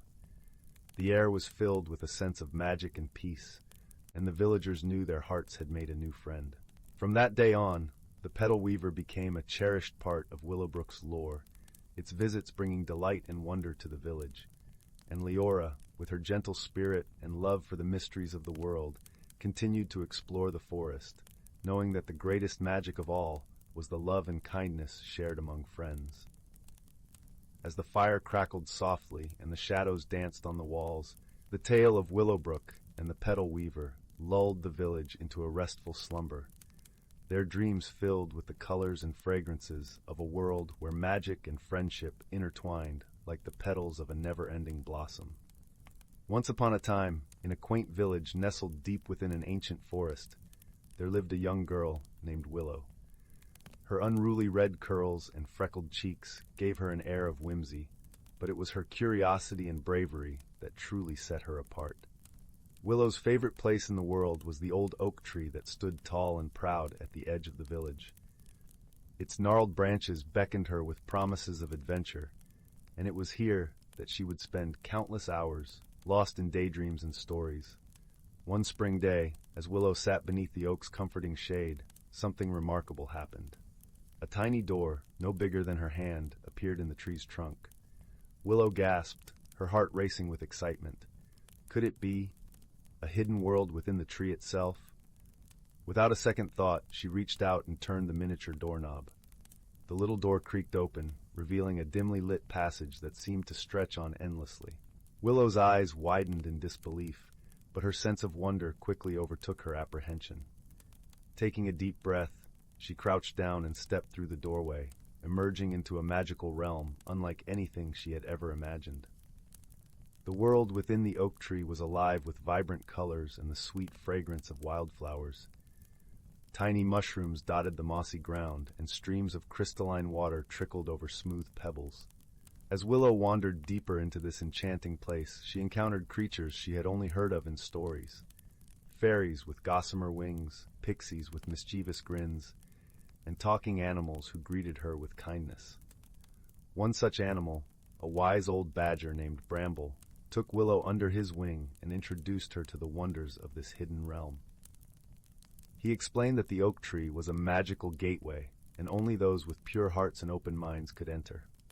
Bramble became Willow's guide, teaching her about the delicate balance of nature and the importance of protecting this secret world. Together, they embarked on countless ventures, exploring every nook and cranny of the oak tree's inner sanctum. On one particularly memorable journey, Willow and Bramble stumbled upon a clearing where a cluster of glowing mushrooms grew. Bramble warned her that these were no ordinary fungi. They possessed the power to grant wishes, but only to those who truly understood the weight of their desires. Willow, ever the curious soul, couldn't resist the temptation to make a wish. She closed her eyes and wished for the ability to understand and communicate with all living things. In an instant, the world around her came alive with a symphony of voices, the whispering trees, the chattering squirrels, and even the soft melodies of the wind itself. At first, this newfound ability was overwhelming, but with Bramble's guidance, Willow learned to embrace her gift and use it to forge deeper connections with the natural world. She became a bridge between the hidden realm and the human village, advocating for the protection of the forest and its inhabitants. As the seasons changed and years passed, Willow's friendship with Bramble and the other creatures of the oak tree grew stronger. They faced challenges together, solving mysteries and overcoming obstacles with wisdom and courage. One such mystery unfolded during a particularly harsh winter, when the once vibrant oak tree began to wither and fade. Willow and her friends worked tirelessly to uncover the cause, ultimately discovering that a nearby stream had been polluted by human carelessness. With her newfound understanding of the natural world, Willow rallied the villagers to clean up the stream and restore balance to the forest. Slowly but surely, the oak tree regained its strength, its branches reaching towards the sky once more. Through her journey within the hidden world of the oak tree, Willow had transformed from a curious young girl into a compassionate, determined guardian of nature. She had faced her fears, embraced her gifts, and forged friendships that defied all expectations. As the years passed, Willow grew into a wise woman, her hair now streaked with silver. But her spirit remained as vibrant as ever, and she would often return to the oak tree, opening the little door and stepping into the magical realm that had shaped her so profoundly. And as she sat beneath the whispering branches, surrounded by her dearest friends, Willow would share the tales of her adventures with the next generation of wide-eyed, curious children. For she knew that the hidden world within the oak tree was not just a place of magic, but a sanctuary of wonder, friendship, and personal growth, a legacy to be cherished and protected for all time. In the heart of the whispering woods, where the trees sang softly to the rhythm of the wind and the ground was carpeted with a thick, velvety layer of moss, lay the tranquil village of Willowbrook. The village was known for its charming cottages, each with unique, colorful shutters and gardens spilling over with vibrant flowers. Smoke curled lazily from chimneys, filling the air with the comforting aroma of burning wood and freshly baked bread. The villagers of Willowbrook were accustomed to a serene life, surrounded by the gentle magic that infused the forest. It was a place where the birds could be heard chatting with the squirrels, and the streams giggled as they danced over smooth stones. However, lately, a series of strange occurrences had set the villagers at widder with curiosity and mild concern. Every morning, just as the sun kissed the horizon, small objects would mysteriously move from their places. Teacups would relocate from kitchen tables to garden walls, and watering cans would be found hanging from tree branches, as if the trees themselves had decided to tend to the gardens. Though these happenings were harmless, they had puzzled the villagers, who were keen on understanding the playful mischief. Among the villagers was a young girl named Lila, known for her inquisitive nature and gentle heart. Lila had a particular fondness for the magical creatures that dwelled in the whispering woods, and often spent her afternoons exploring the forest paths, befriending the creatures she met along the way. Her best friend was a wise old owl named Oliver, who had feathers the color of moonlight and eyes that gleamed with ancient wisdom. One crisp autumn morning, as the leaves crunched underfoot and the air was filled with the scent of cinnamon and cloves, Lila set out to unravel the mystery of the moving objects. She donned her favorite woolen cloak, the one her grandmother had knitted, and tucked a notebook under her arm to record her observations. Her first stop was the quaint cottage of Mrs. Poppy, the village baker, who greeted Lila with a warm smile and a plate of freshly baked scones. "Oh, Lila dear," Mrs. Poppy chuckled, "those teacups of mine have quite the wanderlust. I found them perched on the windowsill this morning, enjoying the sunrise." Lila noted the incident in her book, and with a scone in hand, continued her investigation. She meandered through the village, speaking with the blacksmith whose tools had mysteriously rearranged themselves, and the gardener whose watering cans had taken to the trees. As she walked, Lila listened closely to the whispers of the forest, for she knew that the woods held secrets and stories untold. The rustle of leaves and the babble of brooks were like a melody, guiding her deeper into the heart of the forest where the oldest magic lay. It was here, in a clearing bathed in dappled sunlight, that Lila found Oliver perched on a low branch. The owl blinked thoughtfully as Lila approached, her curiosity evident in her bright eyes. "Hello, Oliver," Lila greeted, giving a small bow. "I seek your wisdom in solving a curious puzzle. The objects in our village have taken to wandering in the night, and I wonder if the forest knows why." Oliver ruffled his feathers, considering the question. "Ah, young Lila," he hooted softly, "the forest is alive with ancient magic, and not all of it is understood by those who dwell in cottages. Sometimes the magic decides to play, to remind us of its presence and its joy." "But why now?" Lila asked, settling onto the soft moss beside the owl. "Why have the objects begun to move only recently?" Oliver tilted his head, his eyes reflecting the gold of the autumn leaves.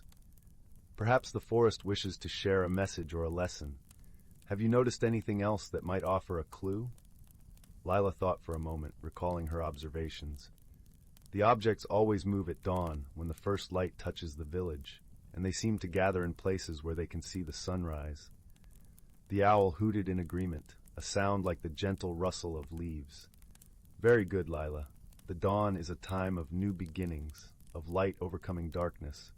Perhaps the forest wishes to teach the village the importance of embracing change and seeing the world from a new perspective." With the wisdom of Oliver's words, Lila felt a spark of understanding. The forest's magic was not a mystery to be solved, but a reminder to be cherished. The moving objects were an invitation for the villagers to pause, to appreciate the beauty of their world, and to find joy in the unexpected. Armed with this insight, Lila returned to the village and gathered the villagers in the town square. As the sun dipped behind the trees, casting a warm glow over Willowbrook, she shared Oliver's message. "The forest is inviting us to see our world anew," Lila explained, her voice clear and steady, "to find joy in the little changes and to embrace the magic of each sunrise." The villagers listened, nodding as the truth of her words resonated in their hearts. From that day forward, they welcomed the playful magic of the forest, delighting in the whimsical surprises that greeted them each morning. And so, the village of Willowbrook continued to thrive, nestled in the heart of the whispering woods, where the air was always filled with the scent of fresh bread and the gentle hum of ancient magic. The villagers learned to cherish the dawn, to seek out the beauty in each day, and to find comfort in the knowledge that they were part of a world filled with wonder and possibility. As for Lila, she continued her explorations, guided by the wisdom of her friend Oliver, and the understanding that sometimes the greatest mysteries are those that invite us to open our hearts and see the world through eyes of wonder. And each night, as the stars twinkled overhead and the forest whispered its lullabies, Willowbrook slumbered in peace, comforted by the magic that cradled them all. Once upon a time, in a cozy village nestled among rolling hills and whispering forests, strange things began to happen. It started small, a misplaced book here, a mysteriously unraveled knitting project there. Villagers woke to find their gardens gently rearranged, or household objects swapped between neighbors' homes. The occurrences were odd but harmless, sparking more curiosity than concern. Young Emma loved a good puzzle, so she paid close attention, determined to get to the bottom of these quirky happenings. With her ever-present notebook and a keen eye for detail, she spent hours observing and documenting every inexplicable event. One crisp autumn morning, Emma woke to find her bedroom subtly redecorated, her stuffed animals lined up in size order, her books color-coded on the shelf. She gasped in delight, recognizing the telltale signs of mischievous magic at work. "Brownies!" she exclaimed to her cat Jasper, who regarded her with wise, golden eyes. In the legends, brownies were shy household sprites who craved order and loved to lend a hand with chores and tidying up when the mood struck them. Determined to meet these elusive creatures, Emma stayed up late into the night, snuggled under her quilt with Jasper keeping watch. Just as the moonlight filtered through her curtains, she spotted a flicker of movement. 3 tiny figures emerged from the shadows, their wispy forms glowing with an inner light. "Oh, you startled us," one brownie said, wringing his hands. "We were just trying to help." Emma beamed. "Thank you, I could use a bit of extra tidying. But please, don't be frightened. I've always wanted to meet brownies. I'm Emma, and this is Jasper." The brownies visibly relaxed at her warm welcome.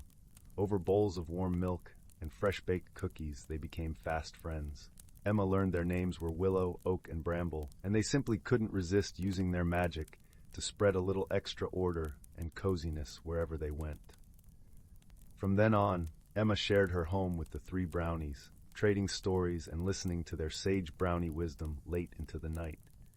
Though the rest of the village never saw them, Emma's friends and family noticed her renewed zest for life, her homework completed ahead of schedule, and an ever-present glow of contentment. When asked her secret, Emma would simply smile and say, "I have some very helpful friends." The strange occurrences continued, bringing more curiosity and wonder than fright to the village. Sometimes the simplest magic is recognizing the extraordinary in the ordinary and keeping an open heart and mind to life's delightful little mysteries. Once upon a time, nestled in a grove where the forest whispered secrets to the wind, there stood a small, ivy-covered cottage with a roof that sloped as if in a perpetual nod of welcome. Inside lived a gentle soul named Clara, known far and wide for her skillful weaving. Her tapestries, vibrant with colors that seemed to shimmer like the surface of a river under the moonlight, were admired by all who saw them. Yet Clara herself felt like a loose thread in the fabric of her own life. Clara loved the predictability of her days, the rhythmic clatter of loom and shuttle providing a comforting cadence. But lately she sensed a quiet discontent weaving its way through her heart, like a shadow threading through sunlight. She yearned for something more, a change she couldn't quite articulate. One autumn afternoon, as the leaves blushed with gold and russet, Clara stepped outside, her fingers wrapped around a mug of warm cider. The air was crisp and full of the earthy scent of fallen leaves. Just beyond her garden, where the wildflowers nodded in agreement with the breeze, stood an ancient oak tree, its branches sprawling like a welcoming embrace. As she wandered closer, Clara noticed something peculiar. At the base of the oak, where its roots curled like fingers through the earth, lay a small, forgotten door. It was weathered and carved with intricate runes that danced in the dappled sunlight. Curiosity fluttered in her like a new leaf unfurling, and with a gentle push, the door swung open with the softest sigh. Inside, the air shimmered with possibilities, and Clara found herself in a space that was both familiar and wondrously new. This was the realm of the forest folk, beings of gentle magic who nurtured the land and all its creatures.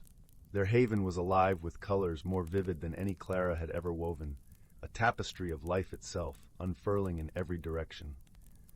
The forest folk welcomed Clara with smiles that glowed like the first light of dawn. Leading the way was Alder, a wise elder with eyes that twinkled like stars caught in a canopy of leaves. "Welcome, dear Clara," he said, his voice as soothing as a lullaby. "We've been expecting you." Clara's heart fluttered with both excitement and trepidation. "Expecting me?" she asked, her voice a whisper among the leaves. "Indeed," Alder replied, gesturing for her to follow. "It's time for you to discover what's been growing inside you, like a seed waiting for spring." As Clara walked with Alder and the other forest folk, she noticed how the path beneath her feet seemed to transform with each step, a mosaic of stones and moss that mirrored her swirling thoughts. They guided her to a glen where the air hummed with a gentle magic, and the sky was a quilt of twilight hues. In the center of the glen stood a loom, unlike any Clara had ever seen. It was crafted from silver birch and moonlight, its threads spun from the dreams of the woodland creatures. "Here," Alder said, "you will weave a tapestry not with your hands, but with your heart." Clara hesitated, her fingers brushing the ethereal threads. She closed her eyes, inhaling deeply, the scent of pine and possibility filling her senses. As she began to weave, the threads responded to her emotions, each strand a reflection of her inner world. At first, the tapestry was a chaotic jumble of colors, a storm of uncertainty and fear of the unknown. But as Clara continued, she felt the presence of the forest folk surrounding her, their warmth and encouragement flowing into her very being. Slowly, she began to see patterns emerge, shapes that spoke of growth and transformation. With each pass of her hands, Clara wove her fears and doubts into something beautiful, a landscape of change filled with small, shimmering stars of hope. She realized that change, though daunting, was a natural part of life, much like the turning of seasons or the growth of a tree from a tiny acorn. The forest folk watched as Clara's tapestry grew, their gentle smiles reflecting her blossoming confidence. "You're doing wonderfully," Alder murmured, his voice carrying the same warmth as the sunlit glen. As the final thread slipped into place, Clara opened her eyes to behold her creation, a tapestry of her journey, vibrant and alive. It was a piece of art that mirrored her own transformation, capturing the beauty of embracing change and the strength found in vulnerability. With a newfound sense of peace, Clara thanked the forest folk for their guidance. "You've shown me that change is not something to fear, but something to welcome," she said, her voice filled with gratitude. As she stepped back through the door into her own world, Clara felt the autumn breeze brush her skin, carrying with it a whisper of the magic she had discovered within herself. The forest, once a backdrop to her life, now seemed a living tapestry of its own, vibrant and welcoming. Back in her cozy cottage, Clara returned to her loom with a heart full of inspiration. Her tapestries now carried the essence of her journey, each piece a reminder of the beauty that could be found in embracing the unknown. And so, as the days turned to weeks and the forest donned its winter cloak, Clara's heart remained open, her spirit woven into the very fabric of the world around her. She had found her place within the tapestry of life, where change was not an ending, but a beginning, a magical transformation that would continue to unfold with each new day.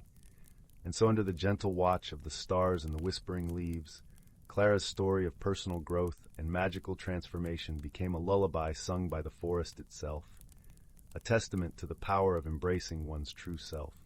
In the heart of a lush, whispering forest, where the trees stood tall and wise, there existed a forgotten glade bathed in perpetual twilight. This place was known only to the creatures of the forest and a few rare souls who dared to venture beyond the well-trodden paths.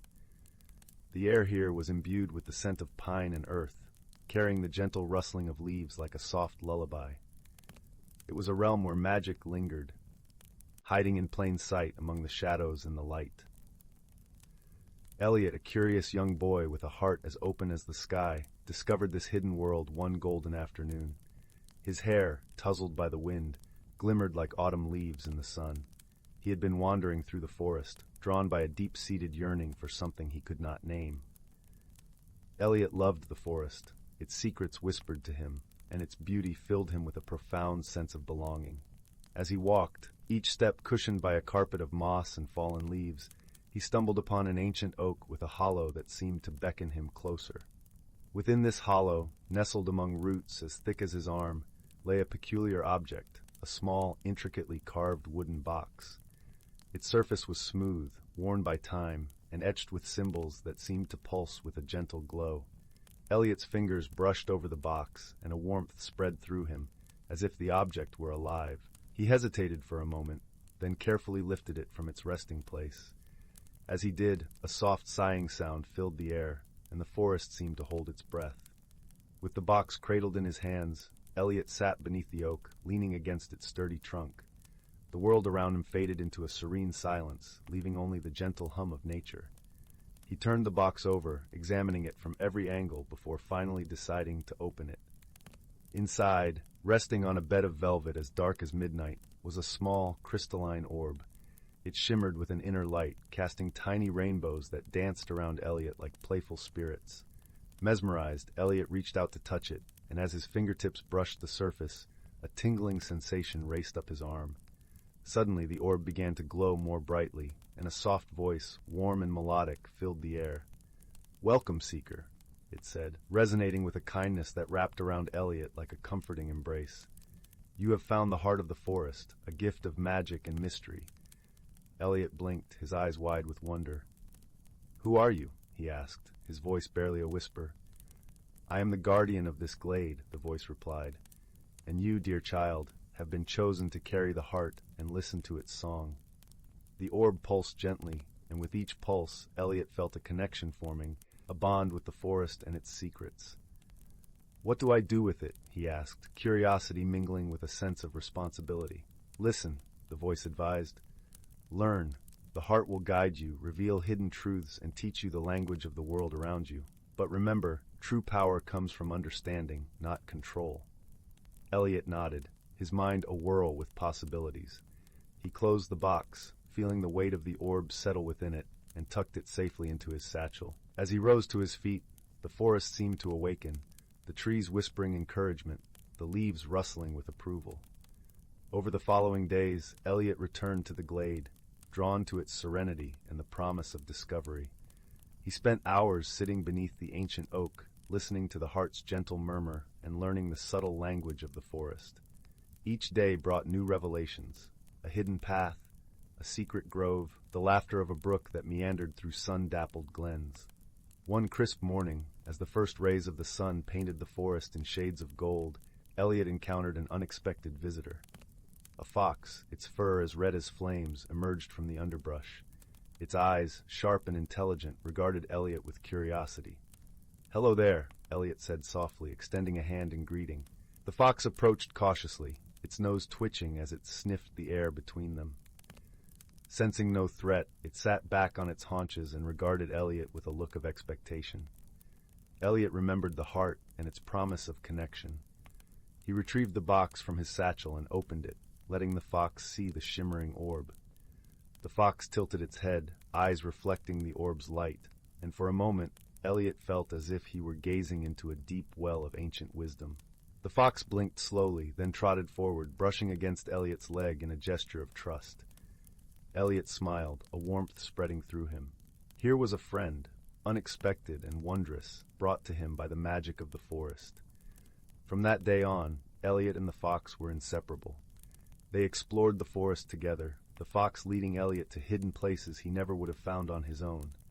In return, Elliot shared his discoveries and the knowledge imparted by the heart. As the seasons changed, Elliot grew in wisdom and understanding. The forest, once a place of mystery, became a living tapestry of stories and songs. He learned to read the language of the wind, to interpret the dance of the leaves, and to find beauty in the smallest details. But as Elliot's connection with the forest deepened, so too did his awareness of its fragility.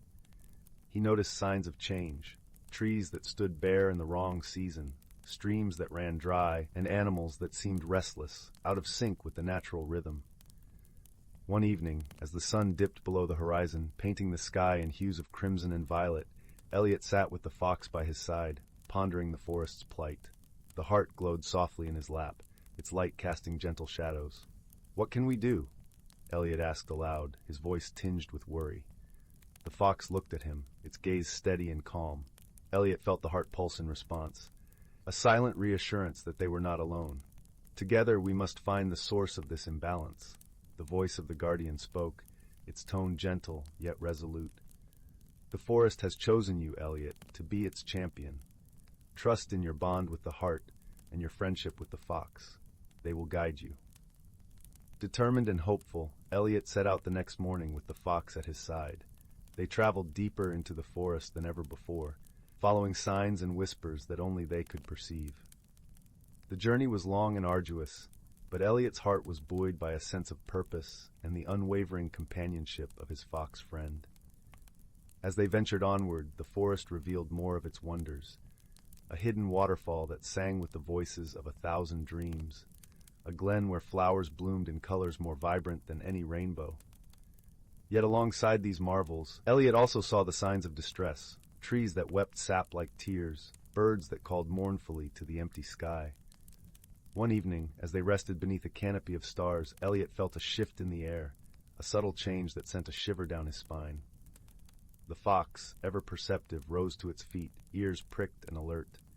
"We're close," Elliot murmured, sensing that the source of the forest's imbalance lay just ahead.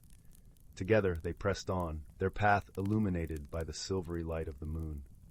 Finally, they arrived at a clearing unlike any other. Here, in the center, stood a tree of immense size and age, its branches stretching wide like the arms of a guardian embracing the world. But this tree, once the heart of the forest, was withering. Its bark was cracked, its leaves brittle and lifeless. Approaching the tree, Elliot felt the heart in his satchel grow warm, its light pulsing in harmony with the tree's faint heartbeat. He understood then that the heart and the tree were connected, two halves of a greater whole.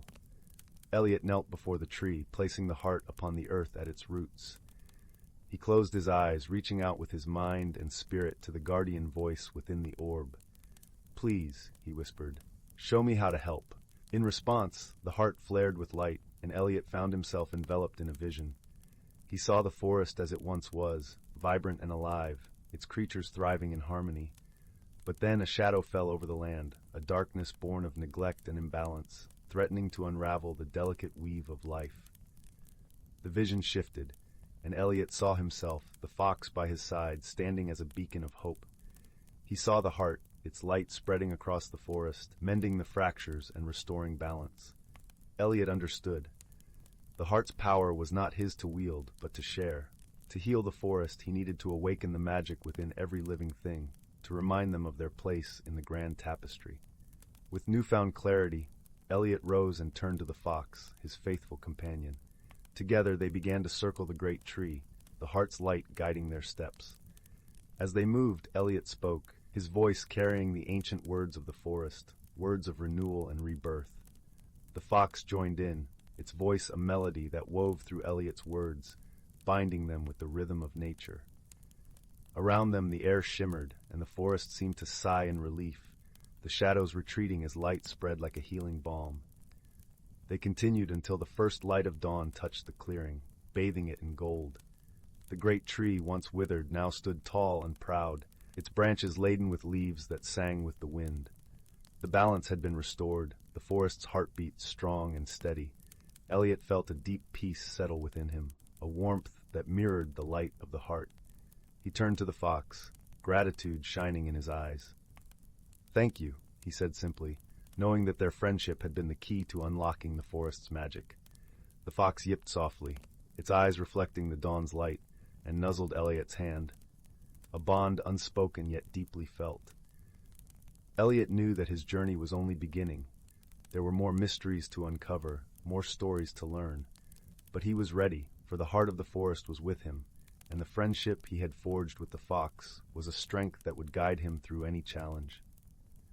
As they left the clearing, the forest seemed to embrace them, its song a gentle promise of adventure and discovery. Elliot walked with a light heart, the fox by his side, knowing that together they would keep the magic of the forest alive. And so, beneath the canopy of leaves that whispered secrets only they could hear, Elliot and his fox friend ventured forth, guardians of the hidden world, champions of the magic that danced in the spaces between shadow and light. Together they embraced the mysteries of the forest, finding joy in every step and wonder in every breath. And as the sun rose higher in the sky, painting the world in vibrant hues, they knew that they had found their place in the ever-spinning tapestry of life.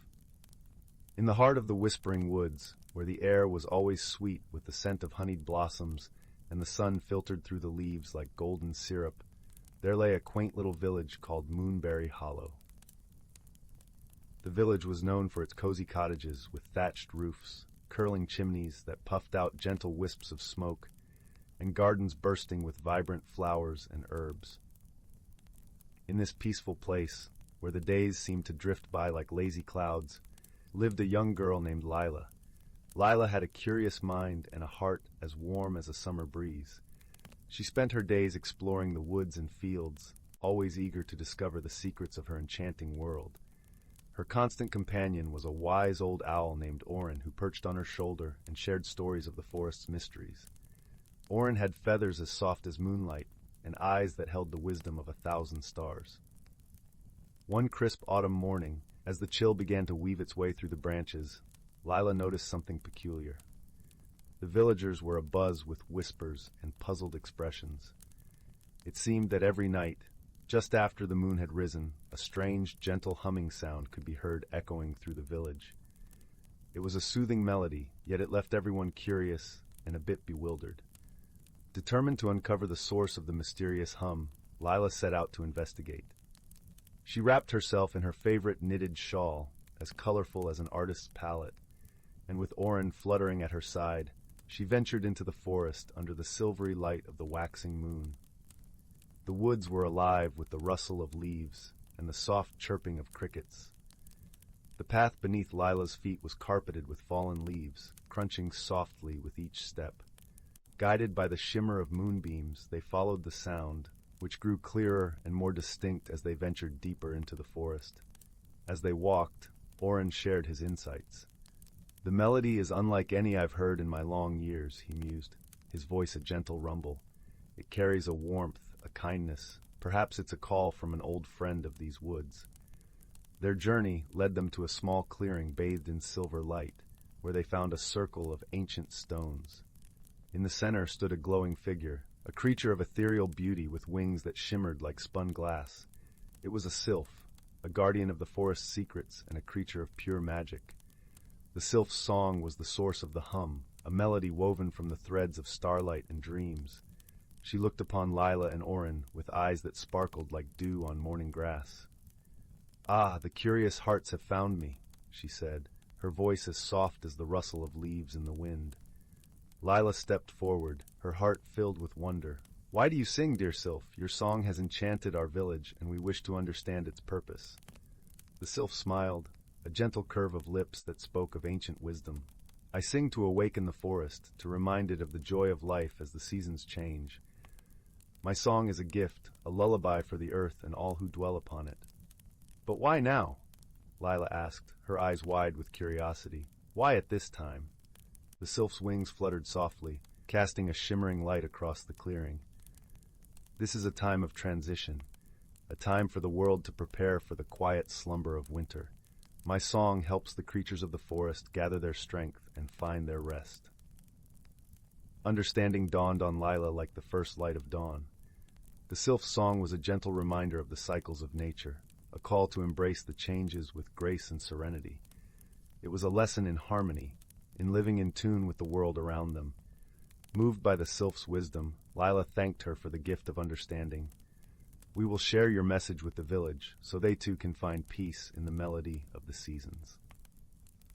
As the night deepened, the sylph continued her song, her presence a beacon of light and comfort in the heart of the forest. Lila and Orin made their way back to Moonberry Hollow, their hearts light with the joy of discovery and the warmth of friendship. The next day, as the sun painted the sky in hues of pink and gold, Lila gathered the villagers and shared the sylph's story. They listened with rapt attention, their worries eased by the knowledge that the hum was a song of nature's love, a gentle reminder of the beauty in every change. And so, the village of Moonberry Hollow embraced the sylph's song, letting its soothing melody guide them through the shifting seasons with hearts full of peace and gratitude.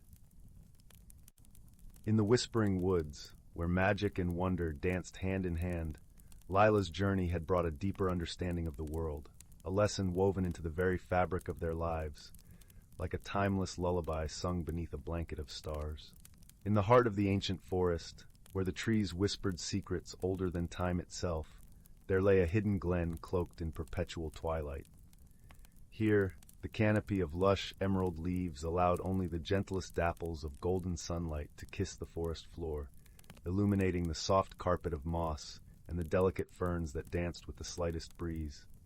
The air was filled with the earthy aroma of damp wood and the sweet perfume of wildflowers, creating a symphony of scents that wrapped around the senses like a comforting embrace. In this enchanted realm, the creatures of the forest lived lives intertwined with the rhythms of nature, each playing its part in the delicate balance of their world. Among them was a wise old turtle named Bramble, whose shell was etched with the patterns of 100 seasons.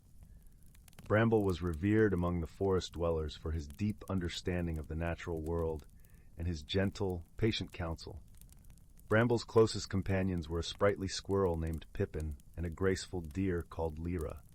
Pippin, with her fur the color of autumn leaves, was full of boundless energy and curiosity, always eager to explore every nook and cranny of their woodland home. Lyra, on the other hand, moved with the serene grace of a river flowing through a quiet valley, her eyes as deep and calm as a forest pool. One crisp morning, as the first hints of autumn painted the leaves in shades of amber and crimson, Bramble gathered his friends beneath an ancient oak. Its branches stretched wide and strong, offering shelter and wisdom from the ages past. "The time has come," Bramble began, his voice as steady and soothing as the rustle of leaves in the wind, "for us to prepare for the changing of the seasons. We must ensure that the balance of our forest is maintained." Pippin's eyes sparkled with anticipation. "What must we do, Bramble?" she chirped, her tail flicking with excitement. Bramble smiled, his eyes crinkling at the corners. "Each season brings its own magic and challenges. Autumn is a time of harvest and preparation. We must gather the bounty of the forest and ensure that all creatures have what they need to sustain them through the winter." Lyra nodded thoughtfully, her ears twitching as she listened to the gentle hum of the forest around them. "And how do we maintain the balance, Bramble?" The wise turtle looked out across the glen, where sunlight danced through the leaves, casting intricate patterns on the ground. "We must work together, each of us using our strengths to support one another. Pippin, your nimble paws can gather the acorns and berries that will feed many. Lyra, your keen senses will guide us to the hidden caches of food and safe havens for the colder months." With their roles clear, the friends set about their tasks, moving through the forest with a sense of purpose and unity. Pippin scampered up and down the trees, her cheeks full of acorns as she chattered happily to herself. Lyra glided silently through the underbrush, her hooves barely making a sound on the soft earth as she searched for hidden treasures among the leaves. As they worked, the forest seemed to come alive around them. Birds sang sweet melodies that echoed through the trees, and the gentle rustle of leaves created a peaceful harmony with the bubbling of a nearby brook. It was as if the forest itself was lending its magic to their endeavors, guiding them with unseen hands. Days passed in a blur of golden light and rustling leaves, each one bringing them closer to the heart of autumn. The forest glen transformed into a vibrant tapestry of color and life, a testament to the creatures' dedication and the power of harmony. Yet as they toiled, a gentle reminder of the forest's wisdom came to them through the subtle signs of nature. One evening, as the sun dipped below the horizon, painting the sky in shades of pink and lavender, Bramble called his friends to him once more. The air was cool and crisp, carrying the faint scent of wood smoke and fallen leaves. "There is something more we must consider," he said, his voice soft but firm. "The changing seasons are not just a time for gathering and preparing, but also for reflection and understanding." Pippin tilted her head, her eyes wide with curiosity. "What do you mean, Bramble?" The wise turtle gestured with a gentle nod toward the horizon, where the first stars began to twinkle in the fading light. "Nature teaches us in whispers and signs. We must learn to listen, to understand the lessons she offers. Balance is not just about physical preparation, but also about harmony within ourselves and with each other." Lyra pondered this, her gaze thoughtful. "How do we learn to listen, Bramble?" With a knowing smile, Bramble replied, "By being present, by observing the world around us with our hearts as well as our eyes. The forest speaks to those who are willing to hear its song." And so, as the seasons continued their dance, the companions embraced this new wisdom. They spent their days not only gathering and preparing, but also pausing to appreciate the beauty and magic of their forest home. They watched as the leaves fell in a gentle cascade of color, listened to the songs of the wind through the trees, and felt the cool touch of the earth beneath their feet. In time, they came to understand that true balance was found in the harmony of all things. Each creature, each leaf, each breath of wind was part of a greater whole, a tapestry woven by the hands of time and nature. Through their efforts and understanding, they ensured that the forest thrived, not just for themselves, but for generations to come. As winter's chill began to creep into the air, the glen lay blanketed in a soft quilt of fallen leaves, the forest at peace in its slumber.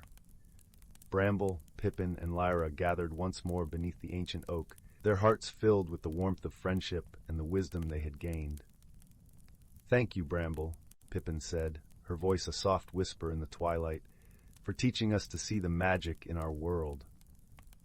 Lyra nodded, her eyes reflecting the soft glow of the setting sun, and for showing us that we are part of something much greater than ourselves. The old turtle smiled, his gaze tender as he looked upon his dear friends. "It is you who have taught me," he replied gently. "For in your companionship and kindness, I have found the truest form of harmony." And so, as the stars filled the night sky with their silvery light, the forest glen lay wrapped in a peaceful silence, a testament to the enduring power of wisdom, friendship, and the gentle balance of nature. The creatures of the forest slept soundly, their dreams filled with the promise of spring and the eternal cycle of life, knowing that within their hearts lay the magic of the seasons and the whispers of the ancient trees.